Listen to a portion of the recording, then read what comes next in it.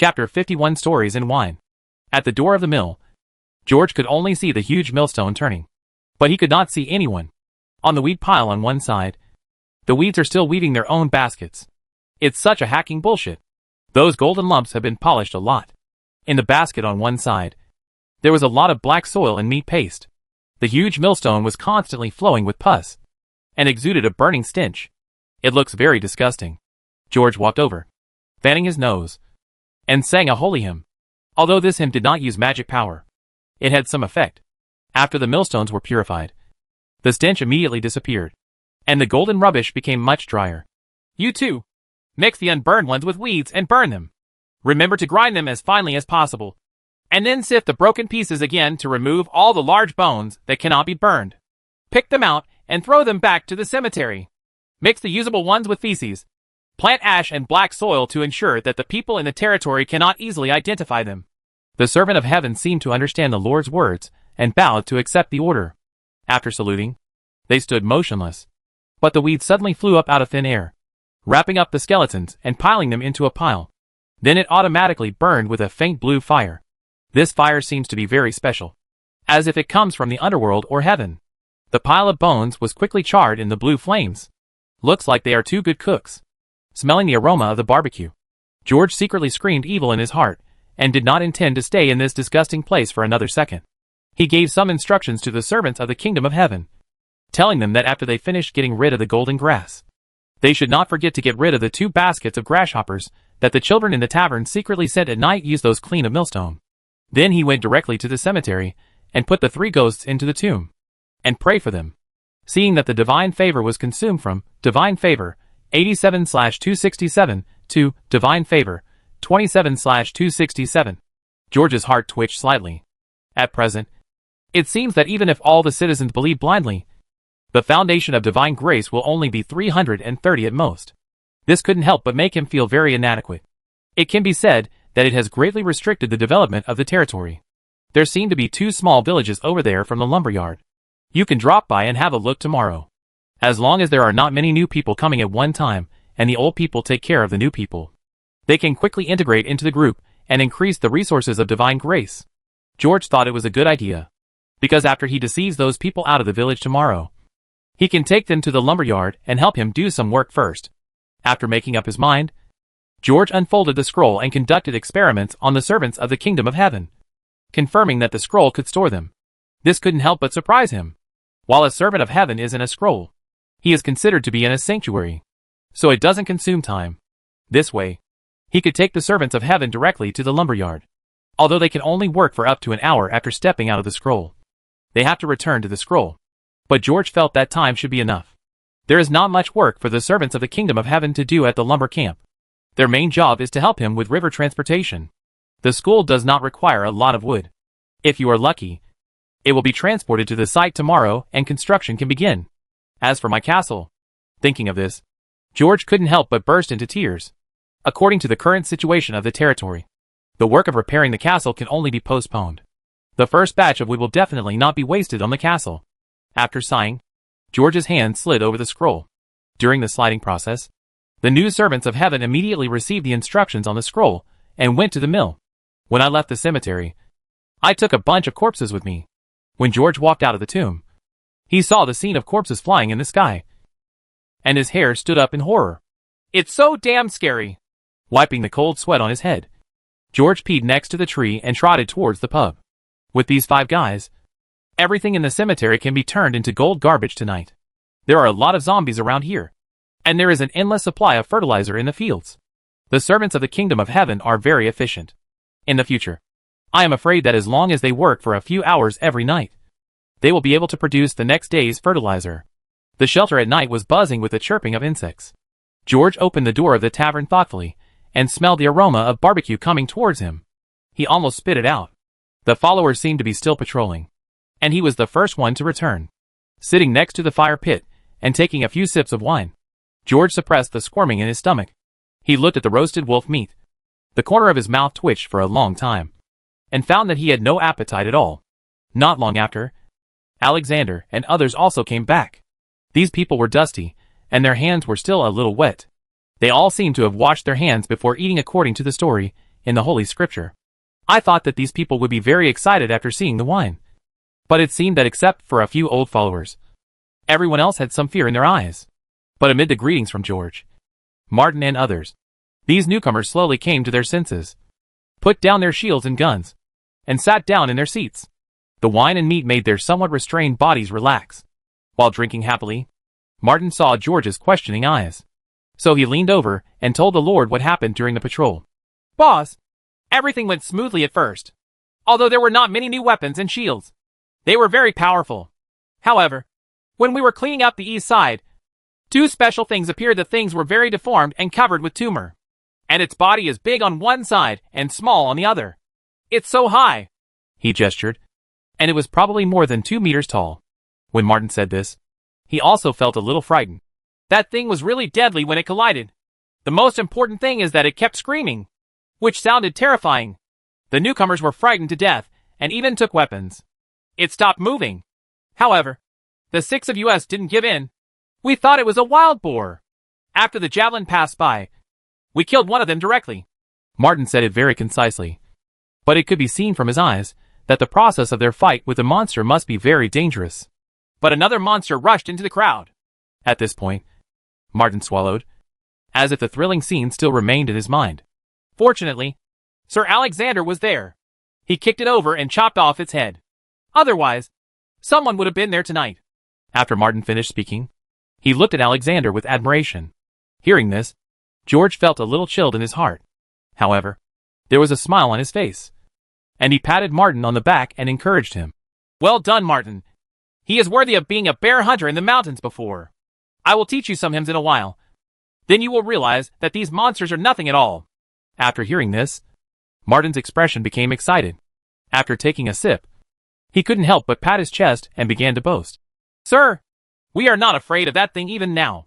Those man-eating bears in the mountains. But it's much more powerful than it. If there are a few hunting dogs, I can take care of it by myself." This remark aroused the interest of many people.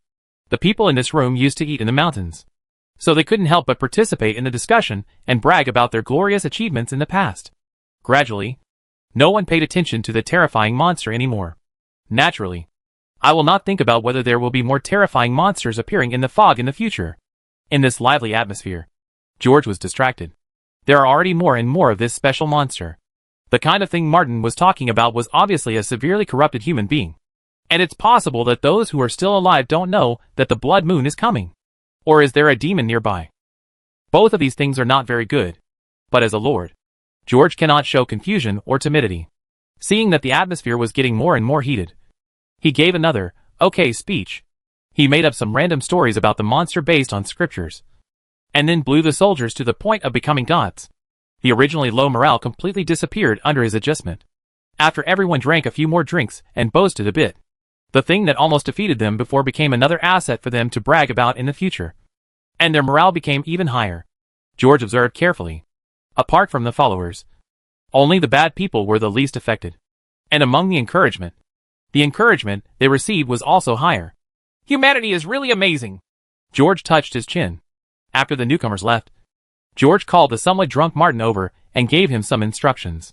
Tomorrow he had to go to the lumber camp with Alexander and others, and the territory matters could only be left to Martin and the old blacksmith for the time being. With this old bandit and old duke here, there shouldn't be any trouble. The new recruits have already gained some cohesion and can stand together with their commander Martin at critical moments. Returning to the room and sitting on the bed, George looked at the moon outside the window and sighed while flipping through the Holy Scriptures. The appearance of the new monster made him feel that the pressure on the shelter was getting heavier and heavier. He has to keep moving forward and pick up the pace, because the moon will turn red after who knows what? A night of silence. The next day, before it was fully light, George got up. I found that except for Martin, Jack and Lorna, who had already gotten up early, the other servants were still getting dressed. Martin said hello to him and went out. After George led the rest of the people to pray, they ate breakfast in a hurry and got dressed. Looking at these new shirts, George nodded secretly. Although only Martin who went out among these people had mail armor. After putting on weapons and shields, they all had a look. When he was going out, he saw 2 baskets of scraps at the door and knew they were grasshoppers. Instruct Lorna to dry this thing outside during the day when no one is in the territory. Then he took Alexander and others on a tour of the territory. Seeing the majestic Chief Martin, he had already arranged the civilians and recruits in an orderly manner. George nodded secretly, exchanged a look with Martin, and left in the name of patrol. Chapter 52 Vineyard. It's still a sunny day today, and there aren't many monsters on the scroll, which can be said to be a good sign. The territory is now guarded by Martin and the militiamen, plus the night watchman. Basically nothing will happen. George did not go directly north, but took a detour to the mill in the south before the people came out. The stone mills had stopped turning and were being washed away. Not far away, in the fields, there were baskets newly woven from thatch. At a glance, there are more than 200. When the wind blows, the smell of manure is everywhere. That's it. These things were mixed with the feces, and no one could tell what was inside. George nodded, thinking in his mind.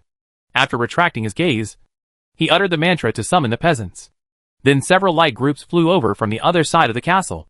After George saw them coming, he took out the scroll in his arms and looked at the sky. And the 5 servants of heaven cleverly flew in. The servants watching on the sidelines have long been used to it. They know that there are angels in the sanctuary.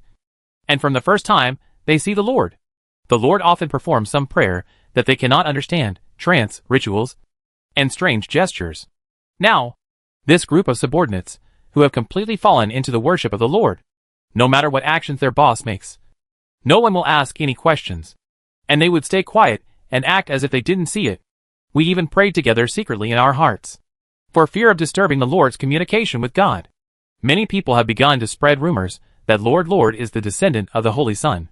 Every time he speaks into the air, he is communicating with the gods. The team circled from the south to the north, and after getting rid of a group of 10 zombies, they walked up the northern hillside and kept going north. The mountain forests in mid-autumn are still lush and green. The pine leaves have not yet fallen, and the grass, oak and ginkgo crowns have just begun to turn yellow. Various branches and leaves that have fallen to the ground over the years have spread a thick layer on the ground, like a cake exuding a pine scent. The acorns, pine cones, and mushrooms scattered on the ground are the floss on top of the cake. The woodland gradually rose up.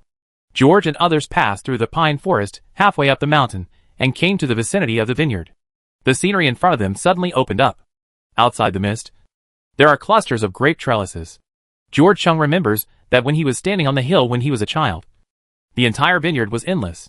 They were surrounded by the lush mountain forest and spread downwards, miles away. And at that time, looking further ahead, beyond a section of pine forest, there was another endless stretch of vineyards. In the center is the beautiful castle and the surrounding villages. He often followed his father and hunted here with the hunters. It was an important event that took place every autumn, and the lords of the surrounding territories also came to participate.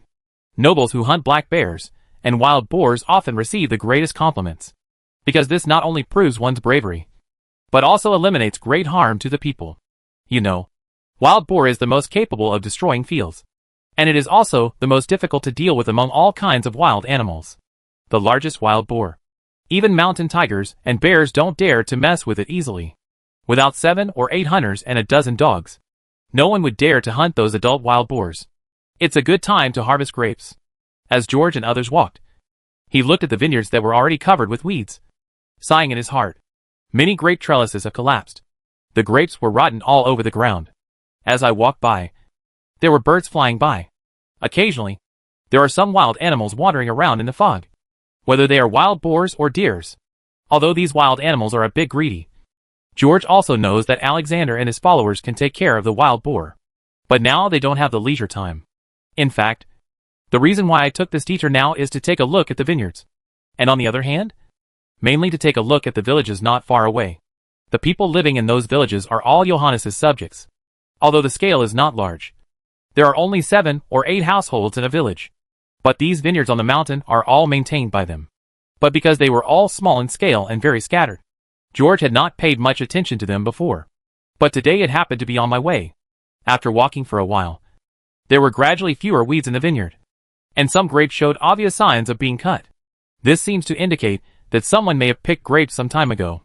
This couldn't help but make him a little excited, urging everyone to speed up their pace. He knew that there were always few zombies on the northern hillside. It's even possible that the zombies wandered to the south from other directions. So it stands to reason that this should be a relatively safe area. The residents here should be living a pretty good life. Along the way, they didn't see any zombies or corpses, which seemed to further prove his guess. Soon, the group finally crossed the vineyard and reached the very edge. A small village gradually emerged from the fog and appeared in front of everyone. Collapsed stone walls and soil, scattered stones, broken wood and weeds, complete houses, not a single one in sight. George stood stunned at the entrance of the village for a long time, feeling like a sudden blow in his mind. The scene in front of him was beyond his imagination. For a moment, the ruins in the shelter suddenly flashed into his mind. The servants looked at each other and patrolled the small village vigilantly. But they didn't find any people or corpses. Only some tattered clothes that had been peeled off like bananas. In addition, I don't know who dug out a jar full of copper coins from the ground. Accompanied by Alexander, George also walked in this small village for a long time. I found that there was even some chicken droppings in some places. It's new! Alexander squatted down and touched it with his fingers. It should be within the past 2 days. Seeing that he wanted to extend his fingers further inside, George quickly gave him a slap to stop him. But the ruins are not new. Those chickens should have come back later. George observed that there were no traces of corruption in the village.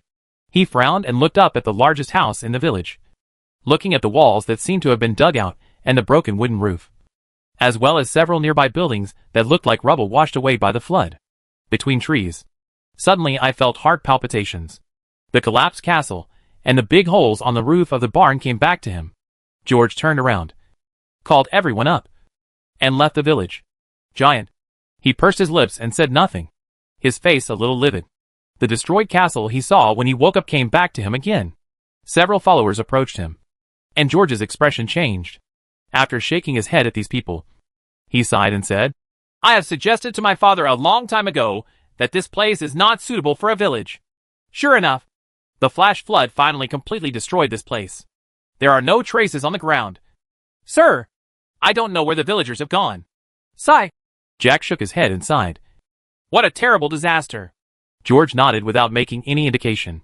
However, although there was nothing unusual about his expression, his heart was like a torrential flood. He was thinking whether he should go to this lumber camp or not. After a while, I would walk around the edge of the forest for some reason, and then go back and cut down the trees honestly, or risk your life and look for the giant's footprints. Of course, he would never want to see a living giant. That big thing trampled the castle, and was definitely over 10 meters tall. But the biggest hidden danger near this shelter must be eliminated as soon as possible. At least, we need to confirm his footprints and understand its movements. Otherwise, unprepared shelters will face a second destruction. And in these days, everything he has built will be scattered in the huge shadow that rushes into the shelter. The newly established faith of the people will be vulnerable. George secretly gritted his teeth. You must not let it enter the territory. Chapter 53 The Shadow of the Giant. I have to look for the footprints, and I have to go to the lumber camp today. I have no time to waste. One more day, and the danger will be even greater. He felt that no matter what, they had the initiative now. It's better than a giant suddenly coming one day. Instead of waiting to die in the shelter, it's better to take the initiative. The group of followers around him were all hunters in the past. If they found any footprints on the road, they would definitely be able to spot them immediately. And when it comes to hiding and seeking or escaping in the woods, no one is more experienced than them. I hope this thing is gone. When I woke up, the castle had collapsed for many days. Although he thought so in his heart, George couldn't help but shook his head. After thinking for a long time, George finally decided to tell his followers about the matter. They are in this mountain forest now, and he needs these hunters. Just like when Johannes went on a hunt. No matter how well equipped the lords and knights were, they could not lack these professionals who explored the path. And if the followers can take the initiative to take on this task and find the giant's activity area, at least they can avoid it when they are active in the mountains in the future. Even if someone can take the initiative to stand up, there is still a chance to lure it away. We may be facing the biggest challenge in history now. The lord suddenly stopped, turned around, and glanced around at everyone. His tone was a little solemn, but his eyes were extremely firm, which reminded the followers of the night when they were completely changed. The guards of the god felt the tense atmosphere. The spears in their hands were tightened, and they cast a firm look back at their lord. It's like looking up at the faith behind this spokesman of God. Like the faith that is revealed every time he prays devoutly and kills enemies. Seeing their looks, George's nervous heart was suddenly inspired. It was as if this person, who once needed his constant encouragement, gave him encouragement in return. It gave him immense confidence. He looked around and continued to speak. But his tone was no longer as dignified and nervous as before. Near our territory, there may be a stupid guy who doesn't look at Alexander. Because that guy is a little taller than him. I don't know about the north. Why did those giant idiots cross the mountains and appear in the Black Pearl Valley? But the village just now was probably more than just a flash flood. That lazy giant thing probably attacked that village during the heavy rain. Poor village. After George finished speaking, he couldn't help but secretly clenched his fists. He began to regret that he was so hot-headed that he talked about this matter too much. But I must confess this matter truthfully and cannot hide it. Because the giant is not like a zombie. Something that everyone can kill if they muster up the courage. To defeat it requires unity and wisdom. If the subordinates are not mentally prepared and confront that extremely oppressive big thing, it is very likely that they will become distracted. It's possible now. However, what surprised George was that the followers breathed a sigh of relief after hearing his words. Sir, your expression just now really shocked me. I thought God had lost his favor for us. No. My hometown lives in the far north. When I didn't escape from trouble before, I heard the words of my ancestors. The hunters told stories about resisting the giants if the black tide hadn't come. I'm afraid the bards would still be singing those heroic stories in various taverns. It's definitely not 10 meters away, Jack continued. Yeah. Those stories are all made into poems. Giant Catcher. Giant Buster. Hey, what a powerful heroic name. Those mountain people in your hometown can do it. Then we are God's guards. So we can definitely do it.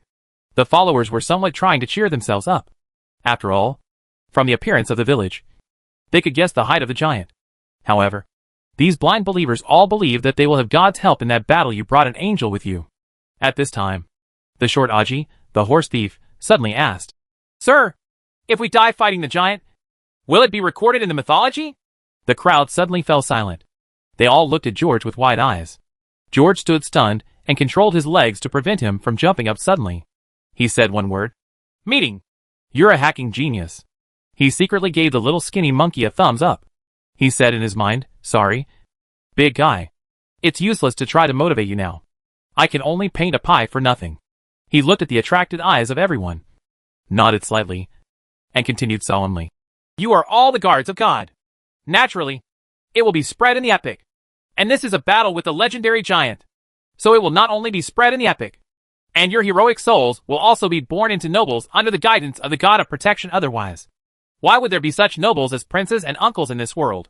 When he said these words, George felt a little awkward. Because the essential meaning of these words is that human beings are born unequal. Going a little deeper, it is you are born to be enslaved by the nobles, and have no chance to stand up. And he also believes that even if there is reincarnation in this world, it will probably not be led by some god. Therefore, many of the gentlemen who stay in the city and enjoy the Doomsday Carnival are the lucky ones, who have been blessed by their ancestors through the millennium of ideological blockade by virtue of their own rules. If they had been heroes in their previous lives, they would never have turned a blind eye to the displaced refugees. But now these words are the most effective for the current subordinates. It is like a thunder, exploding in the minds of the subordinates. The last remaining fear of giants was completely gone. They couldn't help but discuss in a low voice. They clenched their hands in excitement. Their eyes turned red, and some even started to ask for a fight. Seeing how smoothly these people got into the lies they had spun, George breathed a sigh of relief. But at the same time, he didn't know how he felt. At this time, Jack came over and said, Sir, I don't think we should go back in a hurry.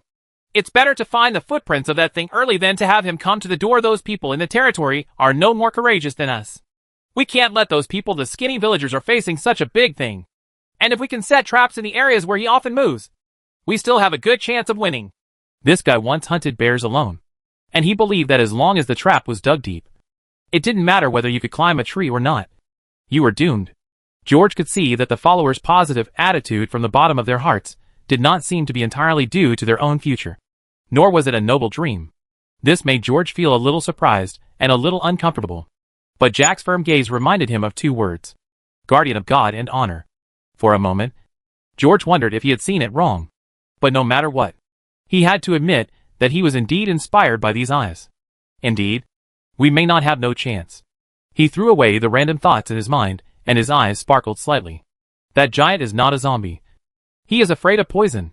Just inside the tavern, there are still a lot of deadly poisons. If you discover the area where the giant usually moves and attack him, Even if you can't kill him, it will be enough for him to rest for a while. When the time comes, let this group of hunters track him down and take advantage of his illness. And they might actually kill him. Of course, if it can stay alone and not affect the development of the territory. Then I will naturally not care about it if it runs into the territory of the Countess to the west. Then thank God. But now it is impossible to say that reality depends on this unknown expectation. Thinking of this, George said to Jack and others, "Your suggestion is very good, Jack. However, there are too many of us, and there is too much movement when we gather together. It is obviously not appropriate to search for its footprints like this. You were all hunters before, is good at walking and hiding in the mountains and forests. So we'd better spread out. If someone really finds that guy, it's better to retreat and come back to report the situation." Jack nodded and took the initiative to take over the task. He was very familiar with these people and knew how to distribute them. He proposed to work in pairs, and the extra guy named Aji could follow the Lord and continue to the lumberyard. There might be giants there.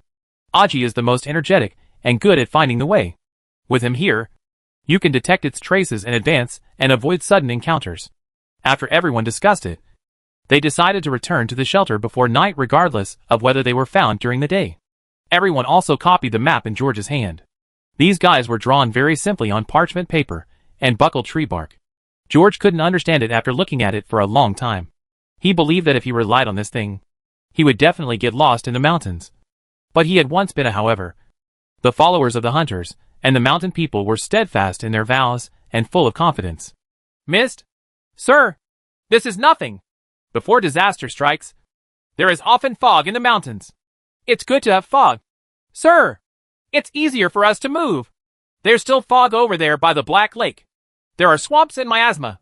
When I was so hungry, I even went there to catch a crocodile." These words reassured George a little. Watching them leave one by one, George prayed in his heart that these guys would not leave. And then waved his handkerchief and said goodbye to these guys who got into the fog one by one. Aji, just like his name, has a lively personality and is also thin and small. The most important thing is that he also has a pair of big eyes, which makes him look like a naughty monkey, the one who likes to steal horses and ask fairy tales. But this guy's ability to lead is extraordinary. "Sir, do you think we should take a more detour to find that stupid guy, or take a shortcut to the lumber mill?" Aji asked. "Go directly there. We still have things to do over there. And if the giant has been active there, there will definitely be traces of him staying in a terrain as big as a lumberyard." After hearing what the Lord said, Aji scratched his rogue beard to express his understanding. He studied the map in the Lord's hand for a while, then returned the things to the Lord and started on the way. Cutting corners, it seems this guy is not just bragging. Although this is my first time here, the road in the mountains is completely different from that on the plains. It often seems like we have taken a detour, but after sliding over a hillside, we are getting closer and closer. Then they came to a small river, and the three of them swam down the mountain in the direction of the river below. Not long after, it really arrived. Chapter 54: A lumberyard filled with gold. I observed the traces by the river. There should be no large creatures wandering by the river recently. At least there are no giants who have walked a similar path to us, Aji said when he saw the lumberyard. George nodded and looked around on the hillside. He felt that although there was some fog, most areas could still be seen clearly. And after he looked at it, he looked at the scroll again. It was discovered that the road they had taken, as well as the entire logging camp, had appeared on the map. There's no red dot on it. George breathed a sigh of relief and searched for the footprints of Jack and others on the scroll. The footprints these people traveled were also recorded on the scrolls. The little blue dots were flashing, like scouts constantly exploring forward. I don't know how far the scroll can show the maximum distance. Each group of Jack and the others went in a different direction. And so far they had not encountered any monsters, or the things they encountered could be dealt with. So they were dealt with. It seems that I can work well today. Taking back the scroll, George felt relieved and couldn't help but breathe a sigh of relief. George's eyes moved towards the lumberyard, looking at the round logs, and swallowed his saliva. In his eyes, these woods are now more important than gold.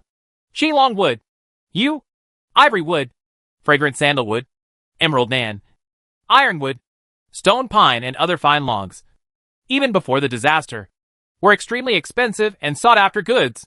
But now, resources are even more cherished. Whether these logs are used to make high-end furniture, buildings, longbows, or weapons, They are the highest quality materials. Even the great scholars of Yongfeng City would occasionally bring their students here to personally select something special. The value of the gold produced from this logging site every year is no less than that of a small mine. Moreover, the flash flood did not wash away much of the wood, which is undoubtedly great news. There is a river at the edge of the lumber camp, and through this river, the wood can be drifted to the vicinity of the territory. In the past, lumber camps were transported along this river, and many territories were favored. Of course, the road is not a straight line. There are many curves. Normally, manpower is needed to guard every corner. But now there are ghosts who can push the wood. George's gaze changed direction and looked at the river beach. He saw that there had been a flash flood on the other side of the river, and some logs along the river were washed down. But the area that was washed away also made it easier to transport the good wood inside. Some of the wood near the river had mushrooms or even rotted. Just pry some logs with a crowbar and roll them to the river. Thinking of this, George put away the scroll, clapped his hands, called Alexander, who was looking for squirrels in the forest, and prepared to start working.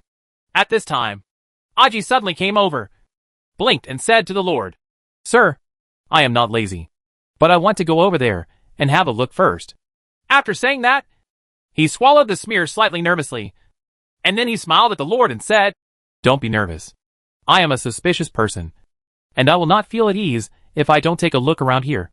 In addition, I can also help you in this way. Keep a lookout over there." George nodded in agreement. He looked at Aji's retreating back and felt a little nervous in his heart. This guy who looks very lively is actually very cautious. If you haven't discovered something, you won't talk nonsense. But now that he has arrived at the place, he will never turn around and leave just because of some trace. And even if the giant comes, the worst he can do is follow the wood into the river in advance. Damn it! If I don't finish moving all this wood today, I will definitely lose sleep at night. George gritted his teeth hard. Do it! Alexander only replied. Crowbars are readily available, as are hammers, axes, saws, and other miscellaneous tools. Before starting work, George glanced at the cabin on the map, in the direction of Aggie. I decided not to go through the fog to explore and search. The stuff in the venue is enough. The two men first nailed some strong stakes by the river to prevent the wood from rolling directly down. At first George was on top and Alexander was by the river. But he found that although he could pry the wood, he was not strong enough, and some of the wood could not be rolled directly into position. Very inefficient. Then the two of them switched positions. When the two passed by, Alexander stretched out 3 fingers and gave George a high five. After arriving at the designated location, Alexander saw the Lord wave his hand, and then spit 2 pieces of spit into his hand. Immediately afterwards, the logs rolled down with a roar. Looking at the logs rolling toward him, George was so frightened that he quickly shouted to Alexander to stop. With a lot of fuss, I managed to get the wood in place. If I hadn't been reluctant to give up this little money, I would have just gotten out of the way. He wiped his sweat and asked Alexander to slow down his pace a little. This time, the rolling logs were finally within the range that humans could handle. Gradually, as the pile of logs got higher and higher, George couldn't help but feel a little frightened when he used a crowbar to place the logs in front of the pile. Got us sorted out. The sweaty George waved his hand and asked Alexander to come down first. After the two people sorted it out, the dozens of logs were finally stabilized. Take a rest. I'm really exhausted, George gasped. This is really a lot of wood. Logically speaking, this job cannot be done by one person. To be able to do it now, George must have used all his energy, and his chainmail had long been thrown aside. But Alexander didn't blush or breath. In fact, if you really want to cooperate with him, without 10 or 8 people, you can't keep up with his rhythm. No need to rest. Boss, you will release the Holy Spirit in a while, and then you will watch from the side. Later I will push hard on it, and if the wood really rolls down, I will release it hard, and let the wood roll down. They all rolled down into the river. George wiped the sweat from his chin and was slightly stunned. Suddenly I felt that this crude idea was indeed feasible. He looked at the current wood and estimated that it would definitely be enough to rebuild the school grounds, and even repair the interior walls. It can be said that every extra piece of wood now is earned in vain, and the servants can't carry too much at one time. After all, it takes energy to go through the gentle bends in the river.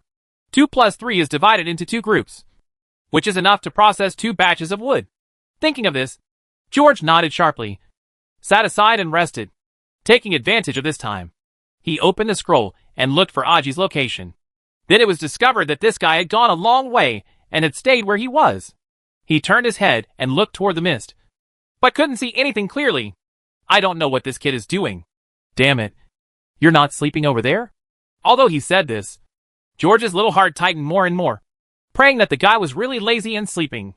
And it's not that I found something, so I didn't dare to move. The sound of logs rolling down began again. George had no intention of thinking anymore and stared closely at the pile of wood. Seeing the logs striking each other thrillingly in front of the pile, George felt like his heart was also pounding. It feels like playing blackjack. Each piece of wood that came down was like the last straw that crushed the pile of wood. However, the pile of wood was never crushed. Alexander worked more and more roughly, as if the previous work was not enough to warm up and refresh him. Later, he threw away the crowbar and started standing behind the pile of logs, pushing them down one by one. There was a bang, a rumble, a rumble. The rhythm sped up a bit, and the original pile of wood had doubled in size. The inner walls and the castle can be repaired. George jumped excitedly. Alexander didn't stop for a breath, and the logs kept hitting downwards. Seeing that more and more logs were gathering together, there was a cracking sound from the pile, and it was about to collapse. We can't leave Aggie here by himself. Chapter 55. Down the river. George quickly jumped up and shouted at the top of his lungs, asking the reckless man to stop quickly so that he could wait for Aji to leave together.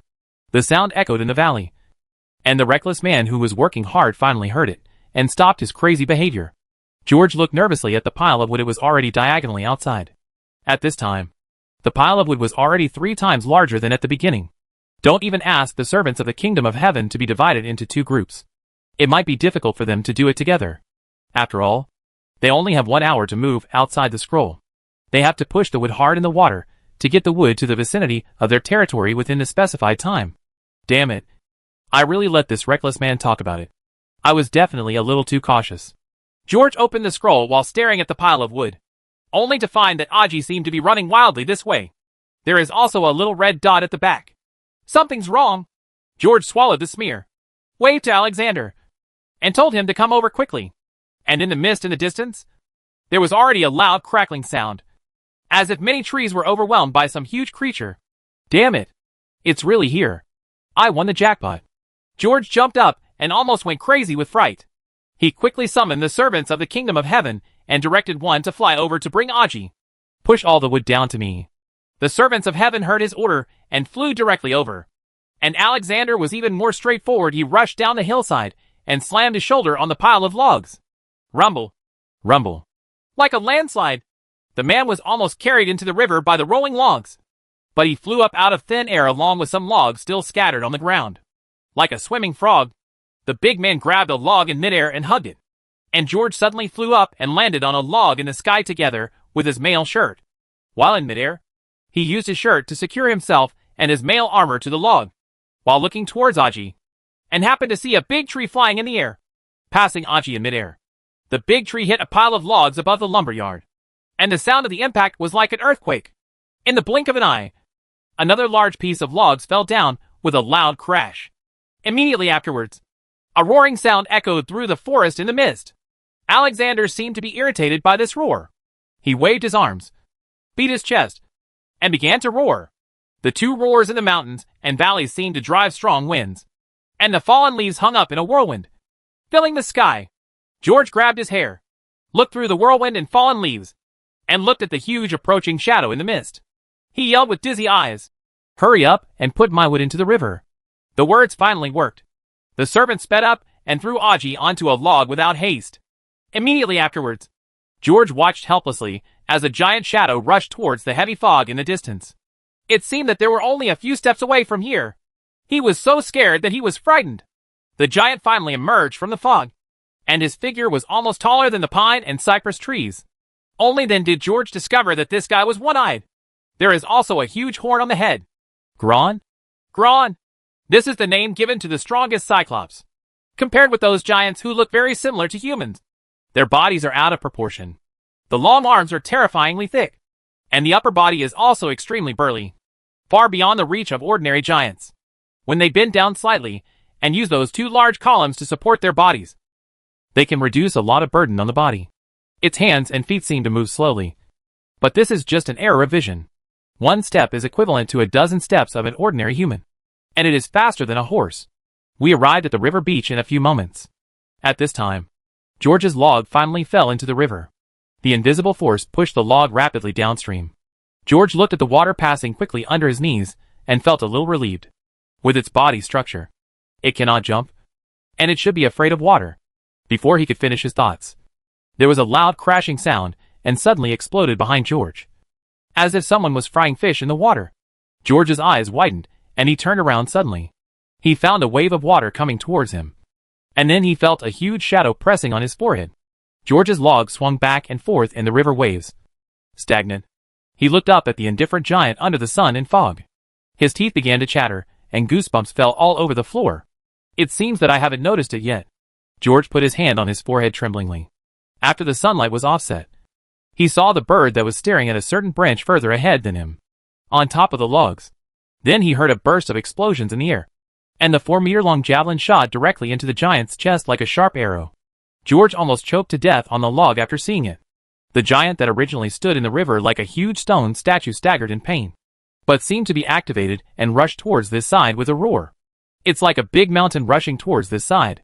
At this critical moment, the shadow of the angel suddenly flashed in the sky, and with his hands floating in the air, the log under George's butt broke away from the waves of the Lana River and moved forward quickly, narrowly avoiding a large shadow. But the giant's fingers still reached the top of the log, but he failed to grab it. Instead, the log rolled over in the river and slipped faster. George hugged the log tightly and rolled around in the water. The sound of water and roaring kept hitting his ears, and he almost choked to death. Finally, he rolled his eyes and fainted while the world was spinning. The giant finally stopped in the river. He could not walk as fast in the river as on land, and could not keep up with the logs. In the end, I could only look at the enemy, who was retreating, and yell wildly. And the enemy also roared out the anger in his chest full of disappointment. The two giants faced each other across the water, and both remembered each other forever. He is taller than me, but I have more eyes than him. When George woke up, he found himself lying next to the fire pit in the tavern, and a lion with a black face and a black mane was holding a towel in both hands and looking at him cautiously from above. After coughing twice, George sat up, amidst the voices of a group of people saying, "Wake up! Boss! Wake up!" George stretched out his hand and touched his belly for a long time. "Where's my mail armor?" He looked confused. "It's hanging over here, sir." Don't worry. Don't worry." Martin took a pillow and hurried over, it seemed to have been specially brought from the castle, and put it on George's back. "You are soaked all over. Let Lorna change your clothes for you." "Where's the wood?" George's eyes widened, looking at Alexander, who was patting the back of his head, and asked nervously. Alexander was stunned and touched his forehead and thought for a while. He didn't speak for a long time. Seeing this scene, Martin took over and said, "Don't worry, sir. They've all been caught." Aji rushed over and called the people in the territory. "Part of the wood has been moved to the territory. There is still a third of it left. 1. Pile it up by the river first." At this time, George looked up out of the window and found that it was already dark. There were some recruits lying on the other side of the window, looking at the Lord with concern, but they seemed more interested in Alexander's story. George nodded to Martin, took the hot tea handed over by Lorna, and took a slow sip. He turned his eyes to the surroundings and saw everyone there, and the stone in his heart finally fell. He looked at the scroll and confirmed the current situation of the territory. Shelter. Status: safe. Lord George William. Buildings: castle, slightly damaged. Tavern. Blacksmith shop. Mill. Farmhouse. Cemetery.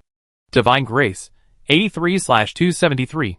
Resources: food, 2826 wood, 4769 stone, 20 metal, 83 magic material, 0. Hero, 1/2. Inhabitants, 114 to 300, plus 7 favor/weak. Heroic spirit, guard 1 out of 2, minus 4 favor/weak. Servant of heaven, artisan 5 out of 10, minus 5 favor/weak. I have gained more faith, and have harvested about 200 acres of my land. As for stone, the servants of heaven are currently using gravel from the ruins, so the inventory is not consumed. As for logs, we brought back less than 300 logs today, so the unit of 1 log is about 15 to 20. These logs are about half a meter thick and more than 6 meters long. If calculated by wheel cube, 1 root is about 1.5 to 2 cubic meters. according to the standards given by the shelter.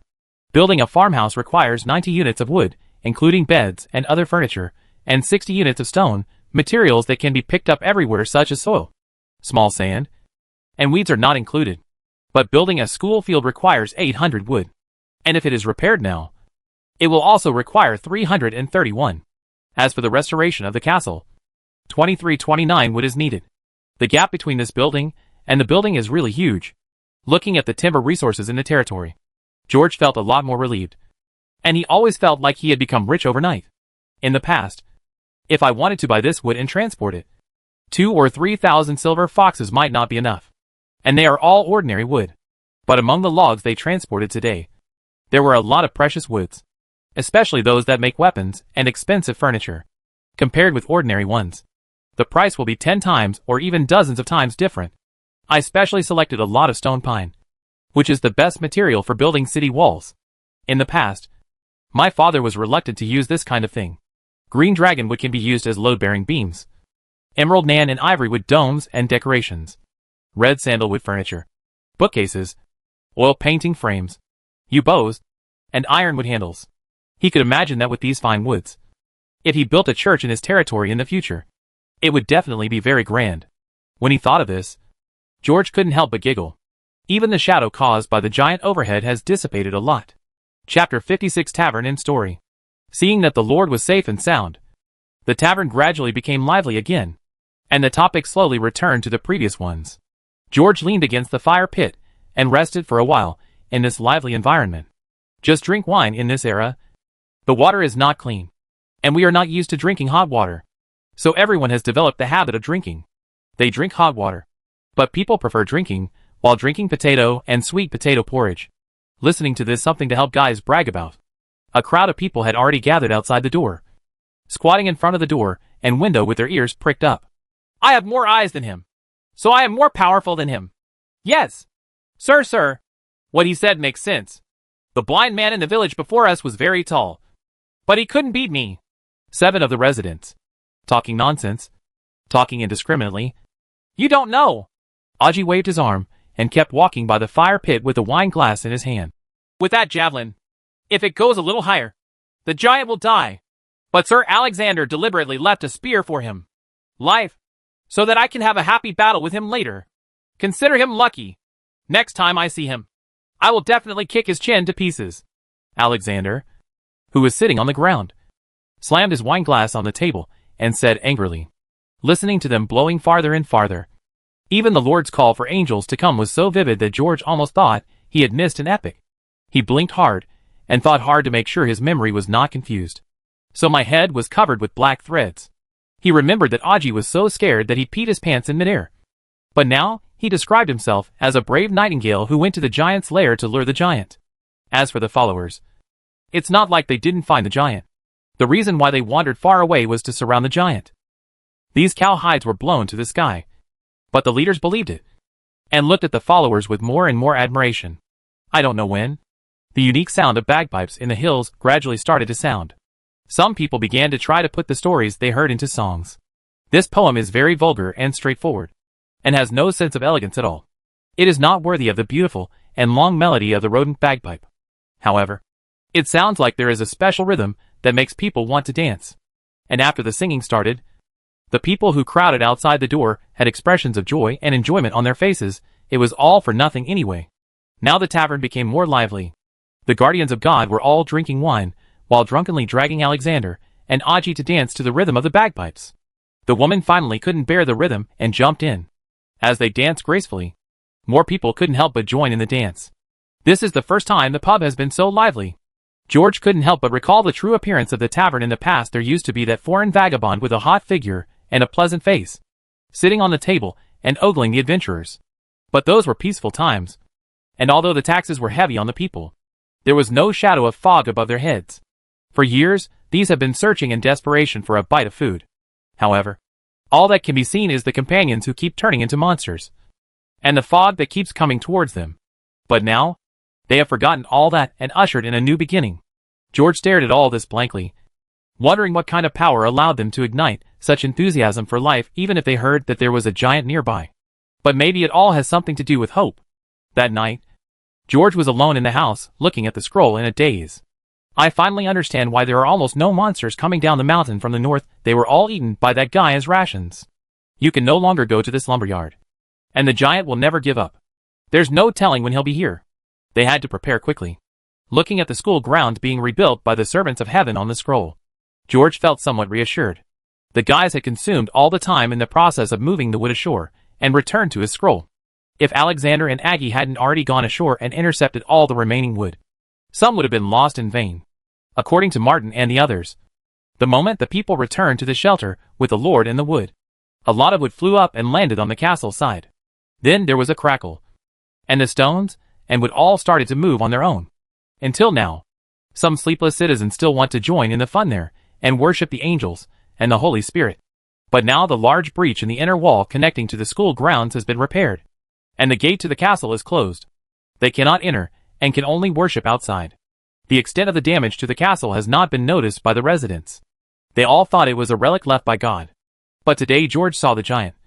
How could he let people go in and observe carefully to connect the two? Although Aji said that the giant was 30 meters long, the people in the territory had no idea before they knew that it could destroy the castle. The areas that were previously lacking wood can finally be repaired. Some of the good wood can also be used to make shields and weapons. The servants are extremely efficient and work perfectly together.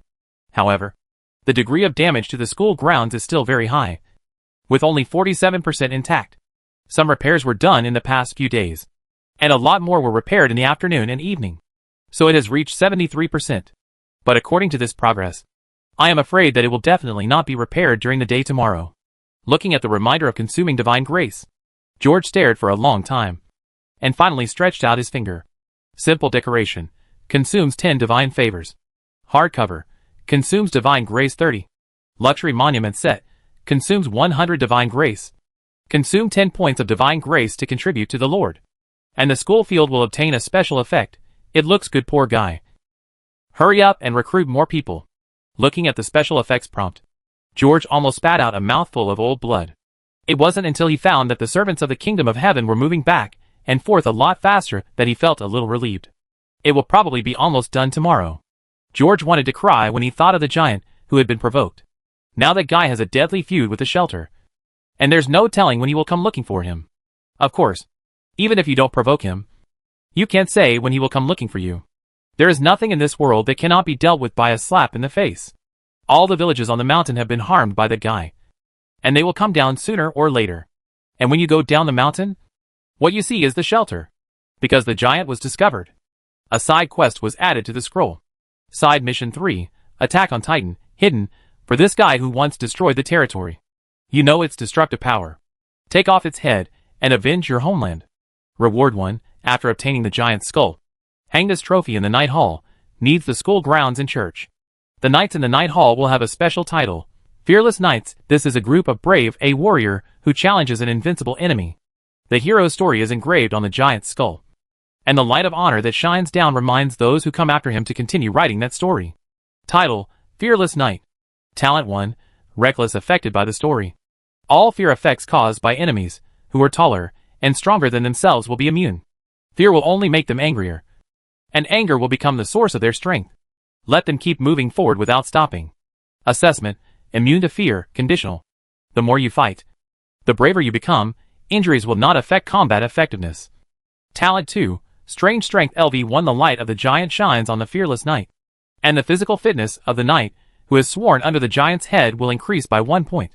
Reward 2, those who have bathed in the blood of giants will gain monster strength level 2, and their physical constitution will be permanently increased by 2 points. The blood boiling in the giant's heart will make the hero extremely strong.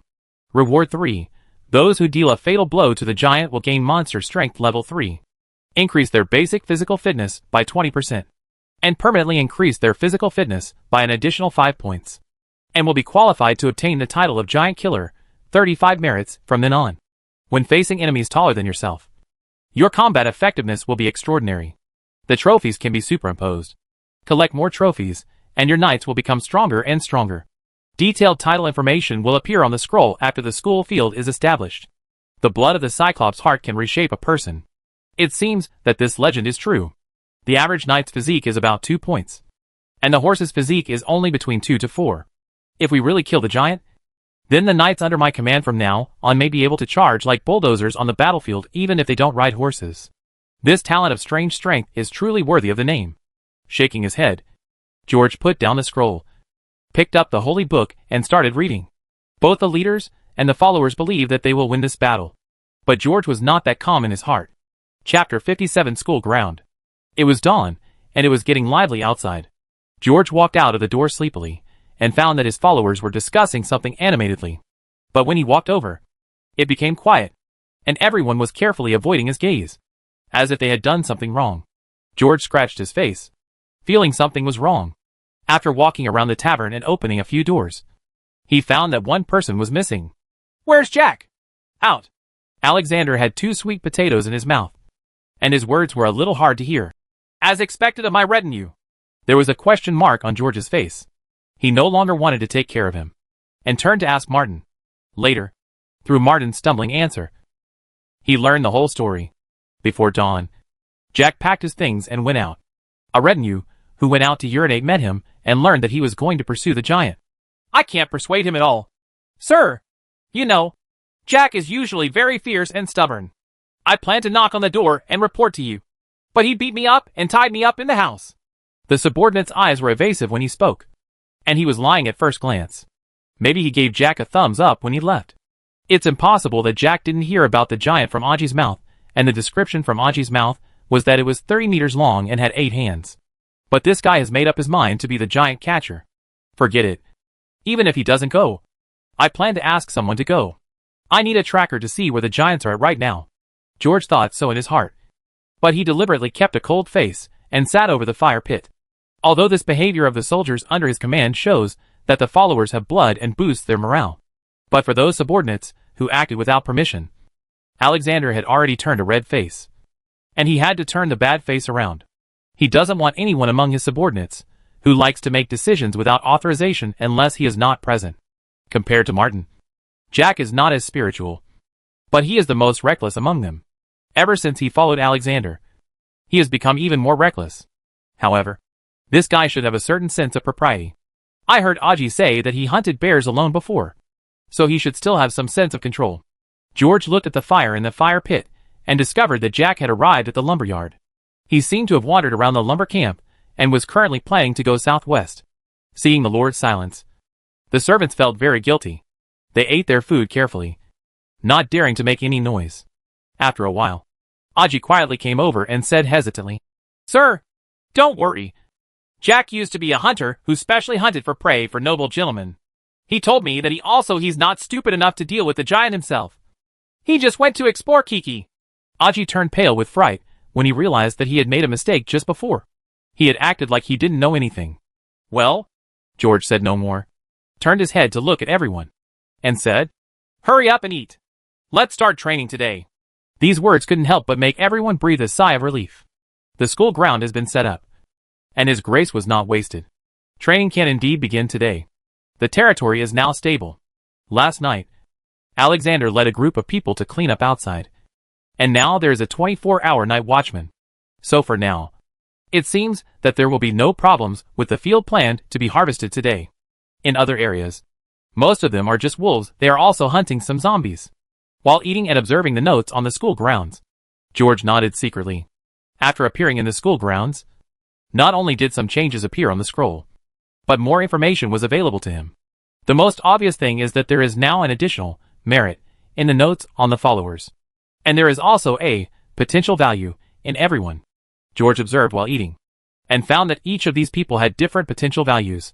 Among them, Martin had the highest merit, 6 points of merit. Judging by the description, the feats appear to come from the various tasks handed out by the shelter. The more you participate or complete, the more merit you get. Martin, the trustee, played a big role in gathering the people under his command and converting the people under his command into believers. Since then, he has completed many patrols, guarding territories and the like. Basically, each daily task has a merit point of 1 point. A small number of them will also increase divine grace, but they are all difficult to complete, such as delivering letters to the people, so they have never been done. After completion, the points will be distributed according to the contribution of the participants. On them, Martin gained a total of 3 points of merit from these things. and by participating in the main mission, he directly gained another 3 points of merit. George discovered by reading the scroll that merit seemed to be a sign. When reaching different levels, they will have different titles. Currently, behind Martin's name, there are 2 words, Violent Gangster, that can be lit up. It will consume 10 merit points. Judging from the description, it seems that a few violent bandits can crush a group of bandits specializing in defeating rabbles. In addition, there are also titles such as Bandit Leader and Cunning Bitch that can light up them. These titles are actually some recognition of individuals by the shelter. After being recognized by the shelter, the potential thoughts and abilities in people's hearts will also be stimulated. George felt that these titles might be associated with true elites or even heroes. Shaking his head, George did not choose to light up those titles first. His eyes moved and landed on potential value. This potential value. George was speechless and assigned Martin's 2 potential points to his physical attributes. Afterwards, there was a gray plus 0.2 behind Martin's physique. This gray added value seems to be ineffective now. Only through continued exercise can it be transformed into actual physique and combat effectiveness.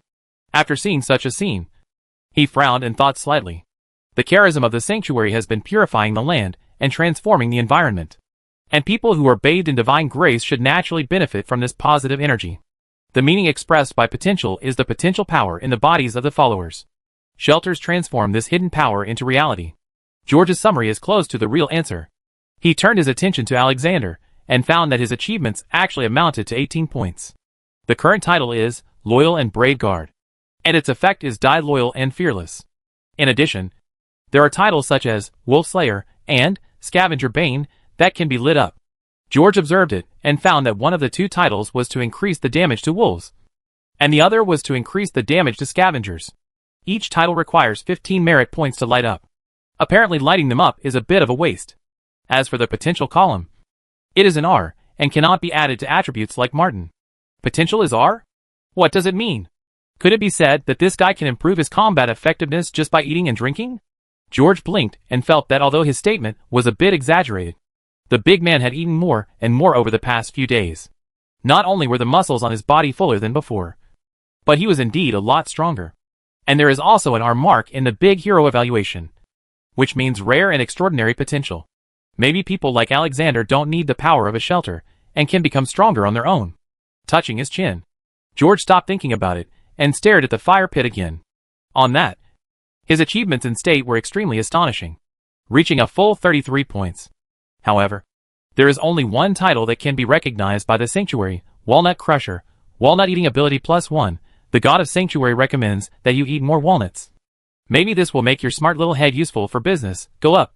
Consumes 1 merit. As for potential, it's a 2.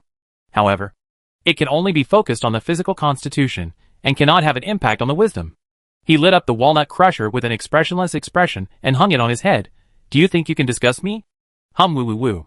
While eating, George added the potential of all his followers to their physiques. This potential has indeed been stimulated, but it will take some time to be reflected in combat effectiveness. And in this land of salvation enveloped by divine grace, it seems that everyone's future will have unlimited possibilities. George stared at the fire pit and pursed his lips. The people in the tavern were careful not to look at the Lord, and kept their heads down as they devoured the food. As usual, after the meal, George led his followers to call in the militia and patrol the territory. After handing out the food, he arranged for Old Duke to take 4 people to lead the people to work and patrol, at the same time mainly to restrain and keep vigil. People dispose of the corpses and calm the people's hearts.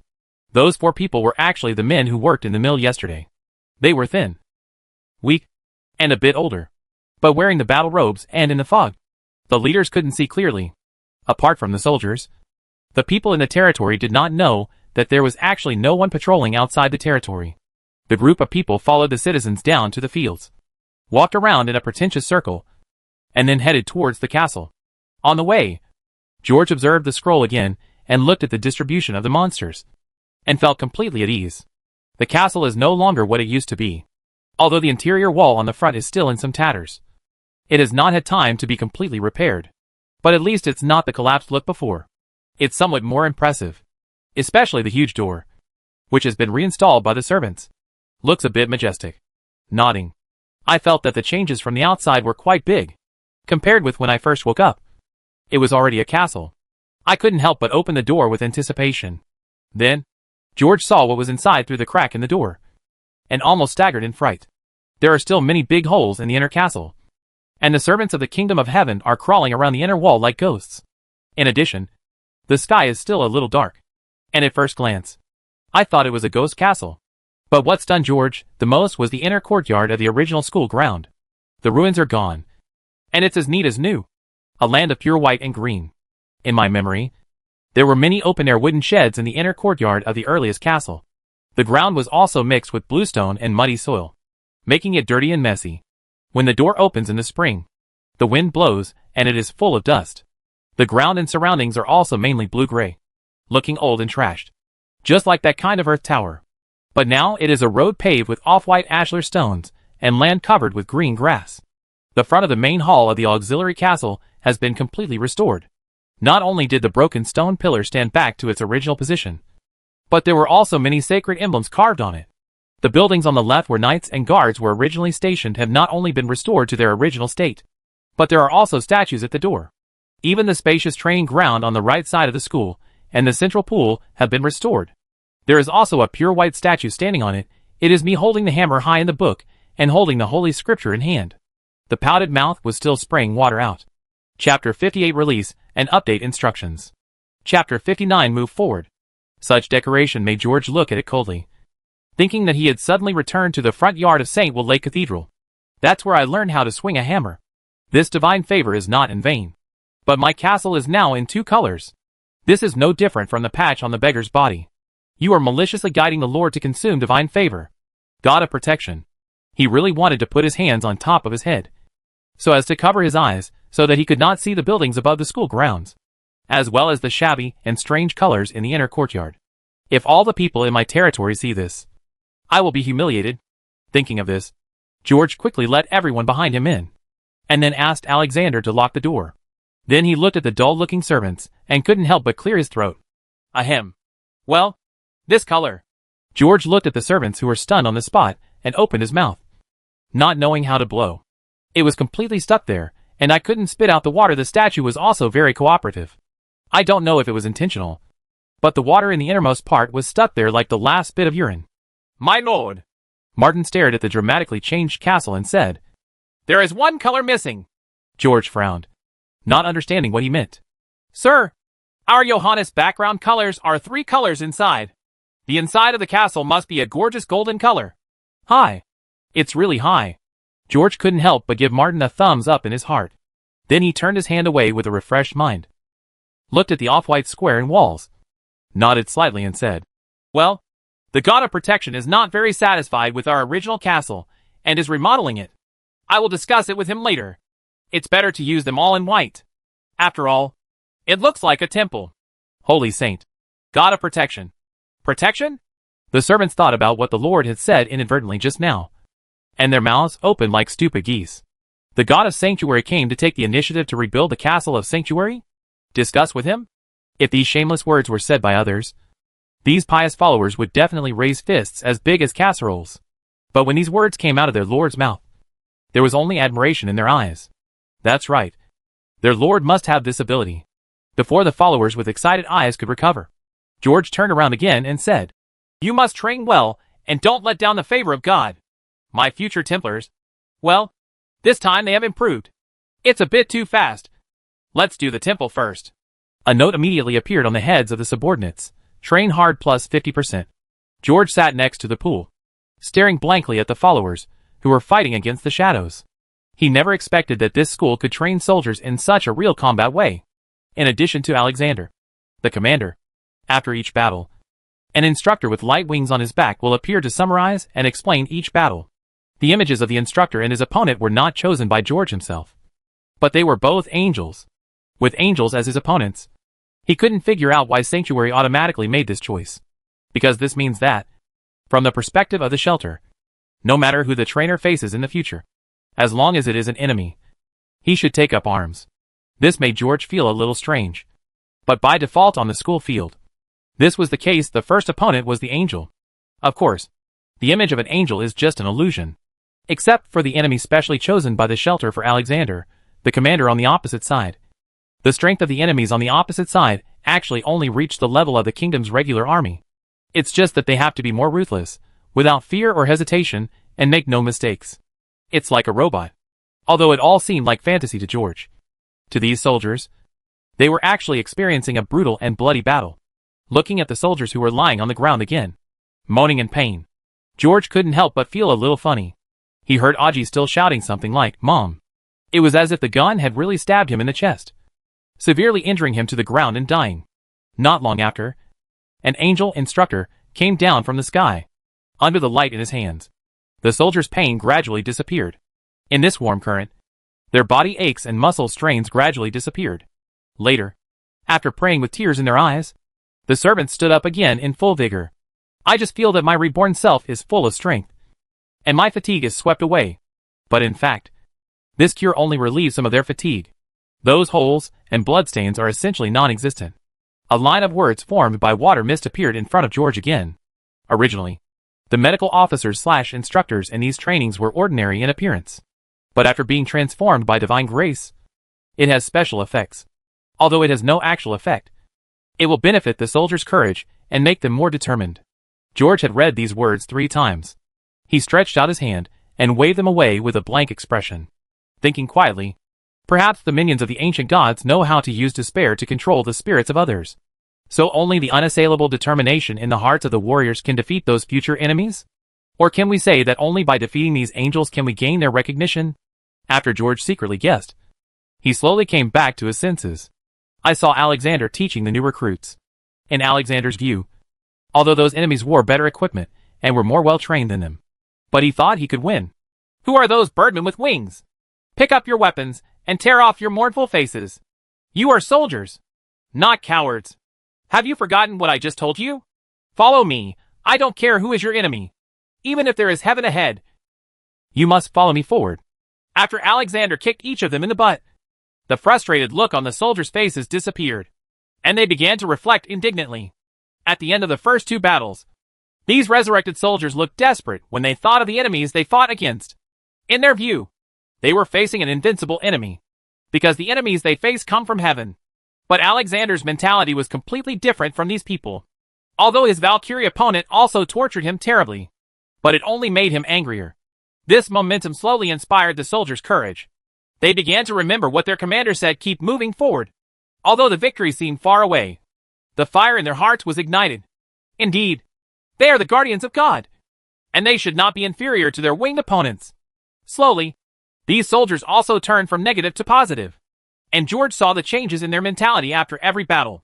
Soldiers learn quickly through reflection and practical application, because if you make a mistake, you have to bear the price. And some full-fledged old servants have even slowly learned skills from their opponents. Nodding, George opened the training target on the school field, and some water vapor appeared in front of his eyes. Training plan: Roman Warriors, originally named Level 1 Unit. Renamed Roman Warriors by the Lord. Comprehensive Combat Effectiveness Target, 1218. Proficiency: Shooting, Throwing, Blocking, Close Combat. Gun Array: Weapons, Spear, Javelin, Sword, currently only Short Sword, Crossbow, Shield. Heavy Armor Mastery, Missing Armor. Unable to train. Group Combat: when Level 1 troops fight in a group. Combat Effectiveness +2. Resolute Obedience: resolutely implement any orders given by the superior, and will not escape or rebel due to temptation. Considering death, God is with us. They fight for honor and faith, and will not lower their morale because of the death of their companions or the dangers they face. Progress 3%. It's only been 3 battles, and some guys who were originally indistinguishable from left to right have already been forcibly taken over. If it takes 10 days and 100 battles. No, in a life and death battle of this intensity, it won't take 10 days at all. It's enough to turn any coward into a warrior. George can see that the people who come out of here will become real veterans. Faith and perseverance will make them fearless on the battlefield. He finally understood why the shelter kept claiming that the school ground was a special building. This special melting pot can indeed make people grow up quickly. Moreover, although what the instructor and Alexander taught was very concise, it was not concise. That is entirely the experience gained from fighting in the life and death grind of the battlefield. A few simple tricks, but the routine is very profound. For a person who has been trained since childhood, It may take more than 10 years to develop these routines and experiences into physical instincts and become a knight who lives for killing.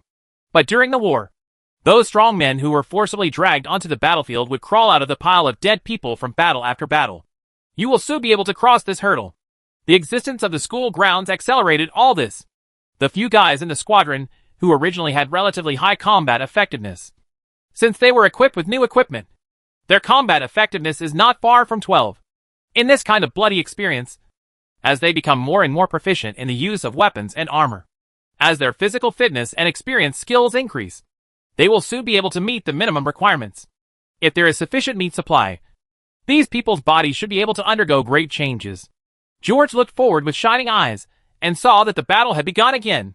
However, in this fourth battle, the soldiers were no longer as dull as they were at the beginning, doing stupid things on the battlefield.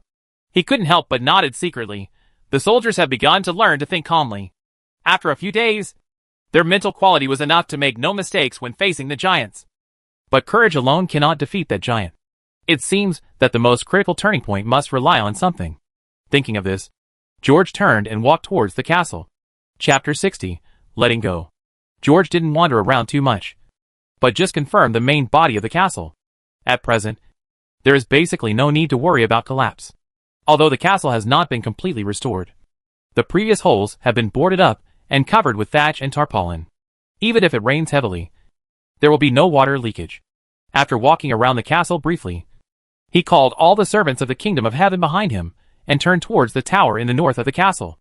This tower is the location with the best shooting range and the widest view in the northern defense of the castle.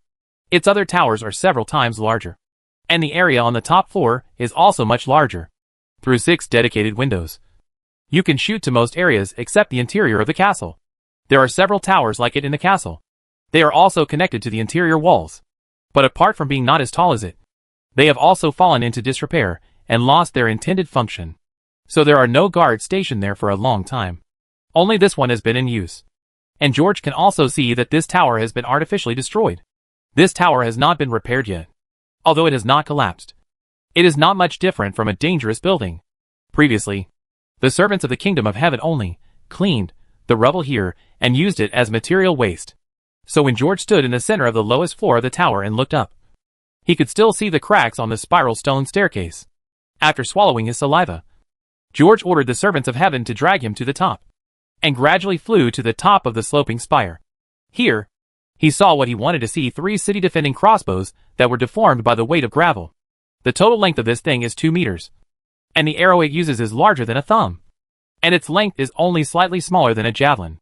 When winding, you have to shake the wheel at the back hard. So even though the arrow is a little shorter than a javelin, when defending the city, it can string several people into candied haws from hundreds of meters away. This will cause great oppression to the siegeman's psychology. And for giants, it will not be inferior to Alexander's flying halberd. If the family hadn't been poor and couldn't install these things on the inner walls, would the giant have been able to invade the castle? Not to mention one that is 10 meters high. Even one that is 15 meters high can be knocked down by dozens of crossbows after firing. George clenched his fists and felt a fire in his heart. Of course, he took it a little bit for granted. In this heavy fog, there was only a visual distance of 50 or 60 steps. However, for the giant, these 50 or 60 steps are only 7 or 8 steps away. So even if it was an artillery piece, the giant might have rushed into the city before he could react. Not to mention these crossbows. But there is no foggy shelter nearby. But they can be used to defend the city. And if the giant falls into an insidious trap, this thing will definitely give it a good drink. Opening the scroll, George recited the incantation on it with some anxiety, and the light from the scroll enveloped several crossbows. Then a blueprint appeared in the blacksmith shop. Small crossbow, blueprint completeness 63%. Although he expected this possibility, George couldn't help but wailed after seeing the words on it. He specially picked the one that looked the most complete. But the result was still the same. The scroll cannot wrap such a large crossbow. How to repair it? George had tried the repair function of the scroll before, and he found that only things that could be completely wrapped by the scroll could be repaired. And the divine grace it cost was very great. As for the servants of heaven, repairing things is limited to the buildings of the shelter and those items with simple structures. For more complicated ones, you need materials and blueprints. So they have no way to deal with these crossbows. This made George very unwilling. He looked at the other two more seriously damaged crossbows, pointed them at them, and recited 2 spells. Then, he didn't look at the display of the blueprint. Instead, he put the scroll away, knelt on the ground, and worshipped the scroll for a long time without knowing what he was saying. But I can faintly hear words like Buddha, Sanqing and Taishan Laojun. Finally, like a prize, this guy carefully opened the scroll bit by bit. After seeing the words on it, he finally looked up to the sky with a sigh of relief and wiped the sweat from his head. It turns out that this blueprint can be pieced together. In addition, it seems that the standard of completeness of the blueprint has no absolute correlation with the degree of damage.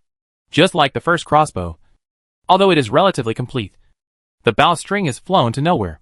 So Sanctuary, or the Guardian of Wisdom, considers it to be only 63% complete, although the other two can no longer be seen as they were, and the bowstring was broken into 2 pieces. Their structure and materials can be analyzed. Scratching his chin, George probably figured out the principle of the scroll manufacturing blueprint. Then, he asked the servants of the Kingdom of Heaven to move the crossbows down with him. He also ordered them to send the things to the blacksmith shop, and then make as many more as possible while repairing them. These crossbows are made of composite materials, including wood, metal, animal horns, isinglass, animal sinews, flax, hemp, and even tree roots. The others are easy to get, but there are really too few animal horns. George shook his head. Regarding these 3 small crossbows, he believes that there is no problem in repairing them, because in addition to the ram in the territory, there are also some game specimens on the castle walls. These are all available, but it's hard to say how many new ones can be created. But no matter what, even if there are only 3 or 5, it will definitely be a big help. The power of that arrow was beyond anything Alexander could throw out. It will definitely give them another 30% chance of victory. The thing that concerned him the most today was settled. George, relieved, came to the main hall, with his hands behind his back. He sat on the sofa like an owner who had just returned home. This time he had the intention to take a good look at this place. The place has been given a new look, although the interior is not gold as Martin said. I didn't notice it just now. It turned out that some of the carpets that had been soaked by water were still left, and the servants had also cleaned them up with the used tea residues from the storage room. TSK, TSK, TSK. George nodded repeatedly, feeling much more comfortable. I remember that the last time he brought his followers to clean up, they only moved the corpses and didn't remember to wipe the blood on the ground.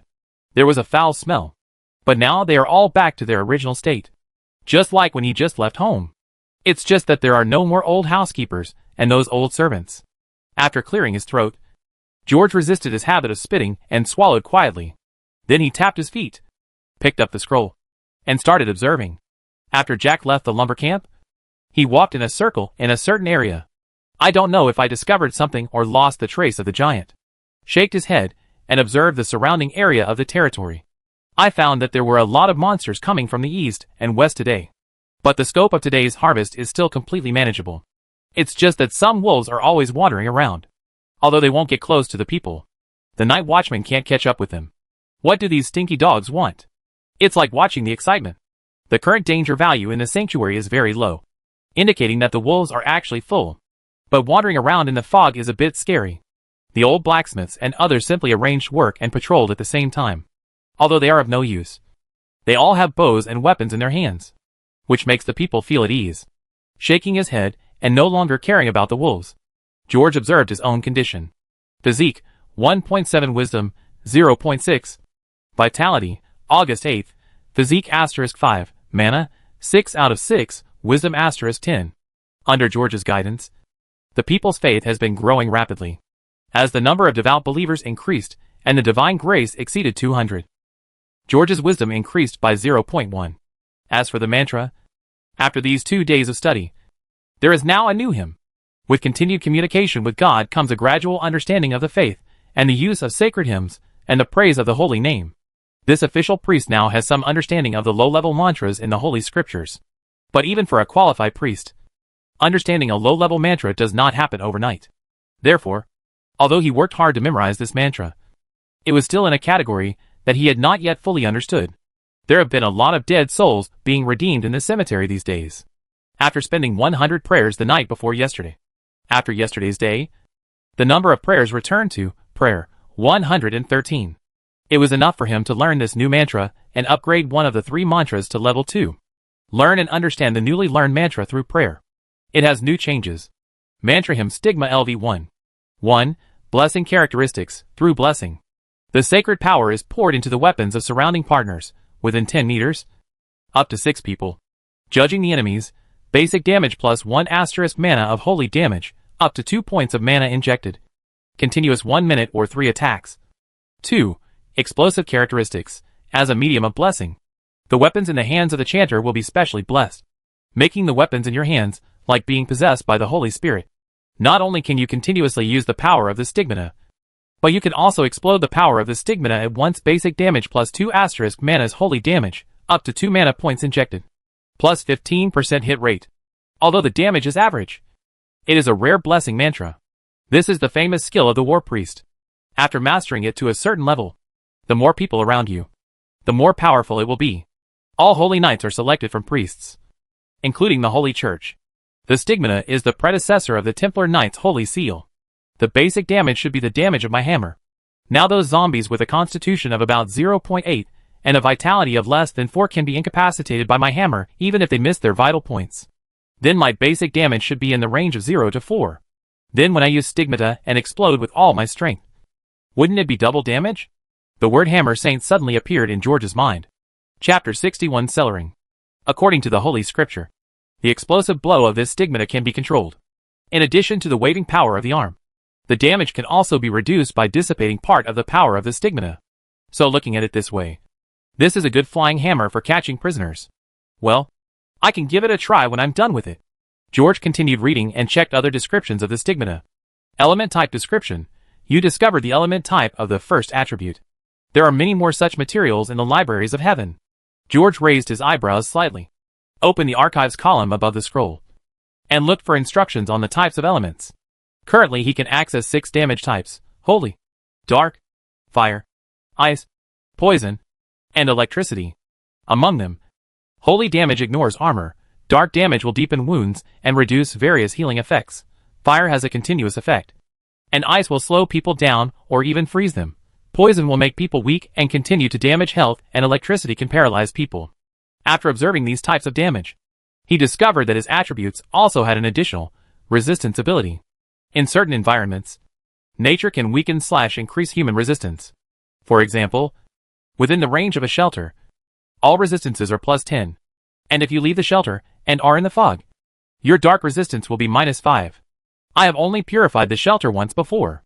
After that, the residents came and went in the mist, but no one got sick, including some children who were originally weak. They are becoming healthier and healthier. It seems that these 10 points of elemental resistance are not as low as I thought. Regarding the damage attribute, George re-examined his chastise in the holy name and discovered that its damage was actually sacred damage. It's just that the level of the previous shelter scroll was not enough, so the relevant display was not performed. Looking at the 3 level 1 mantra hymns, Holy Hymn, Praise to the Holy Name and Stigmata, George touched his chin and thought for a while, and finally upgraded the 100 prayers to stigmata. Above. Obviously, although punishment in the holy name is more powerful, if there are companions around, the benefits of stigma are higher.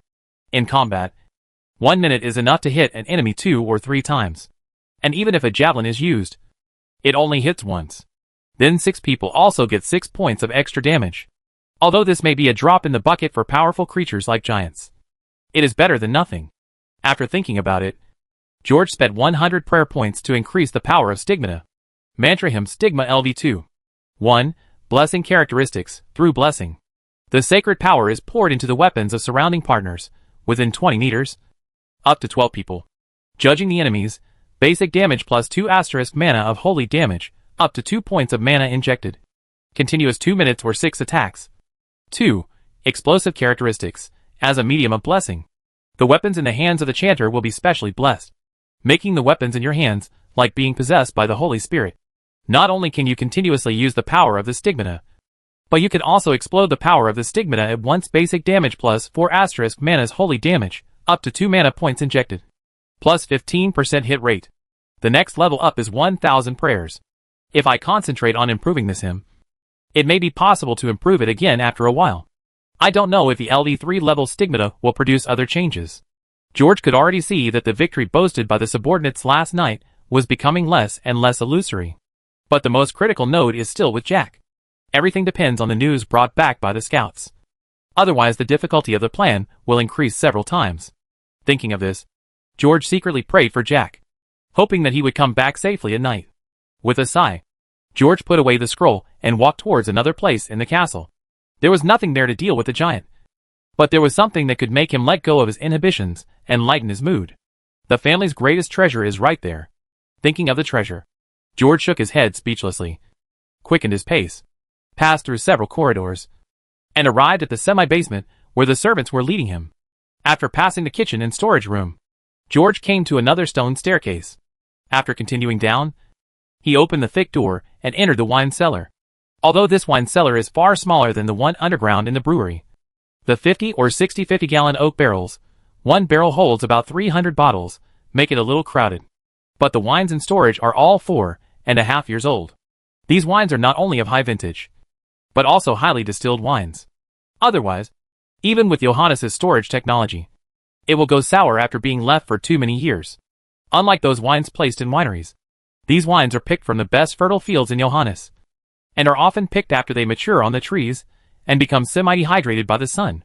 The grapes at this time are rich in sugar, and those with full and bright colors are selected.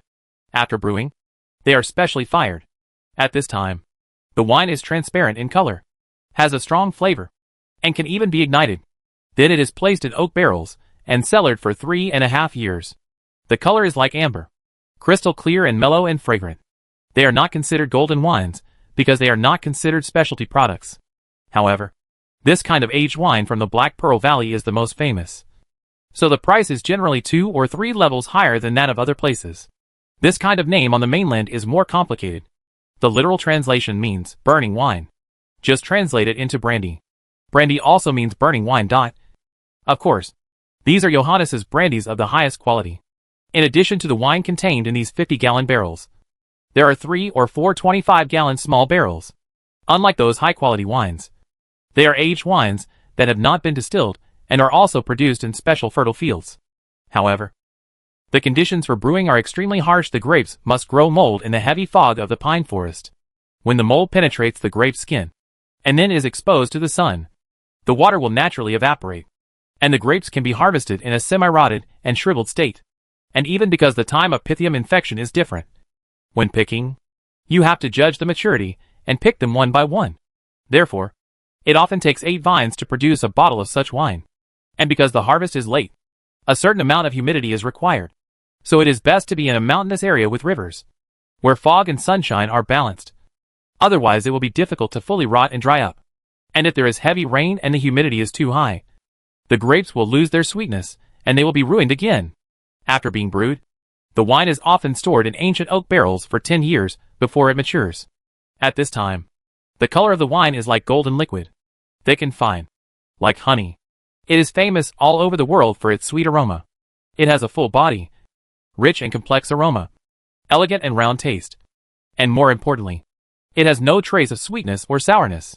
On average, the entire Johannes only supplies this barrel of wine to the outside world every year. This barrel of wine will be sent to the Viscounty, and then to the earldom, and will eventually be sent to the palace. They are Black Pearl special wine and golden wine. Unfortunately, Johannes only has a small piece of special fertile land, and not many are qualified to produce golden wine. Those that come out of the cellar every year are basically shipped to other territories to pay off debts. Therefore, the gin wine and even brandy on the market do not have the word Johannes written on the place of production. Instead, there is Rose Manor, the territory of the Countess. In fact, not only most of the fine wines will eventually be collected by the Countess, and most of the special farmland in the entire Black Pearl Valley also belongs to her. It's just that she likes red wine and spirits best, and the recipe is not inferior to gold wine. Therefore, gold wine is rarely brewed. The amount of gold wine produced every year is about the same as the total number of all the lords of the Black Pearl Valley combined. George touched all the wine barrels one by one, different from the last time when he stopped by to check the food. Looking at these large barrels and small barrels of wine, George no longer had disgust in his eyes. Instead, there was the sparkle in his eyes of gold coins. This medium barrel brandy special brew is 50 gallons and can be divided into 300 bottles. even in normal times. According to the wholesale shipping price of the Palisa production, a barrel is worth 300 silver foxes, which is enough to exchange for a set of armor. But now, I don't have to hide them secretly because of those creditors. George pursed his lips, his eyes burning. His father once told him that the wine saved from between the teeth is the hope of the family's future turnaround. Now, they have finally been saved for the time when they are really needed. As long as it survives the giant disaster, these wines are the hope for the shelter to take off.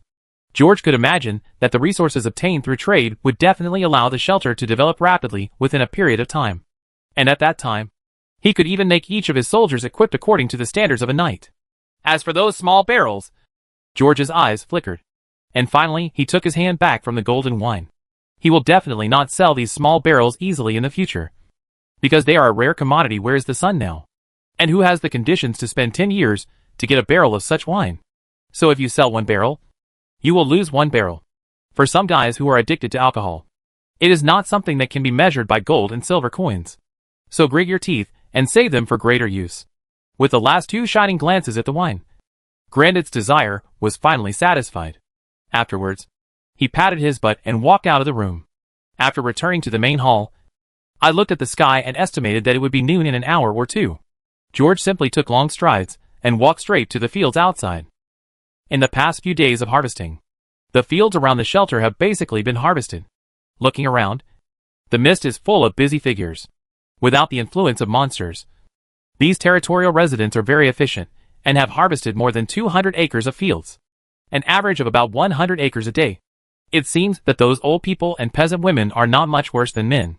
George glanced at the scroll and found that the current food supply in the territory was close to 3,000. Compared with the initial number, it has increased by more than 10 times. This is undoubtedly very exciting news. Seeing the Lord strolling around, the citizens were very excited. Many people put down their work and wanted to come to pray and repent, seeking psychological comfort from the priest. After dealing with it for a while with some headache, George found an excuse and headed in one direction, deep into the fog. Chapter 62 Holy Beast. George drifted away in the mist and slowly saw 4 figures. As if they heard the footsteps of humans, the wandering guys turned their heads. Their cold eyes flashed slightly, and they rushed over with a roar. Monsters are constantly wandering around, and this kind of cleanup work is still a bit stressful even for the night watchman. George looked at the 5 or 6 things rushing over, not intending to waste his mana on them. He shook the hammer in his hand, singing the sentence of punishment in the holy name a cappella. He strode forward to meet him. The moment the group of zombies heard the cappella hymn, their footsteps began to become messy. Only the 2 strongest and intact ones were still rushing towards their enemies. George hit a zombie's leg bone head-on with a hammer. With a crisp cracking sound, it was knocked over in the air. His body passed by the zombie flying in the air, and he rushed towards the other one without stopping, hitting it directly with his shoulder, and smashed its cervical vertebrae with a swing of the hammer in his hand. The third one that rushed after him was kicked in the calf by him and moved directly to the ground. Then his head was crushed under his boot. This set of movements is very neat, and it seems that as the strength increases, the hammer becomes more and more comfortable to use. The last zombie had already fled hastily into the fog amid the chant. George raised his eyebrows, picked up the hammer, stepped forward, and suddenly threw the weapon in his hand. The flying hammer accurately broke the zombie's spine under the influence of the divine words. The zombie's body jumped forward under the impact, crawled on the ground, and twitched. Afterwards, the Lord's hammer flew back in midair and was recalled by its owner. After shaking off the dirt on the hammer, George took out the holy book and began to redeem these undead souls. 10 minutes later, all the zombies in this direction had been dealt with. George looked at the scroll and threw the hammer in his hand. He walked towards the direction he had been paying attention to. Not long after, as the fog 100 steps away from George gradually became clearer, a wolf gnawing on bones slowly appeared in front of him. There were a bunch of colorful feathers on the wolf's mouth. After hearing what seemed to be a sound in the mist, the wolf looked up. But after discovering that the swaggering figure did not approach any further, he continued to lie there and continued to chew. It had eaten too much today and was too lazy to pay attention to these 2-legged monsters. George, who was a little surprised, coughed after realizing that the wolf ignored him and turned its butt towards him. He couldn't help but darken his face. He opened the holy book, read the inspirational prayer, and slowly recited it. A white light flashed above the wolf's head. The wolf sneezed and the word invalid, appeared above his head. His grandma. Didn't he say that holding the holy book in his hand would have a better effect? Looking at his wasted point of mana, George bared his teeth and felt distressed. Having completely lost his patience, he poured his strength into the hammer and threw it hard. "Look at me, flying hammer!" I saw that after the heavenly hammer flew out crookedly, it was about to pass by the wolf. However, at this moment, it unexpectedly stopped above the wolf's head. The sudden addition of something above the head caused the wolf to suddenly run away for a distance. However, the hammer on top of its head remained motionless and just followed it. But in this slight daze, the hammer seemed to be held by someone, and suddenly it was smashed on the head.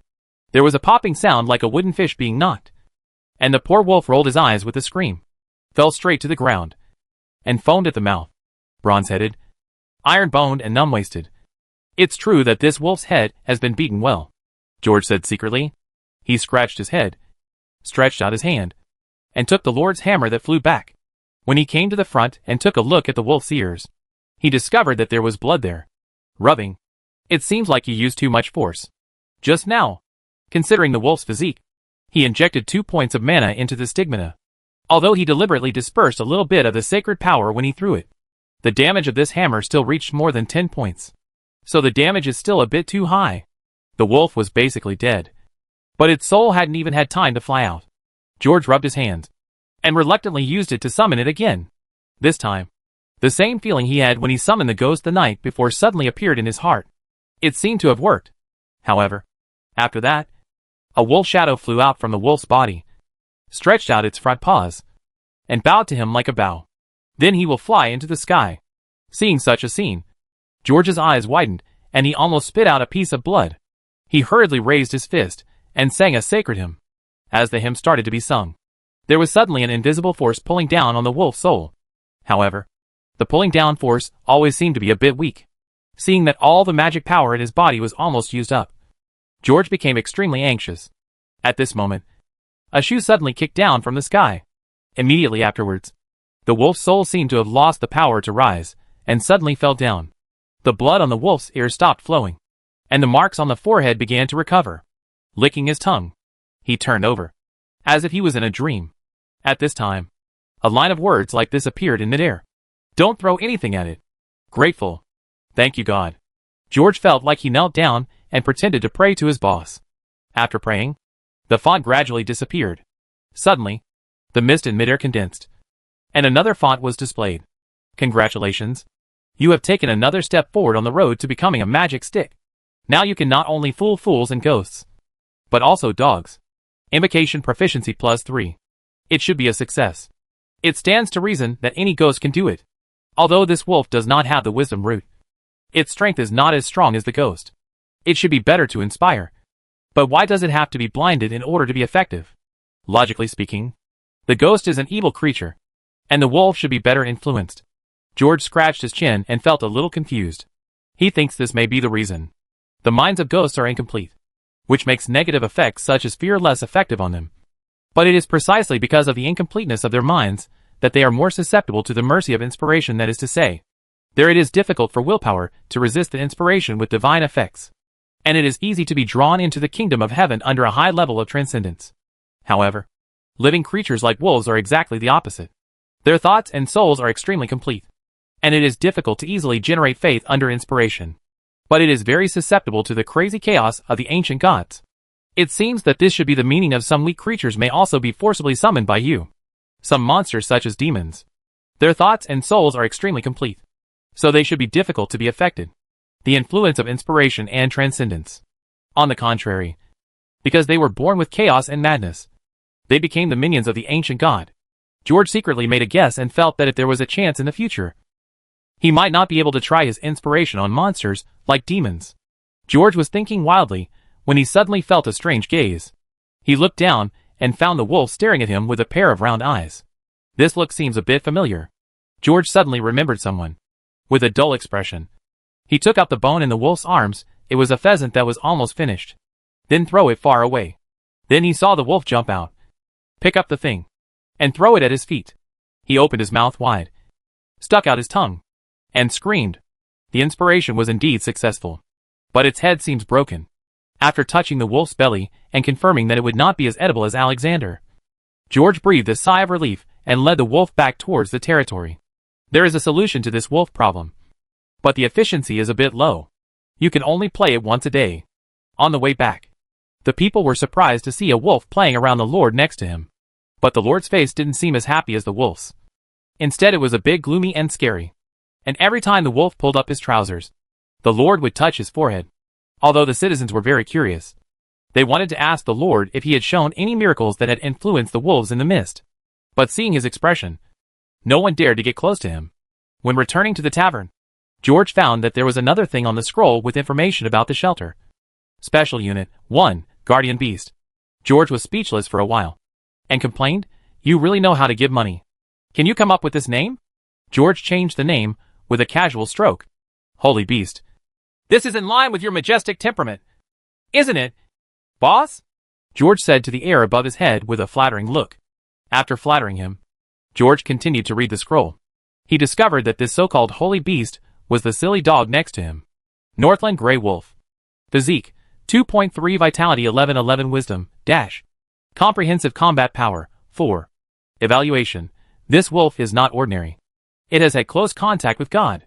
However, although God helped you save the wolf, he did not save its poor brain. After being hammered by you, you find that it has become stupid. Perhaps it was not very smart in the first place. And it always reminds you of someone. In addition, this wolf is somewhat special, and seems to be very good at catching small creatures. George scratched the scroll with an expressionless face and changed the wolf's name to Air Fool. Then he hesitated on Alexander's name for a while, but finally put it down. After having the beast taming, there seemed to be some more special daily tasks among the daily territory tasks. Love letter. Old Brown has been thinking about his old lover in his hometown. In praying day and night, the god of sanctuary was moved by him. If his priest can help this devout believer fulfill his wish, the god will be very satisfied. Explanation. Go ahead, dog. Let more hope ignite in the hearts of your subjects. Reward, merit +1. Divine favor +1. 10 copper plates, maybe she won't give it. God of protection. How hacking free do you have? Chapter 63 Mushrooms. Apparently, the god of sanctuary discovered that he had a younger brother among his subordinates, and assigned him some special daily tasks to realize the strong long-cherished wishes of some believers. This god of sanctuary seemed to care very much for his people. How hacking touching is this? Aren't you a little too idle? God of sanctuary? Do you care about this wish? You don't want me, a silly dog, to help him send love letters, do you? George's eyes widened, feeling as if he had eaten a fly. But, can you really do such a thing as delivering a letter? George touched his chin and found that although the wolf looked silly, it did give him a special feeling. It is as if they are units directly under the shelter, like those servants of heaven and heroic spirits.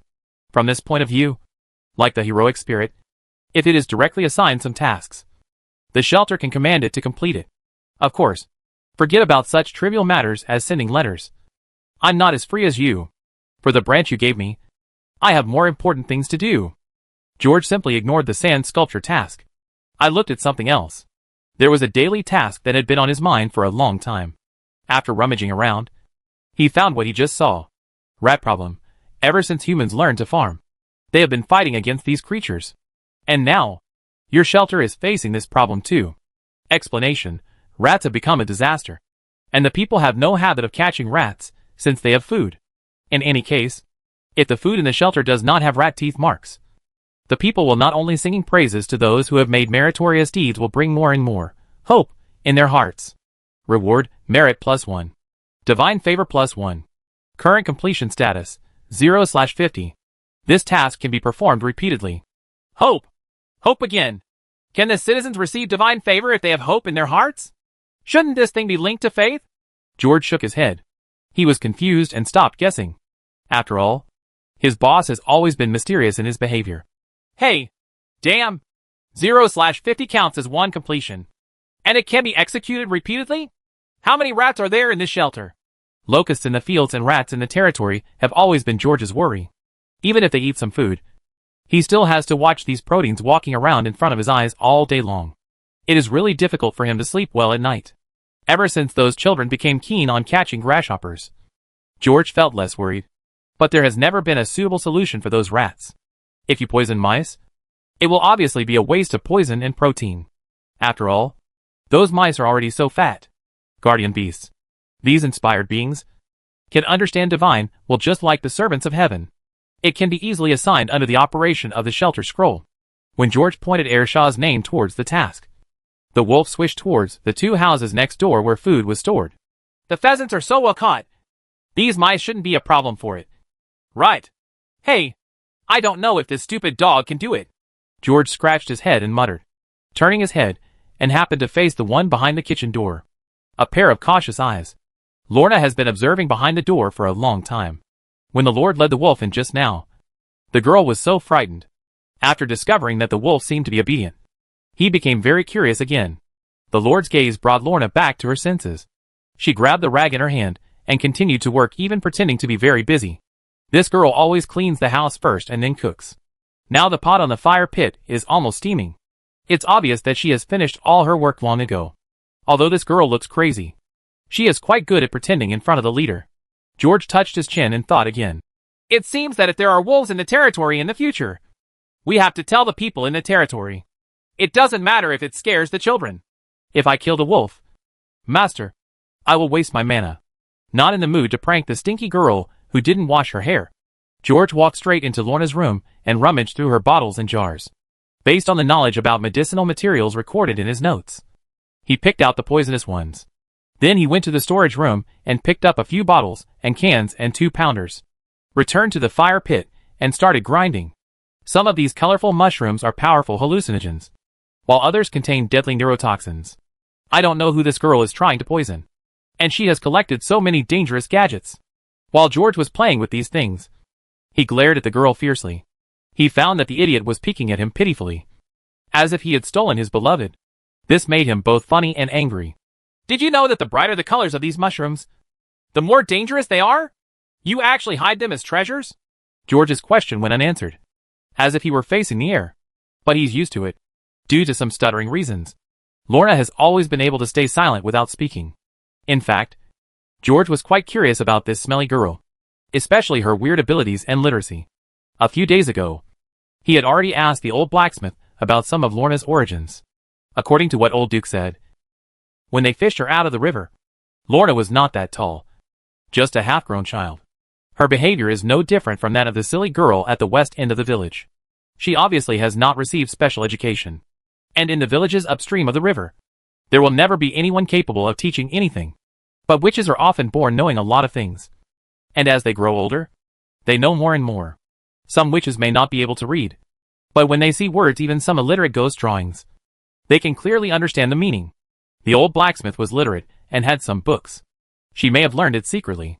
As for those herbs and other strange things, witches are born to classify them, and even know how to boil them into what they are used for, of course. Sometimes they are not accurate, and throw some things in randomly. George was thinking wildly, but the work at hand did not stop. When he came back to his senses, some of the poison and paralyzing powder had been prepared. Only then did he suddenly realize that he had not read his notes. I just noticed that the notes on these medicinal materials are very detailed. He quickly took out the scroll and looked up some knowledge about herbal medicine, and found that although there was not much recorded on it, the content was far beyond his notes. At this time, the notes on those herbs were not only revised, but also became more detailed and accurate. Even what kind of toxins they contain, and what damage range they have are revealed one by one. George put down the scroll and stared blankly for a long time. Then he began to classify the medicinal materials in an orderly manner. In the process of working, he gradually discovered that there were indeed many wrong things in the jars, although the general categories were not wrong. They were not as precise as he had identified. This made him proud, and he looked at the tavern waitress with a mysterious face and said, "Rona, do you know, I am actually a powerful wizard if you come over and rub my shoulders. I can teach you something." These words blew past Lorna's ears like a breeze, not at all. She continued working and cleverly turned her body on her back. But the last furtive glance at the Lord was like looking at a fool. "I'm warning you, Lorna. If you don't wash your hair today, I will throw it into the river, for you aren't you afraid of getting lice?" The Lord's threat had no effect. So Luo Na wiped her head here and there, and cleverly hid back in the house. Seeing this scene, the Lord covered his forehead and expressed his indignation at the ignorant lion-headed waitress. "I have to have someone wash your hair today." After George ground several jars of medicine, It gradually became noisy outside.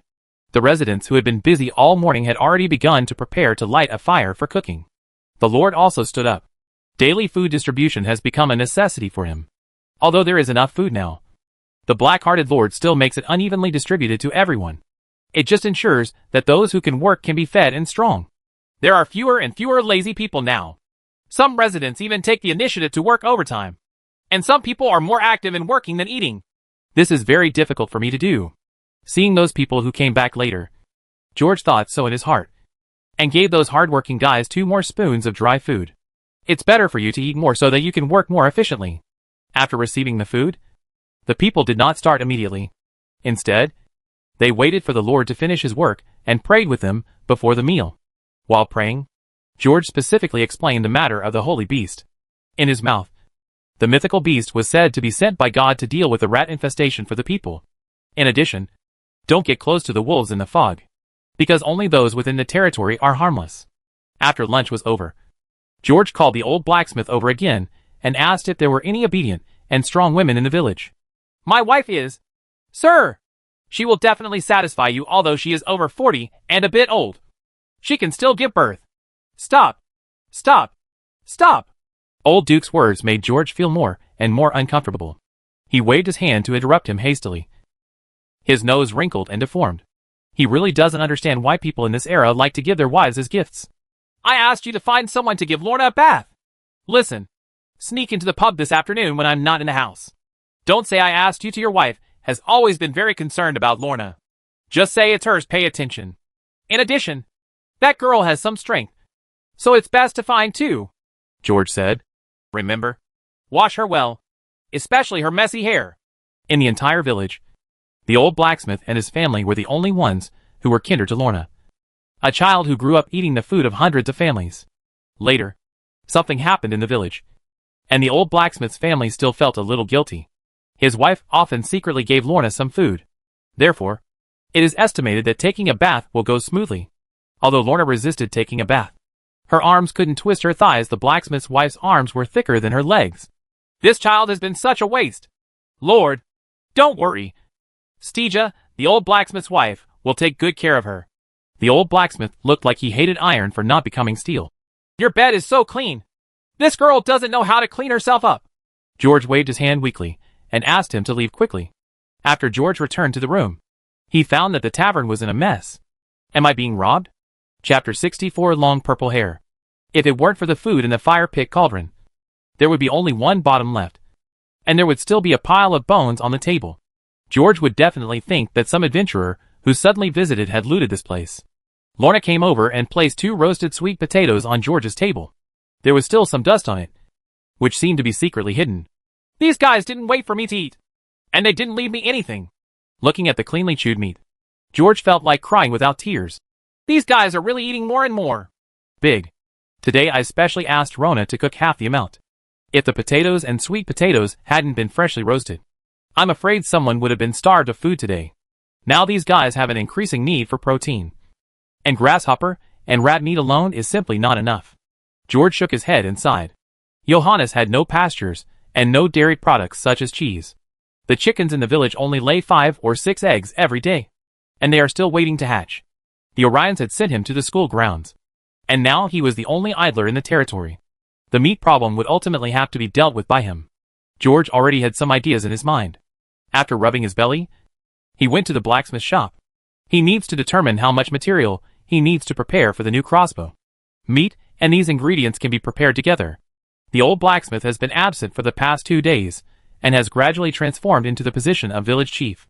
But the blacksmith shop is running well. The servants repaired the faulty farm tools delivered in the morning without much effort. At this time, they were busy working on the crossbows. The most important thing on a crossbow is the bow, and a bow can be made in a few hours by a skilled bow master. But if you are using composite materials, it often takes a long time to process those materials beforehand. The servants are making composite materials for crossbows. They were making glue when George came over. According to the display on the scroll, there are generally 6 types of common bow materials: deer glue, horse glue, ox glue, rat glue, fish glue, rhinoceros glue, etc. The method is generally to boil animal skins and other animal tissues, especially muscle cavities, in water, or add a small amount of lime alkali. Then filter and steam to thicken, according to the experience of later bow-making techniques. Isinglass made from fish tissue, especially palate endothelium and fish fat, is the best. The old blacksmith had a little stock of isinglass. It should be that in the old village. This craftsman was reluctant to eat this good thing, and secretly saved it behind his wife's back. Everything else is made from wools. As for the wood, it is the best wood. This is the best material for making crossbows. If anyone among the common people uses this wood to build furniture, it will be a death penalty. As for horns, among common horn types, stag horns and cow horns are good materials. Of course, the best horn is the eagle horn, the hippogriff. Horned eagles exist in the east, west, north and south, but not everyone can afford to hunt them. No one can hunt such a huge horned eagle. There are still some horns missing. There are indeed many specimens in the castle, but they have not been specially treated and are already brittle. After George saw the situation, he shook his head. According to Jack's route, the giant's activity area is far away from the shelter. It should be far away. Maybe I should go for a walk in the mountains tomorrow. After explaining that the arrows should have deeper blood grooves, make them longer, and have vicious barbs, George left. Before leaving, he also told his servants to make a simple and lightweight pulley, the kind that could be pulled by a horse and dragged on the mountain. This stuff is so basic that any farmer can do it. No blueprint is needed. Seeing the weeds and branches flying up and starting to weave, George knew that the servants understood what he meant. After that, George walked around the territory. There was almost no one in the territory, but the wolf running around chasing mice was very happy. Who said dogs are nosy when it comes to mice? This is obviously no worse than a cat. George nodded and planned to walk to the castle and participate in the training at the school field. But when passing by the tavern, he stopped in hesitation. I don't know if it's a little early to go back now. But his holy book was still on the bedside, and he had to take it. When he was hesitating at the door suddenly opened, and a village woman, who was much stronger than a blacksmith, appeared there. George knew who she was at a glance. "Oh, sir, I was just going to find you." The thick village woman looked embarrassed and hesitated to speak. It was quiet inside the house. The village woman's raised arms had some scratches, and the village woman behind her had many scratches and a deep tooth mark on her hands. She was sitting on a chair and panting, her head covered with he was sweating profusely and looking at the opposite side fiercely. On the opposite side of the fire pit, Lorna was holding a broom in her hand, staring at the enemy like a frightened cat. "Sir," the village woman said, "actually, it is normal for Lorna not to take a bath for several years. She is very afraid of water." "Afraid of water? I've seen this girl's shoulders. I definitely took a bath frequently when we were at the river. But she just didn't wash her hair." George covered his forehead and said secretly, without thinking too much. You could tell from her ruined and wet charcoal black hair what had happened. It took the two of them a long time to force her to wash half of her hair. The girl was not injured at all, but her clothes were torn in several places during the struggle. The house was a mess. Lorna, George's forehead was throbbing with veins. He stretched out a finger and pointed at her for a long time. But in the end, he didn't say a word. "Forget it. That's it. Thank you for your hard work." George comforted the two of them with kind words, and sang some hymns to them in the air, which had an immediate effect on such a small scratch. When sending them away, George gave them a few copper eagles, fine large copper plates. One is equivalent to 30 copper plates. 7 are equal to a silver fox. But they were thrown into the donation box in the square by the two of them. The old blacksmith said last night, as George ordered, that when there is enough money there, a church will be built in the territory. From then on, the citizens invested all the money they received from the subordinates back. After wiping Lorna's butt, George closed the door. He squinted his eyes and looked at the waitress. Lorna, who felt guilty, took a rag and didn't dare to look at the Lord. So she pretended to wipe the bar. "Stop wiping the bar! Clean this place!" After saying these words, George returned to the house, took back the holy book, and headed towards the school grounds. In the evening, George accompanied Alexander and others on a patrol, and encountered 2 more screaming bull monsters, named by Martin. But this time Alexander did not take action. The 16 retinues successfully dealt with them. From the battle, George saw the effect of today's training. Their physical strength has not changed much, but they already have skilled skills. Facing the charging monster, the soldiers did not panic, nor did they rush to fight against it. He quickly changed his formation and skillfully avoided the 2 monsters. Then 10 people were separated and fought with the 2 monsters. just like a pack of wolves fighting a bull. The remaining 6 people, who had finished throwing the javelin, used shields and daggers to neatly deal with the dozen zombies that followed. By the time they turned back to join the fight behind them, the 2 big guys were almost exhausted. The followers were just like stabbing wild boars, constantly looking for opportunities to stab their bodies with spears. Throughout the process, they continued to shout and cooperate. Occasionally, the monster would rush towards him, and the subordinates could skillfully roll to the side to avoid the fatal blow. There was also an unlucky guy who was accidentally knocked over, but at the critical moment, he used a shield to block him in front, protecting his vitals. A few minutes later, the 2 bulls fell to the ground one by one, and were hit in the vital parts, penetrating their foreheads. George, who stood behind Alexander with a hammer on his side, nodded repeatedly as he watched the battle. It's only been 1 day, and it's already had such an effect. Previously, Alexander told George that they had experienced 16 battles today, 6 times beyond the original plan. And the followers, who have died many times, have firmly remembered many things. And at the critical moment, it was revealed in the form of body memory, compared to those knights who have been trained since childhood. Although they are still far behind now. But these 16 people are now enough to deal with 2 or 3 knights. That night, the Lord and his followers had the 4th meal of the day together. Although these soldiers were entitled to 1 more meal, the food tonight only consisted of rat meat. However, they all ate these things happily. After all, in this big stage, it is already good to have mouse meat to eat. 50 rats are not enough to feed these guys. But it doesn't matter. There will be other meat to eat tomorrow. George looked at the fire pit in a daze. On the map, Jack had already stayed far away from the shelter, but he had no intention of returning. According to Aji, Jack used to be very powerful in the mountains and forests, so he must have found the giant's footprints. According to this direction and distance, I can really relax a little bit, but I'd better go out every day, no matter what. Those crossbows must be done as soon as possible. After seeing the scene in the fire pit, George felt a little calmer. He raised his head and looked at Lorna, and found that she was also staring blankly at the fire pit. This girl is in a daze again. George specifically allowed a drink to the 2 best performers of the day, both of whom were bad people. But after hearing this, the bad people stood up and sternly refused using the atonement story from the holy book that George had told them before. George felt a little embarrassed by this face-to-face rejection. He secretly looked at the information on the heads of these 2 people and found that they were no longer believers, but believers who practiced penance for sins. Other information has not changed because they have not yet been monastic and baptized. After the night was over, George looked through the scroll again and found that Jack seemed to have fully planned to spend the night in the mountains. He didn't know if he had discovered anything. Shaking his head, George opened the holy book, looking at the hair clipped on it. I was stunned. This long purple hair was slightly curly. It was eaten from the bowl to the mouth during dinner tonight. No one among the citizens would have such weird colored hair. Otherwise they would have been burned to death long ago. Thinking of this, George's eyes couldn't help but diverge. Until now, he had only seen one person with such hair, and only an evil witch could have such weird colored hair. For some reason, he has been dreaming about that witch lately. I didn't expect that such a beautiful woman would lose her hair. But haven't you swept out the fallen hair for so many days? Damn girl! Couldn't you have thrown the ashes swept on the ground into my rice bowl? Shaking his head, George prayed for Jack and fell asleep with his head covered. Chapter 65. A pack of wolves hunting. In the foggy forest, the sound of horse hooves sounded, disturbing a deceased person who was roaming in the forest. It slowly turned around following the sound, and saw a hammer covering its field of vision. With a crash, the body with its head smashed flew away for a distance due to the huge impact. The knight reined in his horse and whistled. Then, amidst bursts of howling wolves, several huge beasts emerged from the bushes and ran over with their prey.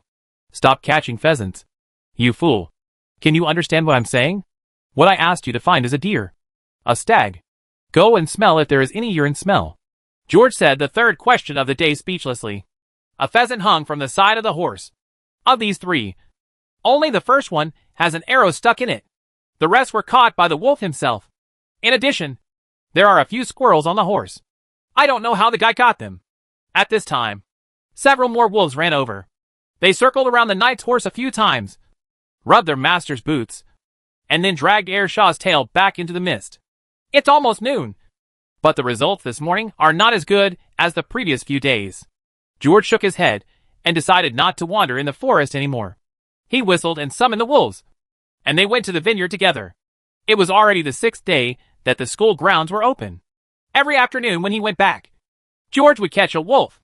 And now, not only is he very skilled in this kind of work, but since he has the help of wolves, he can knock those beasts to the ground without reciting the words of judgment. And listen to his speech. If nothing goes wrong, there will be another wolf by his side on the way back today. Since the arrival of the wolf pack, hunting has become more and more successful. The gains in the past few days were not small, and most of them were the results of hunting in that vineyard. But I haven't gone there yet today. Those deer seem to be particularly fond of those sweet grapes, and are not afraid of scratching their own horns in order to eat them. As we move forward, the vineyards gradually emerged from the mist. The thin horse seemed to know where its owner was going, and came to a place where the owner often went. In cooperation with the owner, he placed the hay cart at the location where George often placed it. After doing this, George patted the skinny horse's butt, looked at its smart eyes, and found that he was becoming more and more pleased with it if its dirty hair hadn't been so eye-catching. Sometimes he felt that the little mare looked a little like Lorna. The horse's legs were originally lame, but the defect was not congenital.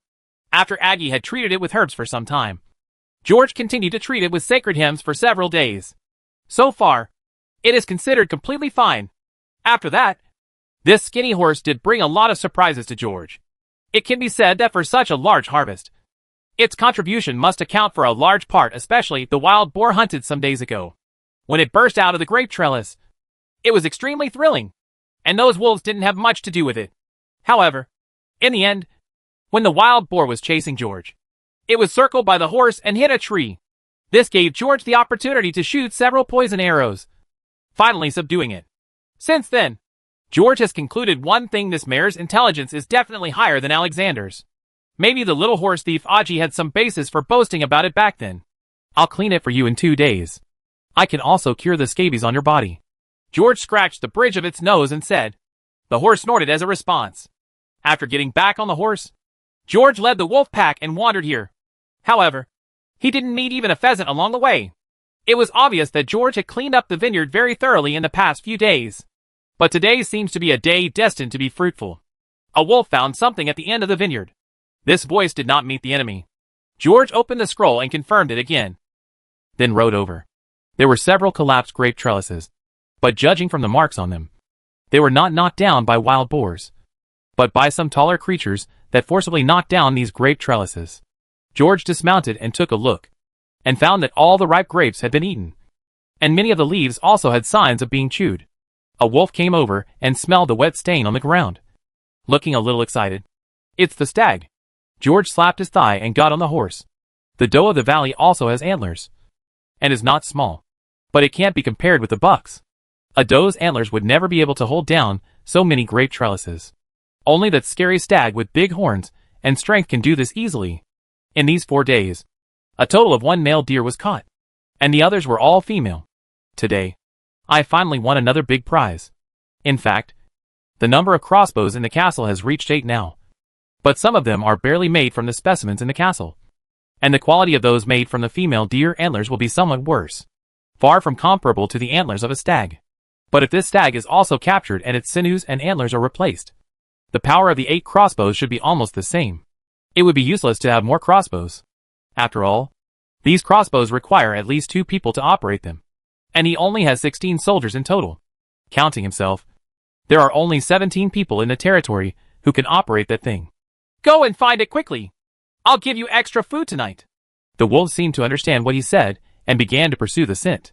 It seems that they are already familiar with this kind of work. The wolf moved through the fog very quickly, but silently.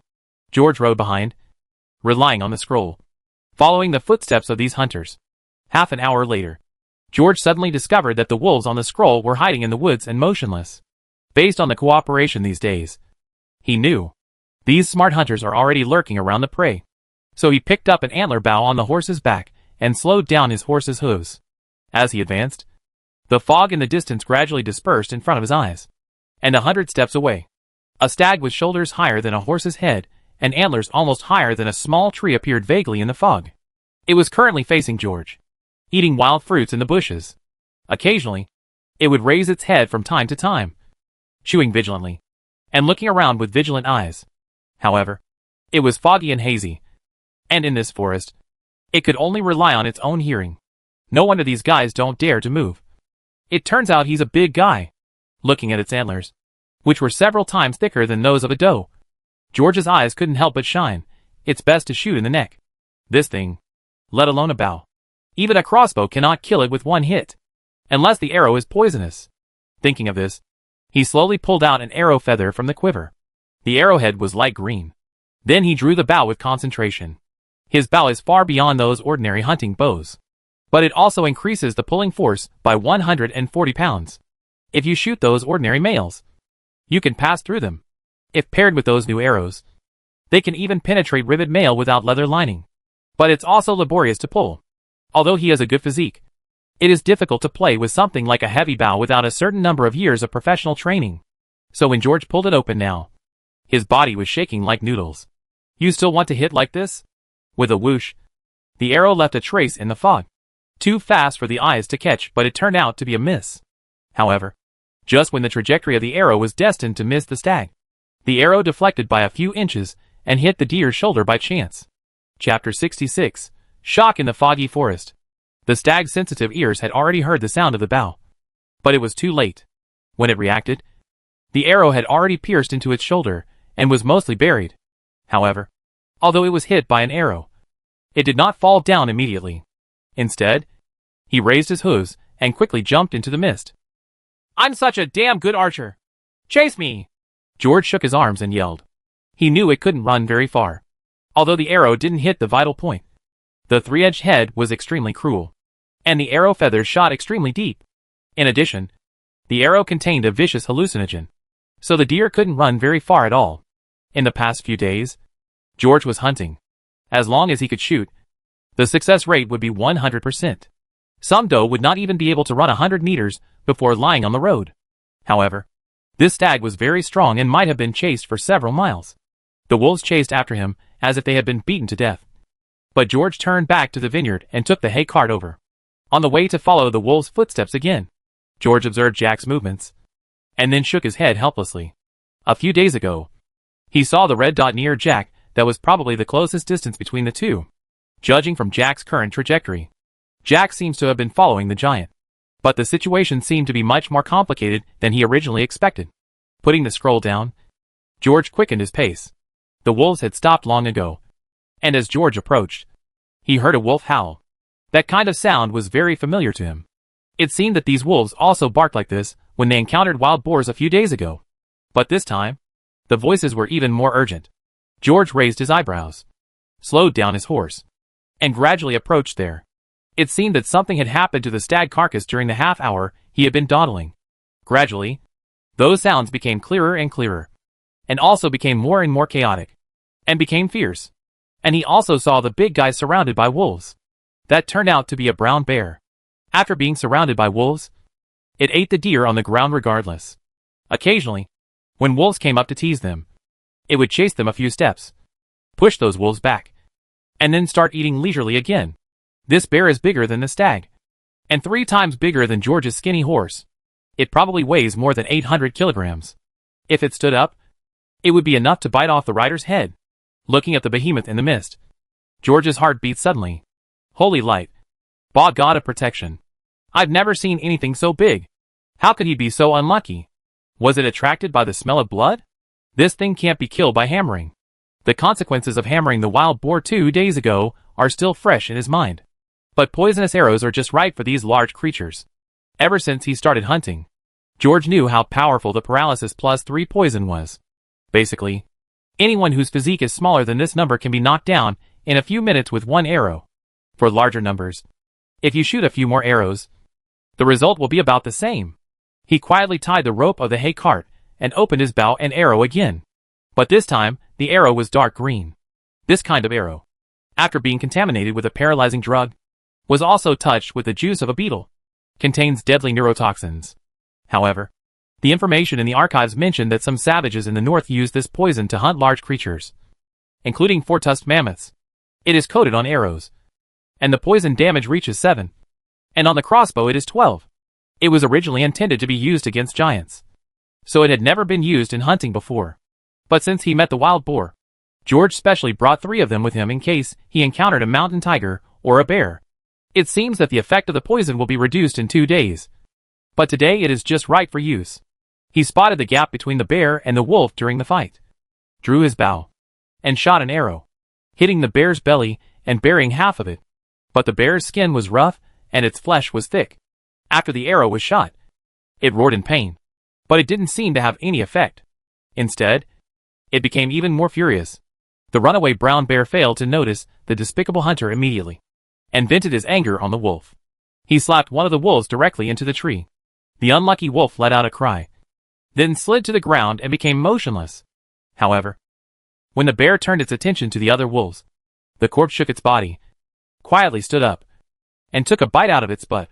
This scene is so familiar that Alexander almost fell down when he was surrounded by these cunning beasts. But obviously, just based on the words of these wolves, they will obviously suffer heavy losses. And the poisonous arrow just now seemed not enough to achieve an immediate effect.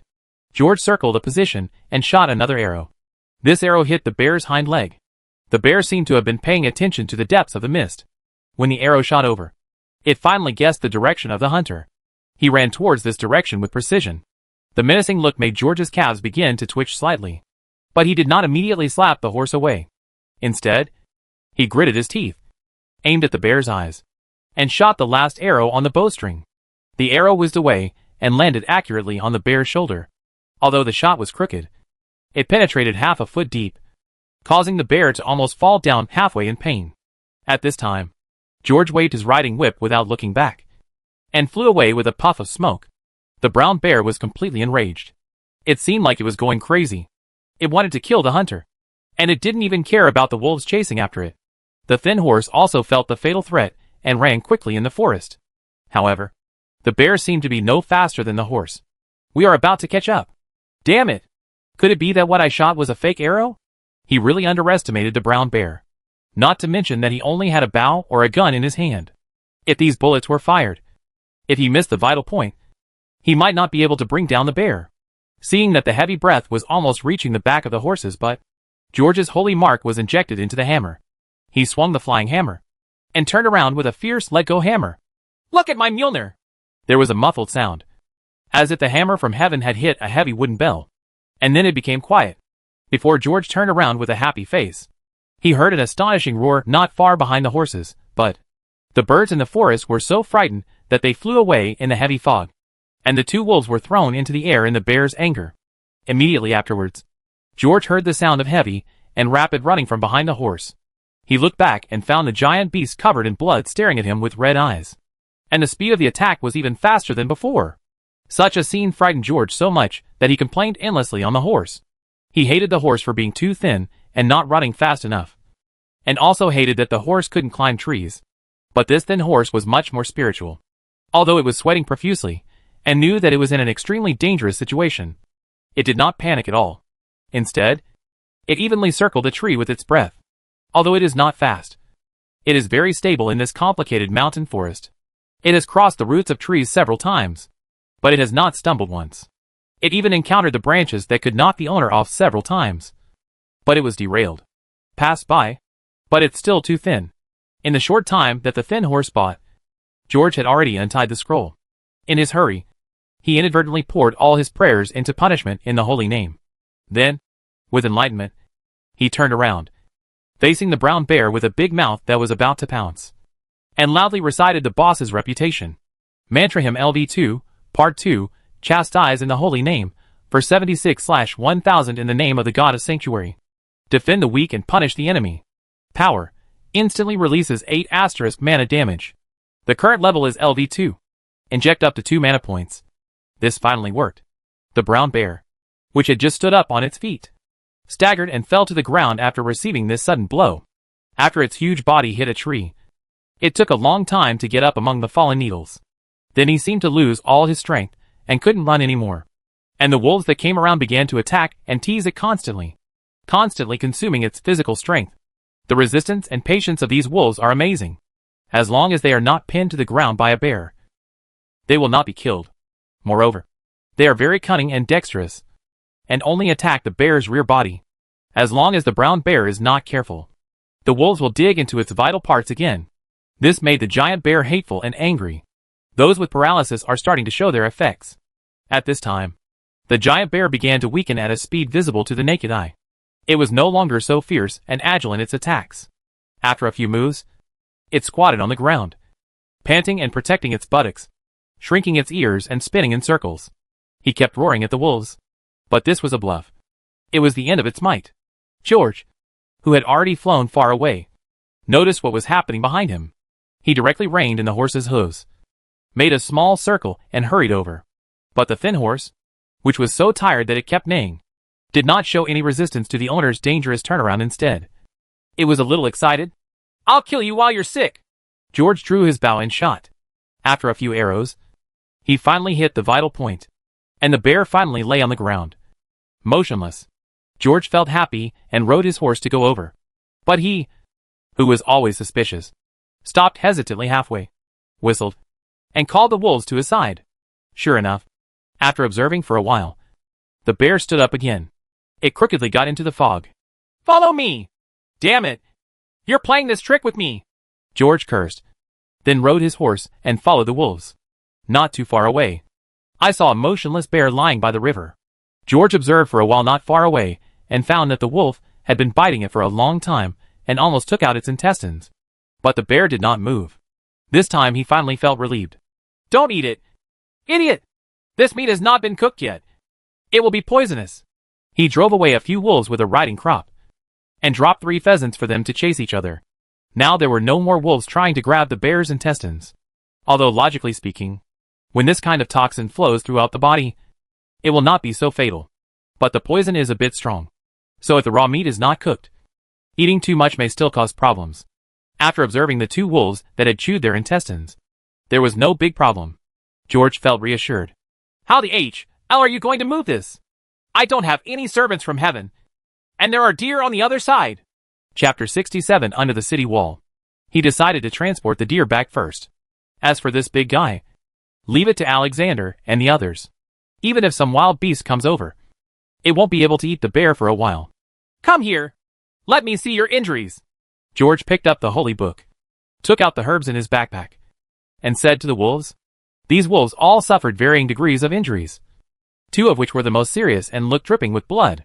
The wounds on the skin on his back were caused by scratches and bites, and the flesh and blood rolled around. Although it still looks alive and kicking now. But after the excitement wears off, I'm afraid I will collapse. On the way back, George naturally had no intention of catching another wolf. It was already afternoon when the horses and wolves pulled the cart back to their territory. After Alexander and others heard that the Lord had hunted a bear, they stopped training and just took their things and headed north. Currently, according to the display in the shelter scroll, the training degree of these guys has reached 79%. At this rate, on the 8th day, these people will be truly qualified in the eyes of the shelter. In the past few days, some people have reached 17 combat effectiveness, and most others have exceeded 12. The physiques of those with the best potential have even reached 2.2. Such physical fitness, even according to the standards of noble knights, is not too bad. According to the standards of the school, the level of a knight should be a combat effectiveness of 24 or above. And only by reaching this value can one be qualified to be called a knight, and this is the standard without riding a horse. However, many noble knights, even wearing a full set of knight armor, may not be able to meet this standard, unless they are those who have earned the title of knight on the battlefield. Therefore, the evaluation standards for shelters are still very strict. In addition, among these retinues, some people's basic combat power has only increased by 1 or 2 points. But when the +1 short sword in George's hand was placed in their hands, it was +3. And when holding a spear, the combat effectiveness will increase a lot. This shows that not only have their physiques increased, but their ability to use weapons has also improved a lot in the constant life and death battles. It can be said that they are now real veterans. Currently, the weapon that the followers are most familiar with is the spear. When he takes action, he is very decisive and ruthless. Although this level cannot be compared with those who have been immersed in this art for many years, they are all skills that can be achieved by fighting with real swords and guns.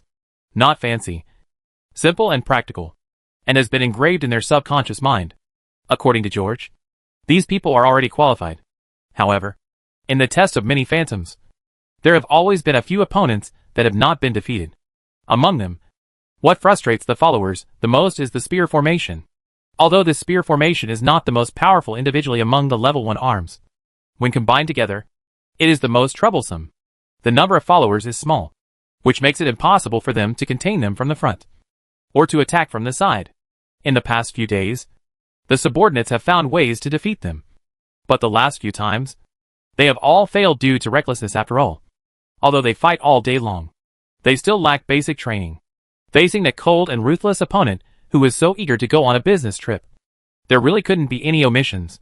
Through these trainings, George discovered Alexander's shortcomings in command. He was too emotional and too reckless. And this bad habit has now been passed on to his subordinates. From George's point of view, if Alexander is a pioneer, he is definitely the best. But he will not be a good commander, because his head is too strong. But if you give him a small group of elites with superb skills and strong individual strength, he will definitely be able to defeat anyone on the frontal battlefield. At that time, that recklessness will become an unstoppable momentum. Of course, the premise is that the enemy they face is not a cold machine like a shadow. In the past few days, Alexander has almost defeated the Valkyrie assigned to him on the school field. At that time, if this guy can free his hands on the battlefield, then no matter how reckless they are, these enemies will be defeated by them. While George was thinking, he stopped the 2 wolves who were about to urinate everywhere and walked towards the north side of the castle. There are servants of heaven flying and busy in midair over there. He had not participated in training in the past few days, including the afternoon when he gave Lorna a bath, because when he arrived at the school grounds, he found that the followers had lost so miserably. He didn't want to give his men the feeling that they would always lose the battle if they followed him. If only he could be like Alexander, glorious in defeat. This will make the subordinates become more and more courageous. But he was the one holding him back. Obviously, if he went up there, the school might not even need extra people to deal with him, because the Valkyrie with big wings might not even give him a chance to finish singing to him. So she would come up and trample him to death on the floor. The 2 wolves came closer, bringing George back to his senses slightly. Among the wolves, these 2 were the only ones with only a few scratches. But these 2 are the most ferocious in fighting bears. As for the other wolves, although they were cured by him, they may still have to rest for a while. These wolves were far stronger than George imagined. After returning to the Territory Tavern, although the 2 more seriously injured wolves lay on the haystack and fell asleep, they were no longer seriously injured. The sacred hymn failed to completely heal the wounds on their bodies, but Lorna picked up the sewing needle and sutured the wounds. Lorna will take care of them over the next few days. Under the influence of those herbs, their injuries can be recovered quickly. After pinching the ears of the 2 langurs, George drove them outside to catch voles. Then he walked up the city wall alone, leaning on the parapet. His view was extremely broad, the mist in the distance and being driven 300 steps away. The main entrance of the city wall and several meters of the surrounding wall have been demolished. It was wide open, as if preparing to welcome some giant thing. And where the city gate and wall used to be, there were 6 servants of the kingdom of heaven flying around in a large pit. There are big pits like this in front of the gates on all 4 sides of the castle. But even with the efficiency of the servants of heaven, they only got 4 in the past few days. Each of these 4 pits is about 20 meters deep. Even with the efficiency of the servants of heaven, it took many days to reach such a scale. This morning, George felt that the north side was not wide enough, and felt that the angle might not be enough when shooting downwards with the crossbow. So he asked the servants to dig again and deepen it a little more. He had been studying the map, and he discovered that the giant's activity area was actually unimaginably large. Jack must have discovered this too, and was worried about it. But no matter what, it is now certain that the shelter is within its activity area. Since the encounter with the giant in the lumberyard, the giant seemed to have been quiet for a while, although Alexander's blow was not fatal. The damage was something that the giant could not ignore, so it's possible it's recovering from its wounds. But within 2 days, this giant with super recovery abilities suddenly became active. At first it seemed like he was going crazy, searching in a wide circle along the river bank. Then I seemed to realize that there was no point in doing so. So he started looking for one village after another. From the look of it, it seemed like it was planning to walk through every place clumsily. It's like painting the walls. Very regular. During these days it had a brush with Johanna's territory. George was so frightened that he trembled all night. But in the end, the giant did not choose the direction where the shelter was located, but went to the other side. However, from that day on, its actions began to become chaotic. This made George confused. But whether it is running rampant, walking randomly, or walking normally, George has been able to determine that with its range of activities, It is impossible to dig traps in the so-called activity area. Hey Jack, you have to follow the Lord.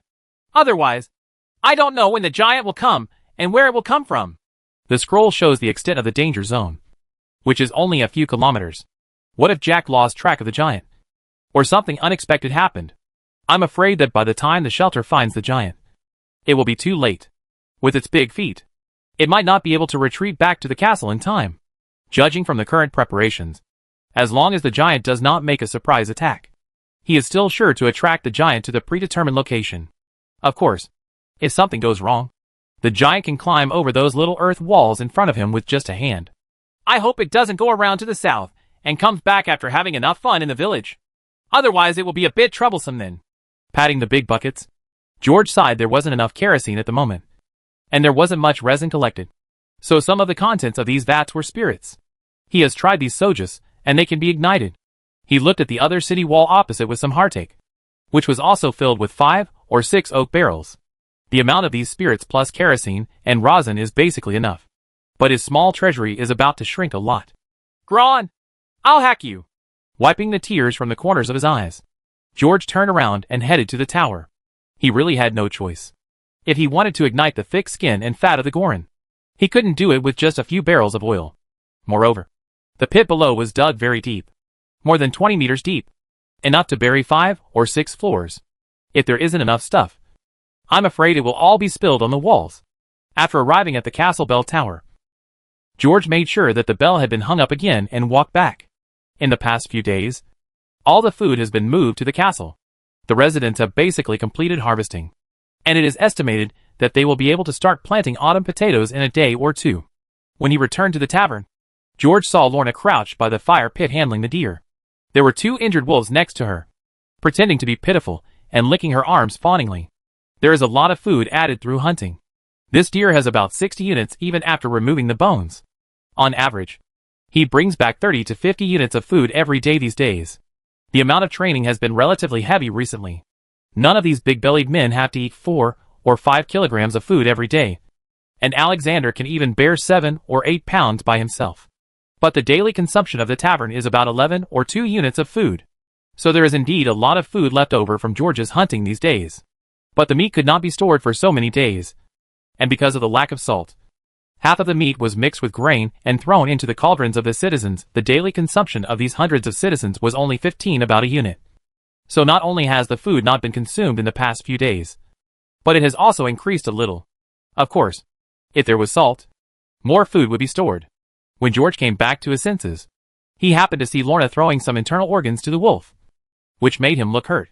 He knew that people here never ate offal, but at times like this, no one cared about that. What's more, after it's chopped into pieces and stewed in a big pot, no one can tell. Lorna, it's okay for these dogs to eat mice. You fed them so well these days that they don't even catch mice. Lorna glanced at the injuries on the 2 wolves and ignored Lord Blackheart's words. She turned around and turned her, but towards him. George was speechless for a while. He discovered that this stinky girl had developed 2 habits since she got acquainted with him, ignoring him and turning her back to him. Sometimes I even dared to roll my eyes at him. Chapter 68: The Unstoppable Force of Destruction. From then on, she would use these tricks to deal with other people's mischief, which made George lose a lot of fun. Sitting on the reclining chair newly made by the servants of heaven, George rubbed his thighs for a while and yawned repeatedly. I got up early today. It was scary and dangerous in the woods, and I was sweating profusely. After returning to the tavern and warming up next to the fire pit, I fell asleep without even realizing it. He had a dream. He dreamed that the giant directly broke through the city wall and rushed into the village with a group of little giants. His legs were pressed against the collapsed beams of the tavern, and he was helpless as he watched the giants munching on the people. Lorna suddenly appeared beside him for some unknown reason. She was crying and holding on to the beam, unwilling to leave. No, not Lorna. It's the witch I've met once. The giant finally walked over slowly, touching the back of his head as he walked. Desperate George struggled fiercely and shouted for Lorna to leave quickly. However, she stood with the giant, watching the giant push and push her, as if they were in the same group. I'm furious. Boss, let me go. Let me go. George danced and swung around, finally waking up from the violent shaking. He touched the wet water on his face and found that it was all dripping from Alexander's body. And this guy was soaked. George was still a little dazed. It wasn't until he saw the guy extending a slap as big as a fan that he suddenly woke up. "I thought you fainted." Under the cold gaze of the Lord, Alexander withdrew his slap, touched the back of his head, and said naively, "Boss, the bear was not found, but I fished Jack back from the river." Then Martin put his belly and the water inside was drained out. But he was still unconscious and kept talking in his sleep. "We tried many times and couldn't do anything, so we just brought him back." The words in Alexander's mouth were messy, but George heard the word Jack. He turned around and saw a figure lying on the other side of the fire pit, and stood up with a splash. Then he hurriedly opened the scroll and found that there were no strange red dots near the territory, but there was a line of bright red characters on the scroll. "A destructive force that sanctuary cannot stop is approaching." George frowned deeply, walked into the crowd, pushed aside the people next to him, and came to Jack's side. "She must have fainted due to a fall." "Sir," Aji said, "there is a waterfall more than a mile upstream of the river. When we were looking for the bear along the river, we saw a figure floating down the river. The clothes looked like Jack's to me. So, sir, he fished him out." George pursed his lips with a pale face. After nodding, he looked up at everyone and said, "Martin, take a few people to make arrangements. Aji, let people ring the bell first, and then arrange a few people to maintain order. Then take the car to the north gate and wait. Lorna and Alexander pack their things, and we are ready to go to the castle." Aji went directly with a few people. Martin led several people to get a large piece of meat fat from the storage room, and then brought a pile of firewood and a large pot. After that, he loaded the deer into the car, and then pushed the car towards the castle rushes. At the same time, amidst Jack's murmur, George touched his head and found that his head was slightly hot. Probably he had already caught a cold before he fell into the water because he was exhausted. "It's nothing serious, just a little too tired." After George woke up just now, he felt that the sacred power in his body had recovered somewhat. But he still opened the scroll and confirmed his status. "I can still sing the last two hymns." After a hymn with a truly sacred atmosphere, Jack's body temperature dropped, and he finally slowly opened his eyes. After a long time, Jack finally opened his trembling lips during the struggle, and said in a very slow tone, "Fortunately, maybe it is God's blessing that allowed me to bring back the message, Lord. He will come at any time." George nodded, asked Alexander to carry Jack on his back, and said, "We'll talk before we walk." In his feeble narration, George knew the general story of what happened. Jack has been frightened ever since the giant passed by his territory. After that, Jack discovered that the giant started to search the villages it had visited. He watched helplessly as the giant passed by the shelter. According to the giant's walking pattern, the giant would visit Johanna's territory again the next day and hit the shelter head-on. Having made up his mind, Jack deliberately exposed his tracks and began to hide and seek with it in the foggy mountain forest. He wanted to lead it west. The giant didn't have much patience and went completely berserk within a few days. Looking at the destroyed woods, Jack knew that he could not escape this time, and finally jumped into the waterfall. When leaping into the waterfall, the reckless man shot an arrow at the giant. Expect the giant to follow the current to find itself, so that it can take more detours. The river's flow will lead to the Black Lake. But the giant didn't seem to be looking for him along the river. At this time, the Goron had disappeared. Jack has lured the giant away from the direction of the sanctuary. But with its speed, even if it deviates from the direction, it searches one by one. The villages on the road probably won't delay it too long. George stood in front of the castle gate and gritted his teeth. He believed that the giant would never pass the shelter twice. He will come again any day. The bell of the shelter had already rang, and at the urging of the servants, the citizens had entered the castle one after another. Alexander has entered the deputy hall to accommodate Jack. George stood in the castle square under the setting sun and observed the scroll for a while. He looked up and found that Verona had been following him in a daze. With her head lowered, George had no intention of paying attention to her. He was anxious and looked at the citizens who were entering the castle in large and small cars. They are all a group of old, weak women and children. Letting them participate in this battle can only be bad. George shook his head deeply. In this battle where absolute silence must be maintained, the citizens can't help at all. In fact, even for the followers who had been training for such a long time, George was very worried that they would accidentally make a sound after seeing the giant, causing the entire plan to be completely destroyed. But what's even worse is that if he miscalculates the direction of the giant's coming, They may have to rush to move the kerosene and crossbows, which makes it impossible to keep quiet. After a while, he had to make a bet: east, south, west, north. If you are wrong, it will bring great variables and have an immeasurable impact on the battle situation. When he thought of this, George's scalp exploded. He took another look at the scroll. The giants have not yet come near the territory. It seems that they still have some time to prepare. Damn it. I can only sing one hymn now. After preparing for so many days, a surprise attack came to me in the end. George frowned deeply. He knew that in this battle, he might not be able to play a big role. You can only rely on those around you. This is probably the worst result he can think of. He blinked his eyes tightly and wiped away the fine sweat on his head. George shook off the messy things in his mind and walked through the deputy hall to the north door. At this time, Martin and others in front of the north square had already raised the large pot. The pot was filled with meat fat, but the firewood below had not yet been lit. The branches and rocks in front of the door have been covered, and a bold retinue is stepping on them to observe whether there are any omissions that can be easily noticed. From time to time, he would raise his head and curse. There were a few people standing on the city wall. They were applying poison on the crossbow arrows and spitting on them, making malicious jokes on the lowly people. It seems that the mentality of these guys is far beyond George's expectation. They looked like a group of veterans who were about to go to war. Boss, we can hang one on each door of raw venison. But where should we pour the fat? Judging from the location of the river where Jack fell into the water, the giant may come from the west. Do we want to move things first? Martin asked after seeing the Lord coming. He even quietly came over and asked mysteriously, Sir, did the god of sanctuary give you any predictions? George laughed lightly. However, there was a burst of MP in my heart. Now in this multiple choice test, he can no longer cheat. Judging from the giant's final position, it is indeed most appropriate to move things to the west first. He stretched out his hand and pulled Martin to his side, opened the scroll in a pretentious manner, pointed at it and said, Did you see it, Martin? The trajectory of the giant's movement has been predicted by the gods. Martin's eyes widened, and he looked at the old map with a confused look on his face. However, he still nodded his head. The little stutterer next to him, who was leaning curiously on the other side of George, also rubbed his eyes vigorously, and found that he saw nothing. Seeing the Lord's vow, their expressions gradually changed from surprise to admiration, and they looked at their Lord. George mysteriously put away the scroll that he couldn't see anything now, and said lightly, Get things ready, Martin. According to this trajectory, we should. At this moment, a little black hand suddenly pinched George's arm hard. He turned around with a grin on his face and found that Lorna was staring at the trap in front of her. Her face was red with nervousness, and she was stammering, whispering in his ear, It's coming up! It's coming up!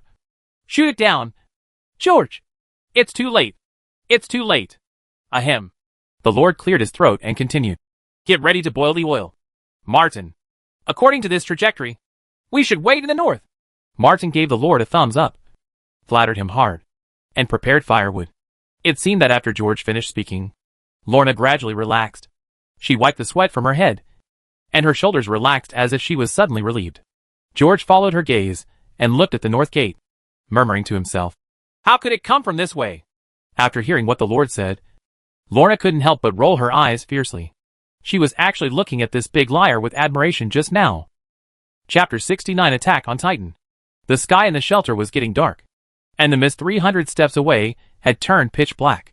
But the people lying on both sides of the city were looking over there.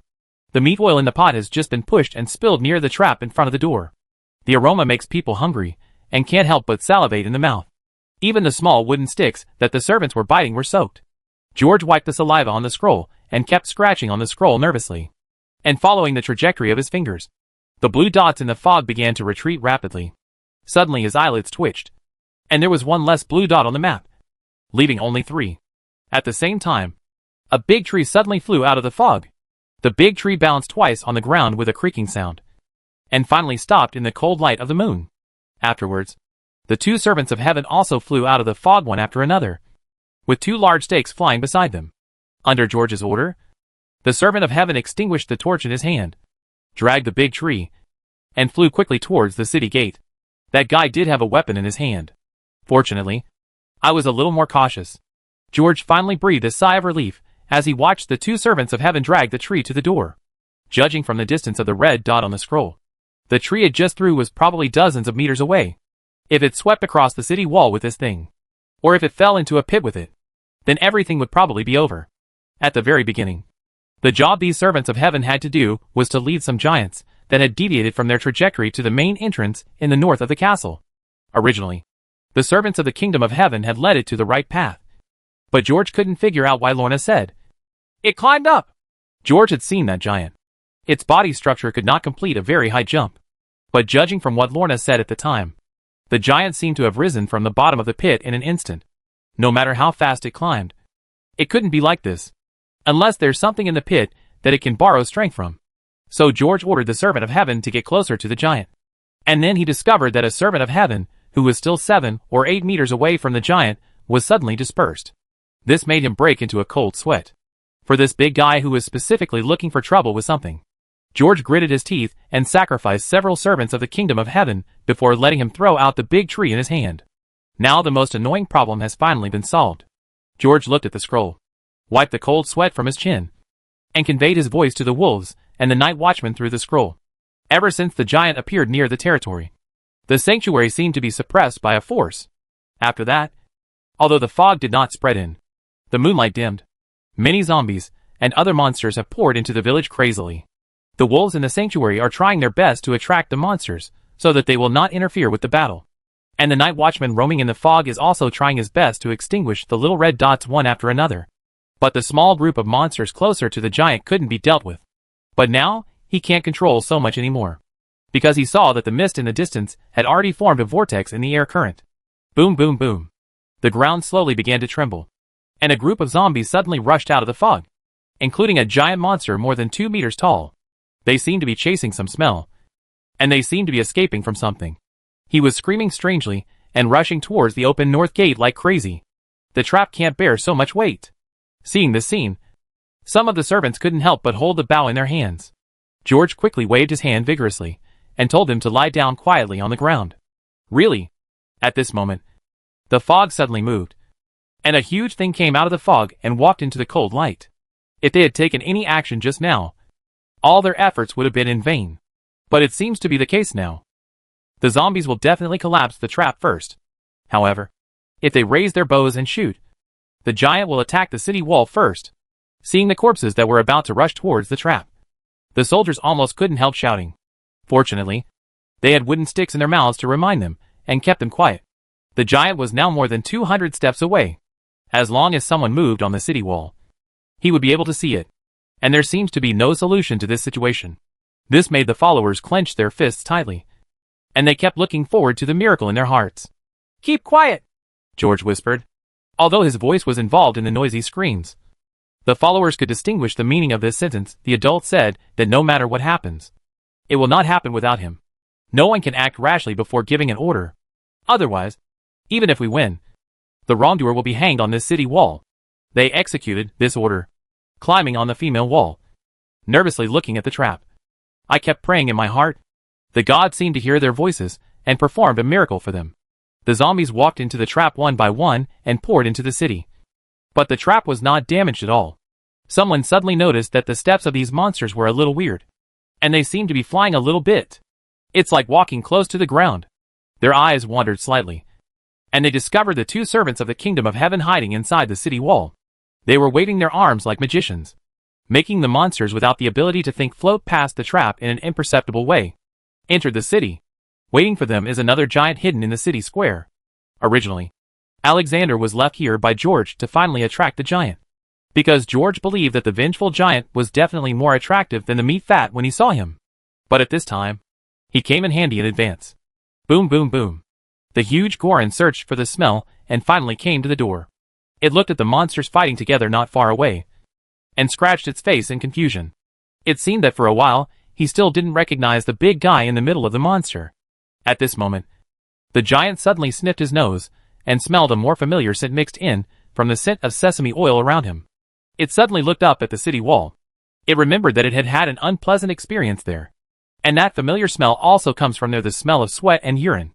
No creature can control its body and not emit these 2 smells when facing this thing that is half a head taller than the city wall. Therefore, it is no wonder that the followers, even George, couldn't help but make some However, this smell has now become the most fatal problem. At this critical moment, a dazzling golden light suddenly lit up among the monsters. It was a halberd suddenly blessed by the holy mark. And at the moment when the stigmata shone, Goran's eyes were involuntarily attracted by the dazzling light. "Stupid thing! What are you looking at? Wait there, and don't run away!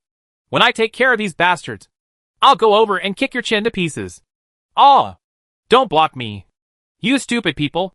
Ah!" Goran did not understand the common language he spoke, but Alexander's provocative voice and actions were like a ball of flame, detonating the explosive keg in Goran's heart. Amid the giant's shocking roar, the airflow at the castle entrance spun into a whirlpool. Immediately afterwards, it struggled towards the main entrance in a rage. Roar! Boom! Boom! Boom! George lay on the ground, hiding his body. He looked nervously at the branches blown up by the whirlwind above the trap, his eyes widening. Chapter 70 Attack on Titan. George noticed the situation of the trap. But in the dark night, the small amount of things that were blown up were not actually obvious. Of course, maybe it was because in the giant's tall eyes, there was only one person at this time. It roared with great strides and rushed towards it. When it realized that its feet were suddenly empty, it was already too late. Bang dong dong dong, a chaotic and collapsing sound sounded. The huge Goran let out a roar in shock and anger, and then fell into the bottom of the pit with a heavy muffled sound, like an earthquake. George stood up suddenly, raised the hammer in his hand and shouted, "Pour the oil!" With this call, the soldiers finally got the order. Infinite courage rose in their hearts. They stood up, lifted up the oilcloth hiding the smell on the vat, and pushed hard towards Xiafang on both sides of the city wall. Past. The city wall is 7 or 8 stories high from the pit, so there is no need to open the barrel in advance. The barrels fell one after another, and the 2 servants of the kingdom of heaven flew into the sky, adjusting the trajectory of the barrels, and accurately hitting the giant's body one by one. The giant lay on his back in the pit, and was struggling to stand. The sharp wooden piles below are very insidious. It was enough to stab the heavy prey from side to side. However, the giant's muscles were extremely strong. After the wooden stake penetrated a foot deep into the flesh, it broke from it. More than a foot deep sounds very scary, but to the giant, it was just a scratch with a knife. But the bruises all over his body made him feel painful and angry. Before the giant could stand up, the barrels fell down one after another. The moment these high-altitude falling objects came into contact with the giant's body, they shattered with a loud noise under the huge impact, and the mucus splashed out covered its whole body in the blink of an eye. Several large barrels rolled down again, and this time after the barrels shattered, they released a pungent smell of wine. The irritated Goran stood up, waved his arms in anger, and knocked several barrels in the air away. He doesn't seem to take these things too seriously. However, when the annoying sound above sounded again, and the ignited arrow feathers were shot from the bows in the hands of the soldiers, the big pit suddenly burst into flames with a roar. The high-temperature flames instantly filled the pit. The huge Goran turned into a burning man in pain. "Prepare the crossbow!" Looking at the huge burning man below, constantly climbing up in the deep pit, George suddenly realized with horror that this Goran could actually climb rocks. If it had fallen down with a big tree, it might not have had time to light a fire, and this guy would have already used its strength to reach the edge of the pit. However, those rocks and soil are no better than rocks, and cannot bear its heavy body, and the oil on it is a little too slippery. Just when he was halfway up, he lost his grip and fell down. It hit those wooden piles again. In anger, Goran threw up a large wooden stake. The wooden pile struck a corner of the city wall with a loud bang, and a pile of rubble fell down. This sudden air attack shocked a nearby guard and almost stumbled and fell. Fortunately, the comrade next to him quickly pulled him up, and then stabilized the crossbow that was almost hit, and prepared to shoot downwards. After Goran threw 2 large wooden stakes, he stopped, because the flames on its body were about to gradually ignite its body. It couldn't care too much in the pain and just wanted to get out of this huge oven as soon as possible. This time, the direction it chose to climb was inside the city. The rocks and soil here were stable and solid, and there were many large rocks stuck in the soil. It was obviously easier to climb.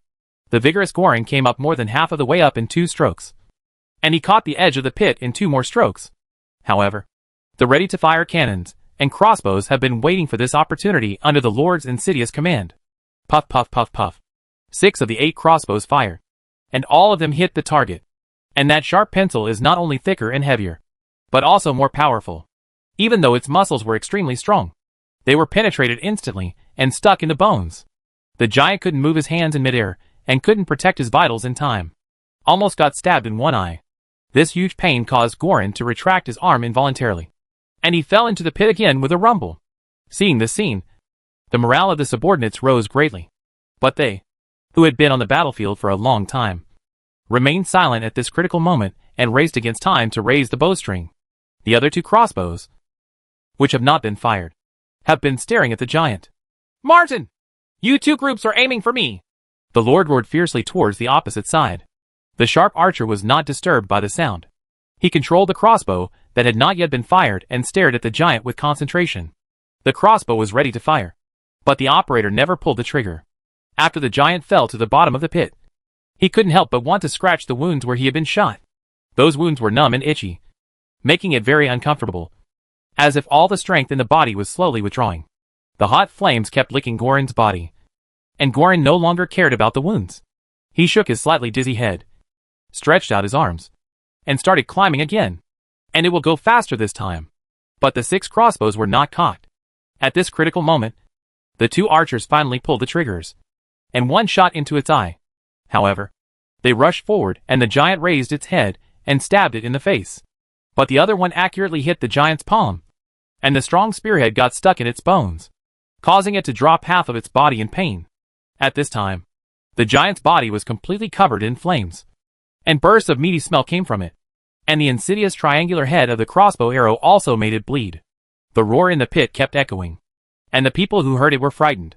The huge pyroman suddenly burst out with an unprecedented force, climbed to the top twice, and kept grabbing the edge of the pit with his palms. 6 cannon crossbows fired out again, viciously hitting its neck. In the attack from the left and right, blood gushed out from the giant's neck in the blink of an eye. Gron lost his strength in his hands in pain and dizziness, and slid down a little. But then his burning body suddenly let out a shocking roar, and with a bang, he jumped up. George's heart contracted violently. The eyes of the servants who were facing Gron's one-eyed man on the opposite city wall all stared out. They watched helplessly as Gron stood up next to the pit and threw his arms in the roar. Then, amid a loud rumbling sound, half of the city wall on the opposite side collapsed. The servants screamed, and the rubble fell from the city wall. They were caught by the servants of the kingdom of heaven in midair. It was unknown whether the injuries they received were fatal, but half of all the crossbows were gone at this moment. After an angry blow from the flames, Goran looked up to the sky and beat his chest. The blazing fire on his body roared in the strong wind, and the charred black carbon was peeled off from his body and rolled into the sky. At this moment, Gron staggered suddenly and almost fell back into the pit. It hit its head and trembled all over. Then it turned its head and looked at George on the other wall with its one eye that was almost burned out. Then, there was a shocking roar. George desperately wanted to jump off the city wall, but the huge fire shadow that lit up the entire sky had already struck.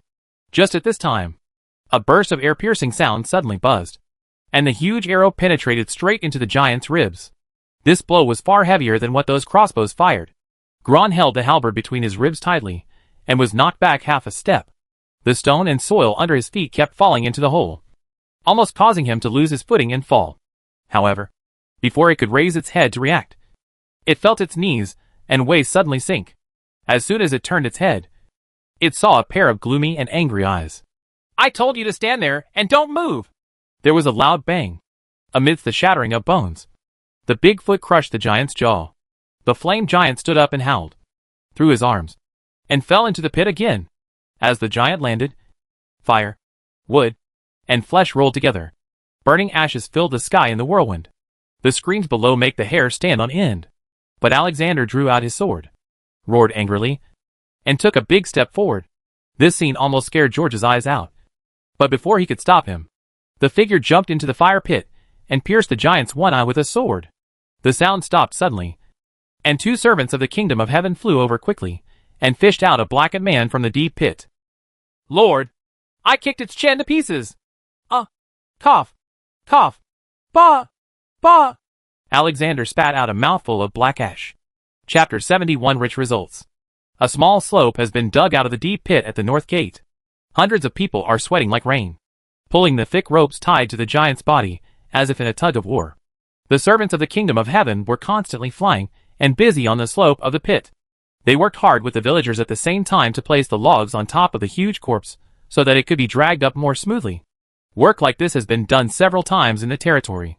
However, what was pulled up several times before was only the giant's heart and its limbs.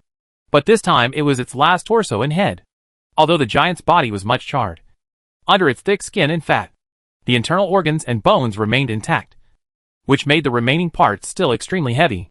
A few days ago, one of the ropes even suddenly broke during the pulling process, and several villagers collapsed directly into the sky with huge force, almost dying as a result. After adjusting the slope again, it should be almost done this time. George, who had been watching nervously on the city wall, finally breathed a sigh of relief when he saw the giant being gradually pulled up. Martin beside him withdrew his gaze downwards, approached the Lord and said, "Don't worry, boss. I won't knock several people away with a bang this time. Shut your crow mouth." George covered his nose and pushed Martin away, who was blocking his sight. The smell of the giant's blood was unimaginably strong, and the fishy smell on Martin's body had not yet washed away. Of course, the strange smell on his body was not washed away either. Originally, after all the followers had bathed in the blood of the giants, some was left, but Alexander wasted it. Regarding this matter, George didn't say anything, and even praised him with a smile at the end. But his smile was a little bitter. After all, he saw Alexander's contribution in this battle, and the shelter recognized him. Now he can be called a giant killer. And after bathing in the blood of giants, Alexander's power not only became more terrifying, but the shelter's combat rating also directly reached B. I believe that with his current strength, even if he fights this giant one-on-one, he will have a certain chance of winning. As for the next person with merit, it is Jack. Now his merit has reached 18 points. The shelter also believes that as long as he performs a little better in the future, he will be enough to be called Giant Catcher, requires merit 20. This slightly surprised George. After all, he wasn't able to participate in the battle that night. But it seems that in the eyes of the god of Sanctuary, his contribution is far higher than George expected, and he deserves this title. And after George read this title, he finally understood why the god of Sanctuary made such a decision. Giant Catcher, lurking and pathfinding ability plus 20%. When facing large creatures, trap success rate plus 20%. Features: Giant Catchers will be able to detect the weaknesses and flaws of giant creatures more easily, and will also be better at exploring and hiding in the mist. Explanation: in the process of hiding and seeking with the giant, this smart and brave hunter has figured out a way to deal with it. Maybe he only needs the god of protection to give him a little more inspiration. And then the next time he encounters a giant, he can use the environment to make the giant fall into the trap he set. Apart from these two people, Lorna has the highest merit, with a total of 10 merit points. And he also has the title of Unstable Predictor. It also consumes 10 merit points. Although after this, her precognition ability is still random. But the things she sees will be clearer. The merits of the others have now reached 8 or above, and they have all been given the title of Rough Bandit. Rough Bandit, combat power plus 3. Characteristics: 1. No matter how many people they face, this group of desperados will not lose their morale. And when they face the rabble, this group of desperados will also strike fear into their enemies. 2. When this group of scum is looting and plundering, not even a feather can escape their eyes. Side effects: 1. These old guys are very undisciplined. 2. Poor discipline. 3. Always like to do little things under the eyes of the superiors. Explanation: this is a group of desperados. After changing to this title, the servants each have an average of 3 merit points left, and has the qualifications of Wolves, 5 merits, and Ferocious Wolves, 10 merits, since bathing in the blood of Gorin. Except for Jack, 3.2 physique. The physique of these old followers has reached between 4.2 to 4.7. Even though they look a little thin, they are full of strange strength. Some guys whose original combat power was only 12, after slowly beginning to adapt to their new strength, their combat power has almost reached 20 with their current skills. They have almost increased their combat power by 3 points per point of physique. The old equipment can no longer give more layers in the hands of the servants. And even those hard irons will appear broken when they are used too hard. What surprised George was that although the physical constitution of those bad people was low, they had extraordinary potential, and were the most heroic in battle. Although their physiques are inferior to Martin's, because they only eat grasshopper bread, their combat effectiveness is similar to Martin's. These people have always been the hardest training, and the most religious guys. He originally used his victory in this battle of giants to pardon the bad people, so that they could eat meat every day. Unexpectedly, the self-discipline of these guys has reached a pathological level. Even though he has been exempted from the status of a bad citizen, he still only drinks water and eats black bread. So George had to make up some new excuses to increase the protein intake of these people, so they became the ones who actively ate grasshoppers and other insects in the territory. At this time, 5 full days had passed since the Battle of the Giants. After the giants died that night, the moonlight returned to its normal color. Under the bright moonlight, the monsters fled from the territory in panic. After being chased in a large circle by the excited followers, they were all wiped out. After the giant was saved, George found that his prayers suddenly increased by more than 700 points. Adding in the monsters that were saved at night, the contract has reached more than 900 points. However, there are no more special residents in the cemetery. Regarding this matter, the reason given by the sanctuary scroll turned out to be that it could not accommodate such a powerful soul. This seemed to him to be obviously illogical because in the description of the cemetery, the scroll only stated the number of souls it could accommodate, but did not say how many souls it could not accommodate. So that night, he squatted in front of the fire pit, chanting the name of the god of protection, and talked to himself all night. I don't know if it was this kind of prayer that moved God. When the dawn light shone on the territory in the early morning, a beam of light fell down, and waves of hymns and bells rang in the territory. Afterwards, amid the tearful prayers of the residents, George discovered that the sanctuary's grace had been restored to 100 points. Reached, Divine Favor, 120/342, plus 3 Divine Favor/weekly recovery. The overall recovery is actually 13. But now there are 1 heroic spirit and 6 heavenly servants, which consume 10 points per week. The cemetery's capacity has also been expanded to accommodate 10 servants of heaven, and his wisdom also inexplicably increased by 0.1, reaching the number, wisdom, 0.7, mana, 7 out of 7. So he stopped talking and didn't care about it anymore. Obviously an old guy felt embarrassed too. Although the few servants who fell off the city wall during the battle were not directly hit by the giant, they still suffered heavy internal injuries. If most of these followers had not reached a physical level of 2 or above and used a lot of anesthetics, they might not have been able to survive the next day, and they would not have been able to hear the sacred hymn that George sang with all his strength. However, this hymn, which consumed 6 mana points, still could not completely heal everyone. Although the patient's external injuries seemed to be completely healed, his internal organs were still failing. And it seems that even if the most seriously injured guys can survive, they may be left with lifelong disabilities.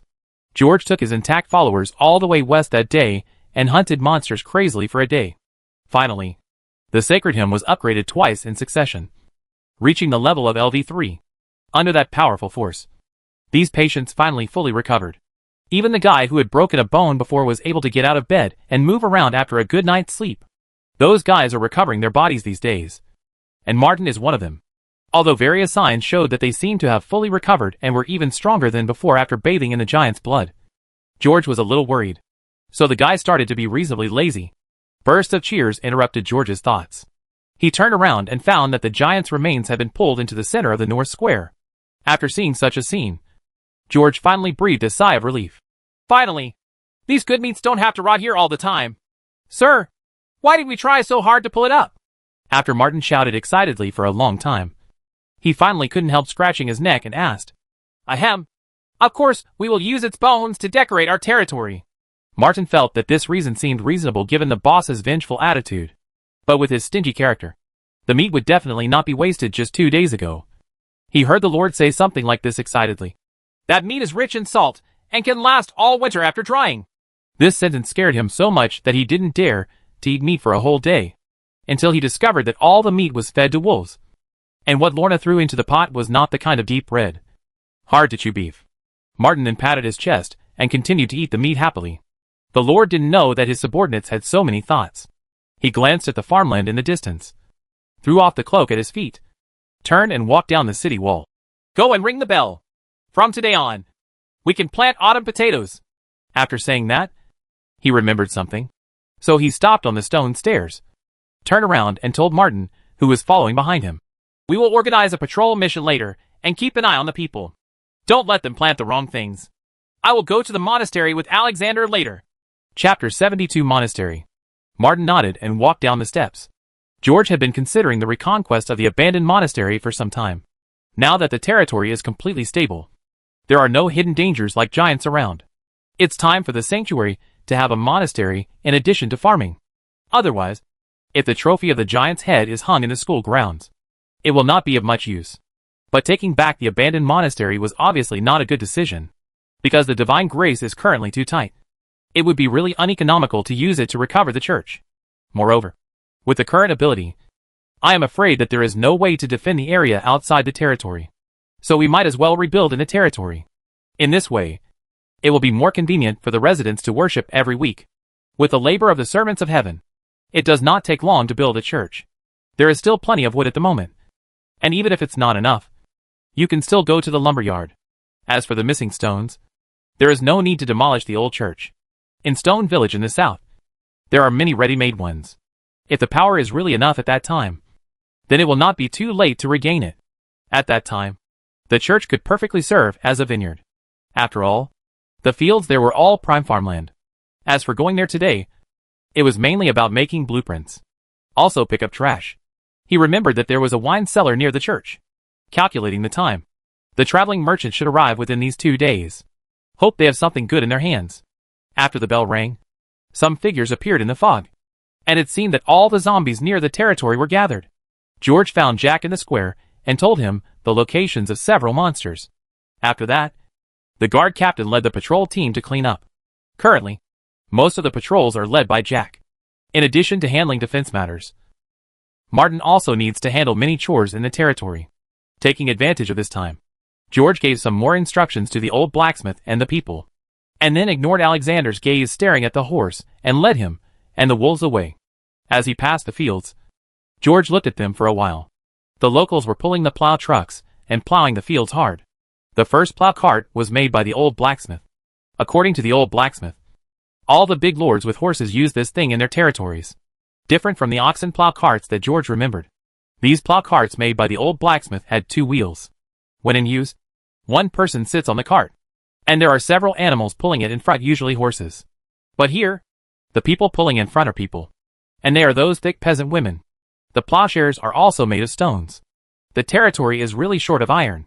Not only is it slow, but the effect is also very poor. Planting 1 to 200 kilograms of potato seeds per acre can only recover 650 kilograms.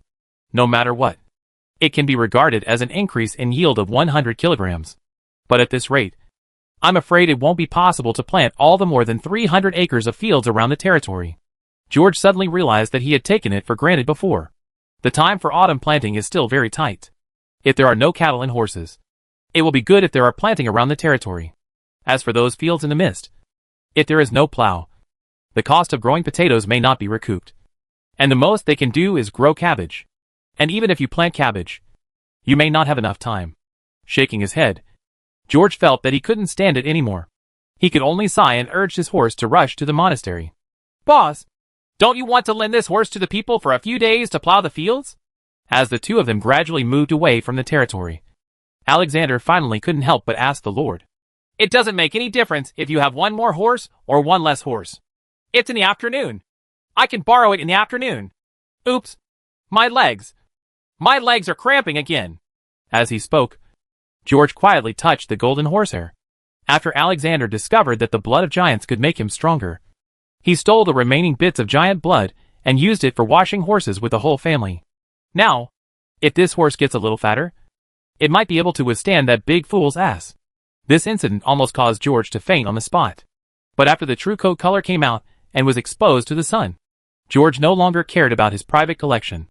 Aji and his gang of stinky bandits might not really be fools back then, because the purest and most precious Ondina's horse that George has ever seen has this unique white gold hair.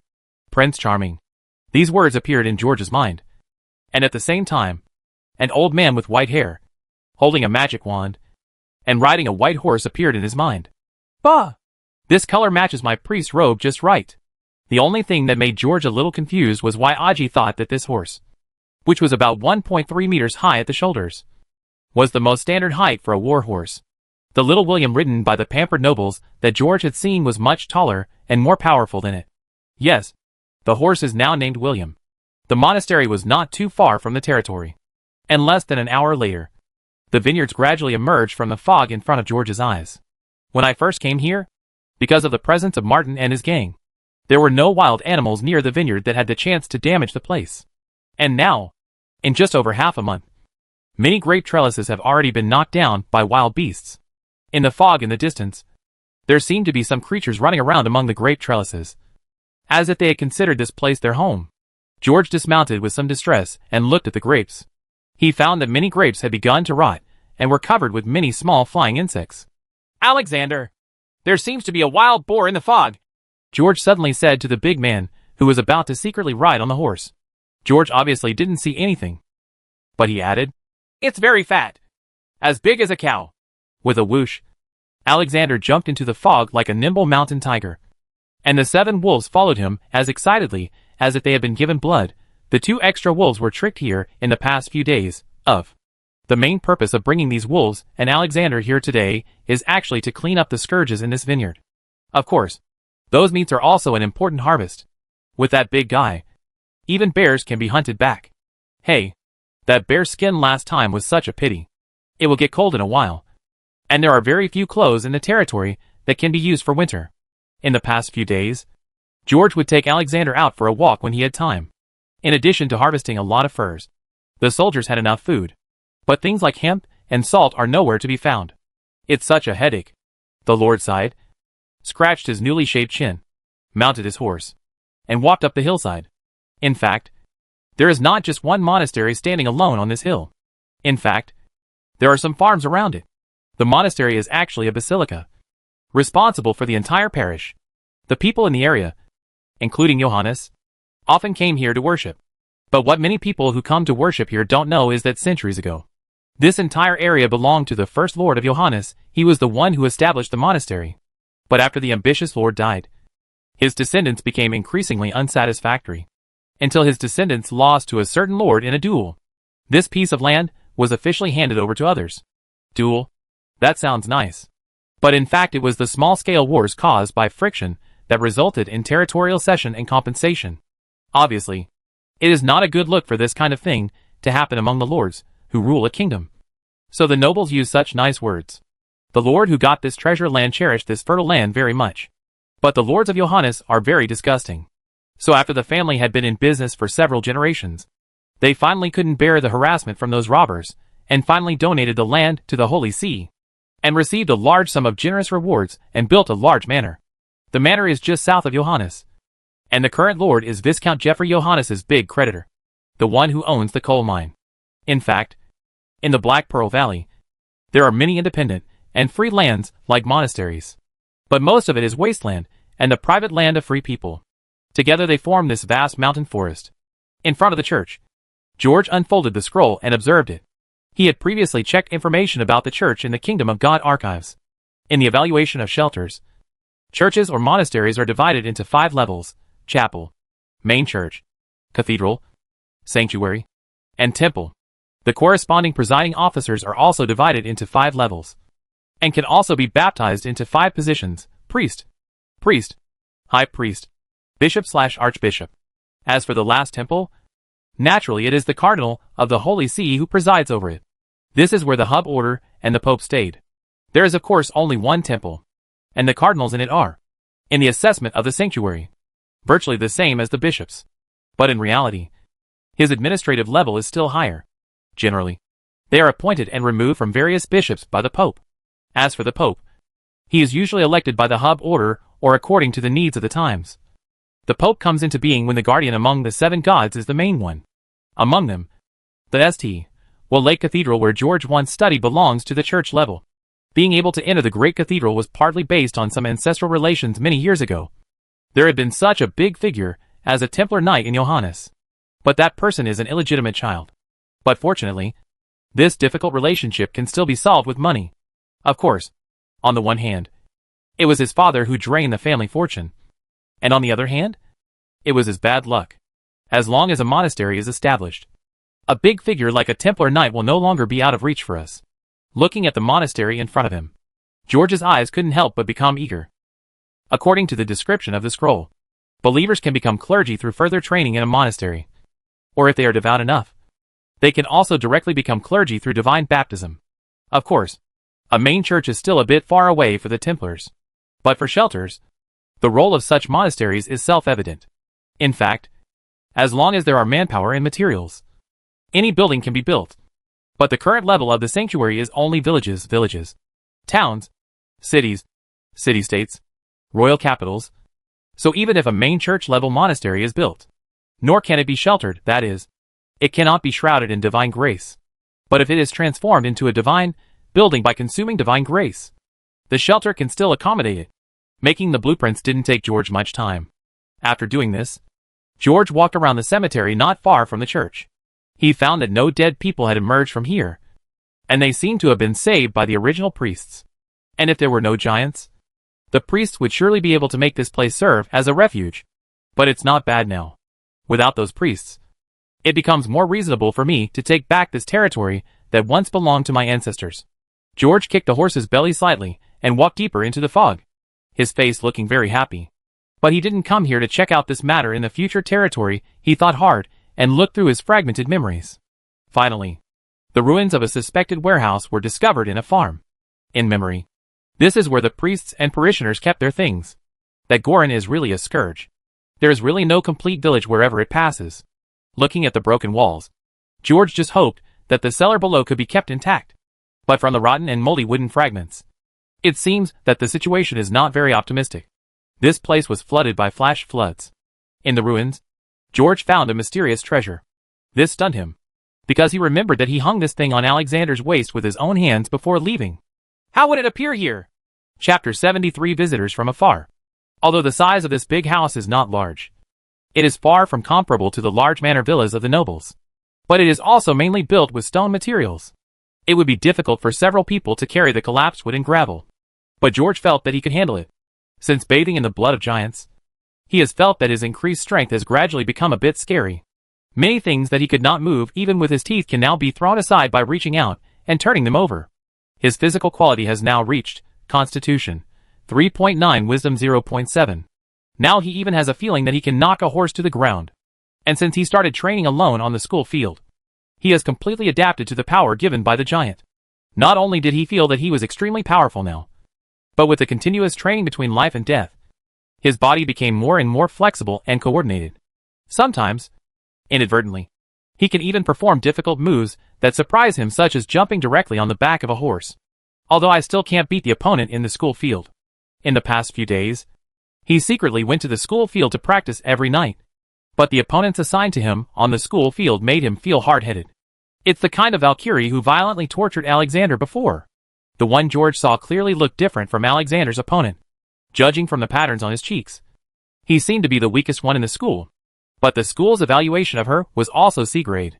Therefore, even though he now feels like a professional fighting champion who is good at parkour, he will often roll his eyes when she flies over and kicks her. It seems that according to the rules of the school, individual training is prepared for heroes. If you want to choose an ordinary opponent, you have to participate in training. But it would obviously be too embarrassing to participate in a training camp for newcomers. But George has improved a lot recently, and occasionally he can survive her second kick. Recently, he often exchanges ideas with Alexander. While thinking, rats were swarming in the ruins, and dust had spread all over the sky. George scratched his hair and wiped his sweat, regretting not calling the bandits, who were good at looting. George patted the dust on his hands, took out his wine bag from the horse, and took 2 sips. He exhaled comfortably. Ah, his grandma's! Looking at the partially uncovered ruins in front of him, George couldn't help but scratch his head. Logically speaking, there are only a few entrances to the cellar. But he didn't seem to have much luck today. Just when he was about to open the scroll and consider whether to hand Alexander over, little William suddenly cried anxiously. George looked in the direction where the horse was looking, and found that the fog was stirring, and a huge figure more than 2 meters tall was looming in the hazy fog. It seems that my movement just now attracted this stupid guy wandering over. George picked up the handkerchief and wiped the hot sweat from his chin. He picked up his new Lord Square hammer again, patted the horse's butt, and drove little William aside. Since his strength increased, George felt that the previous hammer was very uncomfortable. Moreover, during the sparring with the Valkyrie, he also found that hitting the female monster with the power of the hammer was not painful at all. So the Lord Seal was changed into a new one. This thing weighs over 90 kilograms. It looks like a big blue brick with a handle. But although it looks a bit crude, it is very easy to use. It seemed that the sound of horse hooves disturbed the thing. The huge, deformed body screamed and rushed over. It looked like a crazy humanoid bull. The short figure charged, like a swordfish rushing upstream towards the shark's maw. The square hammer gradually lit up, and the figure flew past and stepped on the giant's chest. This dangerous move ushered in the giant's grasping hands. But the square hammers in his hands were faster. There was a loud bang. White light flashed, and the little giant's deformed head was smashed to pieces by the huge power of the square hammer. Before its thick body had time to let out a final scream, it fell to the ground on its back due to the impact. With a rumble, the 2-meter-tall body splashed dust on the ground. His thick hands were still trying to catch the person in the signal of nerves, but they were pushed aside with a casual wave. Looking at the corpse in front of him, George took off his leather gloves and shook out the disgusting brains. The trick he just used was the same trick Alexander used to deal with giants. But now, he has learned the trick and often plays with Alexander. This trick is indeed very effective when dealing with opponents who are taller and stronger than you, but not as agile as you. No wonder there's no sound from the birds around here. Well, if I'm a little stronger, I can actually throw it with it. He whistled and called little William back. George rinsed the clothes with water and started working again. He had already passed through several locations that seemed to be the entrances to the cellar. And in his next choice, he finally got the location right. When the floor was opened, a smell of alcohol and sourness hit him, which made George frown. He wiped the sweat from his face, raised the torch, and walked into the wine cellar amidst the flying dust. The condition of the wine cellar was much worse than the underground warehouse of the mill in the territory. It seemed that the place was destroyed much earlier than the territory. The continuous heavy rains since then have greatly affected the contents inside. Then there was a flood, which covered the ground with sand and silt. But the wine cellar here is no smaller than a large mill, so it was not completely flooded. The wine in one area is quite well preserved. A rough calculation showed that there were nearly 20 barrels of amber brandy. The quality of all the wines in the monastery is very high, basically at the same level as in the castle. These 20 barrels of brandy alone are enough to be considered a big harvest. There are also 3 barrels of golden wine. Although the appearance of the barrels looks terrible, there is not much problem with the wine inside. What a fine wine. After George took a taste, he couldn't help but lick his tongue, feeling that he still had something to say. After resealing the barrels of wine, George checked the entire wine cellar. In addition to the brandy, all the red wine stored in the store totaled more than 300 barrels. Unfortunately, most of the red wine had turned sour. This kind of wine, except for those wine farmers who usually drink low-quality sour wine, is absolutely intolerable to nobles under normal circumstances. Don't know if it can be sold, but presumably in times like this, no one would be so picky. In addition to these wines, there are also some spirits that have been more seriously damaged. Although the taste is greatly affected, some even have some dirty water mixed in, but it can still be used for cleaning and disinfection. Well, if you get a better barrel, you can sell it to others to drink. Together, these gains can fully make up for the dozen barrels of good wine burned during the war. Overall, I actually made a lot of money. This made George feel a lot happier. After singing a sacred hymn to purify the place, George walked out of the wine cellar and sealed the place again. After that, he determined Alexander's location on the scroll and rode over. On the way, looking at the hazy pine forests and grasslands on the road, George felt that the scenery here became much more beautiful, especially when he passed the vineyard again. When he looked at the money trees, he felt that the scenery here was getting more and more beautiful. This monastery is really a geomantic treasure. Although it cannot be recovered now, when I have time, I still have to visit it and clean up the wild boars and deer. The grape trellis in front of him kept passing by, and a large collapsed grape trellis suddenly appeared in the mist. After just sighing, George reined in his horse and almost fell from it. What's going on? It wasn't like this when I passed by here before. It's only been 2 hours. He turned his eyes and saw several wolves peeing lazily on the brook deep in the mist, and there was an excited roar from further away. This gave George an unpleasant feeling in his heart. Is there more than one bull around here? Is that stupid big guy being besieged? Thinking of this, George rode quickly toward the other side in the fog. There were 2 figures there. One was as fat as a cow, but a little short, with a back height of only about 1.56 meters. The other one was as tall as a real giant. Seems to be wrestling with it. After walking somewhere, George saw the 2 figures clearly, and it seemed that what he had said to deceive Alexander before had come true. There were 2 figures there, one as fat as a cow, and the other as tall as a giant. Seems to be wrestling. Boss, I captured it alive. You can eat fresh pig blood. The big man grabbed the 2 dagger-sized fangs and flicked them hard, completely knocking off the big wild boar as big as a cow. fell to the ground. The big wild boar had a bruised nose and swollen face, and there was a lot of blood on its head. It lay on the ground struggling and screaming, and then was punched on the head and fainted completely. "It's so strong! It took me several punches to punch it." The big man wiped his sweat and grinned. It seems that he is waiting for the Lord's praise. "Very good. Very good. Alexander, you did a great job." The corner of George's mouth twitched, and he finally said something he didn't mean. Ever since the giant battle, the Lord seemed to like ringing bells. According to him, the sound of the bell cannot be transmitted to other territories, but it can be heard by the survivors in the villages near the territory. In the past few days, 3 survivors have indeed joined. From that day on, those people who had a strong desire to spread their faith kept making suggestions, hoping to repair the bronze bell or even recast it into a larger one. However, they were all rejected by the Lord. "As long as you are pious, you can still hear the bell ringing even in farther places." This is what the Lord said at that time. Except for veterans like Martin, who are most familiar with the Lord. Everyone in the territory firmly believes in this statement. But today, even George himself believed it. "Alexander, you go and send the wild boar first, and I'll go take a look." Because when he and Alexander rushed back to the territory, they saw such a group of people. Chapter 74 Market. They drove batches of carriages and set up large tents on the west side of the castle without anyone noticing, and hung up signs like a circus. They go around soliciting customers and trying to charge for their shows and sell products. Entertainment in this era is extremely boring, especially after disaster strikes. And the food is so tempting that people are willing to pay for it. These tricks of the merchants are always successful, and can often squeeze the last copper out of the survivors' hands. And before they leave, there will be many more female slaves and slaves in the team. The same seems to be the case this time, at least the crowd surrounding them seems to be quite large. The survivors gathered in circles, and formed a long queue under the arrangements of the merchants. However, what makes these businessmen look strange is that these extremely excited survivors, holding empty bottles and cans in their hands, who came to negotiate with them, are neither here to beg for food, trade goods, nor to promote themselves. After negotiating with a few people, the businessmen looked dull and drove away the guys who grabbed their clothes and persuaded them to believe in the God of Sanctuary, and put up the "No Fundraising" sign again. Then, looking at the long queue of salesmen, the scalps of the businessmen exploded. When George came over, the merchants were retacking up a sign that read, "Closed. There is no point in hanging these. None of my people can read."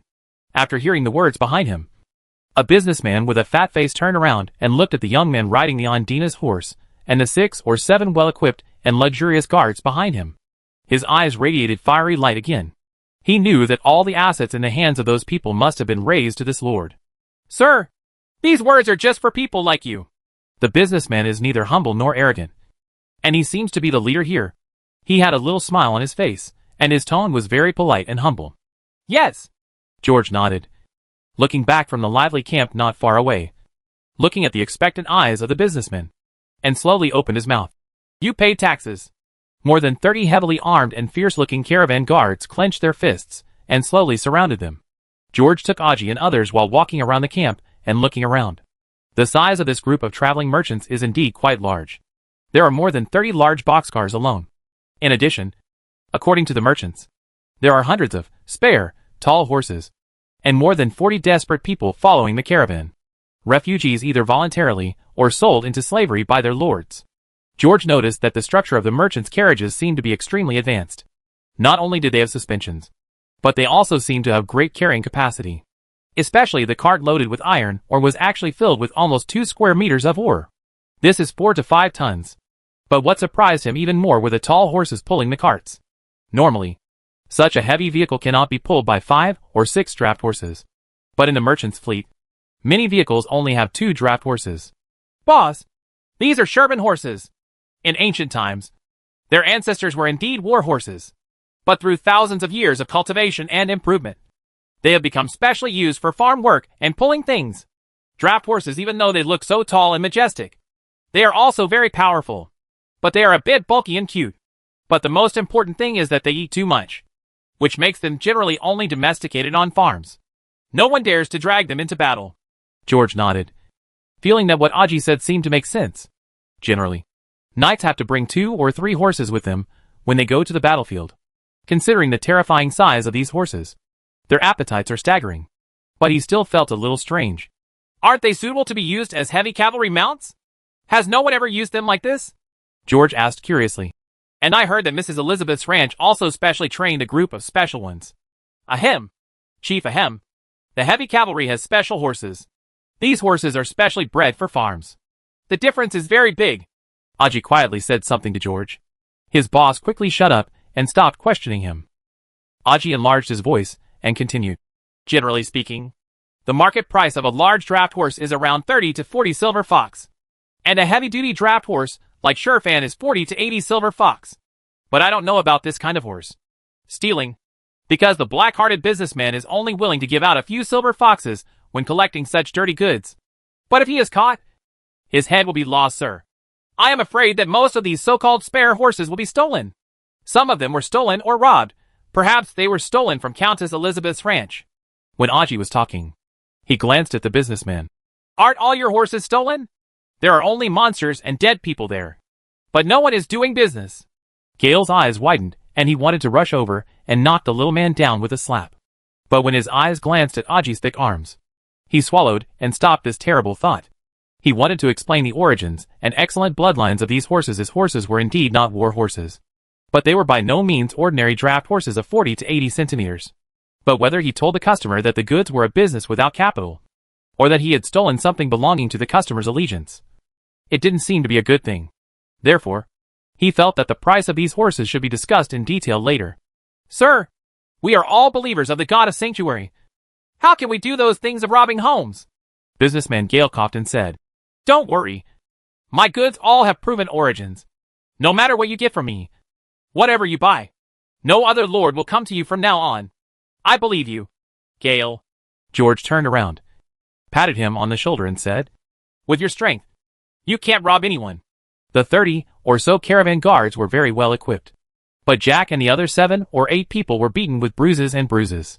When Alexander ran over, the fight was over before he could take action. It is conceivable that if these merchants did not have a torch that could dispel the fog and monsters, they would not be able to travel to various territories. However, this businessman's words can only be taken at least 3 points. Throughout the Black Pearl Valley, there are many things without owners. The Countess's large pasture to the north is probably deserted. So as long as you can predict where it is safe, it is easy to do business without capital. And these businessmen seem to have this mysterious ability to predict things. Ahem. Lord Baron, I actually have a lot of guards for the caravan. Businessman Gale smiled with some embarrassment on his face. To be honest, in the entire Black Pearl Valley, there are still people like you gathered around me. A dozen knights are not many lords. George felt that the businessman's words were a bit flattering. If all the territories were really bad and turned into such a field, then the corpses in the west would have been flooded long ago. However, his words still had a somewhat sarcastic meaning. No wonder your guards have such bad tempers. These words made the merchant just want to yell. He had never seen such an arrogant and greedy lord. He opened his mouth and opened more than a dozen kinds of taxes. He also imposed a tax on head tax, goods tax, land tax, vehicle tax, road tax, and even excrement. The total number of them together exceeds 800 silver foxes. It's just cannibalism. At that time, facing this group of aggressive bandits, Gale agreed with a smile on his face, and did not show any dissatisfaction after that, but explained his products to the lord along the way. However, in Gale's view, although the greedy lord extorted a sum of money from him, it meant that he planned to conduct a transaction with him, rather than intending to make a one-time, no-cost transaction. And he also believes that doing business in these troubled times is always a business that hangs on the head. But as long as you have a good mouth and a pair of good eyes, then some stupid lord will not kill the goose and seize the eggs. As long as the customer thinks that he or she is getting an advantage, and that there will continue to be opportunities for hair plucking in the future, then businessmen can make a lot of money. As for the 800 silver foxes, he will get them back today. They have learned their lesson. Sir, I am deeply sorry for the misunderstanding just now. Fulfillment merchant Gale bowed slightly and said slowly, Sir, in fact, we only establish contact with people with good reputation. Therefore, we rarely have disputes with others.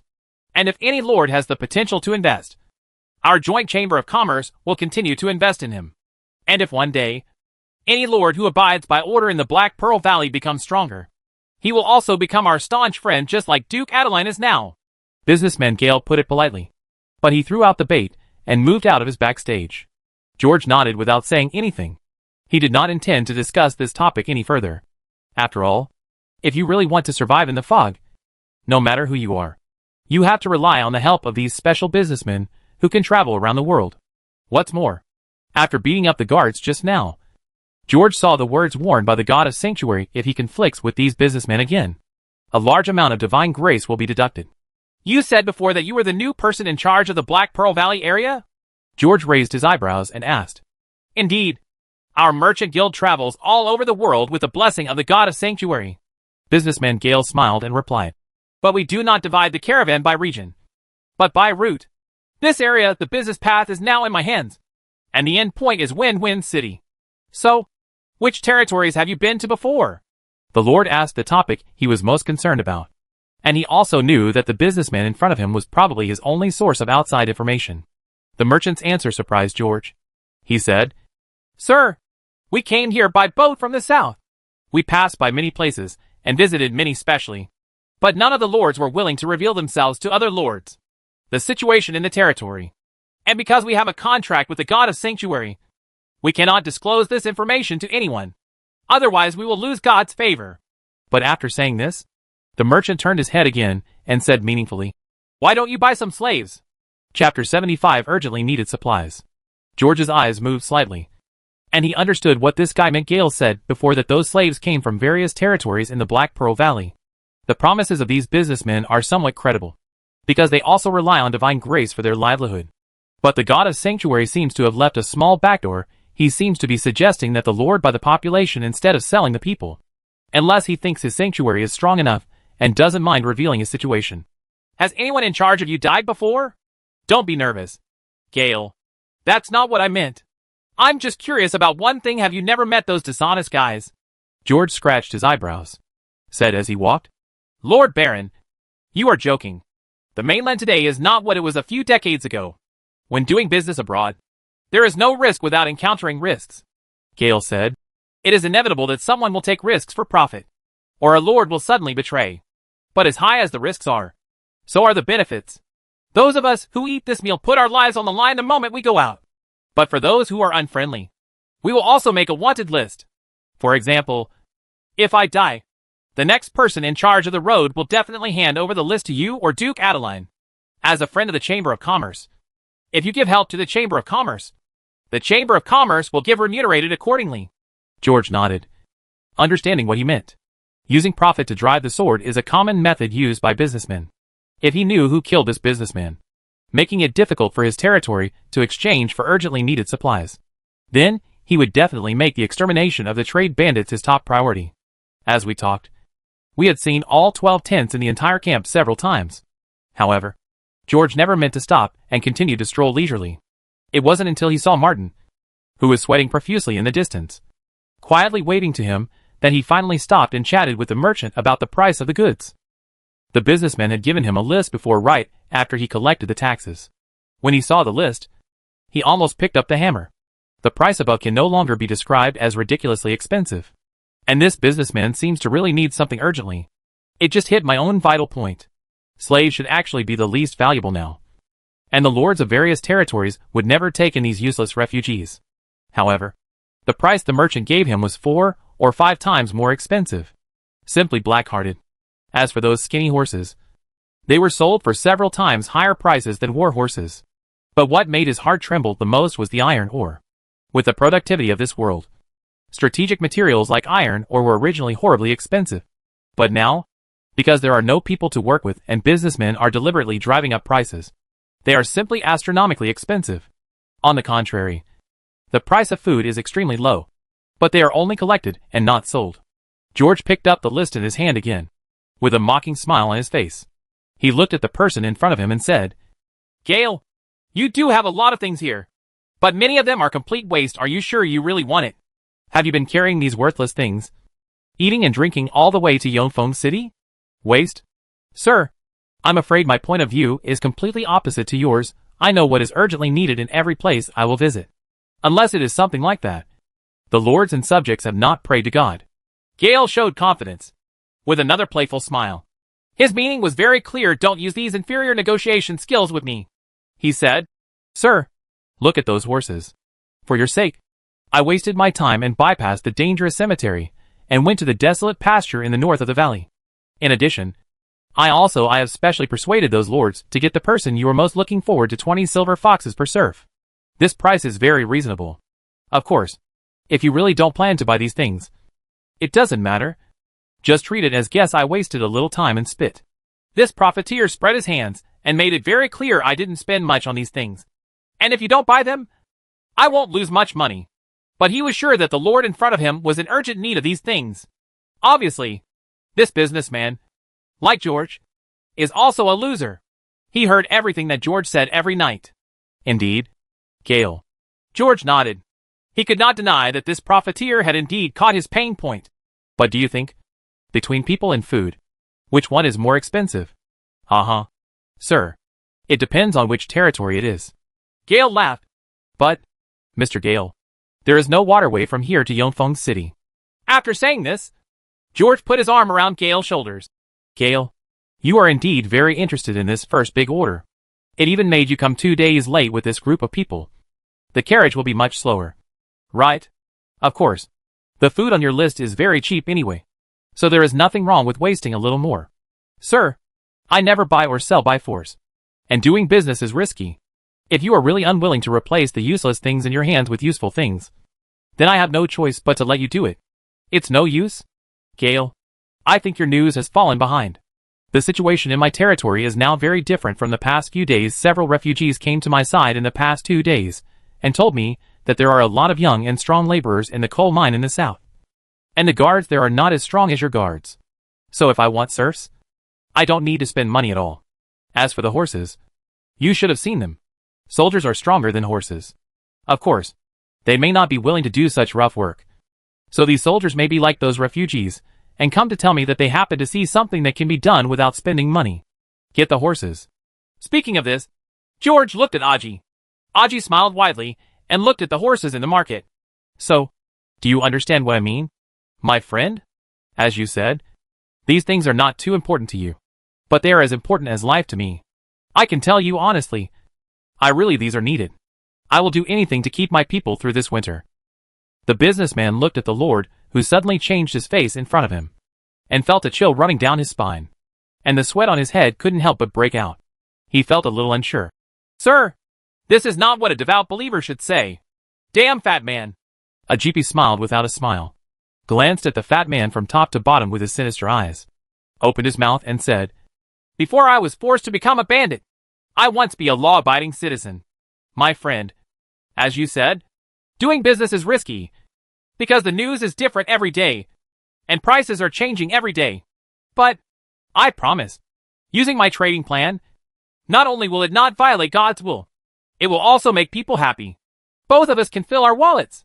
After that, he laughed, hugged Gale's shoulders, and said, Come, let's talk about new trading methods.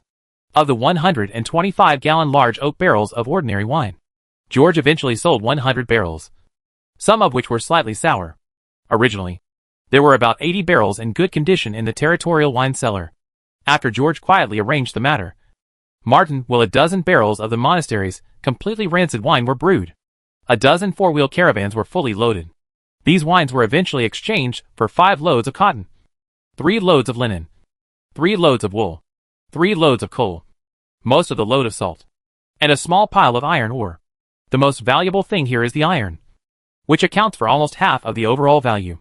As for other things, the territory is in urgent need of them. With these cotton, linen and wool coals, people will not freeze to death in winter. After bargaining, the caravan's guard captain took off his equipment and was given to George as a gift by the businessman a double-layered willow nail mail. There is also a long sword. Judging from the market price in peacetime, George is not a good deal. But the iron ore is indeed in urgent need of supplies. Given the situation in the Countess's territory, no one is mining at all. Therefore, in the entire Black Pearl Valley, iron ore can now be said to have a price but no market. So judging from the current situation, the price of the new list is still very reasonable. Especially for George now. These things can be said to have solved an urgent need. The stones on the plow truck are waiting to be replaced with iron, according to the rules of this transaction. unless I occupy the coal mine, iron mine, or salt mine one day. Otherwise the prices of these things will never come down. It's even possible that prices will continue to rise due to the territory's increasing demand, unless he is willing to give up part of his divine grace and make a business without capital. The iron ore carts were not completely filled because they were too heavy. The weight of this car traded was about 2.5 tons, according to the old blacksmith's estimation. Although the quality of this cart of iron ore cannot reach the quality of the Black Pearl Valley, it is still good ore. The old blacksmith estimated that about 1 ton of iron could be smelted. The scroll in the shelter shows that after the ore was traded, the number of iron increased by 1023 kilograms. In fact, the iron content of these iron ores is more than this. But with the current smelting level of the territory, only this can be smelted. A double-layered rivet mail armor with a hood on top and a knee-length iron skirt on the bottom actually weighs about 15 or 6 kilograms. A long sword actually weighs 2 kilograms. George estimated that even if he armed all his soldiers to the teeth, the iron used on one person would not exceed 25 kilograms. So this iron is enough for him to arm 30 or 40 people. Counting farm tools, it would be about 20 armed men. As for salt, because it is coarse salt full of impurities, if you remove the impurities such as sand, 10 pounds of coarse salt is equivalent to 6 to 8 pounds of salt. The citizens currently have to do a lot of work, so 10 grams of coarse salt per person per day is almost appropriate. More than 100 people consume just over a kilogram every day. Most of the trucks contained almost 1.5 tons of salt, which was enough for the residents to use for 4 to 5 years. But if you want to pickle meat and pickles, I'm afraid you can't forget it, because according to the situation of these coarse salts, 100 kilograms of cured meat or pickles will require at least 10 kilograms. Moreover, salt is now as valuable as gold and silver and can be used as money. In addition, considering that the number of people in the territory will continue to increase in the future, George is extremely eager for salt. But the merchant can only sell so much, and he wants to transport the rest to Yongfeng City. To George's surprise, the merchant was not dissatisfied with the small portion of slightly sour wine. Although some of it is a little sour, this is the most precious and clean water. In fact, if it weren't for the fact that the common people had too little money, I would prefer to buy and sell more low-concentration wine, instead of those that cost extremely high brandy, Gale said after tasting the wine in the barrel. After the goods were settled, they began to negotiate the price of the brandy. After hearing the word water, George couldn't help blinking. Since the shelter's wells were all purified by divine grace, he had indeed never realized the importance of water. But in fact, even in peacetime, people here are very resistant to drinking hot water, even in some poorly managed free cities. Garbage is piled near the water source. From time to time plague breaks out as a result. So at certain times, water is even more expensive than wine. I have absolutely clean water here. Are you willing to buy some? George's eyes lit up. Gale almost spit out all the wine in his mouth. Please forgive me for being rude. Sir, even if all the wells in Yongfeng City are dried up, no one will sell goods at a high price. They buy water from merchants, because it will rain. Chapter 76 Virgin? And even if someone told them that rainwater may contain trace amounts of corruption, no one would be willing to waste a penny on it. The businessman's words made George's face heat up slightly, and he felt a little embarrassed. He is indeed a little too greedy for money. If the people in his own territory hadn't been deceived by him, they might not even be able to wash their hands and feet. Naturally, we can't expect the civilians in the city to have any concept of whether they are dirty or not. As for the nobles, I'm afraid even the water they bathe in is not much worse than what they have here, because there is a cathedral in Yongfeng City. Sir, even if I have a golden tongue, it's hard to sell water that is so clean and has no taste, because I can't prove it. But if the water has a sour taste, it will be different. Guy Ayre's words were full of twists and turns. So, if you have sour wine here, you can sell it to me directly. In fact, you don't have to mix those sour wines into good wine. These are put in oak barrels and are worse to drink than water. They will buy it because not only do they look clean, but they can also make people drunk. Ahem. Old George blushed, coughed and said, Gale, I want to correct something. Sour wine refers to those inferior things made from secondary fermentation of lees. The wine here is made from wine, of course. Generally except for new wine. The wine will be slightly sour. Speaking of this, George secretly made a look towards Martin.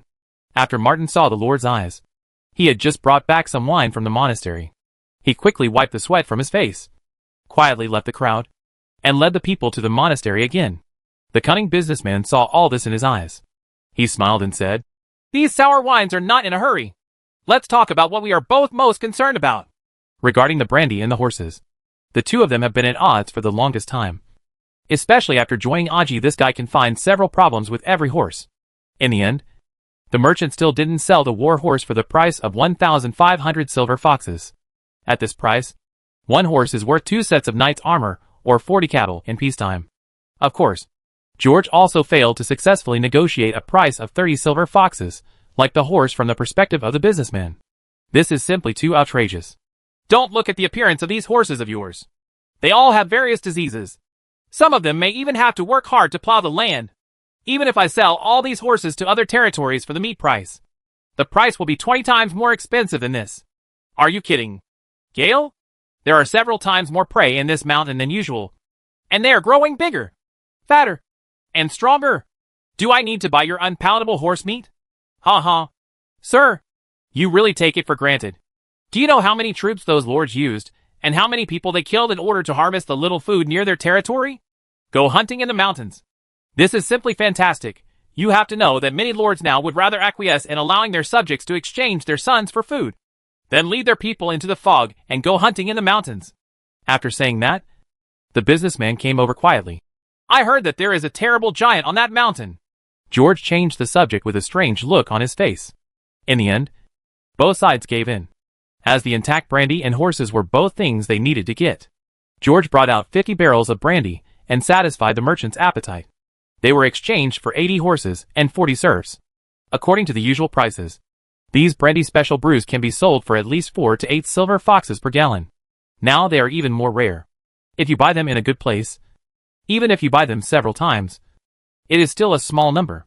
But those horses are indeed, as Gale said, even if they are sold for meat, one of them can be exchanged for hundreds of silver foxes. Besides, in this period, a living horse is indeed a special commodity. Therefore, it is impossible to say who lost and who did not lose. After the negotiation, both of them finally came to the tavern with satisfaction. Here, the businessman drank the luscious wine and the freshly roasted fat wild boar. If anyone knew that you actually plan to use horses for farming here, he would definitely go crazy. Don't worry, my lord. I won't tell. For a territory as rich as yours, I hope there will be more in the future, Gale said in a low voice. But you have to be careful. The farming season is about to end. Gale does need to worry.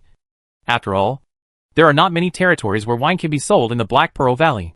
You don't need to worry about this, Gale. Compared with this, I care more about the iron or in coal. Are you really not going to sell me more? George shook the wine in his hand in front of Gale's eyes. As you can see, I still have a few barrels of brandy left. And although the wine in the cellar of this tavern is not as good as the best part one bought for you, the nobles and wealthy people of Yongfeng City will never choose it. Didn't you just say that many people are still worried about the lack of wine for the dance party? That Doomsday Carnival is enough to squeeze the last penny out of the pockets of those fools. Gale shook his head and sighed. I don't know whether it was because of the mentality of those people or because the goods he brought were not enough. Sir, this iron and coal are enough for you. The rest, according to the agreement, I have to transport it to Yongfeng City.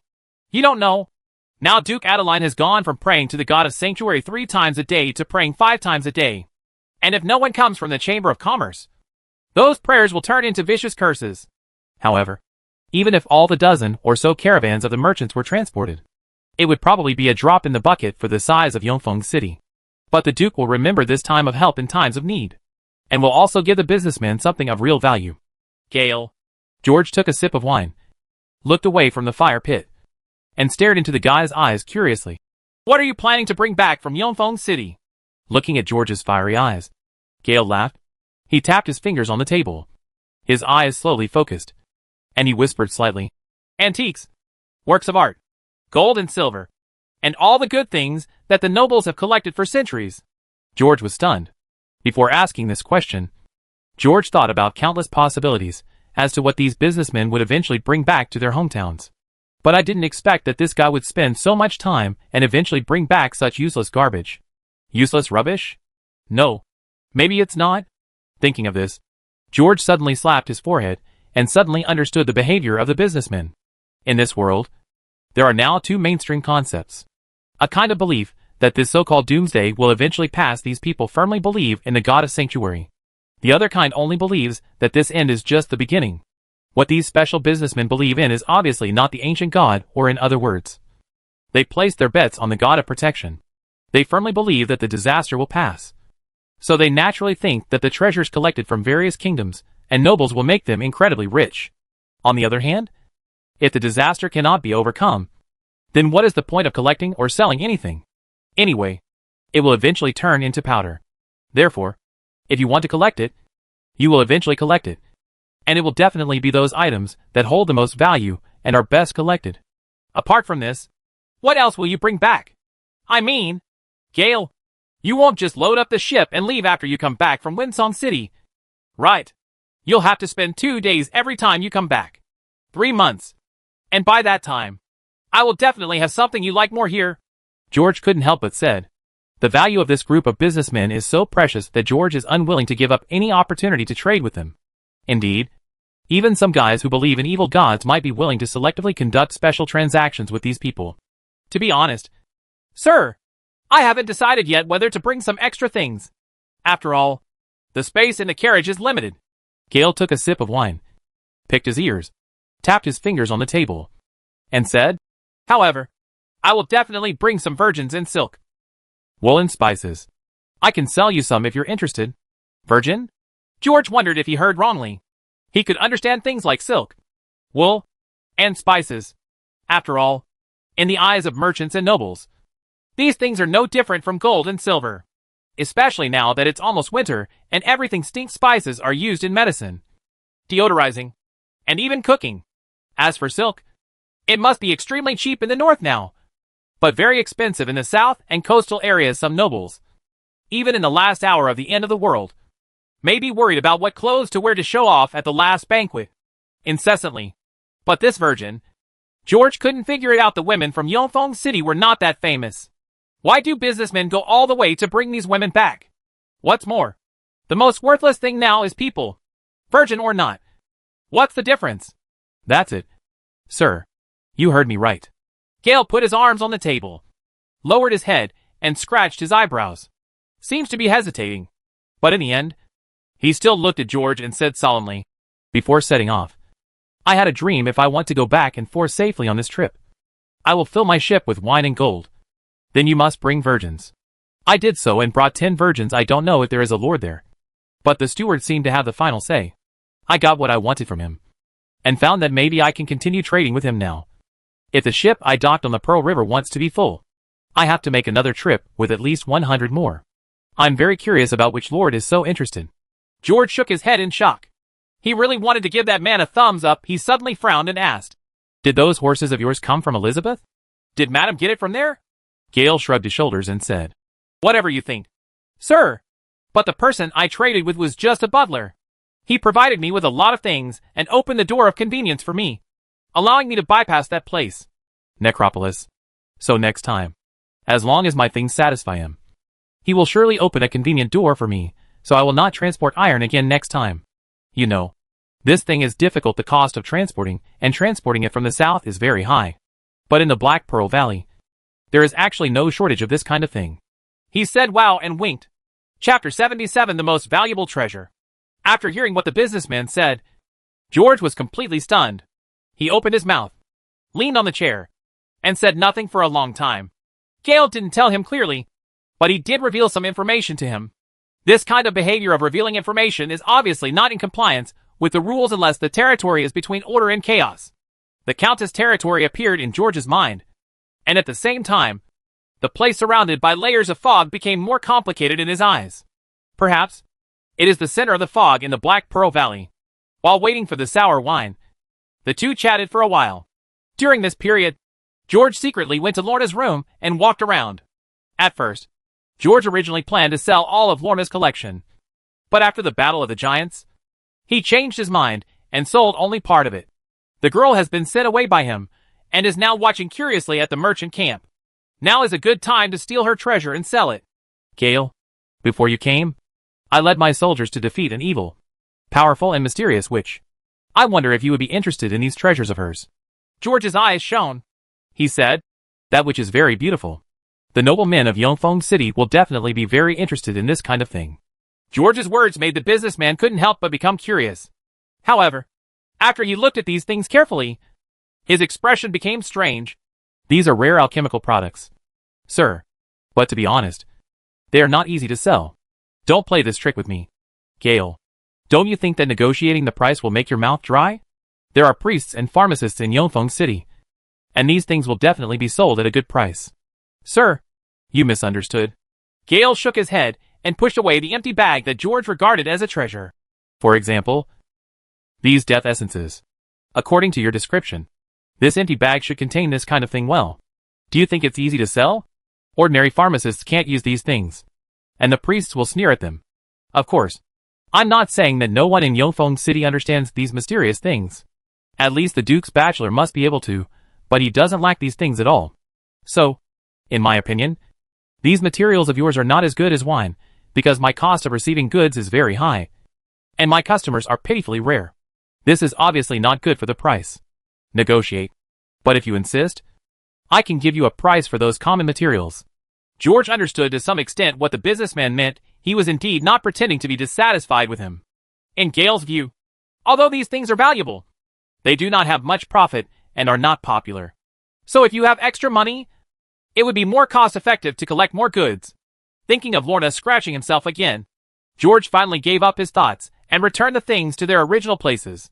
In the afternoon, the sour wine was finally transported by carriages. The two came to the camp and started counting. There were about 300 barrels in total. There are more than 20 carriages loaded.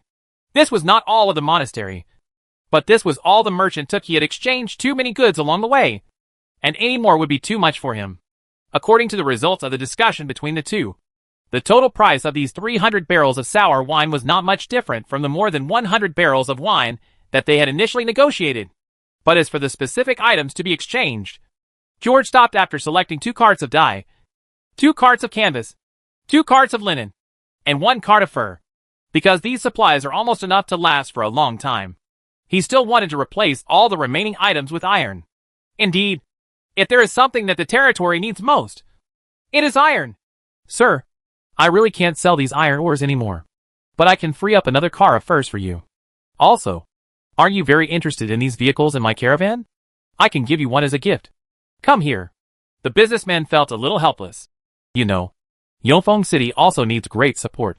If there is a problem there, the monsters in the east will rush into the valley. Gale, I know that Winsong City needs support, and I also know what its existence means to me. But these goods of yours, except for the things you don't exchange, there is nothing that can make me happy. It's something you fancy. Don't you plan to use the silver fox to calculate the rest of the money? Don't worry, sir. I have something more palatable than iron here. Gale laughed. He waved his fingers and asked his subordinates to drop 3 jars and 2 bags on the table. The money, about 800 silver foxes in total, was the tax that the two had negotiated before. George nodded, opened the jar curiously, and found that it contained 2 jars of honey and a jar of pepper. After opening these cans, the surrounding soldiers couldn't help but swallow their saliva. And even George felt his mouth was sweet. He had indeed been obsessed with this candy in the past 2 days. But he still couldn't help frowning, covering the jar of honey, and said, Gale, I haven't tasted honey and spices for a while. But, are you going to use these things to pay for the remaining goods? Are you really kidding me again? Don't worry, sir. These are just some small gifts.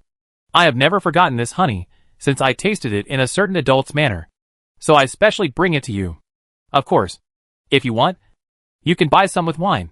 Seemingly seeing that the Lord could not spend his time with such goods, Gale said some beautiful words, thought about it, and slowly took out a few things from his arms. They were 4 small stone pieces, each with a different mysterious symbol on it. Lord Baron, you can choose one of them. You should know their value. In this extraordinary period, the words of divine runes are valuable now. They have been banned by the Holy See, and various nobles also regard them as the most precious and value-preserving strategic material. Therefore, the words of the divine runes are now priceless and marketless. Gale continued. After all, a suitable talisman can save a life at a critical moment. Sir, Gale is a devout believer, but he believes in the God of Sanctuary, not the Holy See composed of believers under the God of Sanctuary. So he felt very at ease with this kind of stretching on the edge of the red line. And the doctrines preached by the Lord with whom he had been trading were even more treasonous. So he is not worried at all that the situation of this transaction will be exposed to the outside world. George touched his chin and watched Gale laugh, which made the businessman's eyebrows jump wildly when he said that a horse cost 30 silver foxes. He also laughed so maliciously. Among those rune words, there is one George must get. Its effect is very simple. Break evil holy damage plus 1/6. But it can form dawn with light. This is the equipment worn by the Templar/Templar Knights. Moreover, as long as they have this kind of rune, the followers can completely deal with monsters, like ghosts, that cannot be harmed by conventional weapons. Gale, your mouth is really coated with honey. But do you think this talisman's language has much practical value to a truly qualified lord? You should have seen that my territory needs a lot of it now. Something. But one rune word can only arm one person. But what I need is to arm all my subjects. So in my eyes, these rune words of yours are not what I urgently need. As he spoke, George took out a piece of stone from Gale's hand. After playing with it for a while, he looked into his eyes and said in a very calm tone, "To put it bluntly, I just can't afford it." The last sentence spoke to Gale's heart. If the Lord was really not interested in this kind of thing, then he would indeed choose to exchange the wine for more and more practical supplies. But there is nothing he can bring out now unless he is willing to violate the agreement with Windwing City. Seeing this scene, Gale couldn't help but sigh secretly in his heart. He looked at the Lord and opened his mouth to say something, but found that the Lord also sighed. "Forget it, Gale." Gale couldn't help but frown slightly. He didn't know whether this "forget it" meant that the relationship between the two had broken down, or that it had taken a turn for the worse. But what George said next made Gale suddenly breathe a sigh of relief and laugh secretly. "Gale, my friend, I hope you can leave with a full load and return with a full load. Therefore, please store this piece of talisman language with me. First remember its price. I will exchange it with you. In addition," George said, pushing the 2 jars of honey on the table, and said, "as for the gift you mentioned, just give me the dagger on your waist. Although honey is delicious, I prefer it. Love this type of collectible. It looks like it comes from abroad, and I love the sheath and handle." The dagger on the merchant's belt is very exquisite and has a strange shape. There are exquisite patterns on the sheath, and a small emerald green gemstone is inlaid at the end of the handle. The smile reappeared on the businessman's face. He knew that this guy was a tough talker and had already fallen in love with the words of those magic runes. He just wanted more benefits. Maybe in normal times, this dagger might be worth thousands of gold. But now, this small dagger can only be regarded as a collection. Gale only used 2 beautiful women to exchange it for it. He took off the dagger from his waist and said, "Sir, please don't blame me for forgetting. This exquisite dagger was originally brought here by me as a meeting gift for you." What the businessman said was obviously nonsense, but it sounded very nice when he said it. Then, while Gale slowly pulled out the dagger, he pointed to the pattern on the blade and said to George, "Sir, look at the pattern on this. This is a good thing I brought back from the southern desert. And now that the trade route to the southern wilderness has long been interrupted, this Uvato steel has become a rare treasure. It used to be the treasure of a prince. The prince gave this dagger to me. Maybe it is in order for me to give you, this thing is in my hands. Even if it is sharpened like clay, it is just a beautiful decoration. Therefore, you should be its real owner." Indeed, no matter how exquisite and well forged this dagger is, it can only be regarded as a piece of handicraft.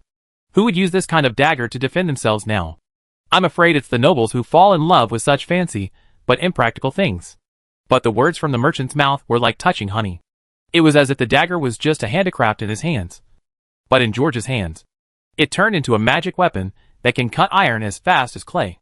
George ate the merchant's honey, and he took the dagger. He looked at the patterns on it, and the heat in his eyes could no longer be concealed. This is the craft he misses day and night. This is the most valuable treasure among all commodities. Chapter 78 Business. I guessed it right. Only the nomads in the southern grasslands and the desert sand kingdoms would use this style to forge weapons. I don't know if I can get steel through its blueprint. The final transaction went very smoothly, and both of them were very happy.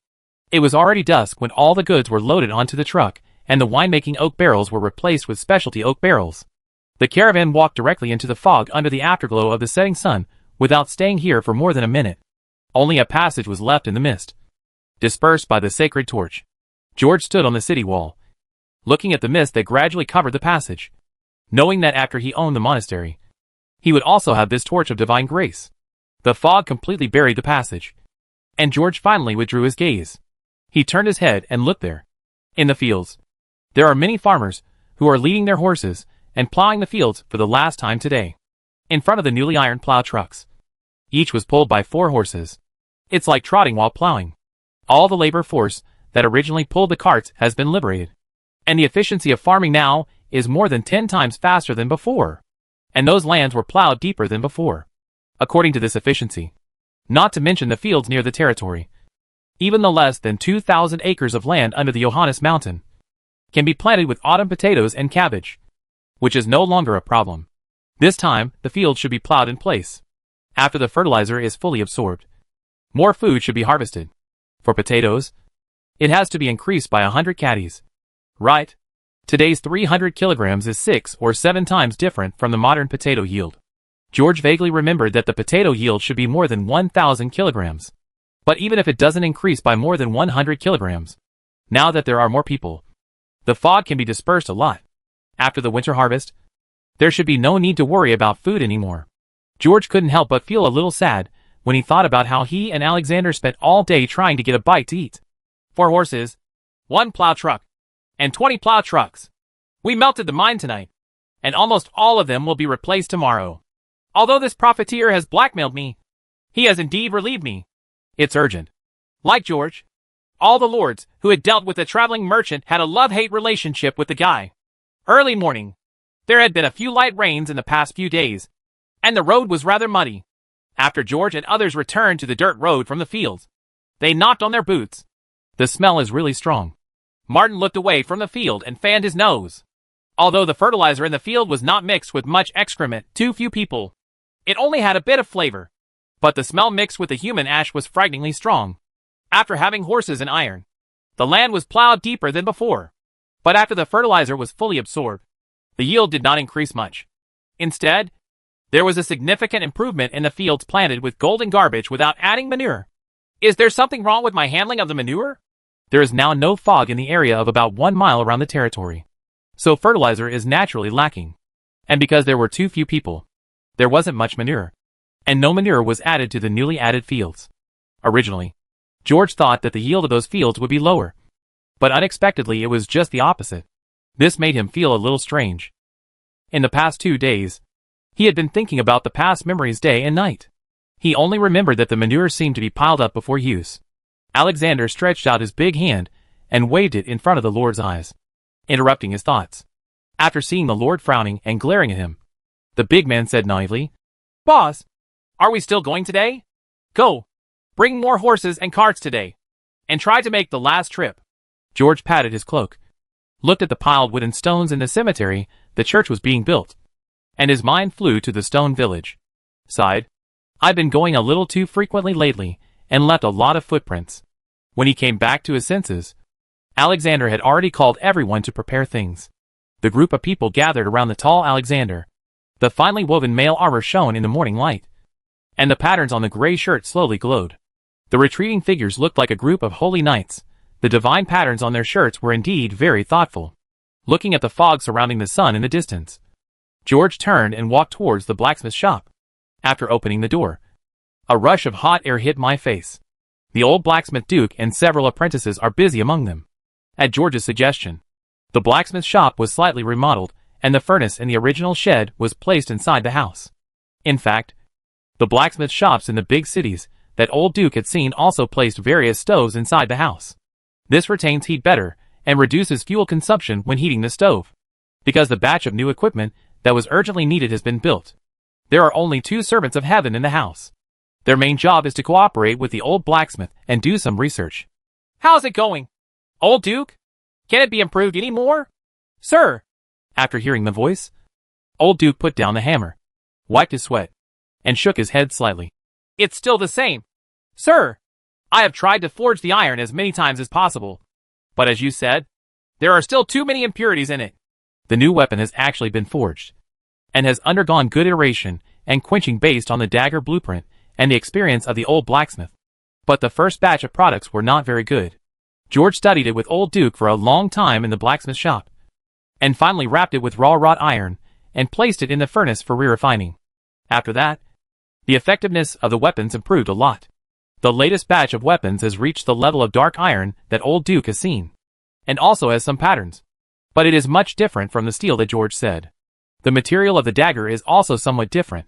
He felt that the demands made by the Lord were a little too strict. Is the furnace not hot enough? But this furnace, which contains some alchemical technology, can already turn iron ore into molten iron. Sir, I have been trying to remove impurities from iron ingots recently. I remember my father said that certain things can remove impurities from iron ore. But so far, none of the several solutions I have tried have worked. Well, besides, Duke, George wiped his sweat and said, you can also try a new ratio of raw and cooked iron according to the ideas we studied before. If you want to follow the ancient methods, break down the technical barriers monopolized by the nobles, and smelt steel. It will probably take a long time. But there is no shortage of time now. So Old Duke has been working on this matter, until someone who knows the alchemy skills comes to the territory. I'm afraid this will be the only way. Thinking of this, George sighed secretly. He still had a lot of free time in the past 2 weeks. And he discussed many things with Old Duke, including gunpowder. Although he has lost many of his memories before time travel, he still has at least some impression of the 3 materials used in gunpowder.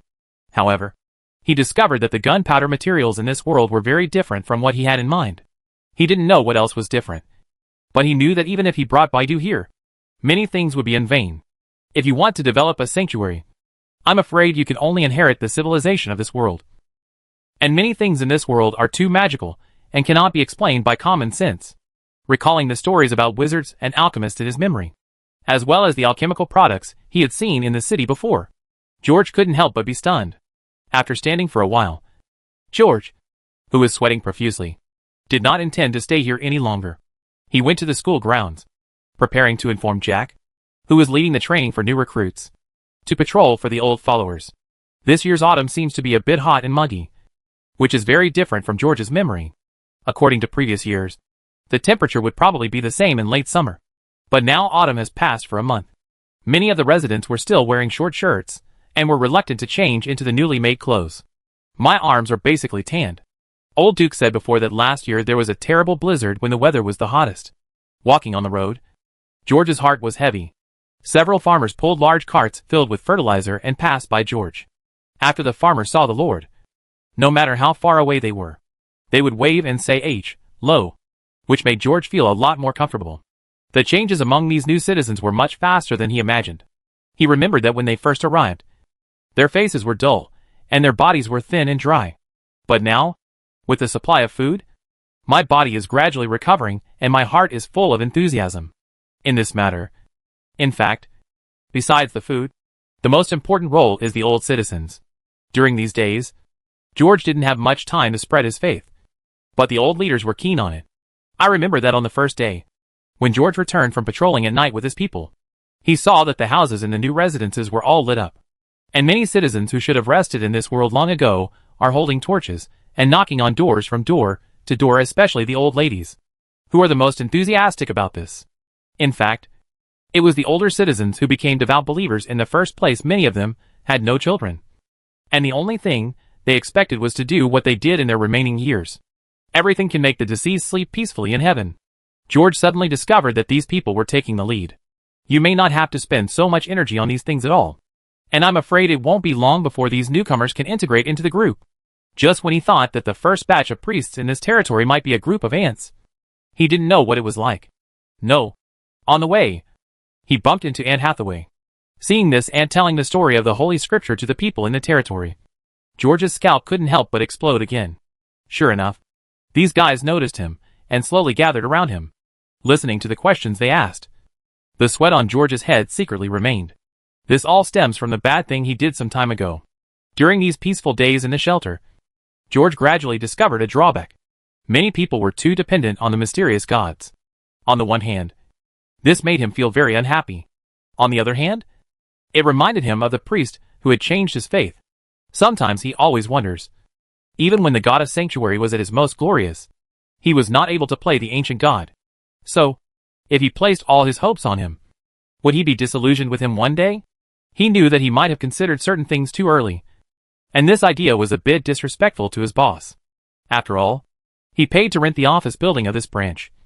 But he still couldn't help but secretly rewrite the name. saying the things in the scriptures gradually transformed the thought of seeking God into seeking oneself. Eggs cannot be placed in one basket, and if Choji can sprout, it will prevent the shelter from disbanding directly after losing the support of the god of sanctuary. But when he first started writing, George was still very uneasy.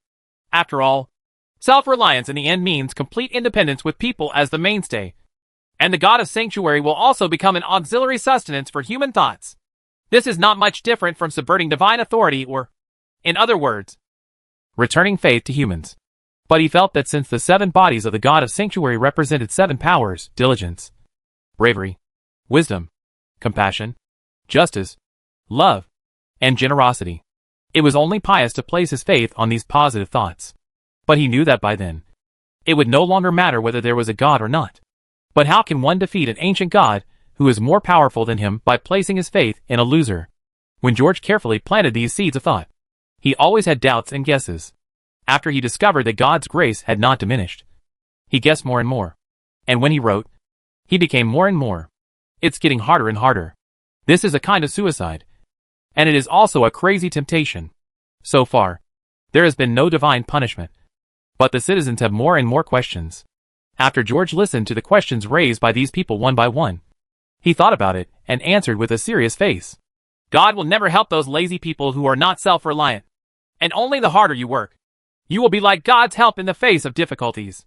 He paused and said, as for the question of why the miracle you mentioned did not occur, of course it's because you haven't worked hard enough and you still have a trace of doubt in your heart. You mean, as long as we try our best, a miracle will happen? Sometimes I always feel that we are still a little bit behind. And I have even given up completely. But with my persistence, things have turned out differently. There has indeed been a turn for the better. Thank you, God of protection. I used to be Avril, an ant, who always agreed to my advances. It was my luck. Fart! You should thank yourself and your Lord. George almost blurted out. He couldn't help but touch his face and said, remember, in addition to hard work, wisdom, and the courage to face difficulties, you must also strengthen your belief in turning the impossible into possible. And only by going all out like this can a miracle happen. After saying that, George turned around and wanted to leave. So that Anne Hathaway, who was the best at smoothing things over for him, could talk nonsense for him and the residents. However, this aunt who was always the first to understand had a problem today. She grabbed George's sleeve, pursed her lips, and looked at her lord with a pale face. Under George's questioning eyes, the hesitant Hathaway finally mustered up the courage in her heart to speak out what was in her heart. Among them, there is a deeply sad tribute. Lord, I have always had a question. I was once a devout believer. From the time I was sensible, I lived an arduous and laborious life. I never gave up my faith until my last son slowly died in my arms. I never had any doubts before that. Sir, even on the day my son died, I kept dreaming about angels descending to earth. But no miracles ever happened. Sir, I don't know why God didn't help us. Is it because I'm not religious enough? Or am I praying in the wrong way? He looked into George's eyes with tears in his eyes. Or was I born guilty? Facing this soul torture, the spokesperson of God felt as if he was struck by lightning. He opened his lips slightly, and there were thousands of words in his mind, each of which was a standard answer taught by the temple. And he had believed it before he woke up. But at this time, no words could be said. George kept echoing those last words, and couldn't help but feel dizzy. The people around him have gradually gathered around, and many of the people have put down their work and looked at their Lord expectantly.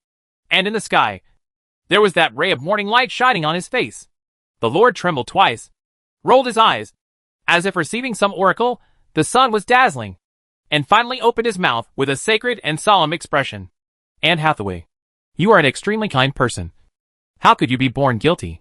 The same is true for you, too, because a guilty person always benefits himself and harms others in his words and deeds. After finishing the first sentence, looking at the Lord in the sunshine, he couldn't help but feel a little dazed. But although you don't have so many selfish desires, when you see others in danger, you often hesitate to stand up. This is a lack of courage. Instead of helping others when they're in danger, if you lack generosity, you are not firm enough in your heart. He turned his head and said to everyone, you can do what I say. When others are in danger, have the courage to do it for the sake of justice in your heart, or to take out your own food and generously sacrifice yourself for others. From now on, as you in times of despair, miracles will definitely happen. And angels will definitely descend to earth. They may not necessarily have wings of light on their backs, but you will definitely recognize them. After saying that, George threw off his cloak and strode away. It wasn't until he came to the gate of the school field that he stopped. Looking back, the leaders were in a daze where they were. The past has become the past, and no one can go back to the past to stop it. So people can only look forward, because the future can be changed. I know this thing about Anne Hathaway. I'm afraid it has nothing to do with generosity. But there are only so many people in the territory. If everyone can help each other in difficulties, miracles will naturally happen. I hope it can be solved. Don't ask me questions anymore. There are some things that even gods can't do. I will be helpless. With a sigh, George turned around and secretly wiped the sweat from his forehead. Then he exhaled and pushed open the school gate. A loud noise rushed towards me. These guys have no training. George suddenly remembered that he had just distributed money to the soldiers 2 days ago. Chapter 79 Testing and Departure. As soon as he entered the door, George heard the lively sounds coming from inside. He looked up and found that Jack and others had finished their morning training. At this time, they were all gathered around a wooden man wearing mail. Noisy, laughing, and sarcastic, holding a newcomer with a sword in his hand. The recruit's face turned red, and he kept arguing. But finally, he took out his wallet and handed over the money he had lost. What are you talking about? A curious voice suddenly rang in the ears of the recruits. The recruits turned around and found that the Lord had stood behind them at some point, with his hands behind his back and a serious look on his face. After seeing the Lord's face, Jack thought to himself that it was terrible. Yesterday, the boss just gave each of them a few bronze eagles because their training progress was good. 30 copper plates equals 1 bronze eagle. 7 bronze eagles equals 1 silver fox. He led his subordinates to gather Duwa today, and he also used his newly issued equipment. After the boss sees it, he will definitely be blamed. He coughed and told the whole story with a somewhat embarrassed look on his face. As he spoke, he was still reviewing. After George listened, he understood what they were doing. It turns out that the soldiers have always been curious about the difference between the old and new equipment. So today Jack took off his new equipment under everyone's hesitation and led everyone to relax. The money wasn't much, but the fun was pretty big. Whoever could hurt the dummy inside the armor would get a piece of silver fox. As for the loser, he has to take out 2 bronze eagles. Now the prices of those wandering warblers in the caravan have not changed much. The younger and more beautiful ones, a piece of silver fox, or a bite of food can open their tents. This makes these singles, who have never seen a woman outside, feel very hot in their hearts. The food in the territory is not something that can be used at will, but one's own money can be used at will. Not to mention there are other goodies in the caravan. So since the emergence of caravans, things like money have become more and more attractive in the eyes of these old bandits. This group of old bandits has always been more courageous than the last. But Jack's courage with new equipment can be said to be among the best. While listening to Jack's review, George secretly looked at the dummy and the sword in the recruit's hand. This sword was one of the earliest ones made. Although it was very sharp and hard, it lacked flexibility. At this time, there were several flaws on it, and it seemed that more than one person had used it to hack through the mail armor. These new recruits, who came later, were all physically weak at the beginning. But looking at the scars on it, it can be seen that these guys have recovered their bodies during these days, and they have worked hard to feed themselves for this silver fox. George saw that although the chain mail had obviously held in a few rings, it was still far from being broken. If the connection structure of this triangular lock ring is so easy to open, then old Duke and I would have spent so long improving it based on the merchant's mail armor. George stretched out his hand to pick at the mail armor, and found that the leather and linen material inside were not damaged. But the impact caused by a weapon of this level like a sword is not enough. The soft plus hard multi-layer structure of the new mail armor and the lining inside are enough to offset this level of impact. Although this new type of mail armor is essentially 2 layers of iron rings. After being densely woven, 5 or 6 iron rings need to be cut through at the same time to enter the inner lining. Although this structure is not as good as mountain pattern armor, it is ordinary sharp blades may not be effective at all. At this time, Jack had finished his review, and everyone lowered their heads without saying a word. There were a few timid recruits with sweat breaking out on their faces, waiting for the Lord's reprimand or punishment.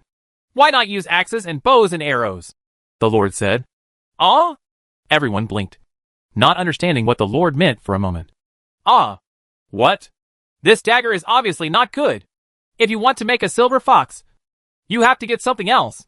Now everyone understood it. He didn't need to be whipped. The scene, which had been cold just now, immediately became lively again. There was that slippery recruit who jumped up and turned back to get an axe. Looking at the axe that was brought, Jack's face couldn't help but twitch. I couldn't help but touch my pocket. No one has tried this new equipment before. But this kind of heavy weapon is generally effective against mail. Several eager recruits took turns to try it out under the command of George. But even after 5 or 6 axes were struck, the effect was not perfect. It wasn't until Jack struck down with the axe that the dummy fixed to the ground snapped off and flew 2 or 3 steps away. When the wooden figure was moved over, everyone found that its chest had been completely flattened. As for the mail armor, there was no need to look at it. The result of Jack's action did not surprise George. But the newcomer's experiments with mail armor were a bit beyond his expectation. It seems that our efforts on new iron materials were not in vain. However, if it were worn by an ordinary person, if he hit it with all his strength, he might still suffer internal injuries or even fractures. But with the physical constitution of the old servants, there would be no pain or itching at all. George seemed to be interested. He asked someone to bring in another dummy and put it on the old man's mail armor. While the soldiers were preparing the dummy, George asked someone to try the splitting results between the new sword and the old sword. He had seen the power of this new sword during previous patrols. Although compared to the real Yuvado steel, they could only be said to be imitations. But compared with old weapons, they are also surprisingly powerful. Not only does it have the same sharpness and hardness as before, it is also extremely tough. It will no longer be like those hard swords in the past, which are difficult to forge and easy to break. After the followers changed into these handy weapons, George once saw with his own eyes that these guys wielded these long swords vigorously and decapitated scavengers with one sword.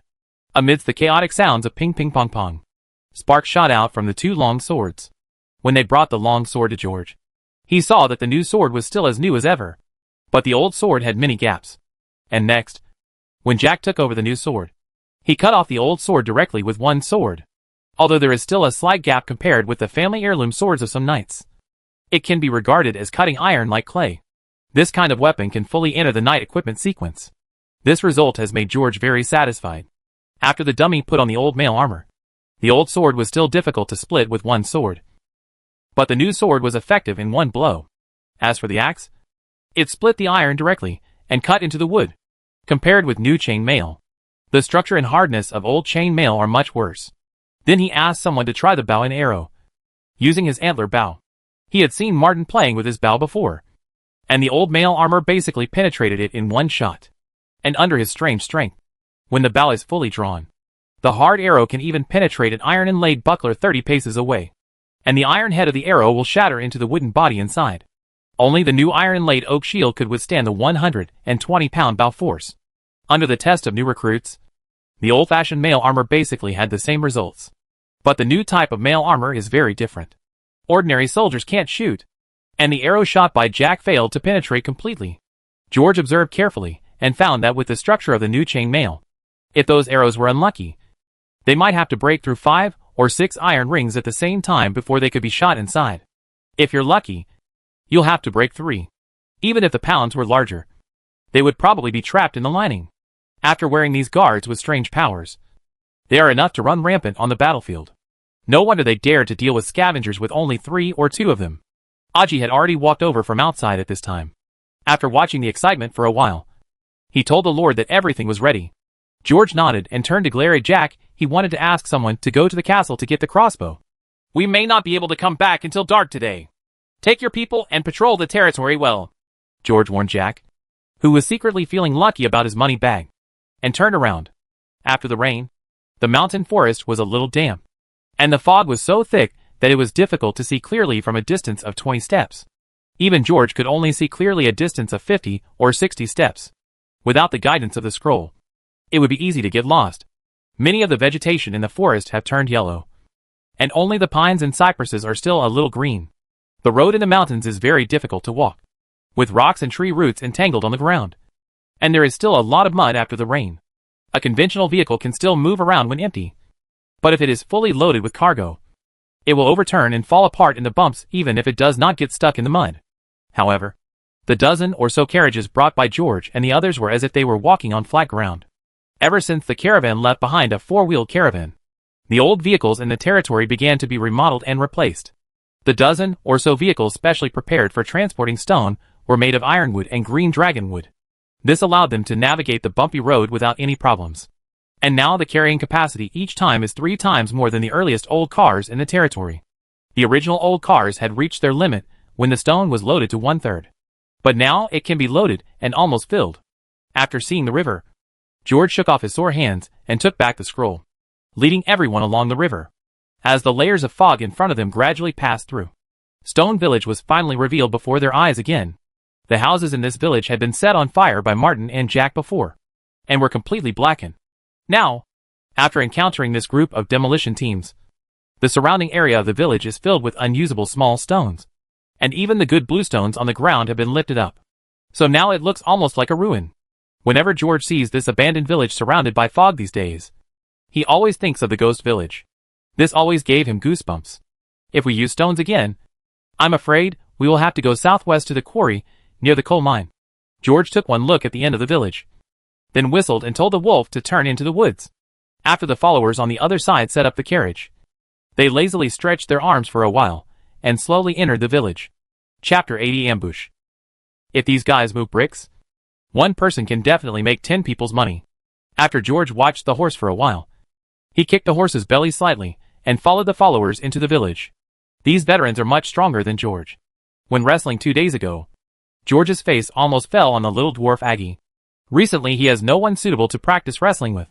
The individual training in the school field is too difficult. Can't the difficulty be lowered? Thinking of this, George couldn't help but feel a little depressed.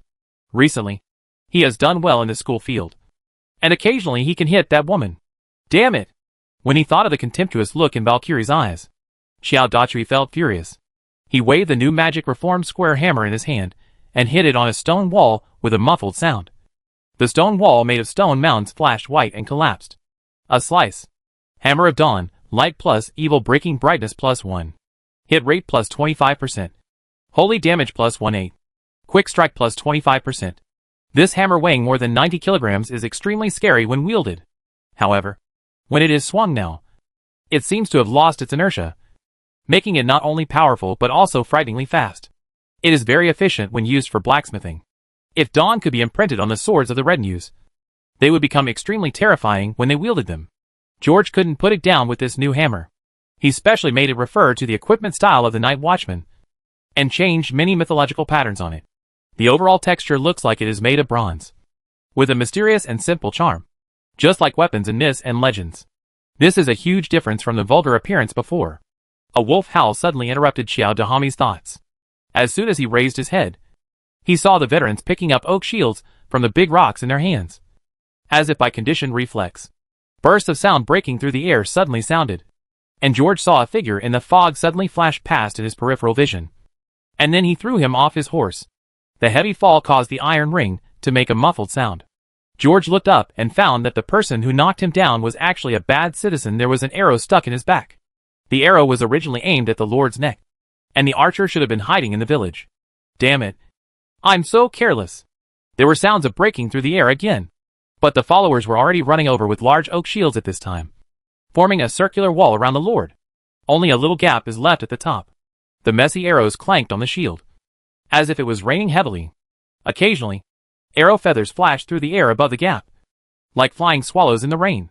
Those guys should have just come over. If I hadn't let the wolf out, I'm afraid they would have been quietly surrounded. George glanced at the scroll in a hurry. Looking at the hundreds of scrolls on it, he couldn't help but twitching the corner of his mouth. Sir, are you okay? The veteran who was protecting George asked with concern. There was blood on his back. The arrow must have been shot from a crossbow. It had already penetrated his body, not knowing how deep it was. But he seemed to have no abnormality and broke the arrow in his back. After seeing that this guy seemed fine, George turned his attention to the village. Looking at the arrows on the broken walls, he knew that except for the insidious crossbowman at the beginning, most of the people were there. Shoot randomly in this fog. It is more accurate to say that it is used to deal with enemies than to be used to embolden courage.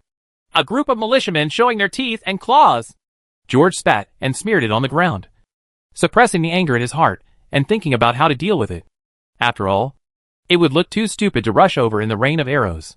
He looked at the complex terrain and walls of the village, and suddenly had a plan in mind, and said, "We," before he could finish his words. Alexander suddenly stood up and yelled, "These bastard rats! Fight back!" Then he faced the rain of arrows, raised his shield, and threw his javelin towards the area with the most dense figures. There were bursts of roaring sounds piercing the air, and the javelins in the hands of the servants followed closely. A dozen javelins were fired with great force, like crossbows, with the sound of piercing the air, leaving streaks in the fog. Trace. In an instant, many collisions and penetrating sounds came from the misty figures in the distance. Screams came one after another. Although many javelins did not hit the first target, they nailed the two people behind to the ground. "Follow me!" Alexander's roar suddenly sounded, and the veterans who had already drawn their swords followed him angrily and charged away, as if they were trying to surround the 100 people. George stood there for 0.001 seconds, then quickly picked up the hammer and chased after him. "You bastards who have forgotten the Lord!" The veterans were like a group of furious bulls, facing the flying arrows and crashing directly into the enemy's team in a blink of an eye. Such a scene caught the enemy completely by surprise. They did not expect that the opponent they faced would be so crazy. In the panic, many people before they could even lift the spears in their hands were screamed and were knocked directly into the air by the humanoid tanks. Several of their small leaders joined forces with the elite around them and rushed to the breach in the formation immediately to face the charging team. However, Alexander swung his sword and smashed these little dwarfs into all directions. The footsteps of the veterans have never stopped, and no one can stop them for a moment. Like a sharp arrow, it rushed into the center of the enemy team in a blink of an eye, rushing towards several enemy officers who were shouting in the fog. This momentum was far beyond the enemy's expectation. Looking at the mist churning, more than a dozen people who were singing hymns and waving hammers and swords moving forward. The team captains among the ambushers, they were scared to death. At the beginning, there were still people who tried to gather the team and block it.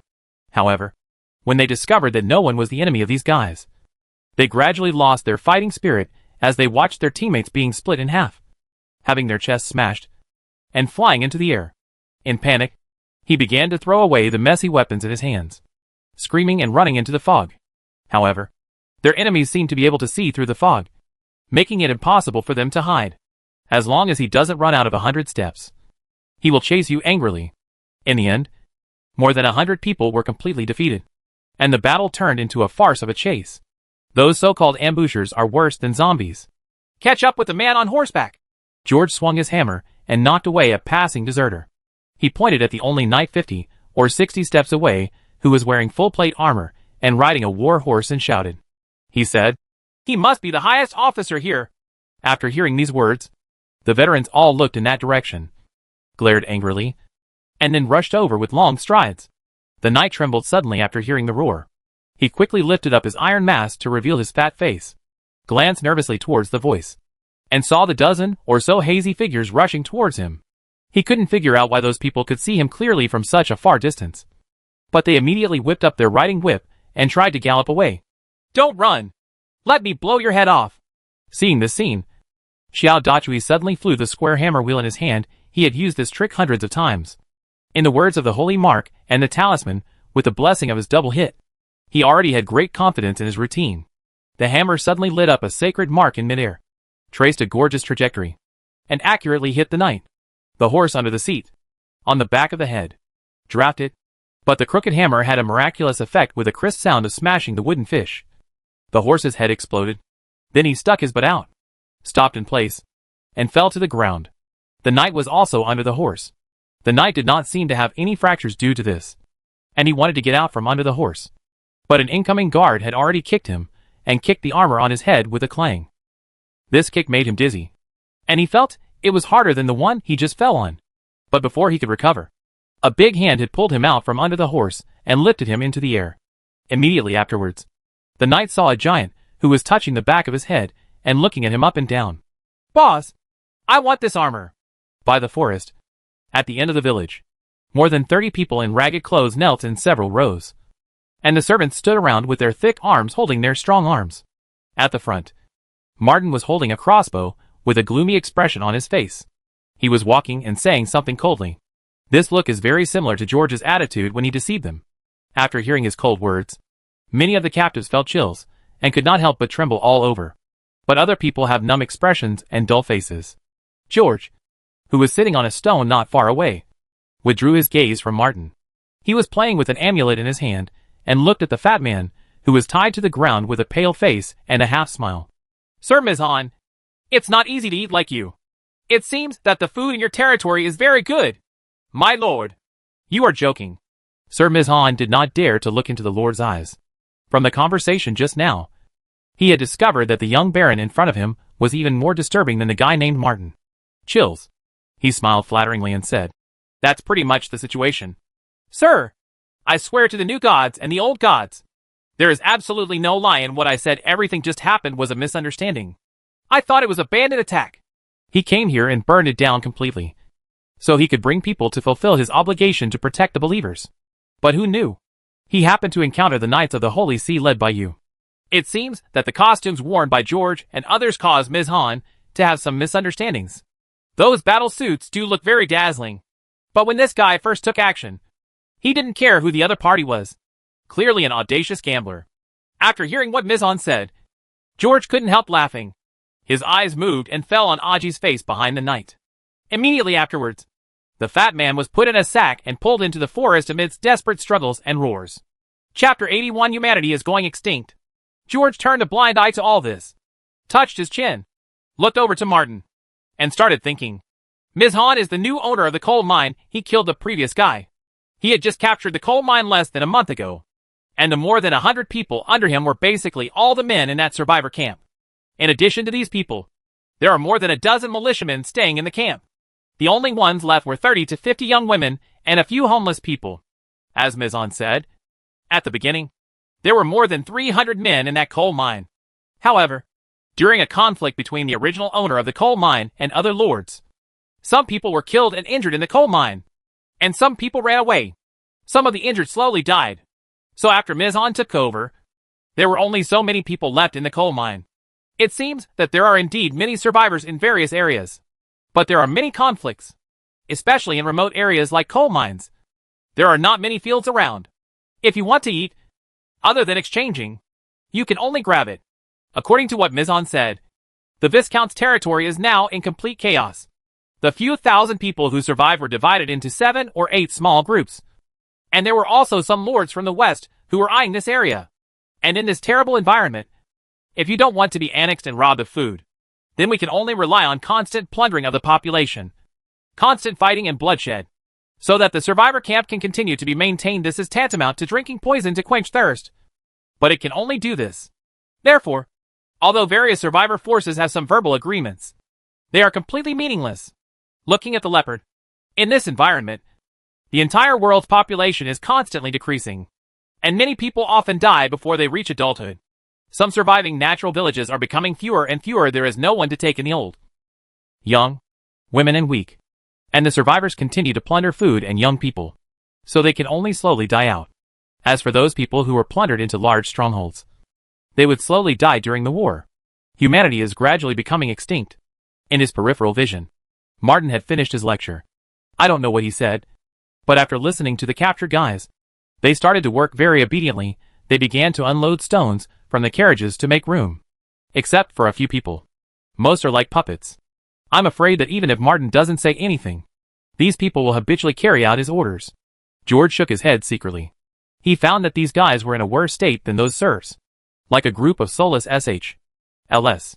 Someone suddenly tapped George on the shoulder, pulling him out of his thoughts. He turned around in excitement and found that it was Aji with a smile on his face. Don't you make any sound when you walk? Next time you suddenly appear behind me like a ghost, I will hang you on a stone clock.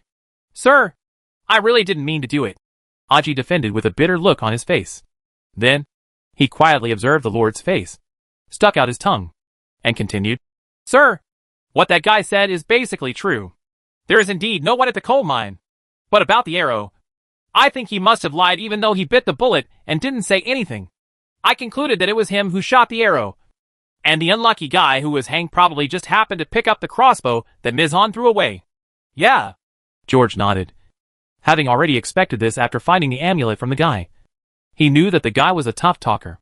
After thinking for a moment, he said, Go and tell Jack to bring all the people who can work. Bring more carriages. And go directly to the coal mine. The fog is so heavy today. I'm afraid only Aji and Jack can complete this errand task. If it were anyone else, he would really be a little worried. Boss, Then, Aji blinked and scratched his head and said, "Then we won't be planting seeds today? What the H.L. Call all the people here, I'm going to completely ransack that place today." After hearing these words, Aji gave him a slap in the face with excitement, untied a large draft horse, and headed towards the territory. At this time, Alexander also came back from the forest dragging the trembling sack. He grabbed the sack in his hand and threw it towards the ground. Amidst Miss Han's shrill screams, he took off the bag on his head. "Sir!" Miss Han, who had a bruised nose and swollen face, ignored the pain all over his body and crawled over and hugged George's thigh. He didn't say a word, just wiped his nose and cried, like a knight crying to his lord. It's like the two of them really know each other very well. George actually knew Miss Han. In other words, he knew his father. After seeing the four-leaf clover family emblem on Miss Han's chest, George recognized him. This is a rare knight who has preserved the honor of his family. His ancestors have been brave warriors for generations. Miss Han's father had a lot of communication with George's father. If they really wanted to build a relationship, they could really build a relationship with each other. However, there is no family crest printed on his shirt, although it has the background color of Johannes' flag. This color scheme is actually very common. So the behavior of this guy Miss Han is really shameless. Alexander kicked Miss Han's butt and said, "This guy is quite resistant to beatings." The pain caused Miss Han to scream again. George looked at Alexander and threw the amulet in his hand over. "Take it with you. This thing is worth at least several thousand black bread." Alexander took it stupidly and put it in his arms. Then he suddenly discovered that his eyes could penetrate the fog and see the birds on the tree. He touched the back of his head and couldn't help but look around curiously. He held the bow in his hand and was ready to move. Shaking his head, George turned his gaze and looked at the cunning guy at his feet. He touched his chin and thought about it. The subordinates all underestimated this fat man, but he was not that reluctant to beat him. His physical fitness is actually not low. It has reached 2.7, which can be said to be truly powerful. And although his face looked tender, his hands and crotch were covered with calluses. This is a serious knight with a true academic background, although he really doesn't look like him at all. "You just said that the leaders of each survivor will hold gatherings regularly." Smart people really don't need to spend too much money after hearing this sentence. Miss Han suddenly raised his head, opened his mouth with gleaming eyes. "Sir! In the entire eastern part of the valley, no one knows all the stocks better than me. You are a powerful person. The next gathering will be after the autumn planting day. Don't worry as long as I'm here." According to the progress of the territory, there are only a few days left until the end of autumn planting. But in fact, the efficiency in other territories is not very high, and most people have not even completed the autumn harvest. So the date given by Miss Han is actually still some time away from now. Jalashu, who said I was going to go? But these words really spoke to my heart. Looking at the guy in front of him, who was very knowledgeable about current affairs, George touched the stubble on his chin and changed his mind. "Dare to shoot me? You are brave. Just write this arrow down in your notebook first." Everything Miss Han did gave him a chance to live. In the forest, in the direction of the coal mine. One day, the Viscount's manor suddenly lost contact with the outside world. Some people said that it had been occupied by evil spirits. This was said by people who had escaped. But it had indeed become a silent place of death. Those who went there, very few people can come back. Miss Han led the Lord's horse and suddenly pointed to an oak tree in front of him and said, "Sir, you usually pass this white oak tree in this direction, leaving a mark to facilitate those old people. Hunters are looking for a path. The trees in this mountain are all the same. And if you are not familiar with the road, you will easily go wrong in this fog." George waved his finger at Martin, and then an arrow with a colorful claw strip was shot on the tree. "Go on. Some people often go around there and go further south to harvest some wild wheat. But they all fight with their lives. The situation there is very bad. And I heard from people who came back alive." Speaking of this, Mishan had some hesitation on his face. "They said there are demons there. It's hard to believe, my lord. But there are indeed many burnt marks in many places around there." After Miss Han finished speaking, he was a little worried. "Of course, this is just a rumor, because no one knows the current situation there. Since Baron Daniel, who is loyal to the Viscount, united with several small lords, he led people to break into the manor. After I can't go back, no one will ever go there again. They are the most loyal people to the Viscount." "How many people were there in total?" 137 knights, and 1,200 elite soldiers. After hearing this, George pursed his lips and frowned. The salt mine he had been missing was in the Viscount's territory, And there was the richest farmland in the entire Black Pearl Valley. Chapter 82 Survivor Camp.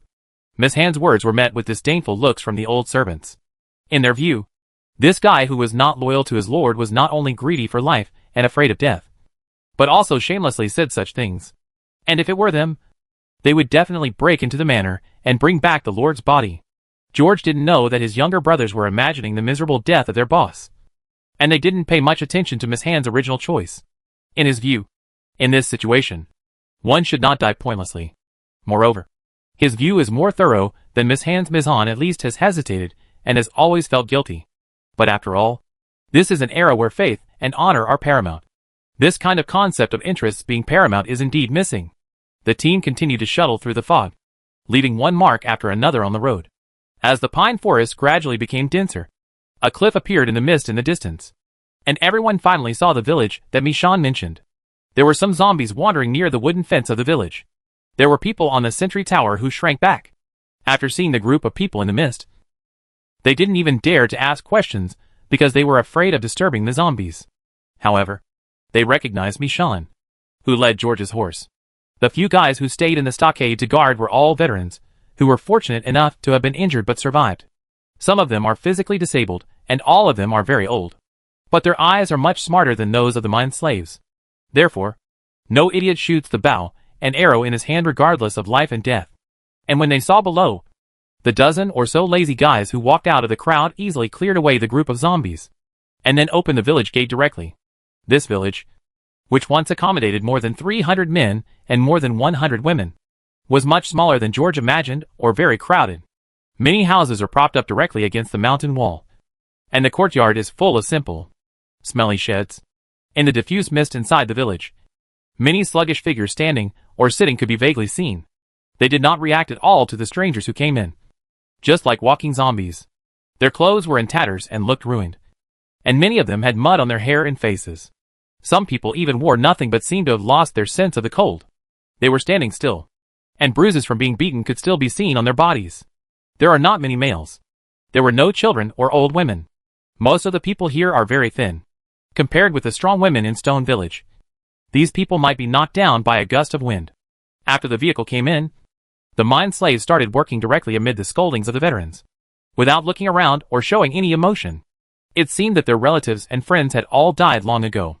In other words, there is no difference between living and dying. George dismounted and walked slowly in this noisy yet silent environment. As he looked around, his frown deepened. Many women are pregnant, and some are about to give birth.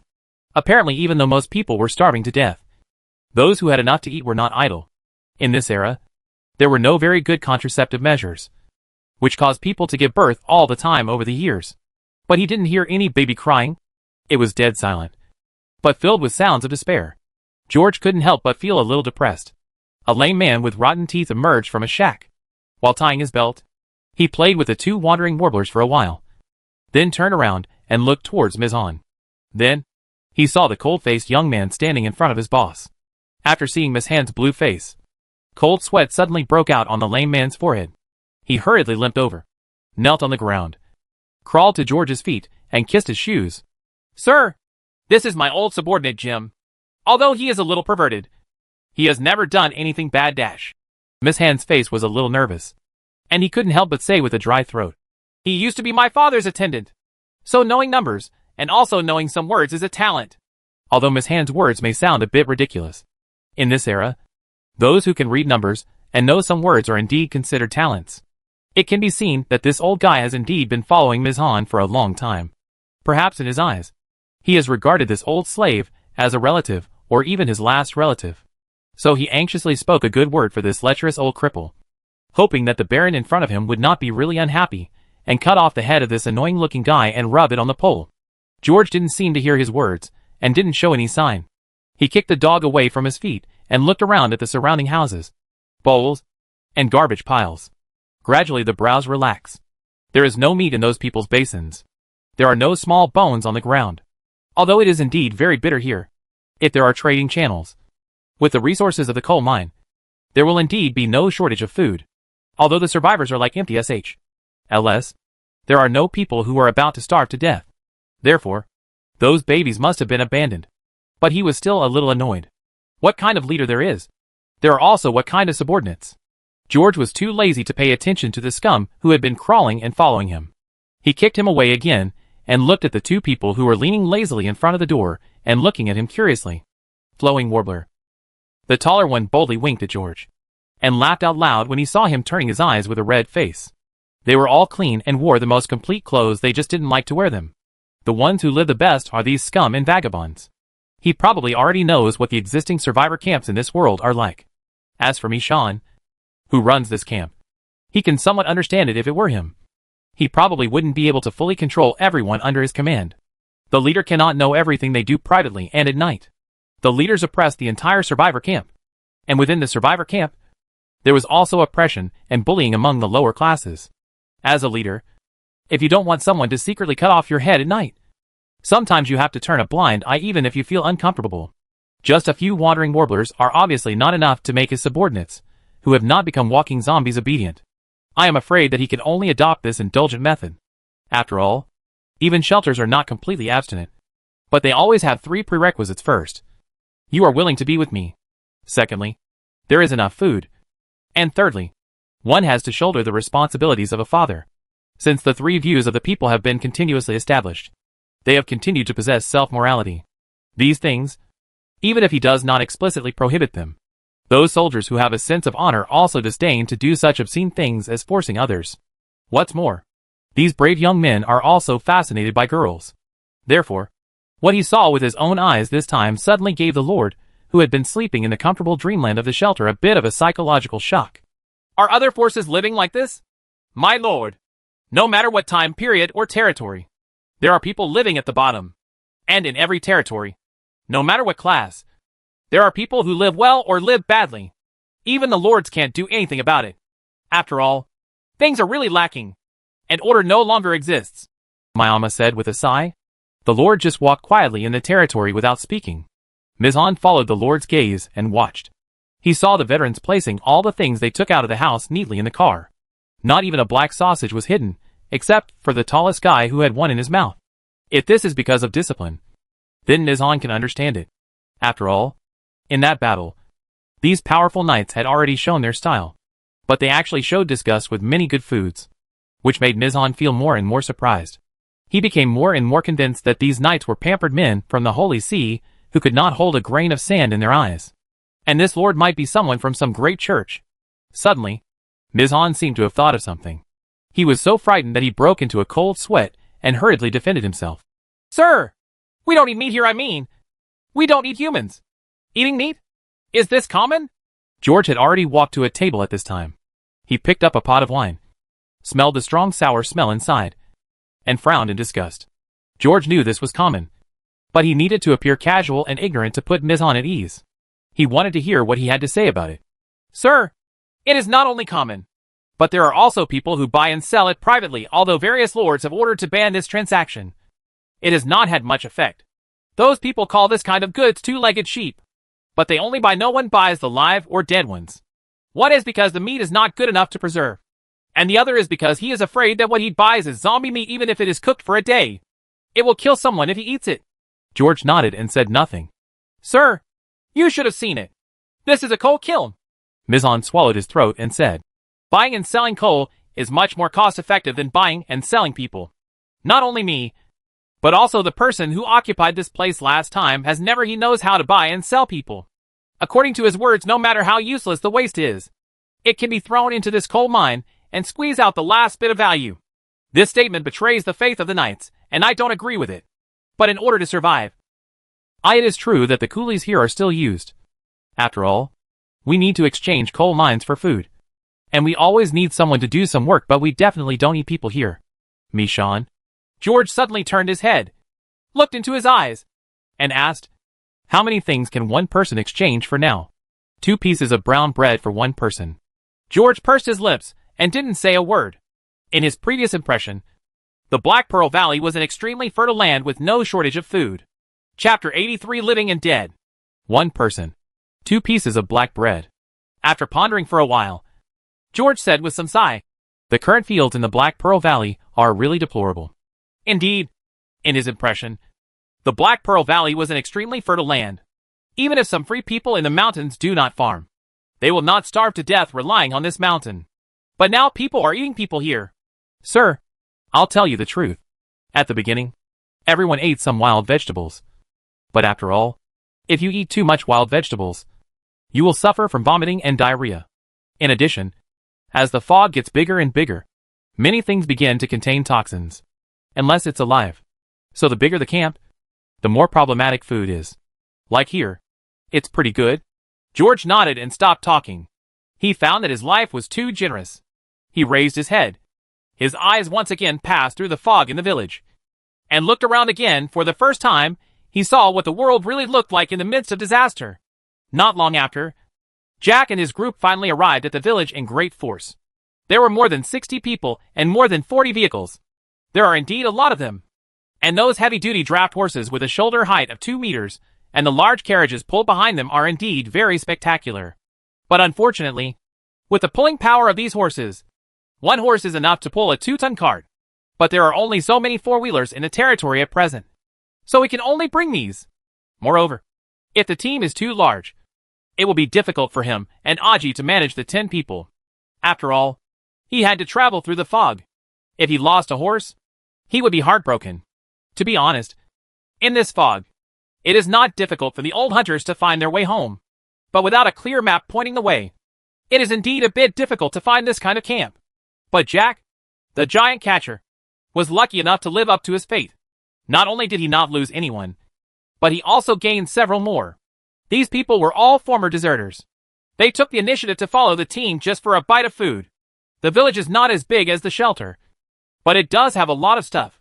In addition to the large amounts of coal piled in the shed, there were also some iron ingots and ores that he either exchanged or snatched from the warehouse in Nizhan. What made George even more excited was the large amount of iron in the coal mine.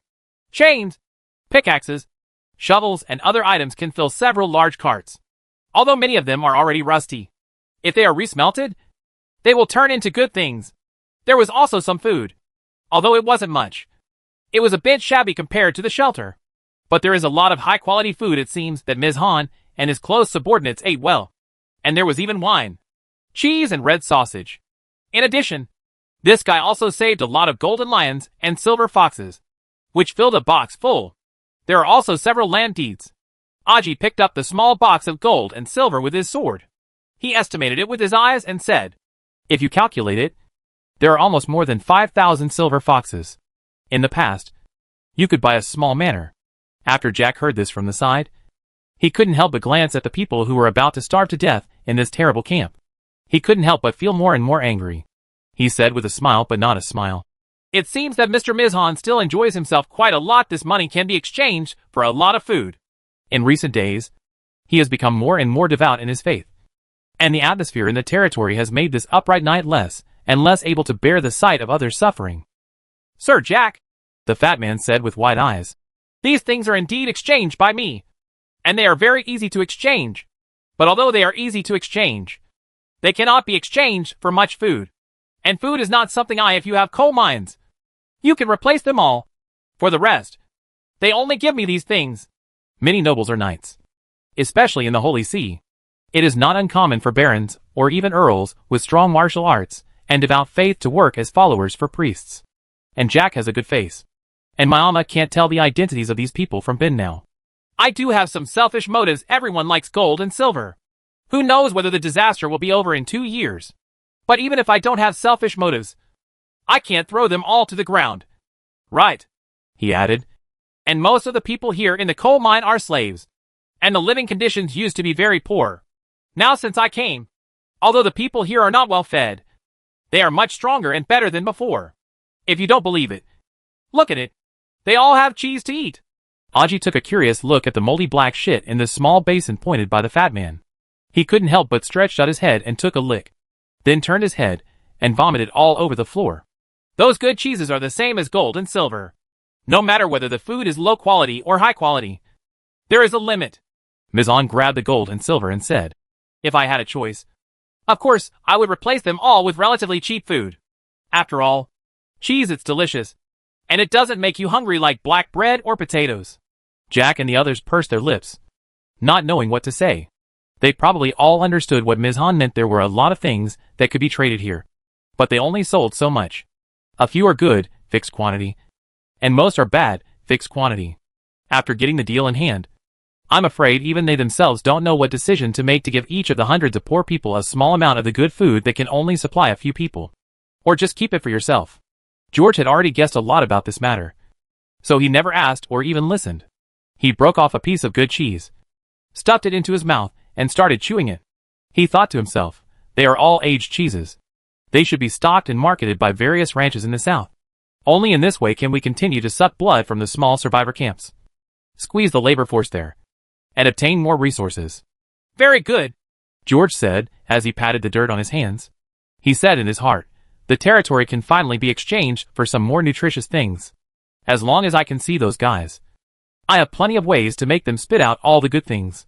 The Lord suddenly said, very good, which surprised the few people around who were struggling with how to distribute the food and blaming their own consciences. I don't understand what the Lord means, and I can't understand his thoughts. George turned around, glanced at these guys who seemed to be fine, and drove them away. Go to work quickly. If it gets dark soon, we will have to stay here tonight.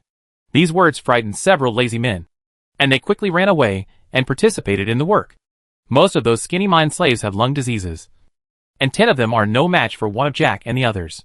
Therefore, since Alexander and the veterans began to participate in the labor, the efficiency has doubled. When it got a little dark, more than 40 carriages were almost fully loaded. When there were still a few carriages that were not full, Martin ran over and said, Sir, the 40 carriages are almost full, but they can't be filled anymore. It's getting dark. It's too damp in the mountains. I'm afraid. You stay here and get a ration cough. George nodded. He had not planned to stay here overnight. The previous owner of the coal mine and Ms. Han had people working hard for more than half a year, preparing to exchange the coal for supplies. But now they are all cheaper for me.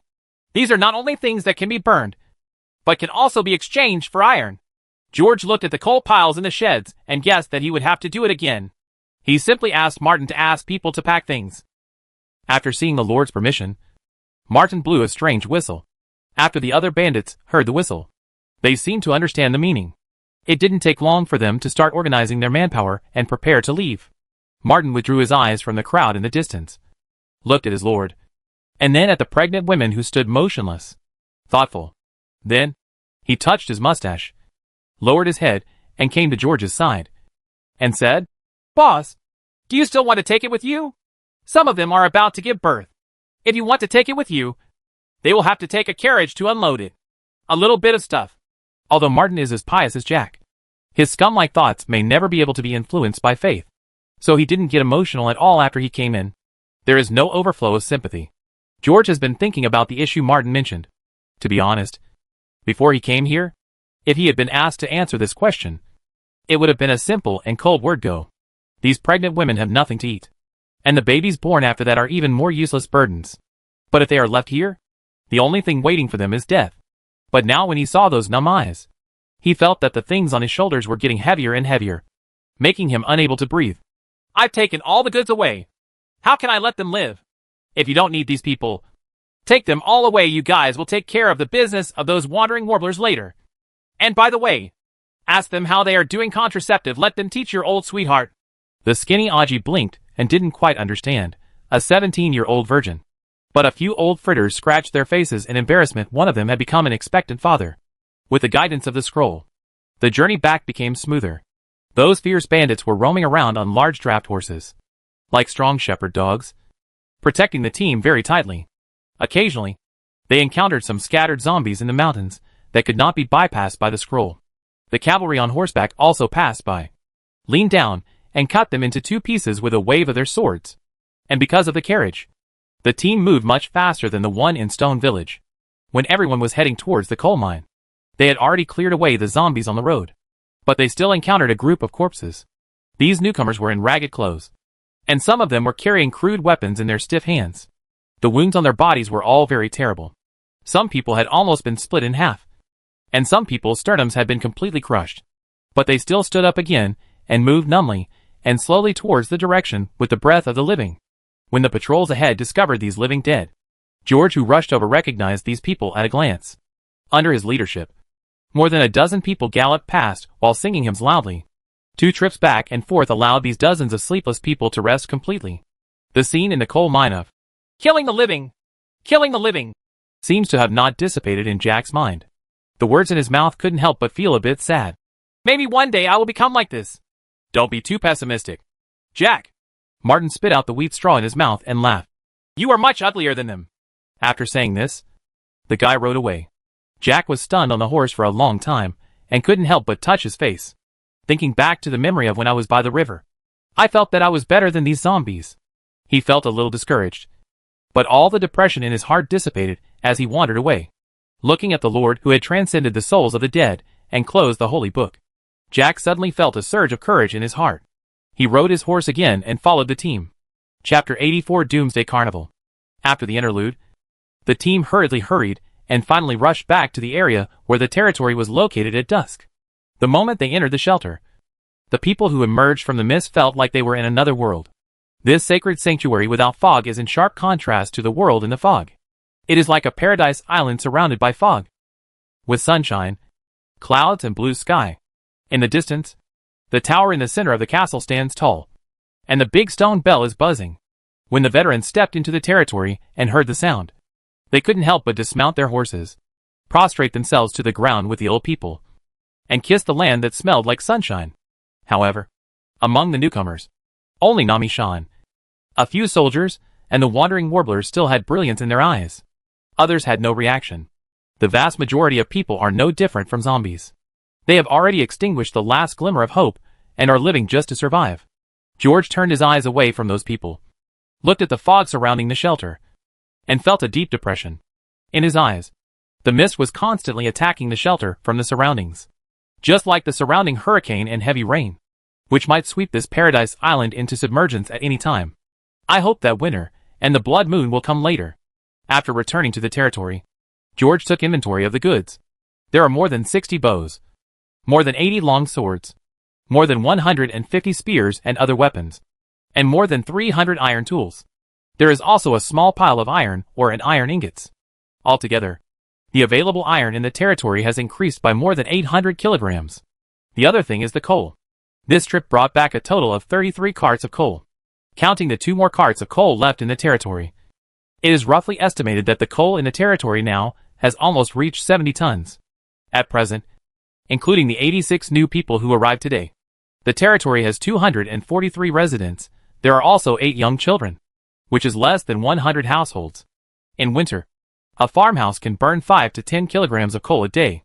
More than 20 tons of coal are enough to burn for more than 2 months. According to Mizan, the exchange ratio of coal to iron is between 10 and 15 to 1 every year. So there is no problem in exchanging the remaining 40 tons of coal for 3 to 4 tons of iron ore. Over at the coal mine, there are still more than 70 tons of coal waiting for him to transport. After unloading these, there were still several trucks of kerosene and daily needs of bottles and cans. As for food, there was only a pitiful half truck. That is 100 units, 1,000 caddies, 500 kilograms. There used to be about 200 people in the coal mine. According to the shelter's current consumption standards, they could eat for 2 or 3 days. How long do you plan to eat these foods? George couldn't help but feel a little curious. Mizan replied, 2.5 weeks. George grabbed the small box of golden lions and silver foxes, nodded, and said nothing. After a pause, he grabbed a large handful of golden lions and silver foxes from the box, threw them out, and said to his followers, Go and share a share. When the merchants come later, you will use them. They've arrived. After a burst of cheers, the soldiers smiled happily. They counted and found that everyone got 2 or 3 pieces of silver fox. A few lucky guys even got golden lions. The people next to him were so jealous that their eyes almost popped out of their sockets. Mizan looked on, his face twitching, and he couldn't help but feel a little distressed. But whether he feels sorry for his new boss or for himself, he is probably the only one who knows. After everyone left, George secretly hid the remaining silver foxes under Lorna's bed. Evening. The sanctuary had not celebrated so joyfully in a while. George originally planned to hold the party in the castle hall, but the residents preferred the atmosphere of the bonfire in the square. However, during the enlightenment work before the party, George found that his effect on the newcomers was very average. After all, I have reached 2 levels of inspiration, and even wolves can be fooled. But the situation of these newcomers is even worse than that of the serfs. Only a few of them have slightly changed their eyes. George couldn't help but feel a little depressed when he looked at the group of hungry refugees. He found that although these people's eyes would glow a little when they were eating, they would return to their original state after eating the contents of the bowl. It is as if this is a group of people who have been judged by the end of the world and have lost any expectations for the future. In these years, the relatives, children, and most precious things around these people have left one by one, and they have witnessed the ugliness and darkness of the world. In the past, they may have been inspired by the illusory hope to have renewed expectations for life, but they were completely disappointed in the expectations again and again. They have been working and suffering silently, but the gods in the sky have never paid attention to these desperate people. For them, what the shelter brings them is just a more realistic dream. However, in their hearts, this dream will surely come to nothing in the end. No, there may be some people who know that everything in front of them is not a dream, but they have already lost their pursuit of life, because they have already lost all the beauty and can never get it back. Those who are alive are just SHLS, or they are just for the sake of. George pursed his lips. Time cannot erase the pain of these people and allow them to regain their hope in life, because what this group of people who cannot escape is looking forward to the end. How many people like this are there in the Black Pearl Valley? And are there followers of the ancient gods spreading their beliefs? George felt a deep depression because he discovered that perhaps after he woke up, the trajectory of the world could no longer be changed. The cheering sounds of the citizens suddenly brought him back to his senses. He shook his head mockingly, shaking off his depressive thoughts just now, and found that he had been deceiving these newcomers. But in the end, he was infected by their thoughts. I am not doing all this to help the god of Sanctuary save his branch that is about to go bankrupt, but just for a little salary and a living. As long as I can be one of the few people who survive in the apocalypse, that's okay. And even if no one will live, I will be the happiest person in this doomsday. Well, maybe the word happy is more appropriate. Thinking of this, George couldn't help but happily picked up the scroll again and looked at what was written on his passbook. Shelter. Status safe. Lord George William Austin. Buildings: castle, slightly damaged. Tavern. Blacksmith shop. Mill. Farmhouse. Cemetery. Divine Grace. 168/471. Resources: food, 8661-28/day, wood, 1938 stone, 2952 metal, 937 magic material, 0. Hero, 1/2. Inhabitants, 243/300, plus 18 favor/weak. Heroic spirit, guard 1 out of 2, -4 favor/weak. Servant of heaven, artisan 10 out of 10, -10 favor/weak. It's enough to digest for a while. George, who was still a little depressed at first, couldn't help but move the corners of his mouth slightly. In the past 2 days, every time he looked at the scroll, he felt like looking at a bankbook.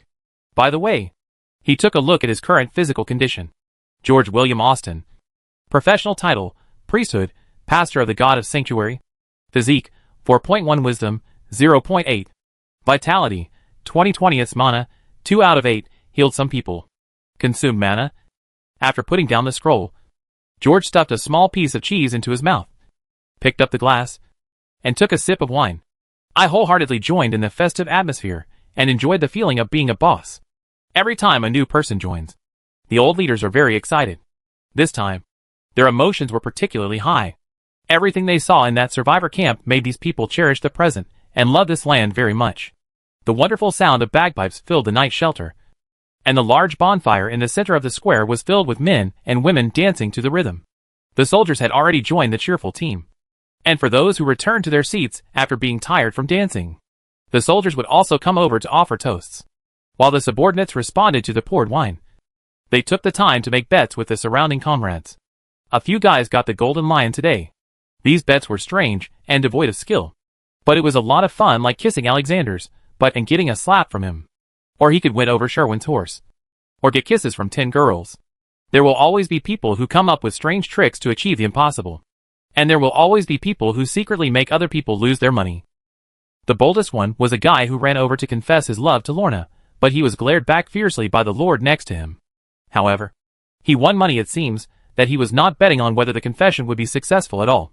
After a few rounds, the servants changed their tactics again. So a few guys picked up their weapons and shields amidst the booing, and started a duel. These veterans have become extremely aggressive since they came out on the school grounds. You have to break a few shields every day, or lose almost all the money in your hand, or use up all your strong energy before you are done. George has become accustomed to this kind of scene, and he knows that although they seem to be very fierce in their attacks, they are actually very measured. Of course, sometimes some unlucky people would come to the tavern and secretly ask Lorna for stitches. After a few rounds, the drunken guys felt it wasn't exciting enough and pulled Alexander up.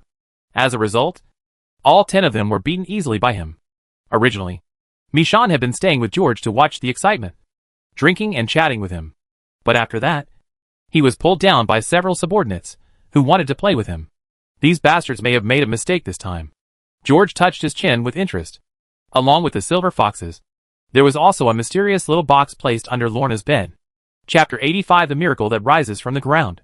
George glanced at Martin and knew that it was that guy who had the bad idea. The old guard had long disliked this knight, who was greedy for life and afraid of death. In their opinion, he didn't even deserve the title of knight. Naturally, they wanted to test the worthiness of the knight, who used to be superior in their eyes. George didn't stop him, or even made any sign. With this tacit consent, Ms. Hahn could only bite the bullet. In fact, George was also very curious about how capable Ms. Hahn was. This fat man who looks pampered looks like a loser. But he is a real knight. And George knew that in this era, the title knight meant mastering the 6 arts and the 8 virtues. He has learned martial arts from a young age in the castle, and is the most professional soldier in the hands of the nobles. At the same time, they are also killing machines carefully cultivated by the lords, who use their resources. It seems that Ms. Hahn does not meet this standard at all. But the comprehensive combat power, 29, mentioned above by this guy is indeed true. Although he has not experienced hundreds of life and death battles, Miss Han's father is very strict with his training. The knights of the Clover family have always been the most standard knights in the eyes of the nobles. After the disaster, this guy didn't seem to be idle. In fact, being able to survive to this day in various battles has already shown that he has experienced fire and blood. The old guards had obviously jumped to conclusions based on his appearance. The guy on the field also had great contempt for Yoneyama. But this veteran who has experienced many battles does have this capital. His physical constitution has reached 4.6. He has a strange strength. And his combat power has reached 32, which is above average among the retinues. At first, the veteran didn't know whether it was because he was overconfident or because he was afraid of killing the fat man with a sword. So he didn't use all his strength. But after a few moves, he lazily waved his arms and raised his brows. He seemed to have discovered this wine bag and rice bag twice. He thought that one move would defeat him, but he didn't expect that after 2 or 3 moves, he would skillfully catch them. At the same time, Michonne on the opposite side secretly shook his numb arms while looking at the few flaws on the family heirloom sword. And he was moaning in his heart. He has never seen anyone with such strength. It felt like facing a bear. Moreover, Ms. Hahn could tell from the veteran's few glances that the guy opposite was definitely experienced in many battles. He is the most difficult and fierce enemy on the battlefield who crawls out from the dead. His moves were so fierce and cruel that they not only almost knocked him over, but also made him break into a cold sweat. Those moves were not a duel at all, but a desperate move. The veteran became a little more serious, but Ms. Hahn stopped confronting him head-on.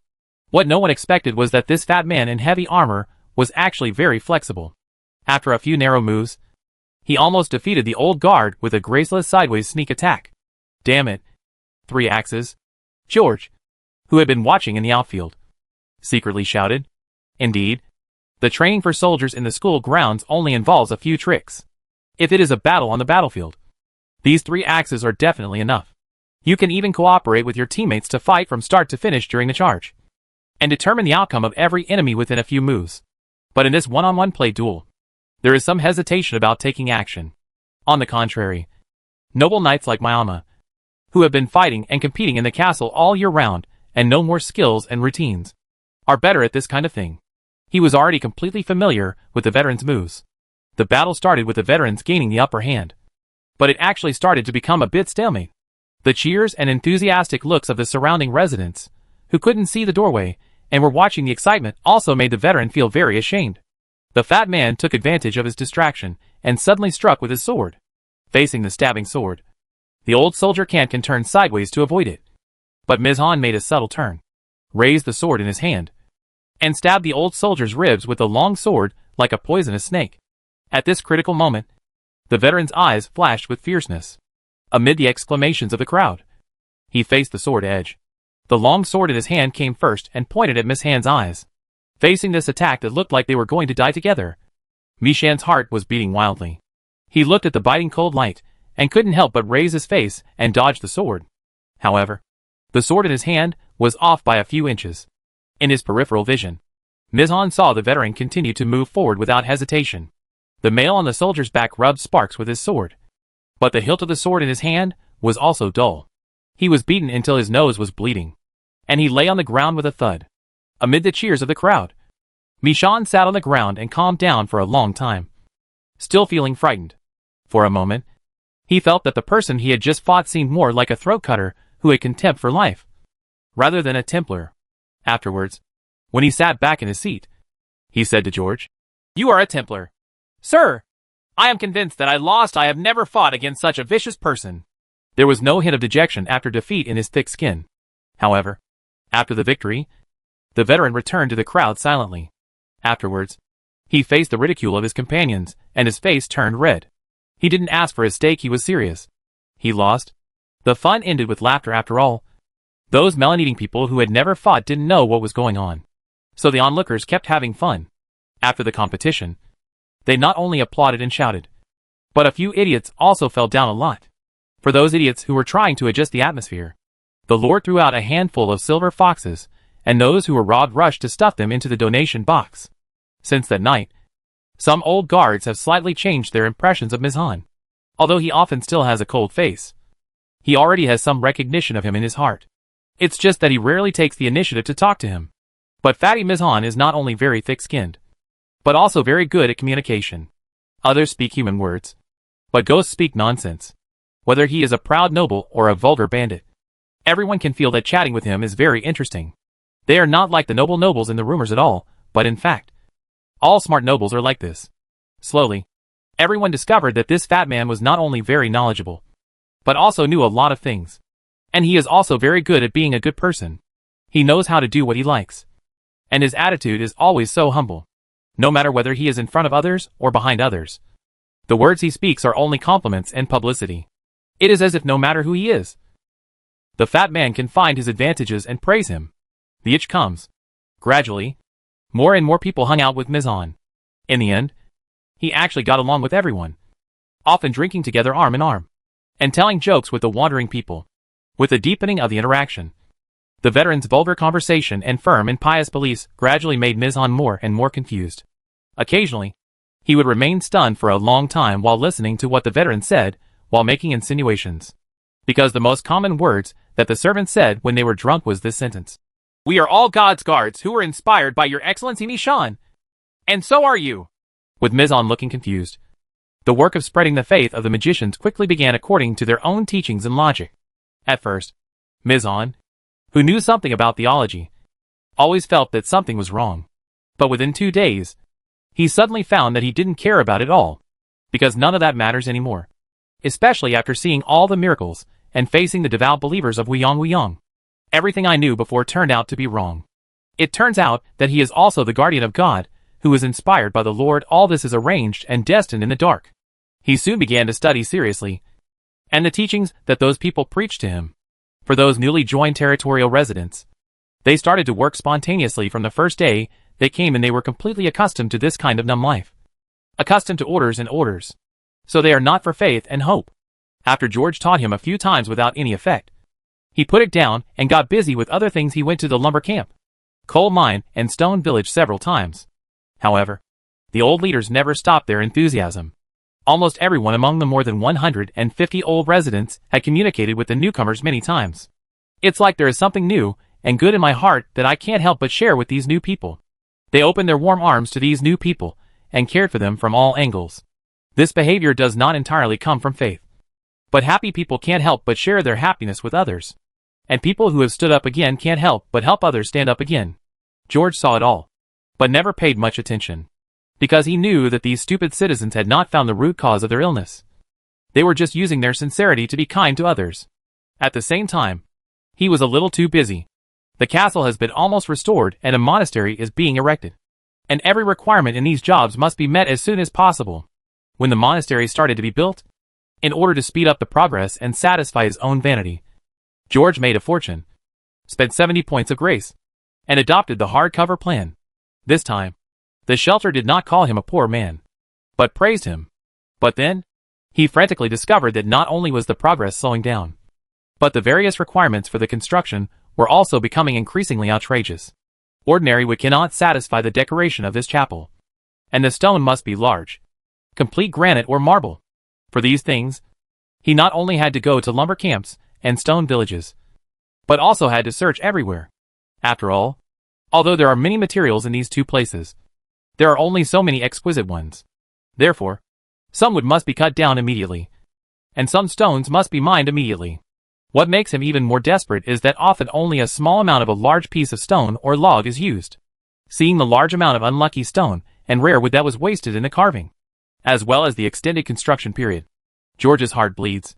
The only thing that made him feel lucky was that after the autumn planting, the residents participated in this work.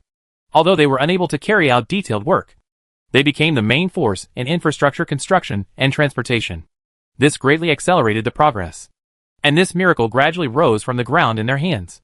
The tall, exquisite spire, the interior and exterior walls, which are as white as ivory and full of carvings, and are painted and decorated entirely composed of various rare woods. The residents couldn't believe they were involved. It also gave George great satisfaction in his inner vanity. But after that, several strange things seemed to happen. Chapter 86. The current CEO of Zhongxing Group? It seems that what these servants of heaven are best at is building churches. George originally thought that color could only be achieved with dyes. He never thought that stone and wood could be processed and joined together to form such shapes and curvatures. For the first time, he discovered that after they were carved and inlaid, they would be more beautiful than gemstones. If we say that St. Will Lake Cathedral makes people look up to the miracle because of its magnificence, then this chapel is magical because of its exquisiteness and details. Perhaps this building should not have appeared in this world, but was just moved down from the kingdom of heaven. It will surely become a historical monument and be passed down to the world. Gradually, the infrastructure of St. Johannes Chapel is almost completed and decoration has begun. One day, all the servants of the kingdom of heaven gathered at the front of the church hall, and after they left to worship, a strange sculpture suddenly erected there where the statue of the god should have been. But what the servants of heaven built with their own hands was not a human or divine form, but a light and shadow composed of 7 simple and pure symbols, like tenons and mortises held together. The shape of the light and shadow is like a horizontally drawn gamma or long V symbol. The dots of light on it can sometimes be mistaken for 2 intertwined galaxies. George knew these 7 symbols, so when he saw them, he almost fell to the ground in shock. Because in all the churches he had seen, there were statues of 7 men and women, not these symbols. And these 7 symbols, described in the archives of the kingdom of God, are not mysterious and magical things, but 7 kinds of existence condensed from the 7 pure emotions of human beings, also translated as 7 kinds of radiance. The pure energy: love, compassion, courage, justice, hard work, wisdom, generosity. He thought about it for a long time, but still didn't understand the significance of the servants of heaven setting them here. Just looking at the light and shadow composed of those 7 things, I was stunned. There was a very special line of font faintly revealed on the light and shadow: Hope, XXX. God of protection. You always say that I have no faith, but you don't even regard yourself as a god. George observed this light and shadow for a long time, confirming that the 2 words should be hope and not some divine grace. And after those 2 words, there seems to be a line of numbers, but it is not clearly revealed at this time. The locals who came to deliver things were not shocked or surprised when they saw this strange statue. This made George extremely puzzled at first. However, after the conversation, he suddenly discovered that it seemed that in the eyes of everyone except himself, all he saw were statues of gods. It didn't take long for George to put this matter behind him. But one day, he discovered another strange thing. Ever since the church, an unfinished construction site, began to have this statue, people have been coming here to worship. And among the people who came here, there were actually quite a few newcomers. Some of these newcomers never drink wine or eat broth, not to mention tasting grapes picked from distant vineyards. Not only do they eat light food, but they also take the initiative to eat roasted grasshoppers. At work, they also change from passive and numb to active and active. George looked at these people, puzzled, until he had a conversation with a former bad citizen. "Sir, Everything in the shelter allowed them to see that we were creating miracles. And after that, I also gave them answers to the questions that had always puzzled them. Some people are destined to take different paths. In an extremely pious gesture, the veteran gave him a standard answer: they were born sinners. This question again. The person who gave the answer this time was the person he had already convicted. And those who accepted this answer were the group of people who once lived in generosity and mutual help, but were still desperate. He seemed to have no solution to the problem, because their despair for the end has also affected him. For a while, George looked at these people who had been deceived by the Lord's lies and found the meaning of life again, and had an extremely ridiculous feeling. He knew that the lie that the veteran had always believed was made up by him. He also knows that for the sake of shelter, in order to allow himself to survive, more people can survive. What he did was right. There can even be a little more such guilty ones. But he still couldn't help but feel a deep sense of guilt in his heart, because those who had their relatives killed and thrown into the coal mines were not guilty. And those women who were imprisoned and pregnant did not do anything wrong. But his lies, after pulling these people out of H.L., once again marked them with sin. However, the most ironic thing is that they are proud of this, and have truly changed. Smiles appeared on their faces again, and their eyes became lively again. They became as enthusiastic as the old residents, as if a rainbow was injected into their once empty bodies. You shouldn't be honored by such an idea. George tossed and turned every night, clasping his fingernails tightly on his palms, looking at the ceiling of the room in a daze. Until one day, he suddenly discovered that not everyone had faith, because there are more and more enthusiastic citizens. But not everyone lives an ascetic life. People who strictly control their appetite will occasionally eat a grape handed to them by an old leader, or take a sip of wine. There are no notes about believers above the heads of many people. The divine grace has not increased, but the word, hope, is gradually being revealed. And the font is almost exactly the same as the note on the light and shadow in the church. That day, George stood in the church, watching the light and shadow of the symbols representing the 7 human emotions flowing, watching the fonts on it getting brighter and brighter, frowning. The main body of the church is gradually being completed, and the decoration in the chapel has been completed. The fonts on the light and shadow were finally fully revealed, and George was finally able to see the note clearly: Hope, 284/657. And the divine grace, 170/471, on the scroll is getting weaker and weaker. The light and shadow are constantly flowing, and it seems that every time a smile appears on the face of a citizen, it will flow. The mother's smile to her child is a symbol of love. When the farmer takes a break, wiping the sweat from his head and looking at the sun, the symbol is hard work. After distributing food at lunch, the old leader gives the couple a spoonful of the contents of the bowl, and a generous symbol will appear. When old Duke was thinking in the blacksmith shop, sparks of wisdom would often burst out, courage would often flow from the soldiers' heads, and justice would occasionally appear from Jack's head. And when Lorna was handling prey in the tavern, she would also be in awe of life, with the fluorescent light on her head constantly flashing.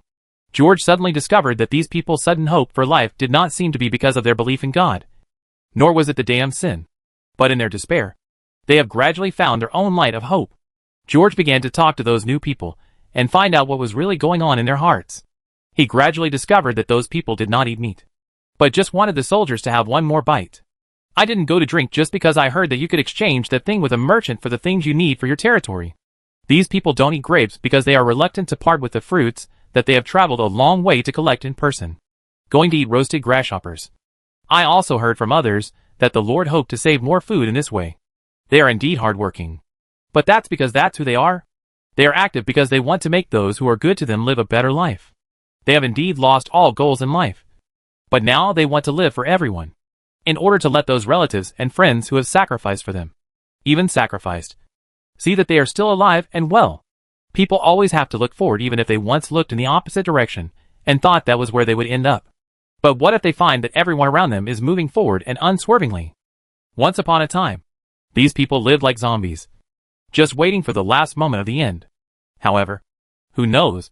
Maybe they still have a trace of last hope left in their hearts, waiting for the miracle that always appears at the last moment. They no longer dare to believe anything, but everything the people have done has given these people who no longer believe in anything their last chance to believe, and the hopes that keep appearing around them, and the miracles that they have personally participated in, also let them see that they can do it all. At this moment, the depression in George's heart finally relaxed, and this Lord, who once planned to be the happiest person in the apocalypse, suddenly felt an invisible pressure on his shoulders. That kind of pressure is called other people's hope. In the shelter, the team with hope is constantly moving forward, and he is the one standing at the front. As a leader, as a person at the forefront, he must look forward and must keep moving forward. But there was no reference in front of him, because even the god of protection was defeated in the first confrontation with the ancient god. So it was inevitable that he would be confused and hesitant like last night, wondering if everything he did had any meaning. But the difference from yesterday was that today he suddenly knew that when he was confused and hesitant, there would be a group of people behind him who were unwavering and pushing him, even if these people were like this because they were deceived by him. George, the unbeliever, suddenly had faith on this day. But what he believed in was not the God of protection written in the Holy Scriptures. It's the bright side of human nature. This kind of humanity is reflected in the people of the territory and is seen by him. They give rise to hope and fight against doom. Perhaps there is no God of protection in this world at all. What protects this world is just the energy condensed by human beings' positive thoughts. This power has become a god in human imagination and has its own power. Thinking. This thinking once gave birth to its own thoughts for hundreds of thousands of years, and controlled the power of human beings, becoming a god. At this moment, a few lines of words suddenly appeared in front of George, who was muttering to himself. However, when facing the ancient god, he completely failed. The new god is no more. He who was born from human thought has been completely annihilated along with the old world, and faith was then returned to the hands of humans. No matter how desperate they are, there will still be the last glimmer of hope in people's hearts. And this hope is the only strength to fight against the ancient god who represents despair. Gradually, along with the prayers in human hearts, this power appeared in a corner of this world. And a ray of light was born that could dispel the fog. And this place of last hope in human hearts is called shelter. The light shines on this land, awakening a self-reliant man. He who woke up after traveling through time and space may have been born at the right time. Or maybe it was all just a coincidence. But on this day, he finally saw his faith in the prayers of human hearts. And he is finally qualified to see the real secrets of this world. The flickering light gradually disappeared, and a line of font reappeared in front of George's eyes. The sanctuary has unveiled its veil. Please ask the administrator to check. Administrator? Are you talking about me? George, who had not yet recovered, suddenly opened his eyes wide, unfolded his shelter scroll, and found that everything had new changes. Shelter. Status, safe. Administrator, George William Austin. Buildings, castle, slightly damaged. Tavern, blacksmith shop, mill, farmhouse, cemetery, church, to be completed. The list of divine grace, 170 of 240, written on it gradually began to disappear, replaced by another line of words. Hope, 284/657. Resources food, 8017-28/day, wood, 3538 stone, 952 metal, 937 magic material, 0. Hero, 1/2. Residence, 243/300, plus 18 hope/week. Heroic spirit, 1 out of 2, -4 hope/week. Servant of heaven, artisan October 10th, -10 hope/week. There are also new explanations for many things. Shelter, in that despair. People have been looking forward to the emergence of such a place. So it appeared quietly. Mysterious light and shadow, on the throne of the church. There is actually a kind of energy with a certain independent will. It is a combination of human will. This new light condenses the 7 sources of power, giving birth to something that can dispel the fog and fight against despair. It's called hope, also called light of dawn. Hope comes from every survivor. It transcends racial boundaries, and even spans time, space and death. Every survivor looks forward to the emergence of the dawn light.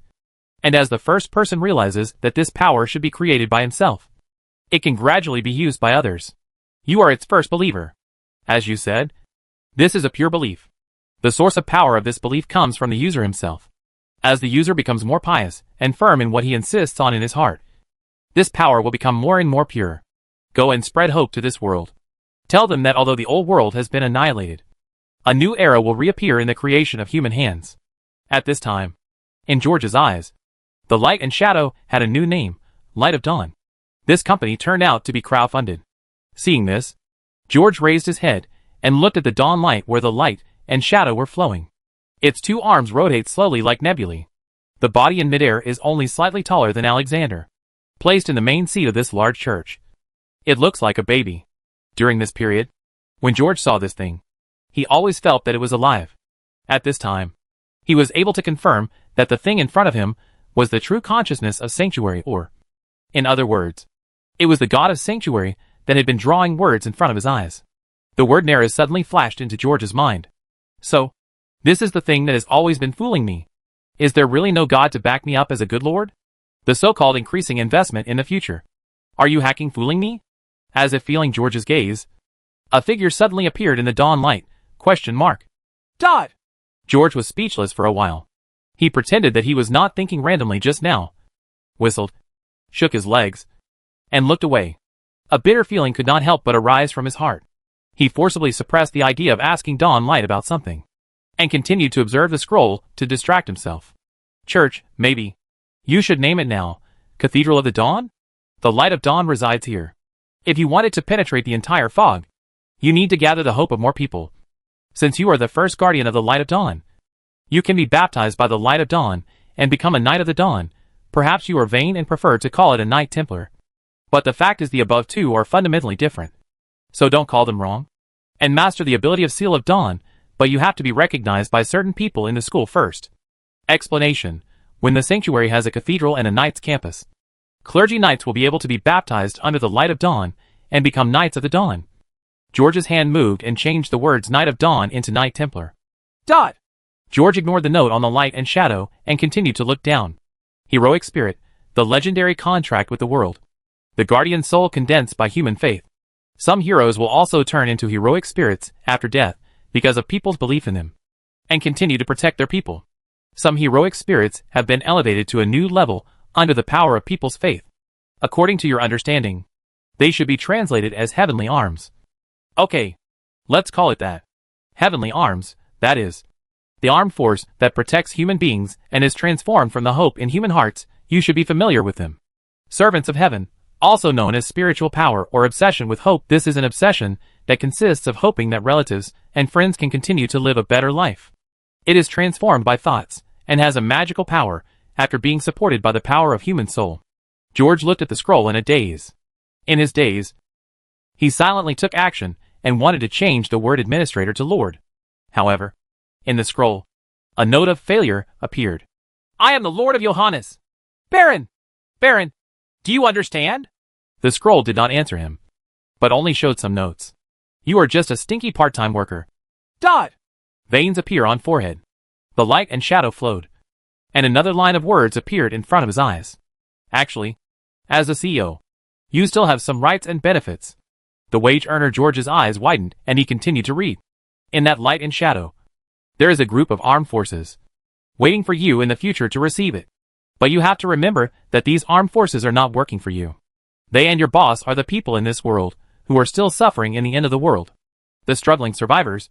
He silently reached out his hand again and added a note after the administrator, current boss of Zhongxing Group. Dot! Early morning. Since the autumn planting has ended and the residents have joined in the construction work, a steady stream of materials has made the church's progress faster and faster. In the later stage, some people were even able to free up some of their hands to pick grapes accompanied by soldiers. The new wine was already being brewed. After George participated in the early guidance, he simply handed the recipe to Jim and asked him to help Old Duke manage the daily chores of the territory.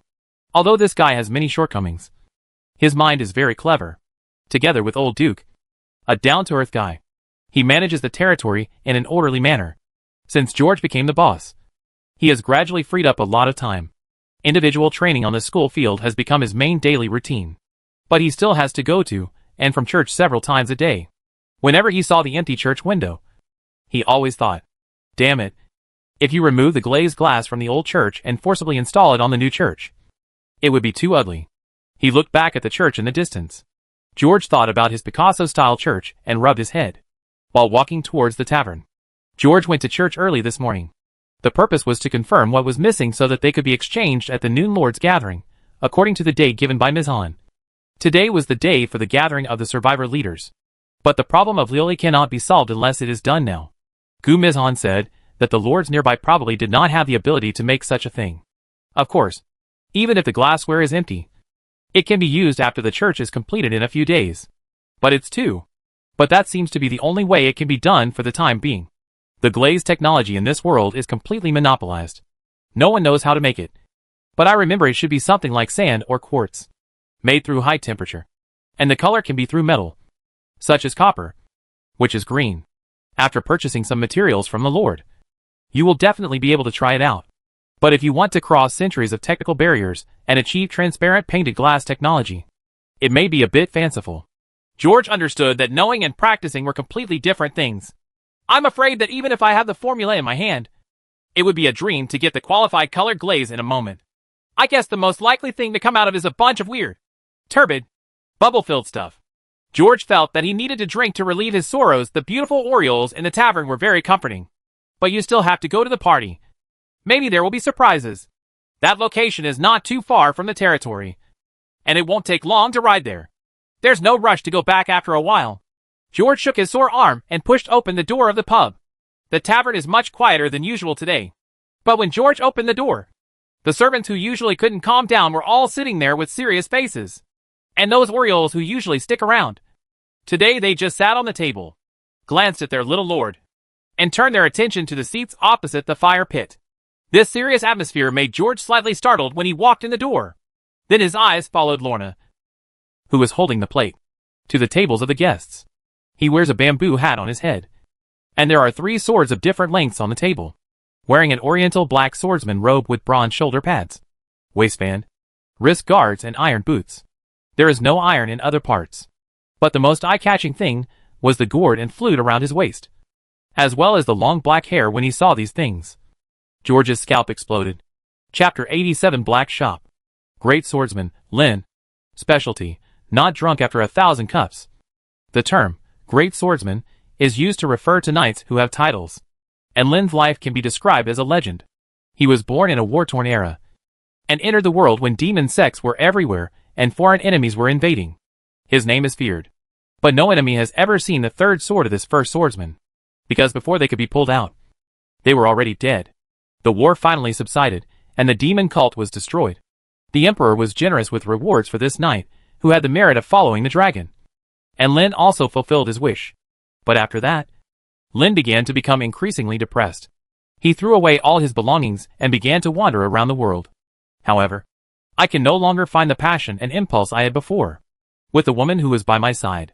It has always been a mystery as to why he came to this world.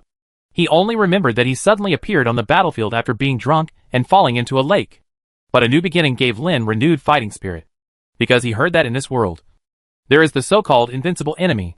Occasionally, he would whistle a tune when remembering his hometown. But his biggest trouble was still not being accompanied by good wine.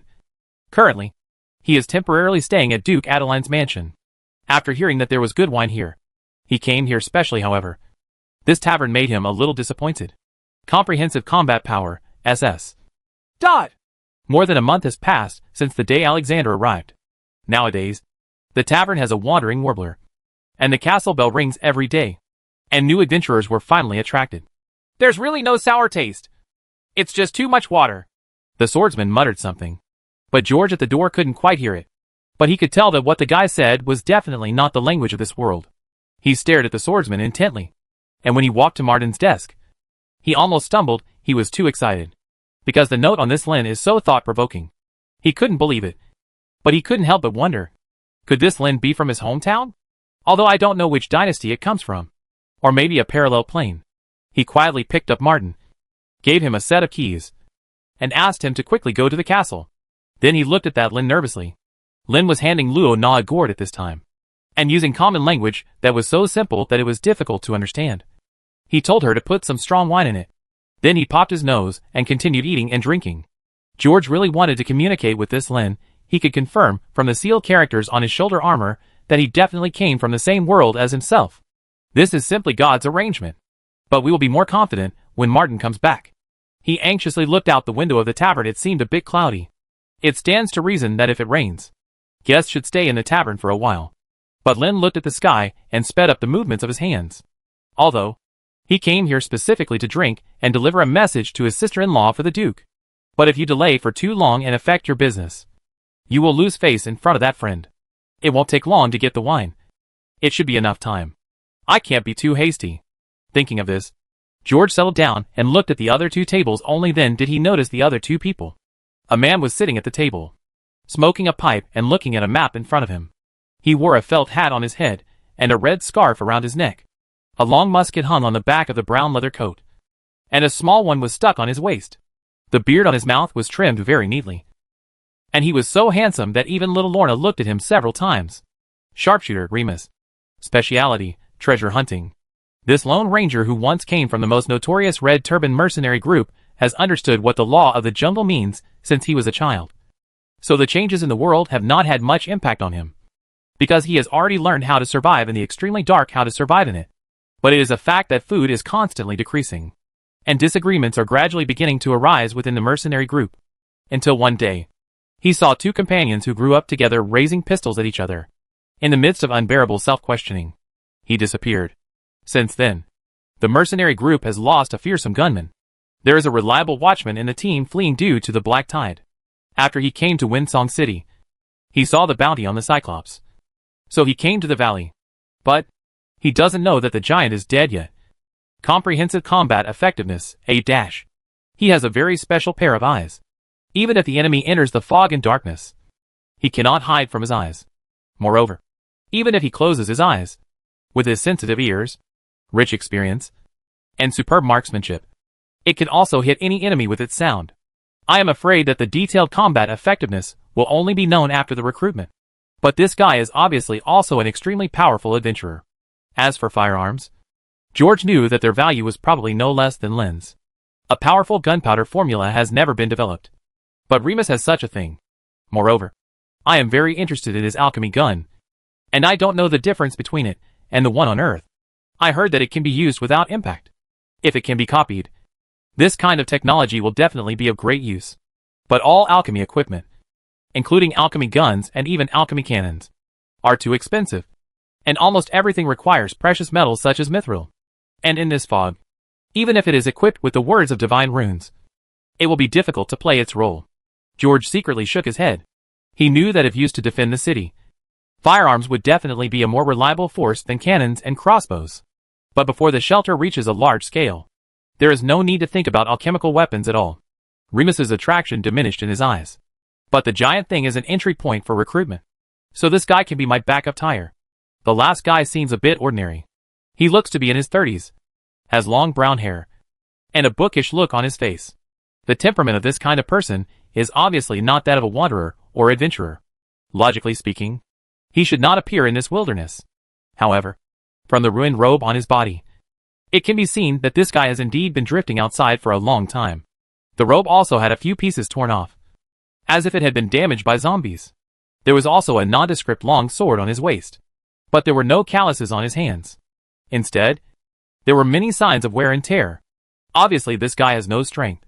He looked like a pure nerd. This guy had been staring at a thick book on the table, and occasionally stared at Lynn's gauntlet with bright eyes, as if he was interested in the paintings on it. The tiger was very interested. After checking it several times in the book, the nerd discovered that the beast on the gauntlet that looked somewhat similar to a lynx had indeed never been seen in the book, and the same was true for the seal characters on it. Young brave bachelor, Anthony. Specialties, vicious tongue. Money burning. He has lived in a forbidden sanctuary since he was a child, and has read many books. But I have never seen the outside world. But unlike other scholars, he is also curious about the world outside the book. After the disaster, some of his views conflicted with those of his peers in the academy. And from that day on, Anthony believed that everyone in the academy was a fool. After that, he was expelled from the bookstore because of his heresies, traveled across the ocean and left the forbidden land, began to travel around the mainland, and went to various countries to lobby. However, this guy is very good at offending people. Not only that, in the eyes of all the nobles, what he knows is not practical. This caused everyone who treated him as a guest to kick him out. Practical? Anthony, who came with the belief of spreading knowledge, felt that this word was very ridiculous. However, after seeing the fleeing refugees being chased by monsters, he began to secretly regret that he had not learned anything practical. Of course, there are some differences between these two. Practical, comprehensive combat power. How many punches do you think he can take from you? This should be the money-burning item of a weird-tempered wizard, which shows that he must know how to alchemy. But I'm afraid this guy doesn't know magic. As for how much knowledge he knows, it's hard to say, and it's hard for such a stubborn guy to stay. George looked at the way the nerd secretly glanced at Lorna from time to time, with a look of disdain on his face. The most important thing is that he has no taste at all. There are so many wanderers in this pub. But why are you the youngest staring at the waitress with weird hair? However, George felt that he would still be willing to chat with the scholar if possible. But unfortunately, Lin's thigh was so thick that he had to hug it. And obviously, he has a great chance of keeping Lin. He will be the future patron saint of the sanctuary. Just as George was thinking about it, Martin lived up to his expectations and rushed back in time, holding a small barrel of wine and rolling a large barrel of wine. He pushed the door open and walked in. Under George's eyes, Martin placed the 2 barrels of wine near the fire pit and opened them one by one. Suddenly, in the warm fire, 2 sweet scents filled the tavern. Lin, who was lowering his head and eating fiercely, suddenly trembled and turned his head suddenly. He didn't know when he saw the foreigner, with a smile on his face, holding the small barrel of wine in his arms and placing it in front of Lin's table. Under Lin's surprised gaze, he filled a glass of wine for him. At the same time, he turned back and signaled to Lorna, who was secretly adding water to the wine gourd, to quickly pour out the water and fill it with good brandy. After pouring the wine, George put down the barrel, sat on his seat, smiled slightly, and said a few words. Tang? Song? Yuan? Ming? Qing? Oh, it shouldn't be Qing. Your hairstyle is wrong. He said something to himself in Chinese, which sounded awkward and weird. Lin's brows frowned. He looked at George strangely, touched his chin, and said nothing. However, the familiar tavern owner pretended to be bold and cheerful, and then started talking to himself. It's really like meeting an old friend in a foreign land, Lin. We come from the same world. Well, the times may be a little different, but you are not alone in this world. Stay and help me. I have plenty of good wine here. George couldn't help but excitedly told the lines he had prepared, almost showing the best eloquence in his life. But slowly he felt that the atmosphere was getting more and more awkward, and Lin's eyes became more and more weird. At the end, he saw Lin simply put down his gaze, picked up the golden wine in the glass and took a sip. After a nice click of his mouth, Lin drank it all in one gulp. Grape wine luminous cup. He shook his head, looked at the wooden cup inside.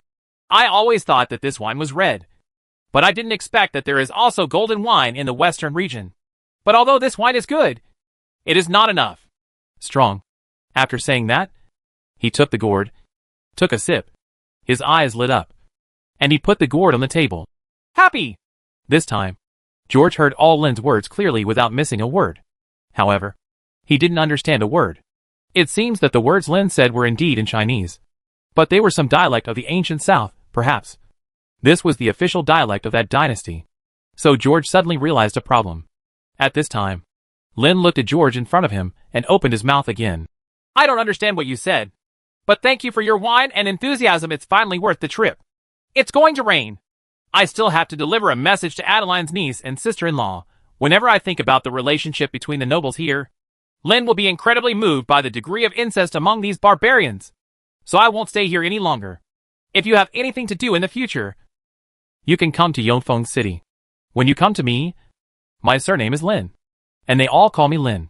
After Lin finished speaking, he took out a handful of gold lions and threw them on the table.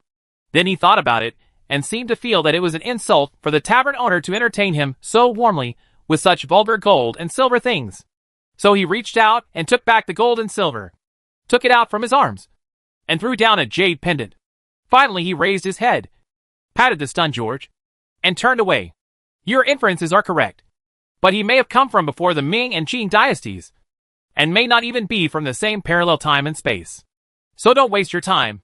Otherwise the first good impression will be gone, maybe.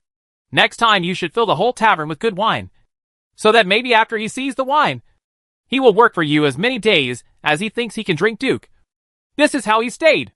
Of this person. George didn't understand a word of what Lin said, but he recognized the words in the fire pit. He looked at the jade pendant in his hand and couldn't help but fell into a trance. There are 2 ancient seal characters on it, which seem to be Lin Yu. The sound of 2 closing doors reached George's ears, bringing him back to his senses. He turned around and found that the sharpshooter and Lin had already walked out of the tavern. Seeing Lin and the sharpshooter walking out of the tavern, the bookworm hurriedly stuffed the messy books and scrolls into his sleeves.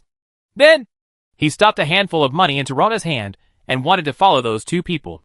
George suddenly came back to his senses. He pointed at the nerd's butt and shouted, "Press that son of a bitch who eats the king's meal right there." Chapter 88 Valley and Mountains. The sound that suddenly echoed through the tavern made Anthony turn his head in surprise. Only then did he realize that the Lord was referring to himself. What's even more ominous is that the few strong men in the tavern, who are full of gangsterism, are surrounding them as if they are unreasonable. However, Anthony shook his clothes calmly and said unhappily, "Dear Lord George William Austin, according to the current price of goods, the few pieces of silver fox I just gave to Lorna are enough." Before he finished speaking, he was slapped in the face. "Wizard, quickly shut his mouth." "Yes. How does he know the names of the boss and Lorna? Quickly cut off his hair. Burn it with fire and let the boss drink it. Don't talk nonsense. I heard you have to soak your toenails in water. Don't forget the share for Lorna." The soldiers pushed the Grand Bachelor to the ground in a hurry. During the struggle, a smelly shoe was stuffed into his mouth. Anthony was so moved that he had tears in his eyes and wanted to defend himself. But he hesitated and couldn't say a word. He still wants to cast a spell. Cut off his little finger. Cut off his little finger. Some people superstitiously believe that the power of the wizard's curse comes from the little finger, of course. Each village's statement is completely different. Anthony watched in confusion as the ignorant soldiers tied him up. And he saw that someone actually pulled out a dagger. Just when he was in despair, the Lord, who seemed to be reasonable, finally came over and stopped the unreasonable soldiers. Then, under Anthony's hopeful gaze, the Lord stepped on the stool, lifted his chin, raised a finger, pointed at his nose, and said 3 words decisively. "You didn't give it." After saying that, the black shop owner stuffed the money bag around his waist into his arms. "Didn't the divination say that this is a place of order full of hope?" This sentence in the desperate Anthony's heart has been blocked by that smelly shoe. In the mountains. Foggy forest. "Oh, Anthony. So you came from the east?" George asked casually, holding little William in his hand. He took a deep breath of the forest air, feeling the faint scent of pine filling his nose. The meeting place was almost here. Although Ms. Hahn took everyone on a nice detour, the road was still a bit difficult to walk when going down the mountain. In order not to hurt the horses' hooves, and to prevent themselves from getting hung up on branches in the fog. The 20 people in the group had already dismounted. At present, the soldiers in the territory have approached 5 teams. A total of 60 people. And many are as ferocious as wolves, note 1. The new recruits who joined later were the veterans under Ms. Hahn. So they were of good quality. Similar to the original bandits. At present, these people, plus the wolves, are fully capable of handling patrols around the territory. Yes, Your Excellency. After I found that I could not convince the nobles of the royal capital, I followed the flow of refugees to the west. But the gate of Yongfeng City was closed tightly, and I was unable to enter. After that, we encountered a wave of corpses. I got separated from the team. Then I came here. Anthony held an egg in his hand and applied it to his face while answering the Lord's words. Although the words in his mouth sounded calm, that was not the case in his heart, because the giant behind him kept staring at his face eggs, which made him feel a little creepy all the time. Where do you plan to go next? George touched the 2 wolves that jumped out of the forest and asked softly. Anthony looked at the bags on the Lord's horse that had been hanging on his own body, and the swords played by the retinues were his own before. Then, he sighed secretly and said, Stay here for the time being. However, I want to express my gratitude for your behavior. The Lord's tone, which sounded a little unhappy, made the surrounding servants look at him unkindly. Especially the stinky gangster Martin, who slapped him in the face and stuffed the smelly shoes into his mouth. He looked at him up and down with a smile. I mean, you look like you need some help here. Anthony couldn't help but swallowed. Ever since he heard the Lord talking about Leoli, corrected several of George's mistakes, and talked a lot, George had discovered the value of this guy. Afterwards, this guy actually couldn't help but ridicule the things George made using Lorna's collections. So, he couldn't escape it all. However, this guy Anthony only realized this when George invited this guy to a party. Obviously, this Lord did not intend to leave him alone in the territory, and seemed to have the intention of sending someone to take care of him. Anthony knew that he might have fallen into this dark den, and it was obviously not a wise thing to deal with these rough bandits day and night. He couldn't help but his eyes wandered. His thoughts were so confused that he didn't even notice that someone else had taken the egg in his hand. But on the other side, the Lord who had just forced the person to stay suddenly changed his face. The words in his mouth were elongated. He turned around. looked at the young bachelor in his 30s with a half smile, and said, "Mr. Anthony, my shelter. This is not a shabby territory. If you can stay in such a good place, it is your duty to do some work. But you have also seen the standard of the food in the tavern. You can't help but pay some money, right?" Anthony's eyes widened, and he looked at the lord in front of him, unable to believe that he could say such a thing. Just force people to stay here to work, but don't provide food and make them pay? It's so shameless. He would never collude with such a black-hearted boss. "Sir," Anthony said solemnly, "I'll leave the money with you. I mean, leave it with you, and you can charge it according to the fee." "Ha! You really misunderstood. Mr. Anthony, I don't want this thing from you. So please don't worry. Your darlings are only stored with me for a few days." George laughed and took pictures. He patted Anthony on the shoulder and said, "Not only that, don't you think you should write a letter to your relatives and friends?" Anthony stood stunned for a moment, and finally understood something. This is not some shady boss. This is not a black shop either. This is a bandit cottage. He was kidnapped. Maybe I should take advantage of this outing and find an opportunity to slip away. Let alone the group of kidnappers, and the 7 or 8 wolves in the surrounding woods. What to do with those things of your own? These bandits not only took away their bags, but also stripped themselves completely, and checked them up and down several times. Although the clothes were changed into new ones. Although it was a divine robe, and it was white. It seemed a bit too showy in an environment where dirt could be contaminated at any time. It can also be seen how vain that lord is. But Anthony is still quite satisfied, because the patterns on it are extremely orthodox. And it is probably difficult to find such a thing in the Holy See. He studied this for a while. But apart from this new clothes, not a single hair was left for him.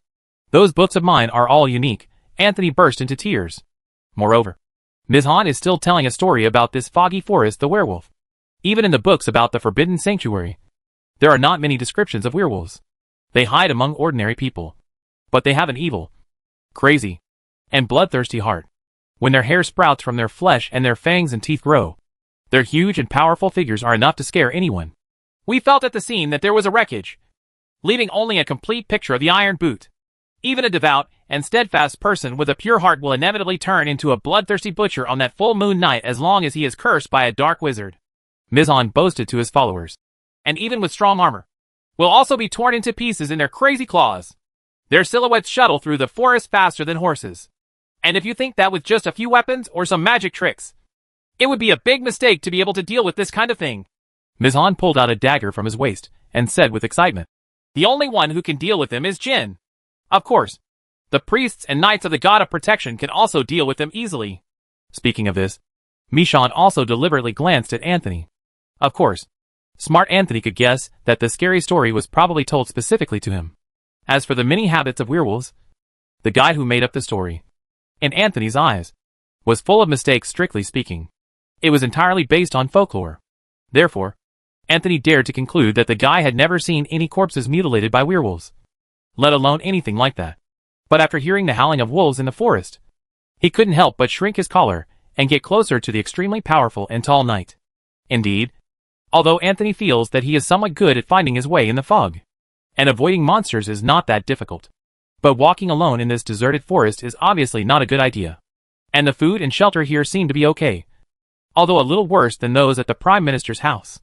Maybe I should consider making a noble agreement with this guy. Well, for this despicable and black-hearted guy, I'm afraid he won't abide by the nobility agreement at all. But an agreement signed in the name of the God of Sanctuary should still be acceptable. With this agreement and your own abilities, you can make some money and use it as your own ransom. There is no problem." Thinking of this, Anthony rubbed his fingers and made a decision. "Huh?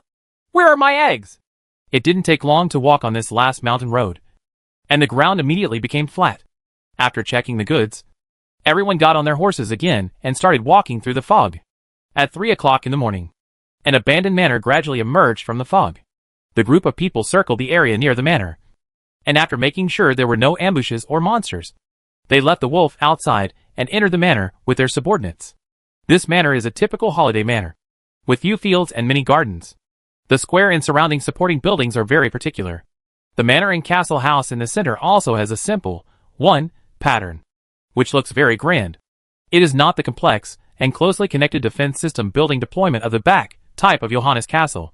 However, This piece of land that was once reserved for enjoyment is now in ruins. You can only vaguely make out the traces of its once luxurious life. Chapter 89 Lord's Meeting. First appearance. The entire garden has turned into a wilderness. And the delicate trees and flowers that were specially brought from all over the place quickly died without anyone taking care of them. The square was overgrown with weeds and muddy. The beautiful arches, sculptures, flower ponds, and pools were all cracked or simply shattered on the ground. On the lawn in front of the castle house, some horses were tied and some people stood. And there were also some in front of the door. They were all dressed as soldiers, colorfully dressed. They seemed to be several soldiers under the lord who had just arrived here. They were divided into several groups, each occupying an area. Some were there telling crude jokes with their companions, seemingly undisciplined. Some were silent.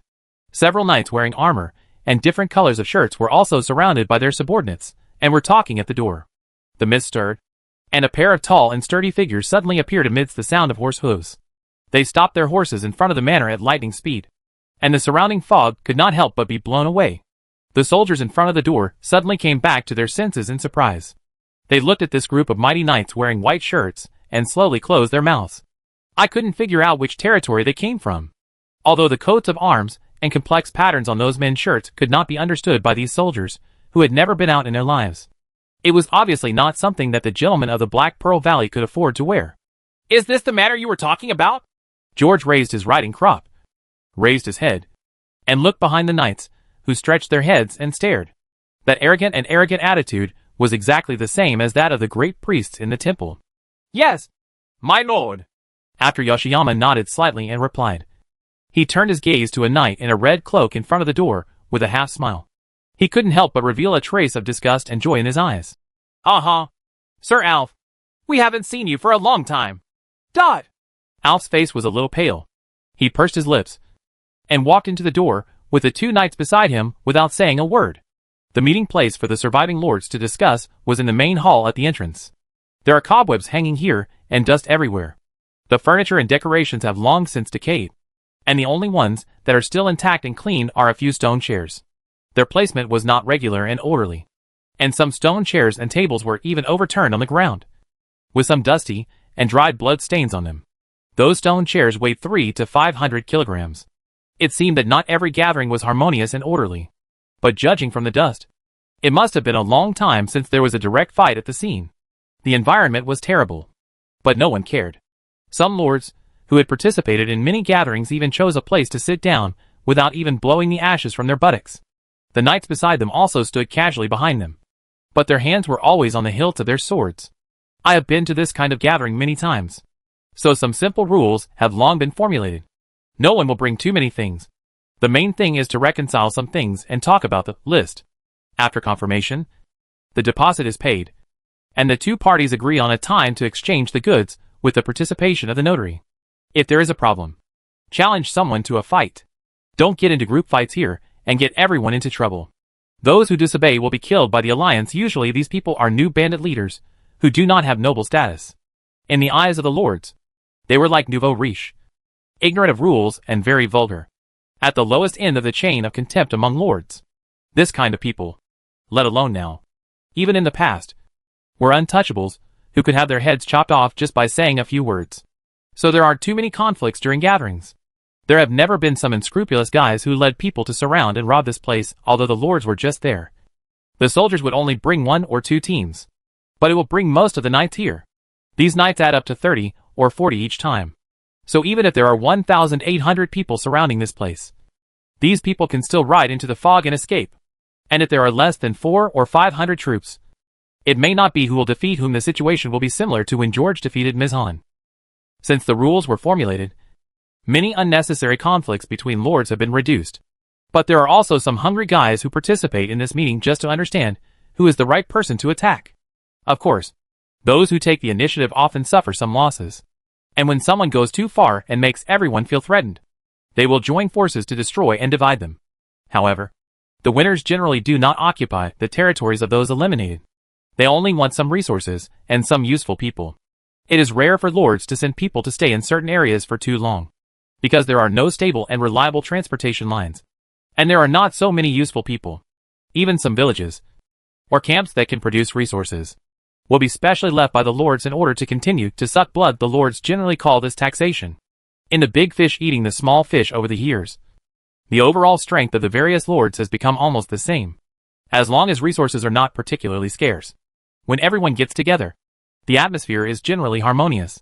But occasionally there will be some new people coming, most of them from the newly gathered survivor camps, or people from some remote areas. At times like this, things tend to get a little more interesting. Just like today, the lords came in one after another, and there were a few boxes beside each one. Usually at this time, everyone can't help but ask each other what they brought. These northerners are relatively rough and not very particular. They always shout when talking. As their voices get louder and louder, the party will slowly begin. But it was a little quiet today. Many people couldn't help but put their eyes on the door, looking at Alf and others walking in at the door, as well as the dozen or so white people who had dismounted outside the door and walked in. Rogue Knight. The eyes of these dozen strange white-robed knights were very sharp, and the lords could recognize them at a glance. They were battle-hardened veterans. The battle clothes on the chests of these people are all unique, and the patterns on them are not something that ordinary skilled craftsmen can sew. It even makes people feel that these battle clothes are more exquisite than the battle clothes of the Knights of the Wind Wings Cathedral. Looking at the equipment they were wearing, although it was not plate armor, the people present were all knowledgeable people, and their value could be seen from the density and thickness of the mail armor. The strange lord at the head actually had a divine emblem on his shirt. Beside this strange lord, there was also a monk who followed him. This priest's entourage robe is extremely exquisite, but its style is something no one has ever seen before. The lords and noble knights in the hall couldn't help but look over. There were murmurs among the crowd. Many people whispered about Alf. Mizhan brought it here. Is it the master of that cathedral? The style of the shirt looks a bit like Johannes's. Amidst this low-pitched discussion, George had already crossed the door. He glanced at the crowd and seats in the hall, and the discussion in the room couldn't help but quiet down slightly at this moment. At this moment, a giant-like figure suddenly walked in from behind the white-robed lord with his head lowered. The light and shadow in the hall suddenly dimmed under the cover of the giant. Many people stared wide-eyed, looking at the terrifyingly tall armored giant with a fierce face. They couldn't help but nervously hold the hilt of the sword and took a breath. Then everyone saw that the giant walked silently to a stone chair that had fallen on the ground, picked up the heavy stone chair, and placed it in its place. This scene made some people's eyelids twitch. The stone chair weighs at least 500 to 600 kilograms. If you ask the people present who can move something weighing 500 to 600 kilograms, there will still be someone who can stand up. But he lifted it up and put it down so casually, just like erecting a wooden chair. No one dared to say he could do it. Take another look at the sword slung across his waist. The spear is on the horse. I am afraid it can cut the horse in half with one sword. It can't help but make people feel cold in their hearts. Today, there must be no duel or anything like that happening here. The strange knights wiped their boss's stone chair clean with their cloaks, and then the white-robed lord sat down. Immediately afterwards, Johannes's knights stood behind the lord like javelins, leaning on the hilts of their swords at their waists. After the party fell silent for a while, some people began to talk in low voices. But the talk seems to be all about family affairs, and few people talk about goods, and they didn't bring the topic to Lord Weishin, as if these were the people attending the party today. Only the lean baron sitting on the high platform looked over from time to time, and everyone also looked at the baron, seeming to be waiting for him to speak. Chapter 90. I'm in charge.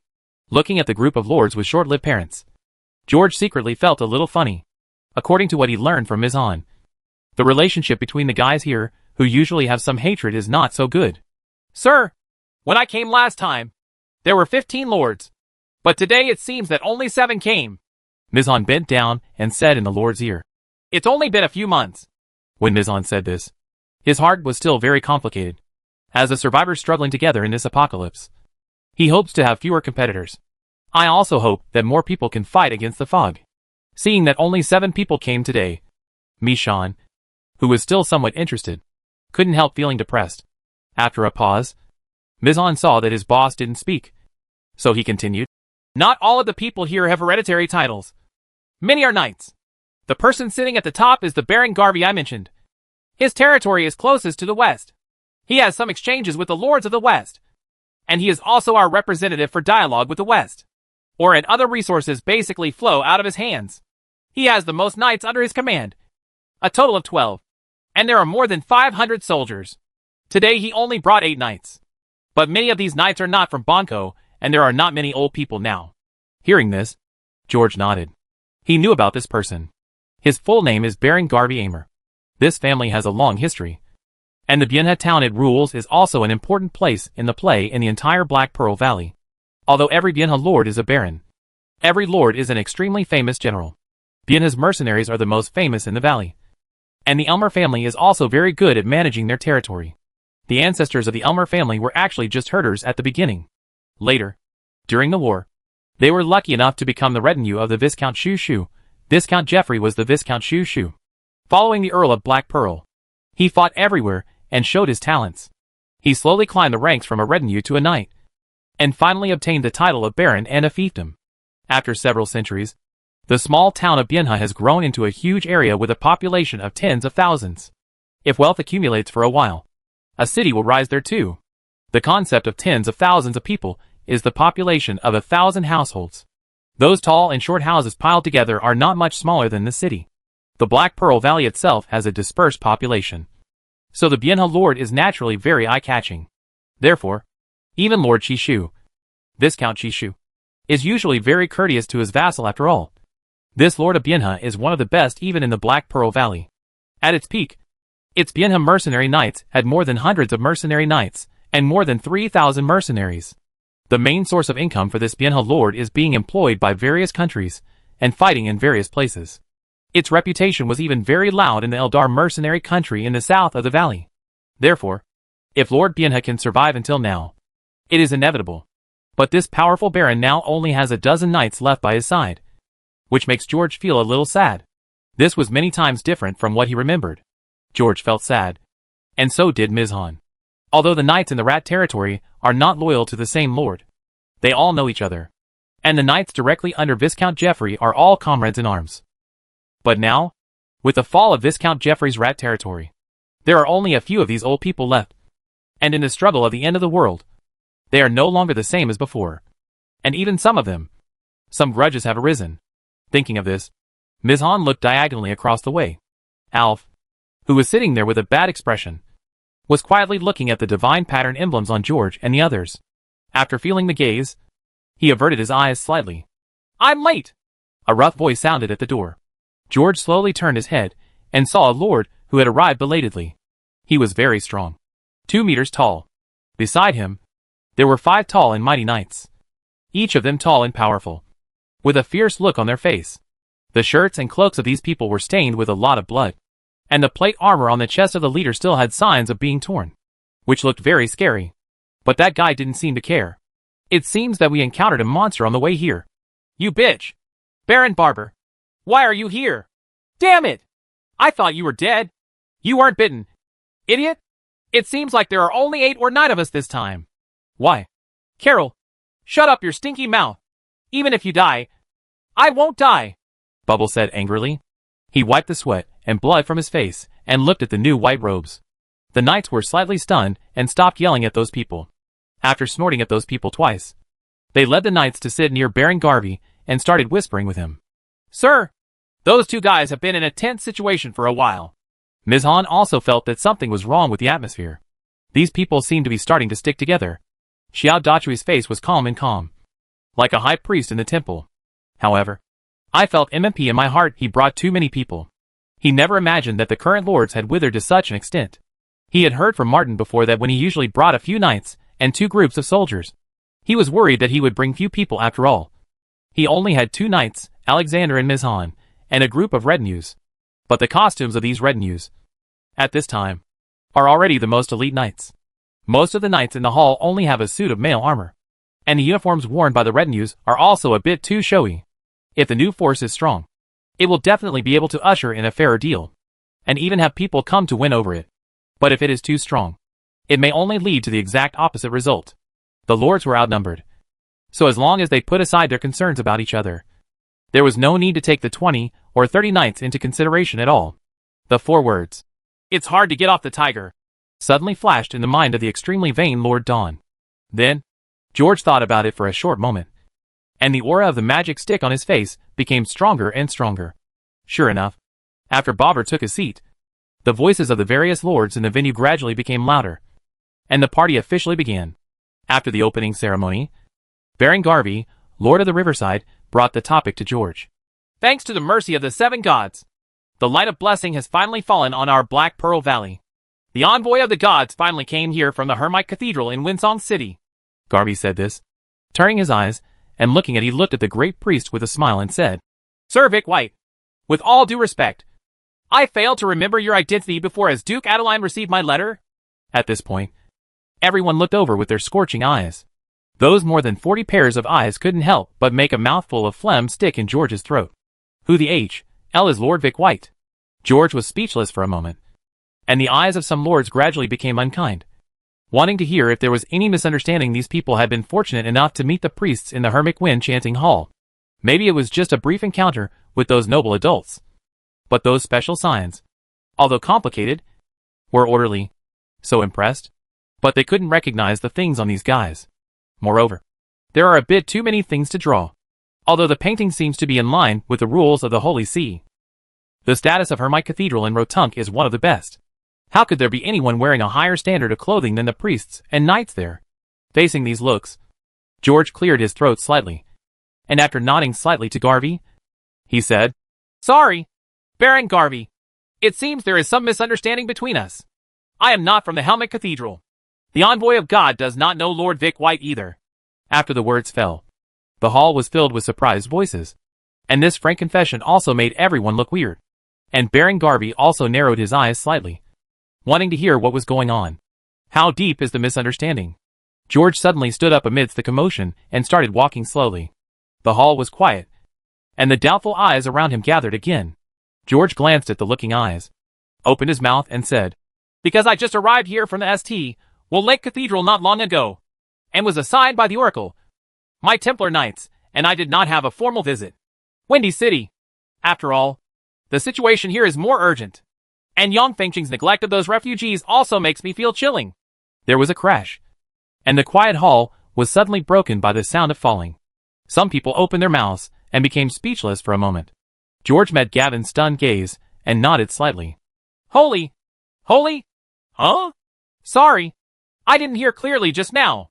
Garvey, do you think the Vatican sent a letter? He said it was an oracle. Didn't you hear? Your Excellency, I haven't asked you your name yet. Someone asked in surprise. George William Austin. George answered quietly. Austin? An older lord couldn't help but sit up straight after hearing this. This man had been looking at George's face since he came in. Who is Geert Austin to you? George's eyes turned and fell on the lord's family crest. I recognized this middle-aged man. It's my father, Sir Charlie Dean. The Black Pearl Valley is my hometown. George replied calmly. Maybe it's because of this that the goddess Sanctuary guided me back to this place. There was an uproar in the hall. They couldn't believe what they heard. And the hall couldn't help but become lively again. Charlie Dean's eyes widened. He had indeed heard that old drunkard boasting about his son and the great church.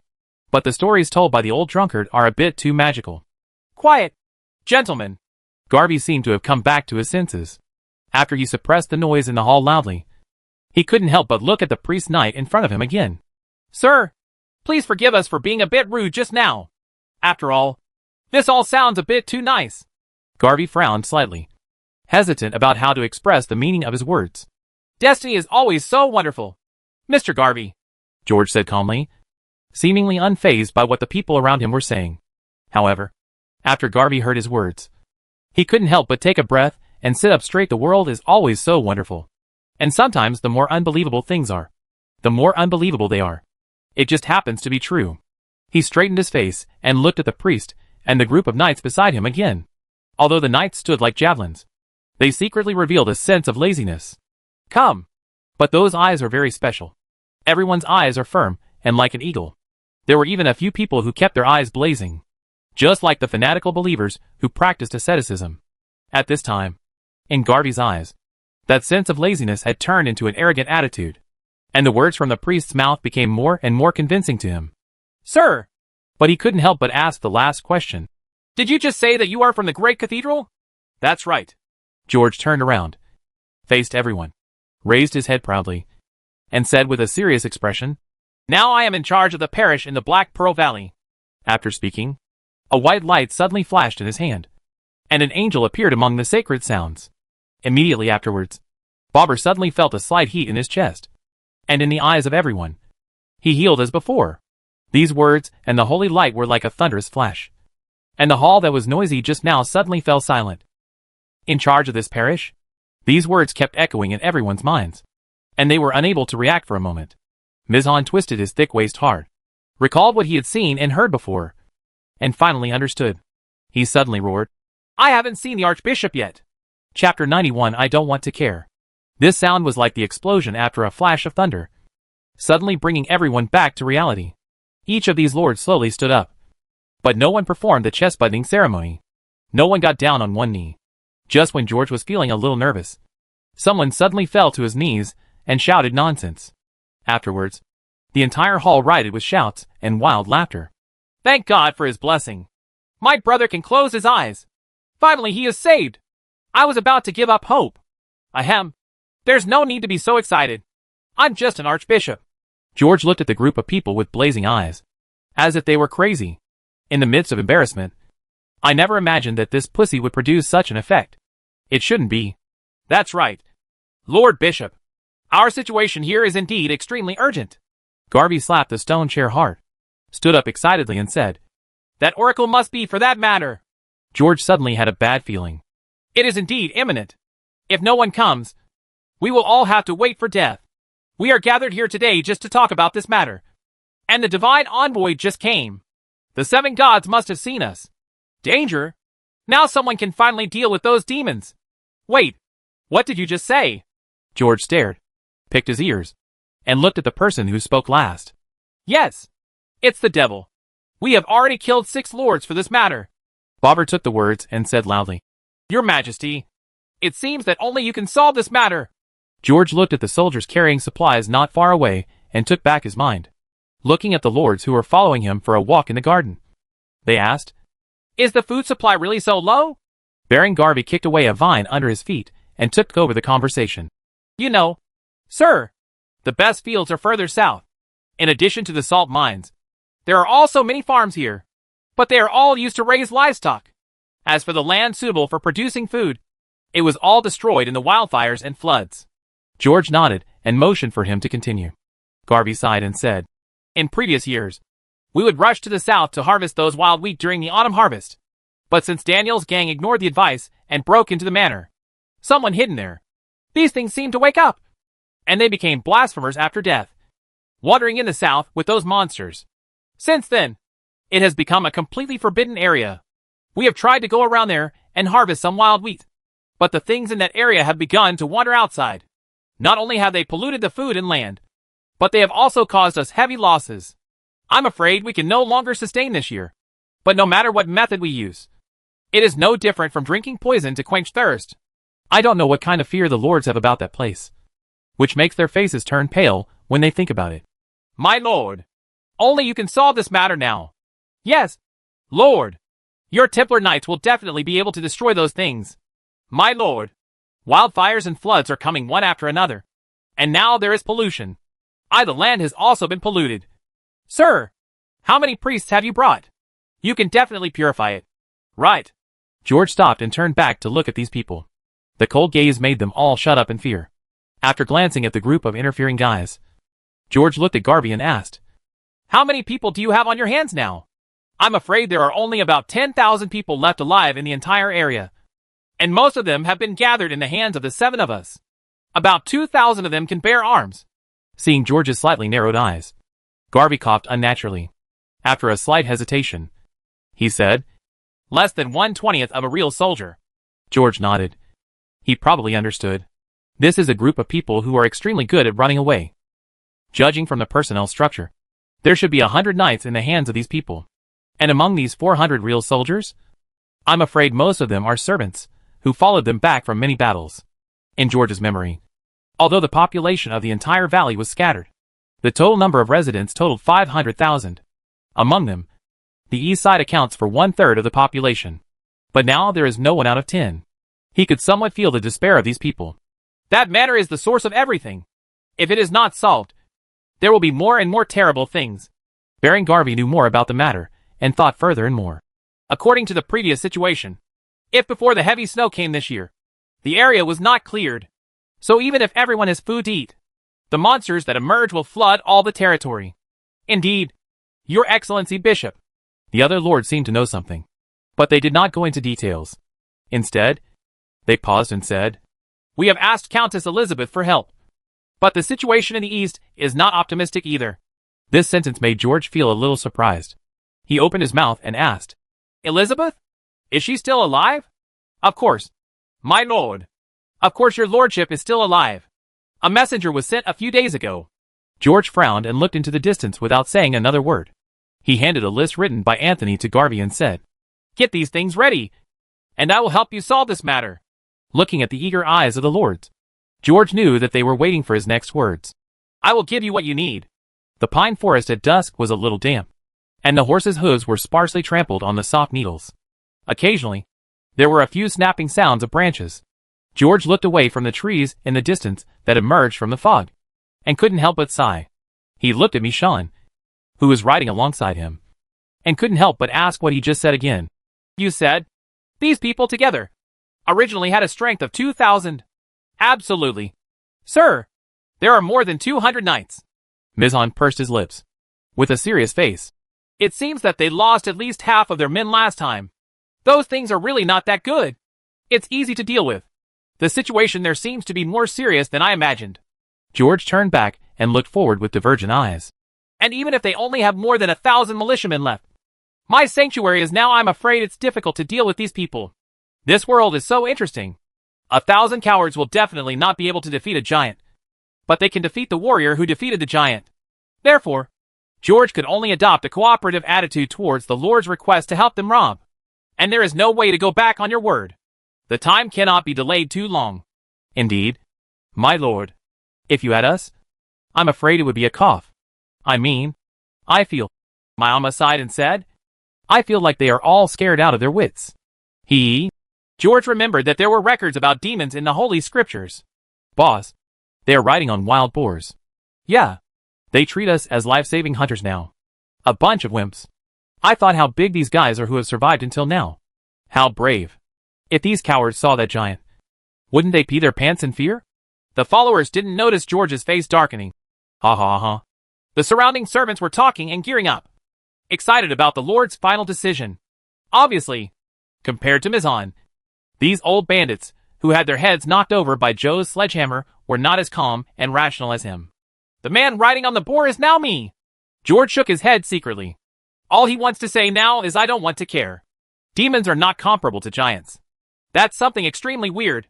Yoniyama and his followers have never experienced the battle of the lords, and do not know what they have faced. At the same time, they also thought of those lords too simply. The party during the day went very smoothly. After George listed the goods he needed, the Lord said they would deliver the goods to his territory. It may take 5 or 6 days to collect the supplies plus the distance. In George's view, this form of door-to-door delivery is simply a way of forcing the palace. These bastards don't believe me. If they see the situation in my territory, I'm afraid they will try to snatch my throne. Therefore, he naturally had no choice but to agree to this reasonable request, because he is already on the verge of death. Moreover, these people have everything he needs in addition to the iron ore. There are also large amounts of quartz sand, feldspar, alkali, salt and other supplies that many territories urgently need. The lords made huge concessions to this deal. 2 carts of food can be exchanged for 1 cart of iron ore. So even if he takes the risk, he will definitely take advantage of this big deal. Of course, although a little food can be exchanged for a large amount of material, George did not intend to exchange much food with him. He plans to use it on credit. This idea is as crazy as a nocturnal businessman trying to steal gold from a group of robbers. However, this lord, who always liked to play big adventures, did not take his own life at heart. Instead, he was worried about the safety of these people's territories. The South is not only an important source of food, but each lord also has channels for trading with the West. If the sanctuary wants to grow in the future, this territory cannot be lost. Moreover, if they are all dead, I will also enter a chronic death. George looked forward with burning eyes, and in his heart, he was planning a big game. He wants to integrate the resources of these people to fight against that devil. And after that, let them become the organs of the shelter, constantly sucking blood from their bodies. Of course, whether he can make the awesomeness he boasted come true depends on whether he can settle those lords in a few days. At this time, the sun had completely set, and the team had already erected torches and continued to walk through the forest. There were so many things they discussed today that they had to go on a night trip tonight. George picked his ears, looked at the ghost that suddenly lit up on the scroll, and listened to the distant shouts that were dimly heard in the wind. He couldn't help but feel uncomfortable in his heart and sighed. How did his grandma sing? Punishment in the holy name? After flipping through the holy scriptures, he recited it silently in his heart. Of course, he was reluctant to use his magic power, so he was just emboldened. The sky is getting darker and darker, and the autumn night wind carries water vapor, making it very cold. George shrank his collar and felt someone scratching his back. He didn't dare to turn around and look at the scroll to see if there was anything there.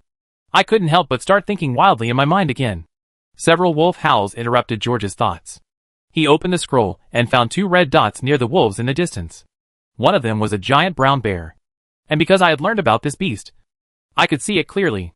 According to the remarks, the bear should not be much smaller than the one he had seen before. I don't know what the other one is, but it looked like he was chasing the brown bear this way. What is so powerful? Lynx? Judging from the scroll, the creature appears to be extremely agile. Although George had only visited this mountain forest once, he had not encountered any monsters. The level of corruption in the forest is also very low. Therefore, apart from the innocent souls that can be seen everywhere, there should not be any serious pollution monsters, like scavengers. Obviously that thing couldn't be an innocent soul.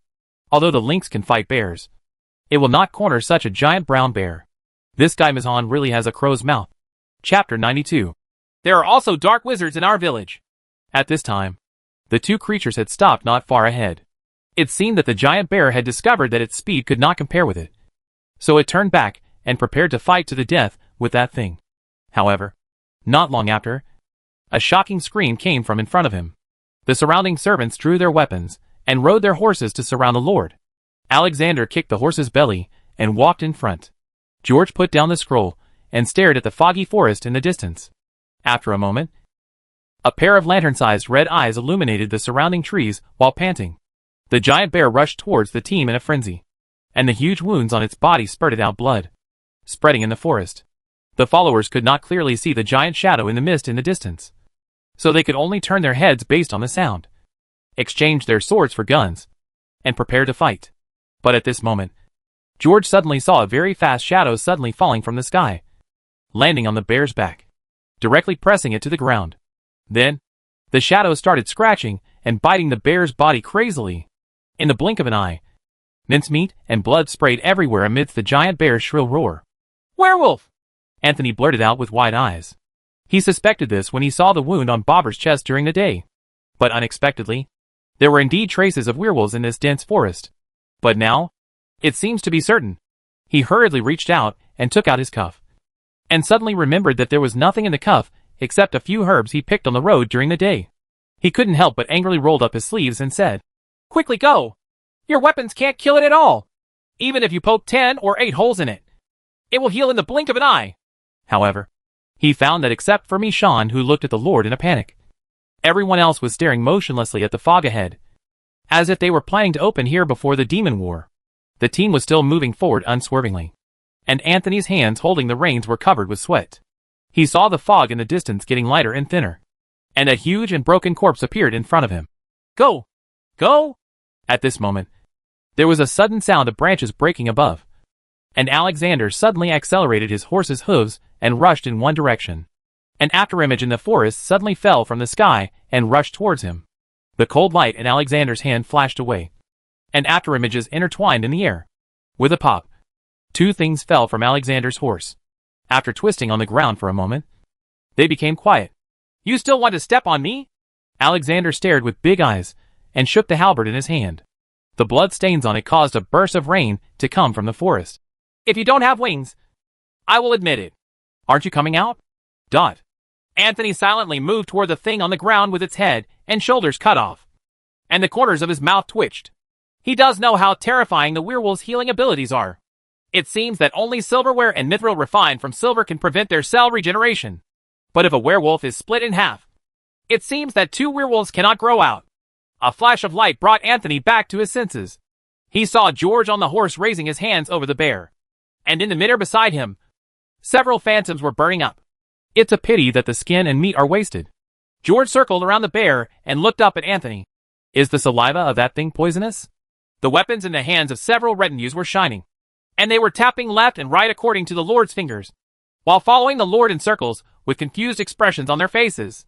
It was as if they were driving away mosquitoes for him. But occasionally something would burst into flames in midair. It won't be wasted. I have a solution for the skin. Stew the meat with hijab and tongue-biting fruit for 2 hours. This kind of rabid dog plague will not be contagious, Anthony said numbly. He turned his head and looked at the corpse again. The werewolf's eyes suddenly became eager. Can we bring this too? Hey! What are you doing looking at me like that? What are you thinking? I am a great bachelor. How can I eat such a thing? After hearing this, several idle subordinates did not talk nonsense to him, and directly dismounted and took out the bags. I understand. There used to be several dark wizards in our village, and they all had some weird hobbies, Aji said with a wink while cleaning up. You despicable village boy. Anthony's face turned pale with anger, but when his eyes caught sight of the short man's thick arms, he still swallowed the rest of his words. He hummed with an unhappy face, shook his sleeves, couldn't help his strong curiosity, and rode over there. At this time, he saw another subordinate suddenly said, "Huh?" touched the werewolf's abdomen, and joked with the person next to him. "It's really big." 6. The wizard may want to eat it. 9. Anthony suddenly reined in the reins, shouted at George with wide eyes. My lord. A werewolf can use its scent to track down the location where its enemies live. Wolves can also follow their scent and find them. When a group of people followed the wolves to the cave, they smelled an unpleasant stench. But when they held a torch and went deeper, what they saw was a bit surprising. Indeed, according to the scroll, there are 2 creatures living here, but it is a cub whose 2 teeth have not yet been fully opened. It doesn't look like there are many creatures living in groups here. Jack held up the torch, looking away from the weeds and bones around him, and looked at Mizhan. And it's not a small village. Don't ask me, Jack. This is also the first time I've seen a werewolf. Mizhan scratched his chin, bent down and looked at the 2 cubs. His mind seemed a little confused. Why does this thing look like a dog? He turned back to look at Anthony and asked strangely, Aren't they human beings? Anthony frowned and looked at Mizhan for a long time, with a strange expression. He couldn't help but want to open his mouth to mock. But in the end, he looked at the sword that Mizhan was holding, and couldn't help shaking his sleeves and started talking. People will only go crazy after being infected with rabies plague. Of course, many werewolves are indeed the forms transformed by humans after receiving the curse. This is indeed similar to many legends. Anthony seemed to be relaxed. He looked at George next to him and said, It seems there is good news, sir. Although these Talion werewolves are ferocious, they cannot transform into human form and lurk among the residents. Nor can they infect the curse. And they generally live alone. George nodded and saw a wolf drooling. He approached the 2 cubs and wanted to lick them. He stretched out his kick and kicked them away. Although the 2 cubs have no teeth and are still suckling, they are almost as big as pugs. And it was very fierce, with its mouth constantly roaring. But that furry appearance never scares anyone. However, it seems that there should be at least one male werewolf nearby. George frowned and said, What seems to be happening in the Black Pearl Valley? Are there so many strange things everywhere? It's not necessarily a male werewolf. Sir, it could also be some other more terrifying creatures. Anthony hesitated. He sighed and said, But there must be more than these werewolves here. Maybe they are just like us. It's about escaping. After a pause, he continued, I suspect that what Bobber and the others encountered should also be another group of werewolves. Obviously, according to the root, it is not reasonable to encounter this werewolf. Don't touch it. Alexander. Seeing Alexander curiously reaching out to catch the 2 wolf cubs, Anthony quickly shouted and stopped him. This kind of thing carries more than one kind of germs. It doesn't mean that they are evil creatures. Wrong. But I've always wanted to raise 2 puppies. Alexander pouted and said aggrievedly. Aji, who was watching from the side, kept nodding with a pitiful look on his face. Alexander. Anthony's expression was very strange. There is no way to tame these things. Didn't anyone tell you? And everyone can see that they are demonized. This will cause them to be feared by all living things. And when they grow up, everyone who looks directly into their eyes will sink into fear and completely lose their minds. I dare to say that their father must not be a werewolf, but a demon. You see them are those blue patterns on the feet? It's like writing. If you brush away the hair on their bodies, You will also find this kind of thing on their skin. After finishing speaking, Anthony took a deep breath and felt that he should understand what he meant. Alexander nodded and said, It looks good. Dot. Chapter 93 River Bend. That's a curse. A magic pattern. It represents disaster and doom. Before he finished speaking, Anthony heard the sound of turning books. He turned around and looked around him, just in time to see a dazzling light suddenly radiating from the holy book. Immediately afterwards, the entire cave was enveloped in this gentle light, as if sunlight penetrated time and space and the mountain wall, shining down from the gaps in the cave. As the song sounded, the shadow of an angel waved its arms in the air. And then, the stench of the entire cave began to slowly dissipate. Even the lice, fleas, and other things on the two cubs fled away. The two cubs seemed to have been washed, although their bodies were still stained with mud. They exuded the fragrance of mud. Then, George stretched out his hand again, and as he stroked the two cubs' heads twice, the frantic cubs gradually calmed down. Later, Anthony saw with his own eyes that the faint magic symbols on the two cubs gradually disappeared, and some divine symbols were mixed with those magic symbols. The wizard felt that the uneasiness in the cubs slowly subsided, and the anger and fear in the cubs' eyes gradually disappeared. Under the lick of a female wolf, they began to look around curiously. Take them away. There happen to be a few wolves with cubs. If the milk is not enough, you can drink the horse's milk. With that, George closed the holy book and walked towards the entrance of the cave. Behind them, Alexander and Aji quickly picked up one each and followed the Lord. Anthony stood there for a long time, and then came to his senses after seeing that everyone was about to walk out. He hurriedly picked up a few herbs in the cave, then threw off his sleeves and ran to the back of the crowd, as if he was afraid that someone would leave him here. When George stood on a small slope on the side of the cave entrance, it was already extremely dark. He waved the torch in his hand, allowing several people at the cave entrance not far away to see his position clearly. After turning around, he kicked away the half-zombie that crawled over under his feet, most of which was eaten. George looked at the foggy night forest and couldn't help but feel a little depressed. It was too late today, but after confirming the situation here, he felt a lot more at ease. But as winter approaches, there seem to be more and more monsters. I'm afraid it won't be long before zombies aren't the only ones wandering around the territory. Today's werewolf is a reminder. In fact, even now, things larger than scavengers occasionally leave footprints around the territory. This can't help but make people feel a little worried. He felt that these things would never appear so frequently in previous winters. Otherwise, those lords would definitely have a few more wrinkles on their heads. But this year seemed a little different from previous years, and the moon seemed much bigger than he remembered. With a sigh, George led the horse and walked toward the deep forest surrounded by torches. There are a lot of rocks around here, and the sky is dark. Little William may be able to run in such an environment, but those big guys may hurt the horse's hooves. Everyone arrived at the territory safely that night. It had been many years since the logging camps had been cleared of people, and the river hadn't had so many boats docked at Johannes's Bend. Although they are all small boats, they can all carry some cargo. After the laborers got off the boat, they held the ropes and carried the goods. Amid the sweat, figures surged in the mist. But this kind of labor cannot distract all their attention. From time to time, they will look into the fog for a while. The slightest movement will make them nervous for a moment, as if they are worried that some huge thing will suddenly emerge from the fog. The figure is general. It wasn't until they saw the figures of patrolling soldiers moving through the fog that they could calm down and continue working. But such behavior will obviously arouse the dissatisfaction of the supervisors. Often, as long as they are discovered by the supervisors, they will be greeted with a vicious whip. These laborers actually become soldiers in the hands of the lords as long as they pick up a weapon. In the old world, such people were commonly known as cannon fodder.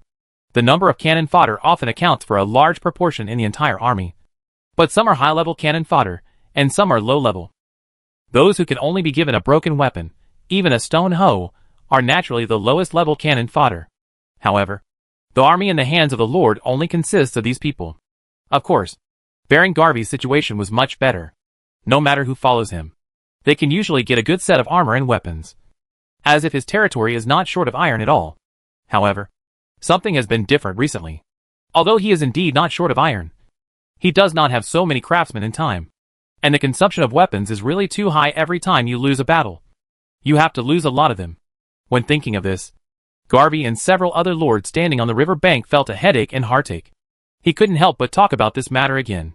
However, Garvey was still very satisfied with the work efficiency of the workers today, and Exion couldn't help but retracted his gaze and looked in the direction of the mist. Not long after, a group of riders emerged from the mist. The leading knight held a tall flag in his hand, which was very conspicuous even in the mist. Sir, everything is normal. The area here seems to be very clean. There are no monsters. Only some wolves. I saw some farmland at the bend of the river before. But because we have gone too far, I am afraid of losing our way. So I didn't go any deeper. Yes. Baron Garvey was obviously the leader of the entire team. After he agreed softly, he bowed and let him go. After the knight raised his chest and saluted him, he nodded to the other lords and led the riders into the mist in another direction. At this time, a knight wearing luxurious armor walked down from the river bank. There were 2 knights beside him. Judging from the badge on this knight's chest, he should be just a knight, but his family seems to be extraordinary, and his status seems to be high among the lords. After coming here, they addressed each other as equals to Baron Garvey. Your Excellency, Baron Garvey, aren't our trip too intrusive? He looked at the goods and slaves on Baron Garvey's ship and couldn't help but frown. This time, under the call of Baron Garvey, several lords were basically present. For this reason, they were still 2 days late. But it didn't matter. After all, they were here to deliver things, and the time did not need to be too precise. Garvey also felt that it would be better if the time was slightly different from the agreement. But in fact, although the cargo they brought this time was quite a lot, it was not much. It is indeed a bit too exaggerated to mobilize all the troops to find all the people in this way. However, if Baron Garvey hopes that this transaction will go smoothly, then it does make some sense. After all, he also had some doubts about whether the guy had enough goods to settle the bill. So bring more troops here, just in case. After all, the details of that guy are really unclear. But Garvey asked them to bring all the waste in the territory. This was not on the list, so he had always been a little confused. However, these lords did not adopt Garvey's last suggestion after all, because although we're old and weak, women and children, they could at least still do work or have other uses. However, after getting off the ship, he discovered that Baron Garvey had brought over more than 200 old, weak, women and children in his territory. These people could indeed do some work, but they were all unable to hold weapons. With the current situation, it is difficult for these people to survive. Baron Garvey did not answer him directly, but said, Sir Carroll, did the soldiers you sent on patrol report to you? I heard that there are a lot of fields here, and they are well taken care of. Carroll said, The seedlings in the field seem to have grown some. You mean, someone has harvested the fields here before? So then will your Excellency have a lot of food in your hands? Carroll suddenly said, Master Garvey, you brought so many goods. It is really a wise decision. Baron Garvey turned his head and looked at Carroll for a long time, which made him feel uncomfortable all over. Chapter 94. It's indeed reasonable. Or are you saying that we don't need to pay a penny? Carroll said a little cautiously, but her heart became a little hot. After a while, Baron Garvey seemed to sigh secretly, feeling that this guy named Carroll was really not as good as his nephew in the West. Although the two of them are 20 or 30 years apart. He looked into his companion's eyes and said solemnly, Carroll, don't you think it's a little strange? Well, Carroll touched his beard and seemed to have thought of something. The efficiency seems to be a bit too fast.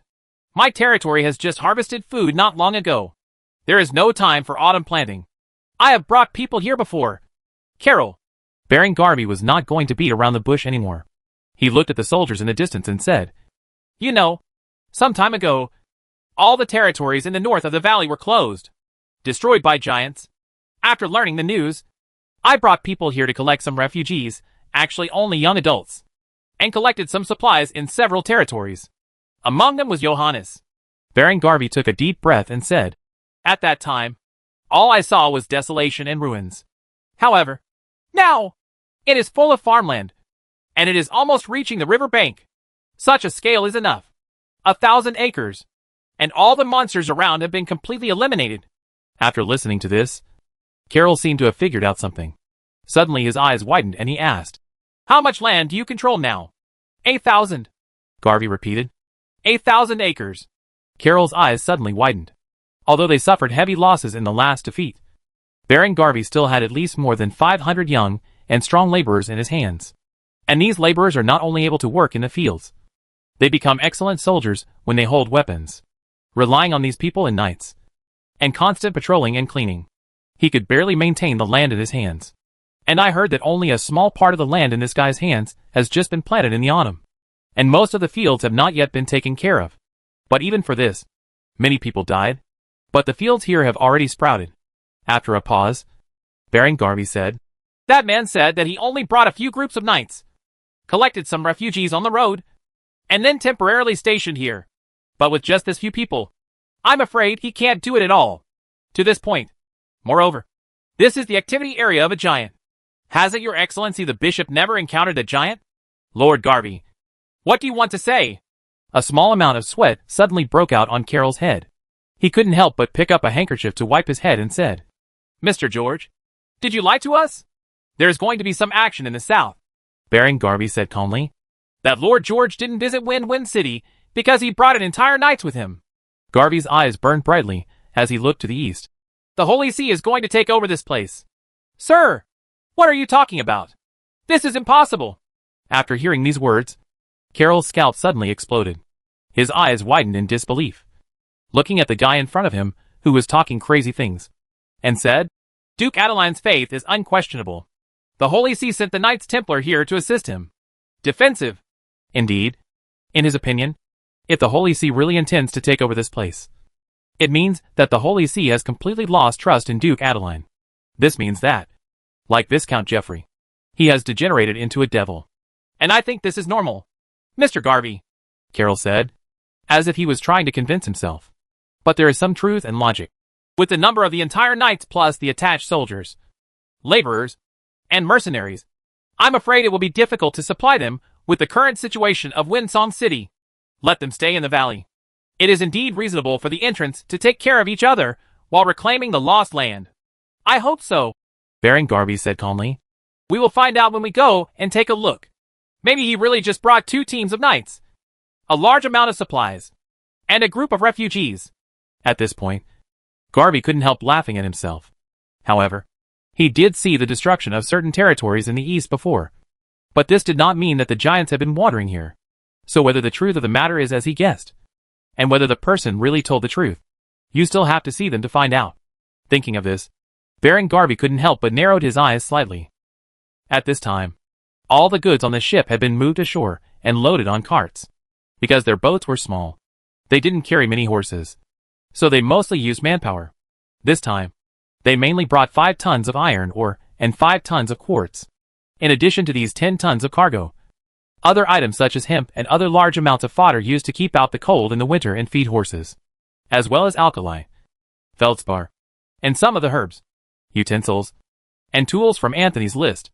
In total, there are more than 10 tons, because some things are not heavy but take up a lot of space. So together, there are more than 100 cars. Finally, there are the more than 200 refugees.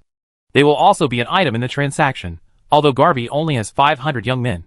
But these are men aged 16 to 40. According to the proportion, the overall number of citizens is not small. After the soldiers counted the goods and people, it didn't take long for the team to head east.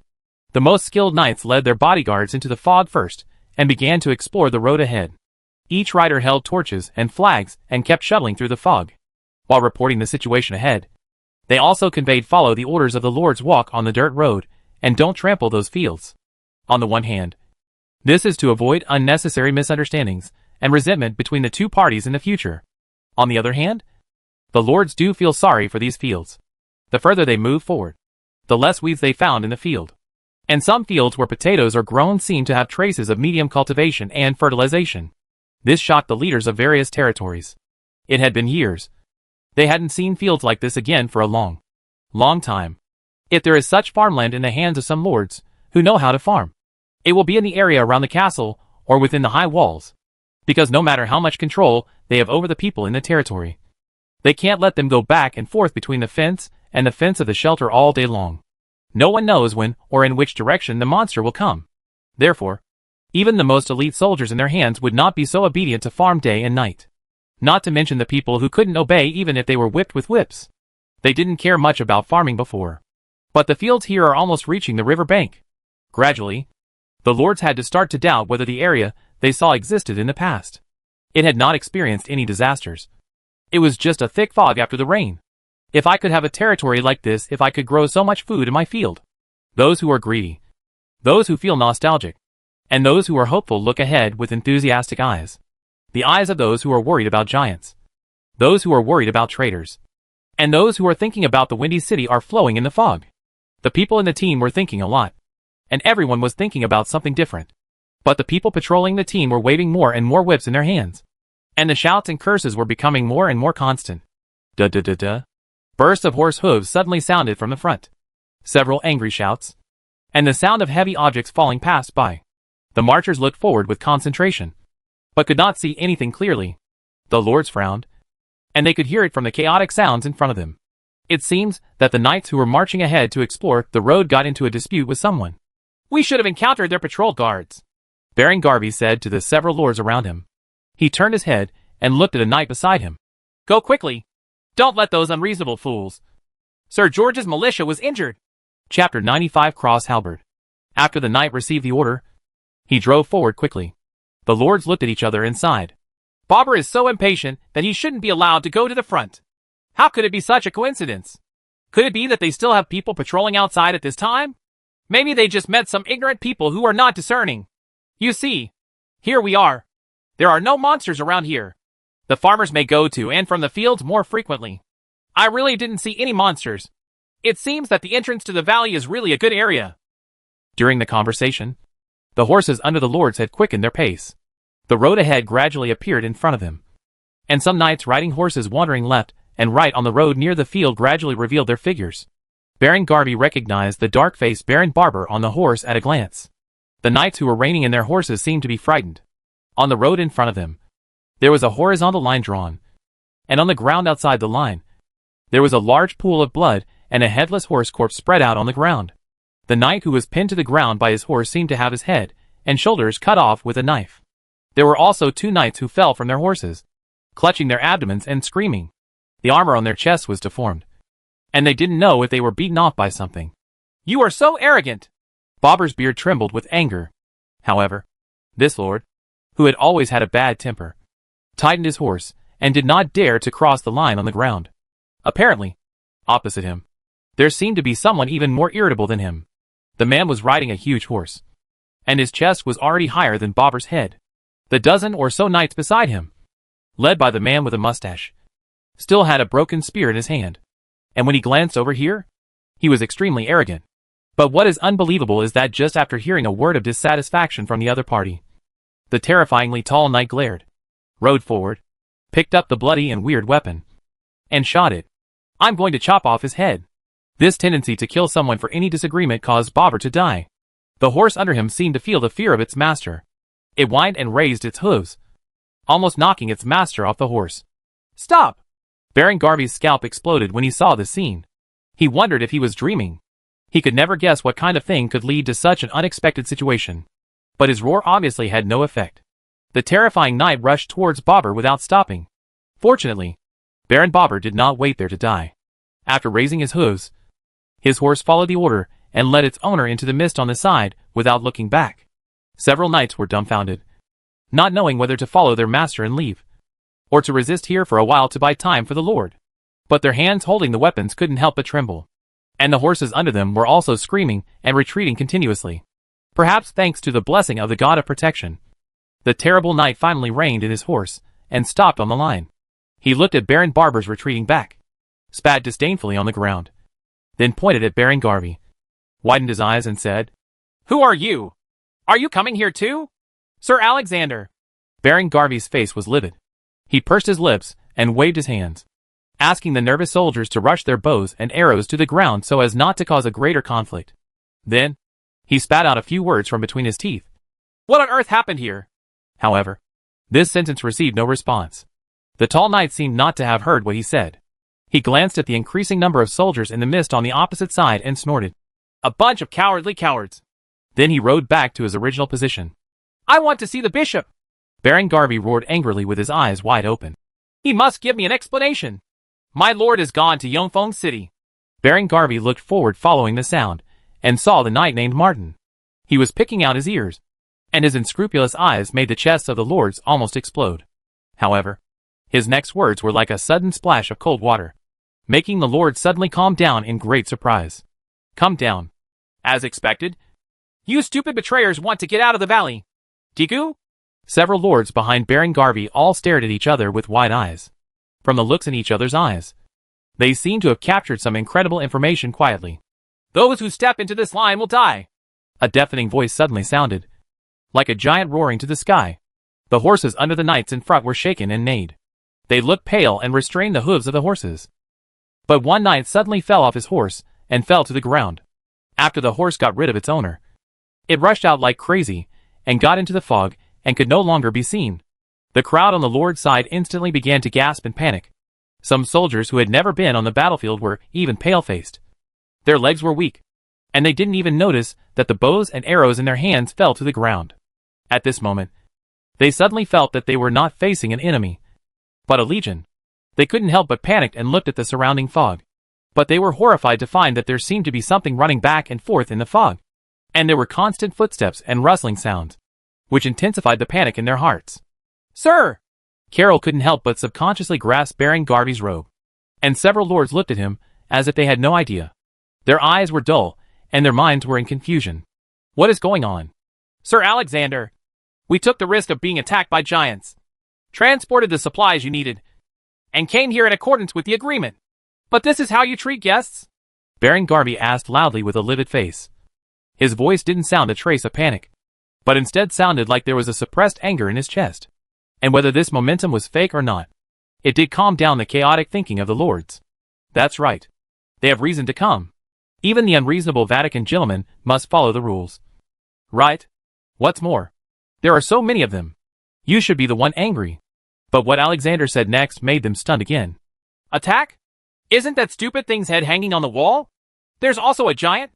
After hearing this, Alexander stood still for a moment. He scratched his face and looked at Martin. They said they were here to deliver food. When the lords met last time, they had already somewhat figured out that the seemingly brave knight was actually missing a string in his head.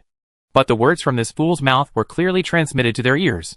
Indeed, fools don't lie. And they really haven't heard from the giant for a while. Although everyone had some guesses after seeing the situation here, they still couldn't help but take a breath. They couldn't help but look at each other, and couldn't help the fear in their eyes. The first thing these knights did after arriving here was to kill the giant. They didn't know how many people it took on the opposite side to flatten the groin, cut off the head, and hang it on the wall. But that giant can definitely kill more than 1,000 of them. Chapter 96 Knights.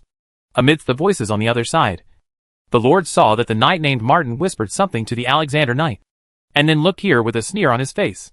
Several knights around him were still talking mockingly about country nobles and the like. You bastard! You still want to lie to me? No one should even think about this line. That's simply unreasonable. Baron Garvey was so angry that he was about to explode.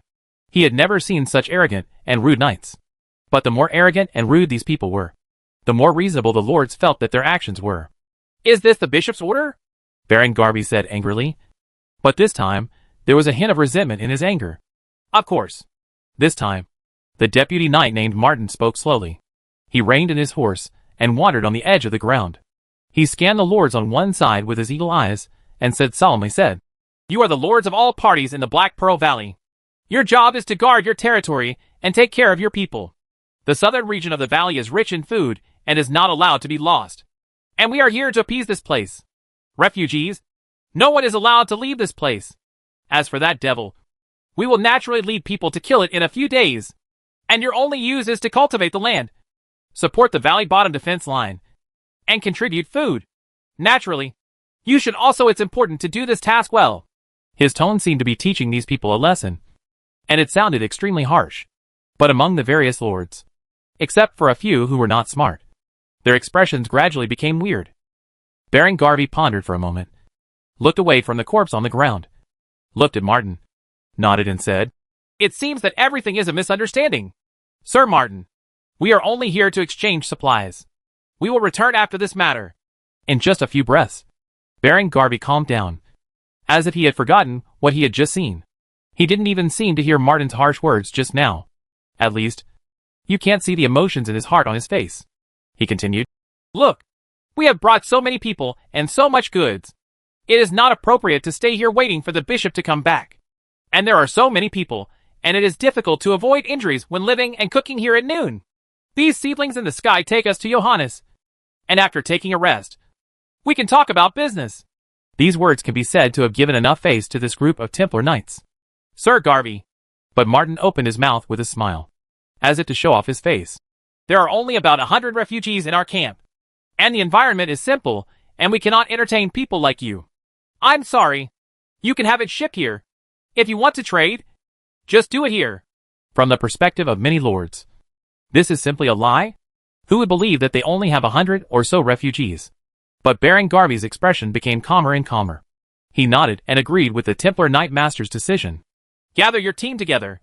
If someone sneaks around this line and scares the refugees who are farming, and something happens then, don't blame me. After saying that, Martin sneered and reined in his position. The team of lords rested on the spot, and the lords gathered together and talked for a long time. Several lords who always had smiles on their faces, after dismounting, came near the line and kept chatting with the knights on the opposite side. But except for Sir Alexander, everyone else was very tight-lipped and kept silent. Just pay attention to whether these people have crossed the line. But even if they expected what could be pulled out of that fool's mouth, no one dared to talk to him because no matter who approached, his eyes would be fixed on the line on the ground. Several riders quietly rode back from the fog. After dismounting, they frowned and came to the vicinity of the lords. These people all sneaked around to Johannes from other routes.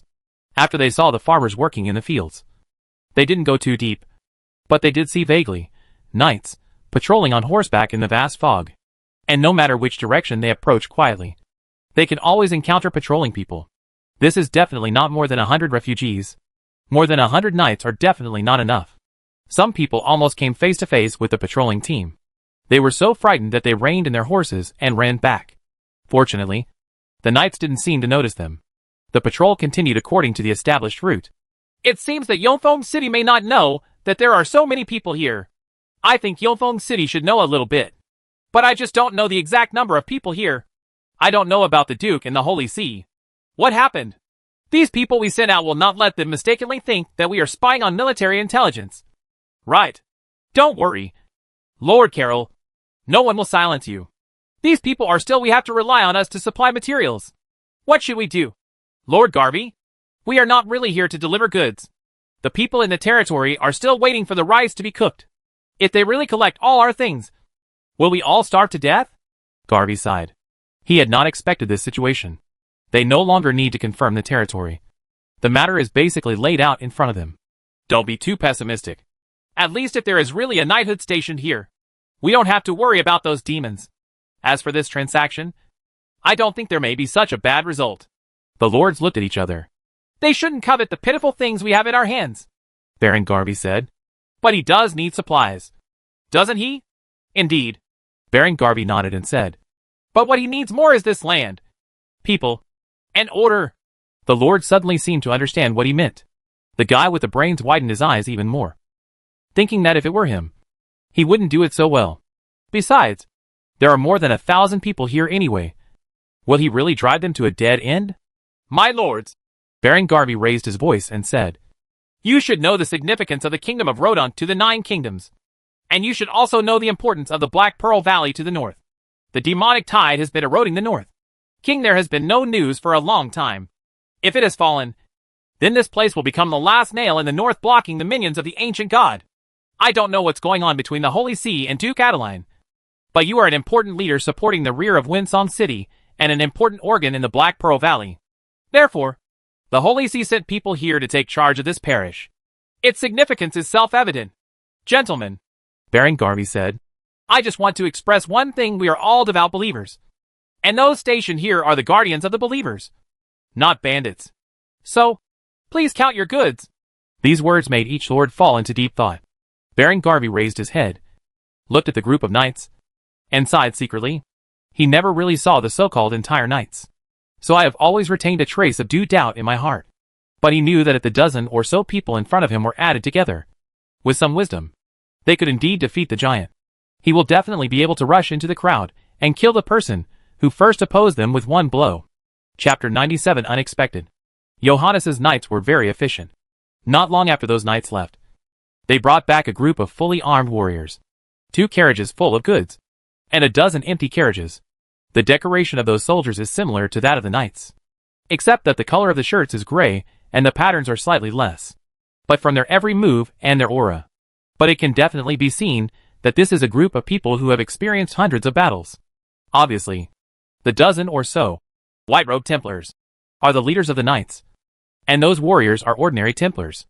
After seeing the group of people coming, the lords secretly exchanged glances, and the atmosphere became more solemn. Look at the person opposite, and then look at the group of soldiers around you who are sweating even with their weapons. Look at the two carriages on the opposite side, and then look at the many goods on your side. They feel that this matter cannot be considered a fair transaction. The trading rules established by various lords can be said to have been completely broken in this case.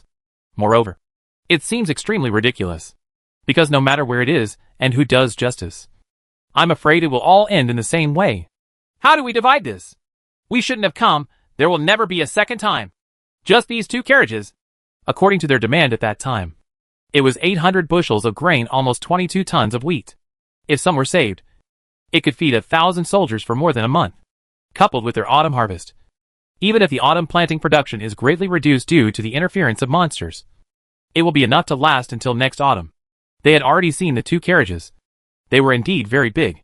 But even if it is fully loaded with food, it can only contain 200 bushels of wheat at most, more than 7,000 liters.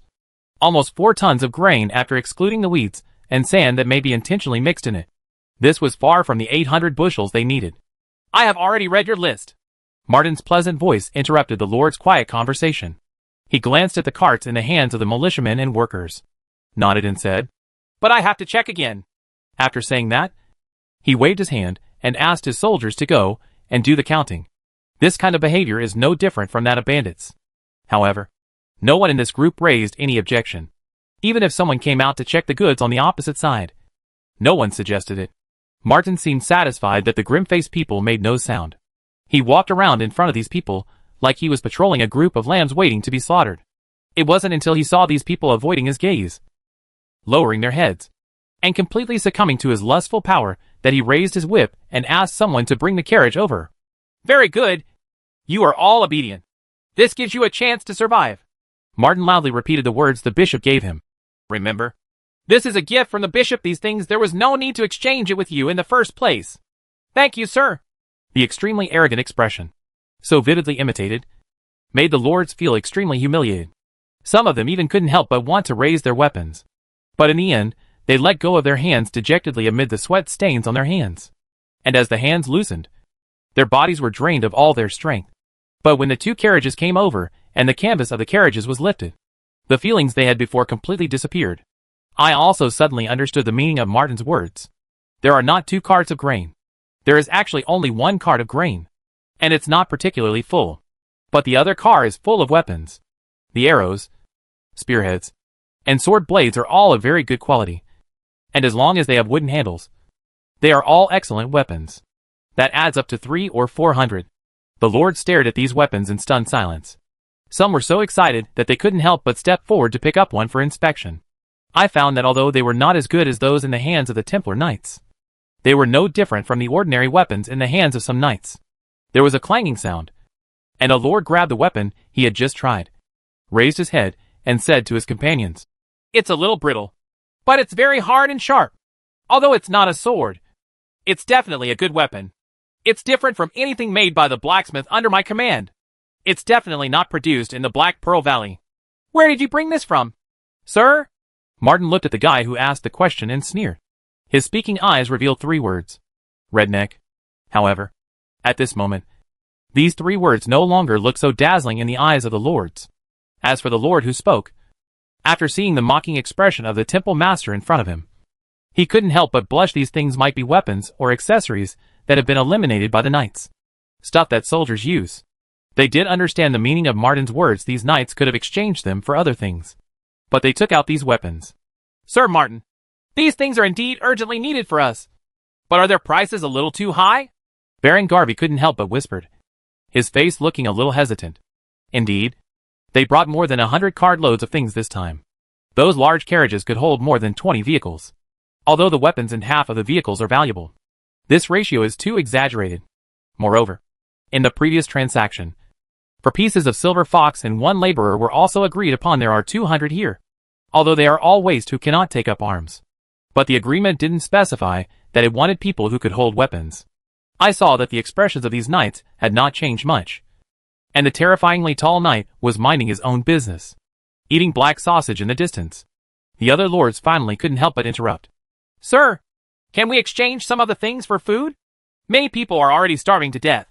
A few days ago, tragedies of cannibalism happened. Look at those poor refugees. In fact, these guys are crying about poverty, because although they don't have much food anymore, it is enough to last until the autumn planting and harvest. Of course, this winter may indeed be difficult. But what these people said was indeed a bit pitiful. Martin did not answer their words, but instead looked at the refugees, and Aji was leading his soldiers to check the physical condition of these people. Baron Garvey, who brought these people? Sir Martin, these are the people in my territory. Although they are a little weaker, they can still work as long as they can stutter. The words spoken by Baron Garvey were not shameless at all. If it were in peacetime, selling these people as serfs could indeed be exchanged for money. But now I am afraid that even if it is given to others for free, no one will accept it. But he seemed to have forgotten this kind of thing, and there was no hesitation in his mouth. After finishing speaking, he stared at Martin with burning eyes. It seemed that it didn't matter whether these people could trade normally. What he wanted to wait for was what Martin said. Chapter 98, the most successful time. At this time, a soldier came over and reported loudly. There are no disabled, blind, or injured people. There are a total of 123 men, but they are all older, and the younger ones are in very poor physical condition. 89 more women, 12 minor children, and then what? The commander seemed impatient with the soldier's hesitation. Not all women are very old. Many women are beautiful. Looking at the dumb boy, he held it in for a long time before he came up with this sentence. Martin almost choked in his throat as he spat. He waved his riding crop as if to strike, which frightened the soldier into covering his face in a hurry. You idiot! Let me ask you, are there any problems with these people? For example, have you checked the calluses on their bodies? Cocoon? Well, Chief Aji said there is no problem. Martin seems to have great trust in Agi's eyes. After listening, he nodded, looked at Baron Garvey and said, It seems that you are still following the rules. Master Martin, you are joking. Don't say that I have no reason to plant spies here. Even if I let him go, it would be a complete waste of a living person. Baron Garvey shook his head and said, I have never seen anyone. Can I walk alone in this fog? But Lord Garvey. Martin slapped his riding crop on his hand and said, I remember not saying I wanted children before. Also, aren't there too many women? You can choose the people you need. If you don't, I will take them all back. Forget it. Martin shook his head and waved his hand. Then 2 soldiers came over carrying 3 money bags and placed them on the carriage. Thousands of silver coins made a crisp sound. After the soldier counted out the excess money, he pushed the money bag onto the car. There are 896 silver foxes. No more and no less. The white silver is shining in the torch, making people can't help but widen their eyes. Gentlemen, I want to make something clear. Martin glanced at the crowd, and after seeing them all looking over, he opened his mouth. What I am doing now is not human trafficking. You let me see when it came time to shelter these poor people. Even though they were not in very good condition, at least you opened the door for them. He paused, and under the surprised gazes of the lords, he continued to speak what the lords had given him. But taking in refugees requires a lot of pressure after all. So the Holy See should give you some subsidies. Please protect your people. What you do is not only under the watchful eye of the God of protection. Your Lord Bishop will also observe your every word and deed. No one believed that these people would really accept these refugees. Even Baron Garvey was a little surprised. When Baron Garvey raised his head again and looked at the knights in front of him, his eyes were different from before, because he knew that there was no longer any doubt in Johannes' camp. And these knights would definitely solve the hidden dangers of the devil for them. It's a pity that these guys didn't listen to me and bring more refugees. Otherwise, we can have some idea of how many people they really have stationed there. After Martin's words fell to the ground, the Lord suddenly became excited. There are many people who say anything, but the most common thing they express is, We also have refugees here. My lords. Martin frowned, and the dissatisfaction in his eyes made the crowd quiet down. Our station is not a shelter, and it is your duty to protect the people in the territory. Don't let me hear similar words again. From now on, we will patrol each territory regularly. At that time, Those who deserve encouragement will be encouraged. As for those who abandon their faith and forget their honor. Martin swung his horsewhip, ignoring the ugly faces of those people, looking at the goods that the soldiers had loaded onto the carriage, and said, I have accepted all your goods, but this time I can only give you 1/3. Thing. He paused, looked at the changes in the faces of those people, and finally said, As for the remaining goods, there is also the food you need. If you want it, just perform well in the next battle. It seems very reasonable to grab some key supplies and let these people fight with them.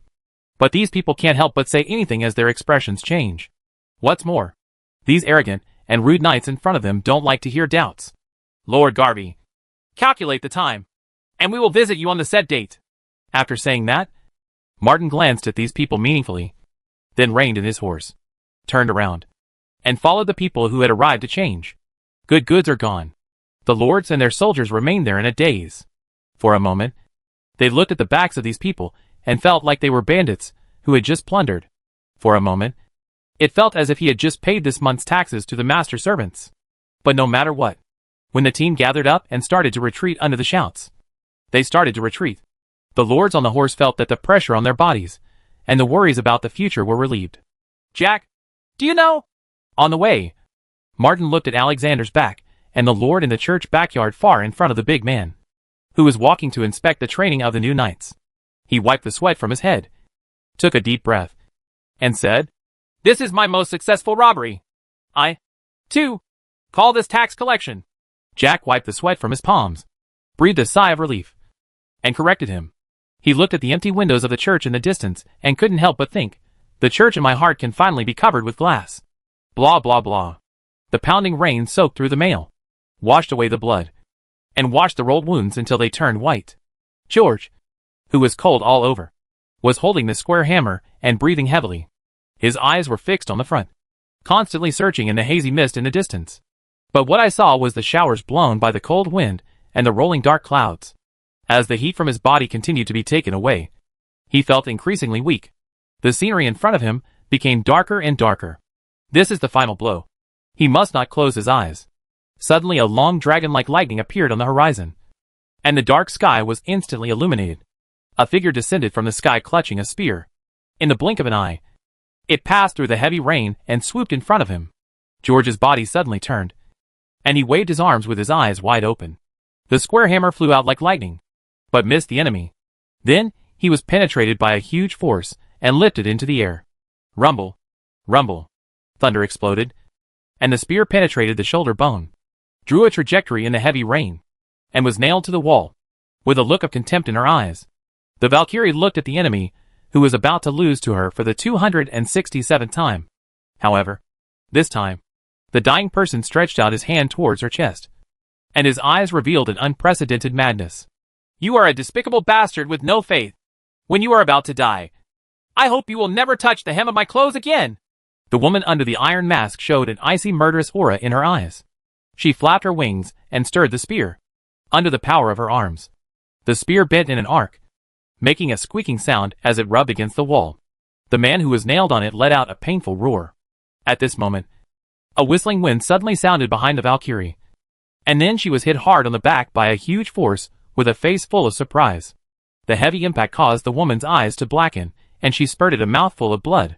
Amidst the huge inertia, she moved her body forward and heard the crisp sound of the spear breaking in front of her. Then he felt a big hand suddenly grab his wings.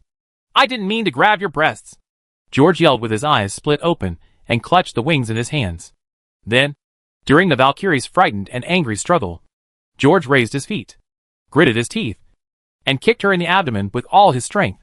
With a hiss, the muscles and bones of the wings were broken by the strange force, and golden blood filled the sky as the Valkyrie screamed.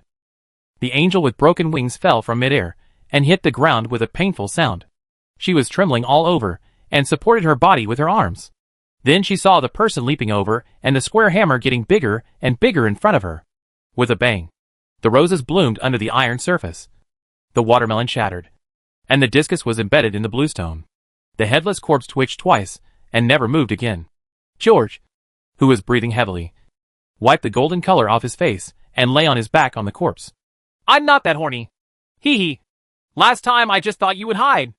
That was the most successful of George's more than 200 battles. As long as she hides, he will win.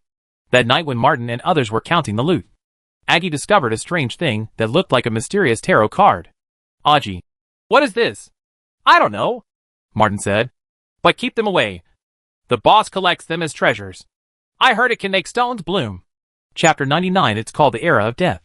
The raindrops gradually became smaller, and a ray of sunshine penetrated the dark clouds and fell on the school grounds. The warm sunshine brought a gentle power, and along with the drizzle, it moisturized his body. George, who was almost unconscious, felt as if he had suddenly woken up under this force and could no longer feel pain. He opened his eyes, touched his body, and found that there was no injury at all. But he felt very tired. There were no corpses on the ground behind him, just a small puddle and a long feather. George hammered his sore muscles, half knelt on the ground and grabbed the feather. Looking at the golden touch at its tail, he couldn't help but raise his eyebrows. But then, the feather turned into an angel's light and flew into the rain in midair.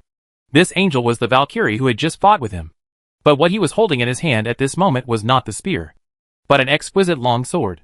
The angel glared at George fiercely, and then raised the sword in his hand high.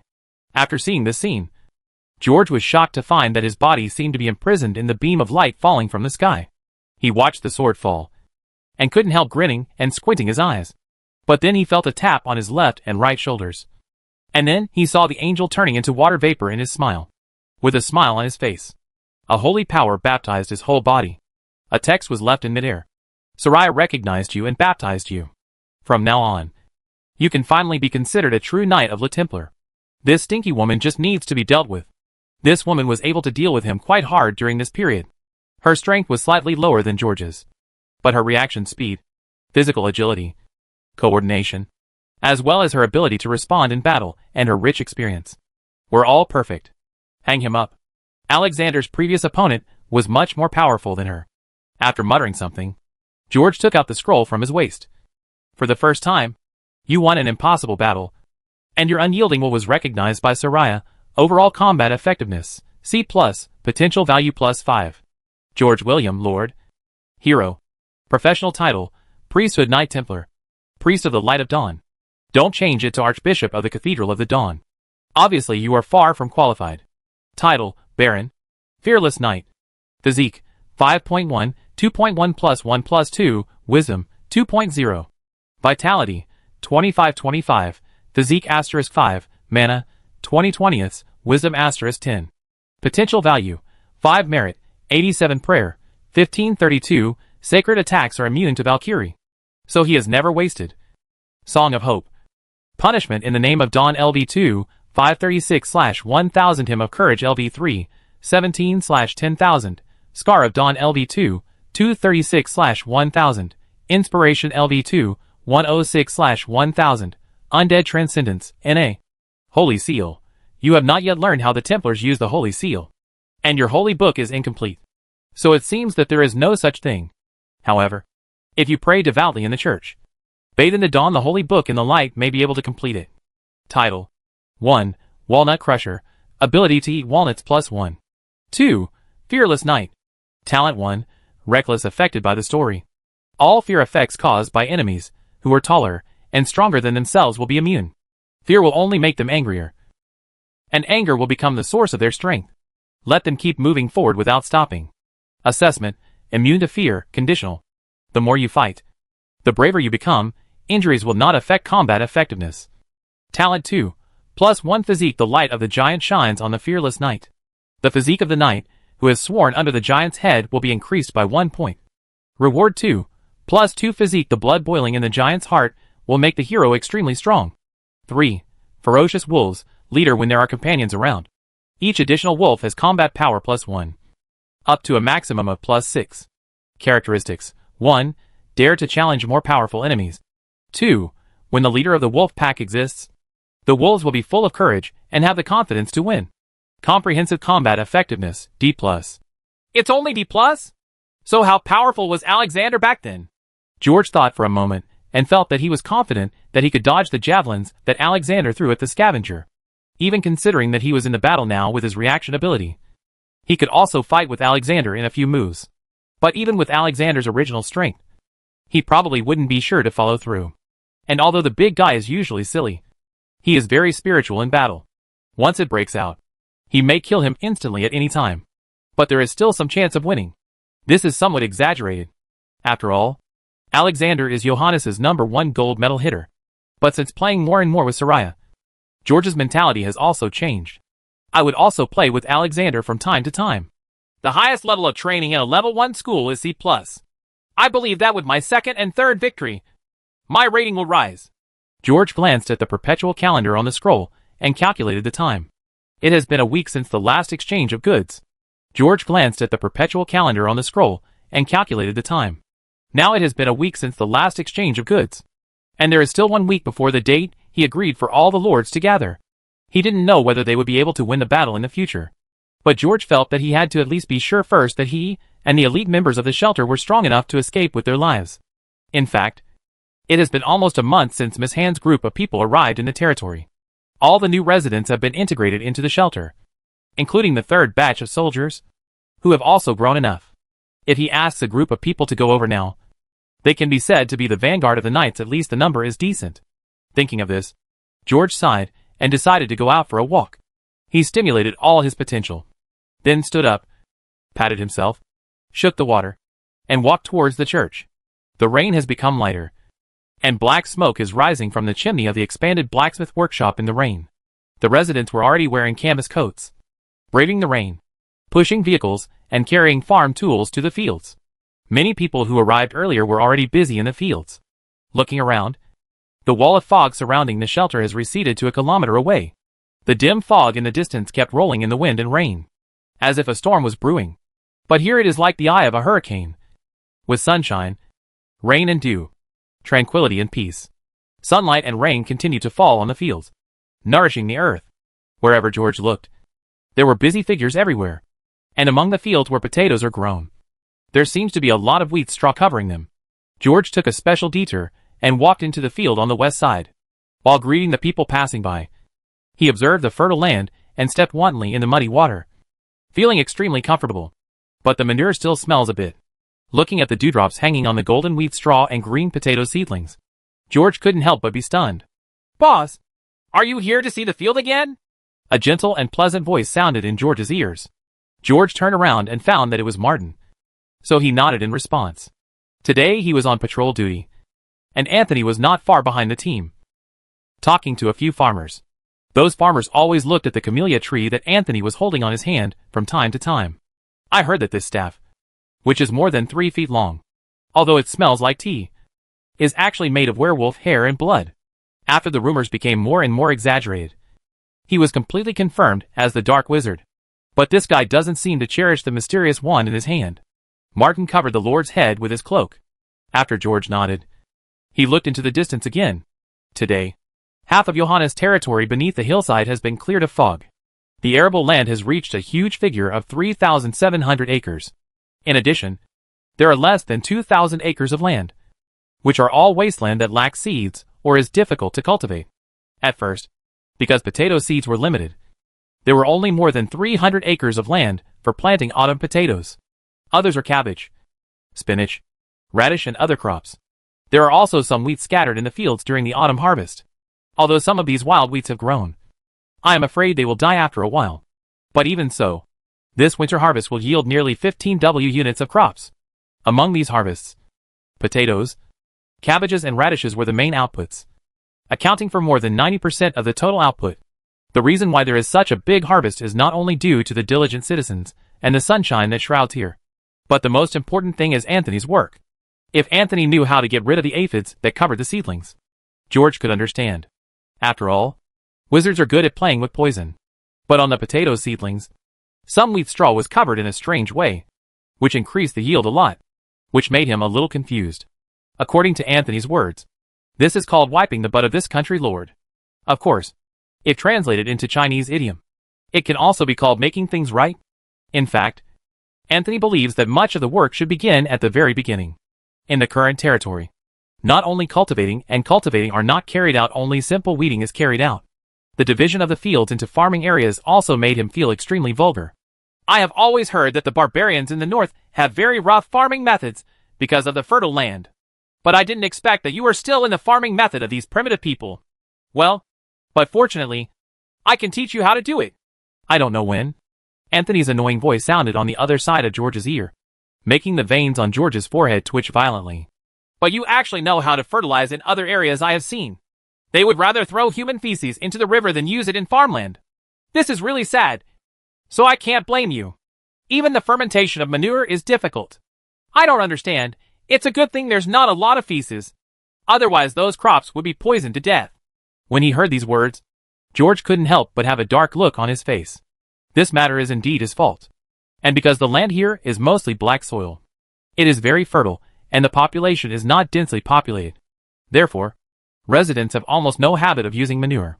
Therefore, the people in the territory did not understand that the manure should be fermented before it can be used. However, those 100 or so people at the beginning did not pull out many things. Therefore, most of the things in this golden garbage are people and grass ashes, which means it borrows a bit of the smell of manure. After the fusion, it was burned again by the servants of the kingdom of heaven. And finally it also acted as fertilizer. However, this effect was average. So the potato yield was 5 to 6 times different from modern times.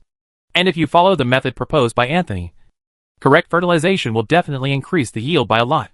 By the way, what exactly do you use for this Jean Kala? Anthony felt a little curious.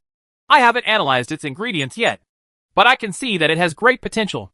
If used properly, it will not be compared to the things used in the fields near our academy are poor. So I think I should take back what I said before. There are still some differences between you and primitive people. George held down Martin. Ahem. George, whose face turned dark, cleared his throat and suppressed the anger on his face. It's no wonder people say that he, a time traveler, is indeed very embarrassed. This bloodline inheritance was not brought into play at all, but it almost caused a lot of jokes. So George could only comfort himself by saying, most ordinary people who travel through time would not be much better than me.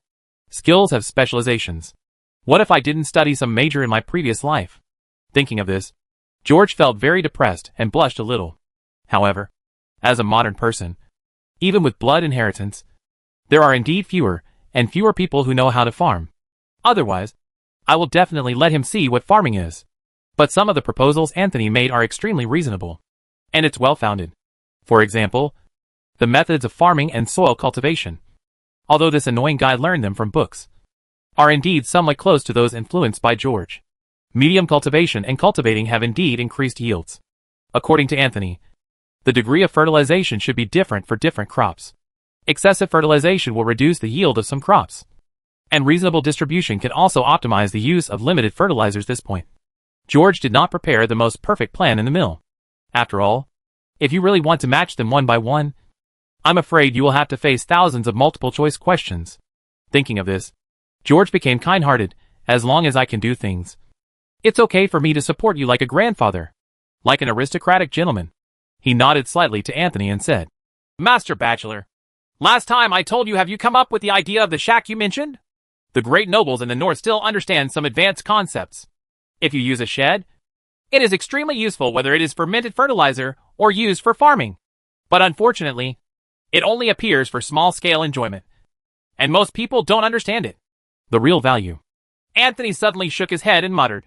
He raised his head and said to George, You are very enlightened, sir. And you are also very smart in referring to the suggestions put forward by the royal family's frozen seed warm house. At this point, you are indeed more than a little better than that stupid prime minister. The nerd who couldn't read people's faces sighed and continued. The winter in the future will be colder and colder, and it will also be longer and longer. We should indeed adopt some methods to allow crops to grow in the cold winter. But we don't have hot springs here, and relying solely on charcoal and coal, the scale will probably be a bit pitiful. And the color glaze also needs to be improved. With the current level of the workshop, it is not possible to make something with such strong light transmission. So a few years is forget it. But don't worry. After saying this, Anthony patted the disappointed George and said in a twist, Not all crops need sunlight. If we dig some cellars and maintain the temperature and humidity, we can grow mushrooms. Hearing this, George's eyes suddenly lit up. He really didn't expect this. He didn't know how much the mushrooms would produce. But the more food, the better. And it would be extremely exciting to have a fresh bite in winter. Mr. Anthony. George turned his head and suddenly asked, How long do you think this winter will last? According to my observation, the severe winter should not happen this year. So although this winter will be longer than previous years, it will not last until it is desperate, but according to my observation, the fog is probably about to spread to the sea. And as it spreads, the weather will become more and more weird. This kind of fog is different from the common fog caused by water vapor or burning fields. So we should make some long-term plans in order to avoid a long dead winter. A few days ago, George almost blurted out the words nuclear winter when Anthony mentioned the idea that winter would be long. But in fact, there is still a big difference, because this place is not filled with dust, and the fog that shrouds the entire world is also strange. So I'm afraid the future won't just be as simple as nuclear winter. According to Anthony's theory, scorching droughts and floods may all come and may even alternate. He named this the age of death. However, the bachelor did not understand what George meant by nuclear winter. Of course, he did not say the word. But based on some of George's opinions, he found that his statement was very similar to his own theory. Although there are many mistakes, but it made him feel hot all over. He originally went to various countries to lobby for views on dead silence. He even believes that one day in the future, the entire world will fall into permanent darkness. However, the only person who believed this and drew inferences was the Lord in front of him, including his companions, who lived deep in the forbidden sanctuary, who also sneered at it. This made him feel tears filling his eyes. And at the same time, he silently scratched out the idiot that was originally marked on George's head. So, in Anthony's eyes now, the whole world is not for idiots. Only he and this countryman named George. It seems we can still farm again next year. George sighed, looked at Anthony and said, "Where did the crop rotation sequence you mentioned last time come from?" When discussing farming issues with Anthony before, the guy reminded George of something. Crops grown on arable land should not be cropped continuously, but should be planted at the right time of the season and rotated according to the planting sequence between years, or across years. Otherwise, just like potatoes, they are very fattening, and their roots will secrete some harmful substances. If crop rotation is continued, the land will soon become a wasteland. And if a reasonable and scientific plan is adopted, the yields of various crops will become higher and higher. Of course, if it hadn't been for this guy's appearance, I'm afraid that from spring to winter next year, not only the entire territory would have been planted with potatoes and sweet potatoes, but also the territories of other lords would have done the same under his suggestion. Every time he thinks of this, George will secretly wipe away his cold sweat. I also reminded myself again and again that I need people around me who specialize in various arts. Otherwise, even a time traveler with bloodline inheritance will occasionally faint. And even time travelers may not be able to compare with the scientists in this world who specialize in this knowledge in various categories of knowledge. My lord, the crop rotation sequence you mentioned last time is very reasonable. But now we can no longer cultivate according to the conventional method, because the 4 seasons have begun to become chaotic. And gradually, I am afraid there will no longer be 4 seasons. Having said this, Anthony turned his head. But don't worry about this. I will allocate the crops reasonably according to the calculated time. There is a lot of cultivated land in the valley, and some areas rotate crops within a year, and some areas cross with annual rotation. Every seed will be used most effectively. George couldn't help but nodded. This untouchable scholar is indeed the person he needs most. His value is far higher than Lin. This guy even knows a little bit about water storage, drainage, and flood control in fields. Not to mention, he also has a little dabble in the work of alchemy. Sighing secretly, George couldn't help but want to slap himself. The blind lord. Hard. I almost missed this treasure back then. However, if Lin can join, I won't have to worry about those demons. It's hard to have your cake and eat it too. After coming back to his senses, George grabbed his hair that was completely wet, took steps, and walked towards the workshop not far away. Let's go to the blacksmith shop to take shelter from the rain. Anthony followed George back to the dirt road and used the staff to press the mud on the soles of his boots. Whenever he saw this scene, George felt very speechless. And Alexander, that big fool, actually swore that the rumors in the territory that Anthony did no magic came from him. But what makes George feel strange is that the relationship between these two guys, who never seem to get along with each other, is getting better and better. That staff is what the big guy got back after kidnapping Aji to guide the way last time. Sneaking deep into the forest and searching for several days.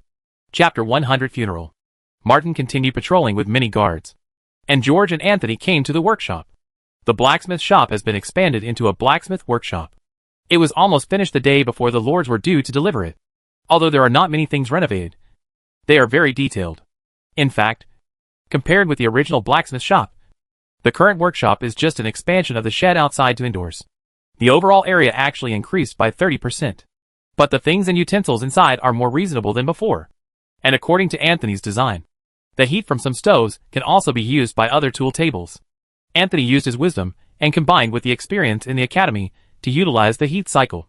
And since then, the flames in the stoves in this house have never been extinguished. Even if there is nothing to build, the firepower will be maintained at a certain level, because heating up takes a lot of time. The required fuel consumption is also very high. After completely knocking off the mud from their feet on the steps, the two entered and pushed open the door. Then, a hot breath rushed towards them. Although we have tried our best to isolate the heat from the work area, I am afraid that the temperature inside the house will reach 40 or 50 degrees. No wonder the blacksmiths in big cities are ugly and scary. In fact, Anthony even suggested that the workshop be built in the semi-basement of the castle to prevent the heat from escaping easily. But the condition of the castle is not enough, so it can only be placed here first. After entering the door, they saw Old Duke and several apprentices surrounding a dismantled furnace. A group of people, with black ash on their hands and faces, were lying there discussing something, and they didn't even notice the Lord came in. The popularization of knowledge has always been arduous and long. But fortunately, although your people are stupid, they can still teach. After finishing speaking, Anthony clapped his hands and approached the blacksmiths. After seeing Anthony coming, these craftsmen were more respectful than the Lord. And George saw that these people had forgotten him. So he didn't go forward to join in the fun. His robe was newly washed by Lorna. He wandered around the workshop alone. According to Anthony, the current furnace technology is worse than a rural earthen workshop. It can only smelt high-quality ores that contain extremely high iron content and are easy to smelt. And even these high-quality ores are actually wasted. In his opinion, the remaining waste still contained at least 10% iron, which was a huge waste of resources. So he proposed to transform this old furnace from the last century. The main thing is to improve the utilization of temperature, and use the means he knows to separate the slag from the iron, and remove a large number of impurities in the iron ingots, so that they can meet the demand of refined iron.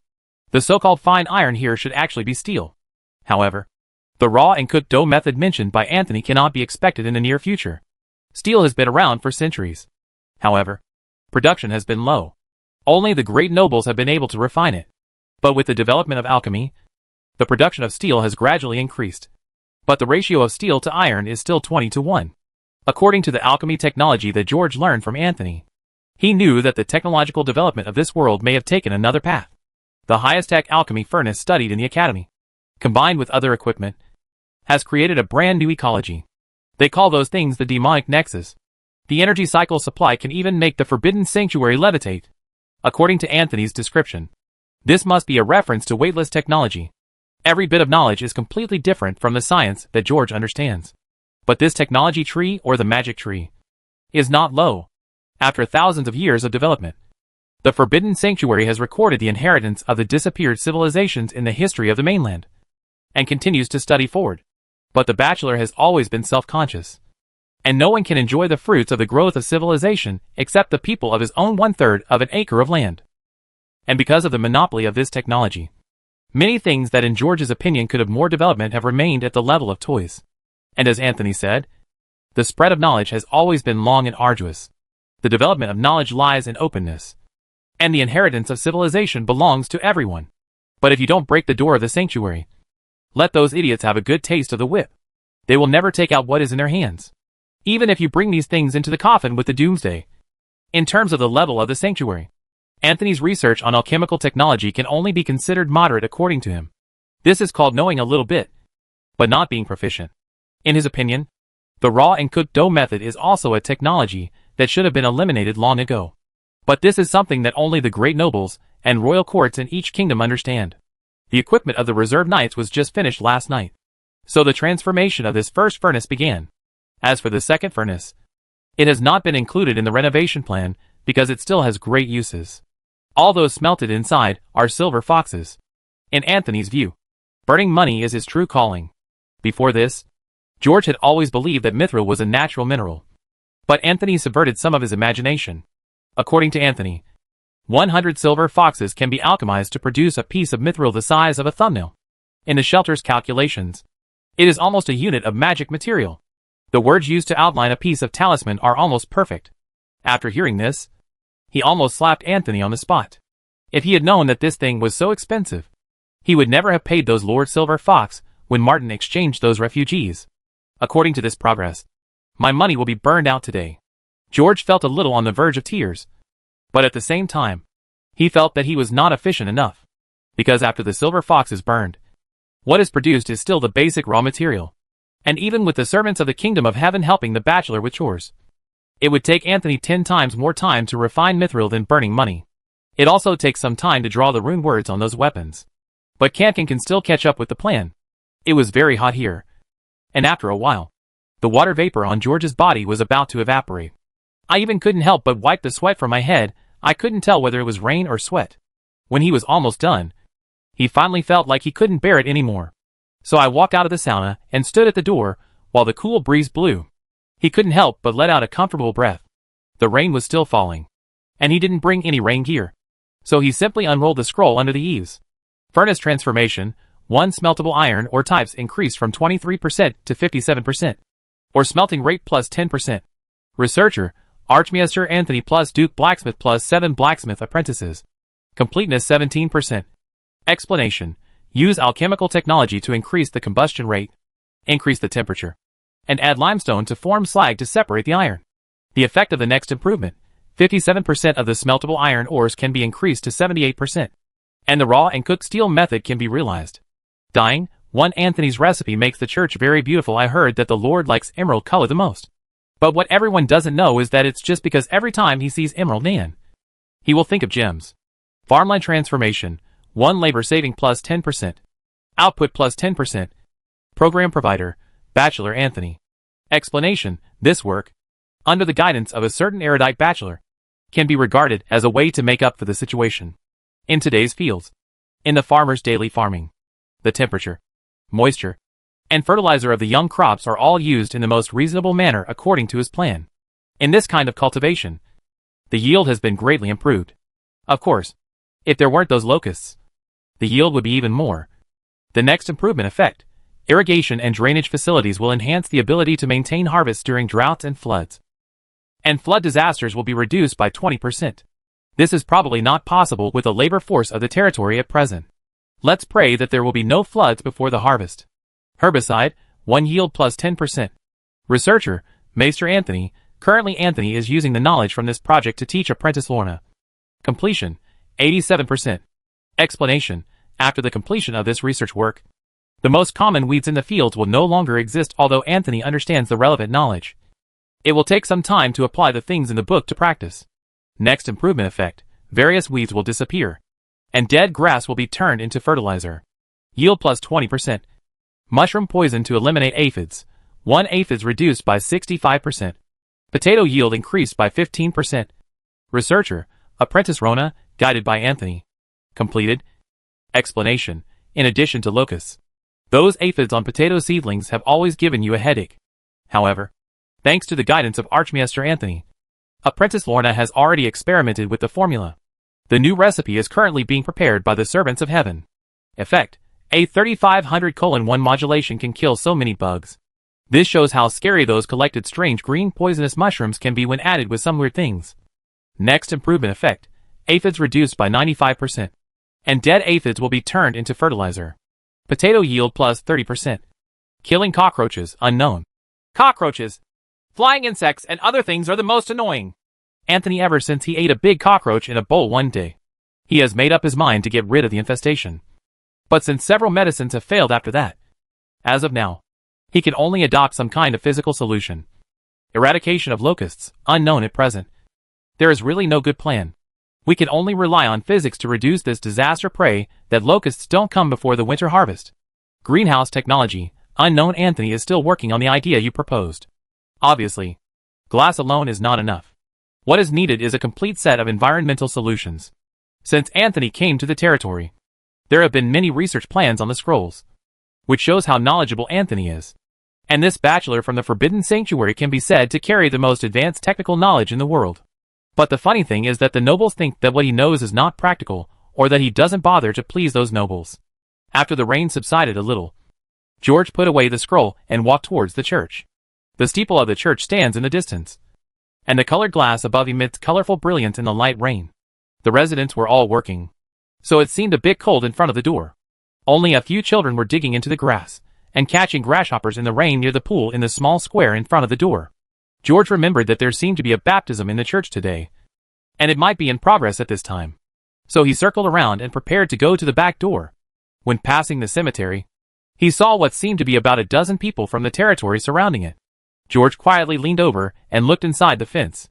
I found them in front of several simple tombstones, reciting prayers along with the pastor's aunt. Dealing with the living dead again? Oh, by the way, I heard from Jim this morning that an old man in the territory seemed to have died at home. It seemed that they prayed together, so this should be the first person to die of natural causes in the shelter. Since the establishment of the church, the residents have often spontaneously organized themselves together to pray for the dead who have been reburied. After the deceased is laid to rest, prayers are added to the sanctuary. This kind of prayer can not only enhance George's own mantra ability, but also strengthen the abilities of others. As for many other matters, these pastors will often lead people to handle them. It can be said that it has solved a lot of troubles for George. Many of these trivial matters are related to daily tasks. Every time one of them is dealt with, there will be more hope in the hearts of the people. Occasionally, when a priest can solve a few obsessions in the hearts of the people, the weekly hope added up can even restore an additional 10 points. George withdrew his gaze and walked through the woods near the cemetery. At this time, bursts of fighting and shouting, mixed with high-pitched chants, also reached his ears. Passing through the last few trees between the cemetery and the church, the entire church appeared in his field of vision, and its spacious backyard also appeared in front of him.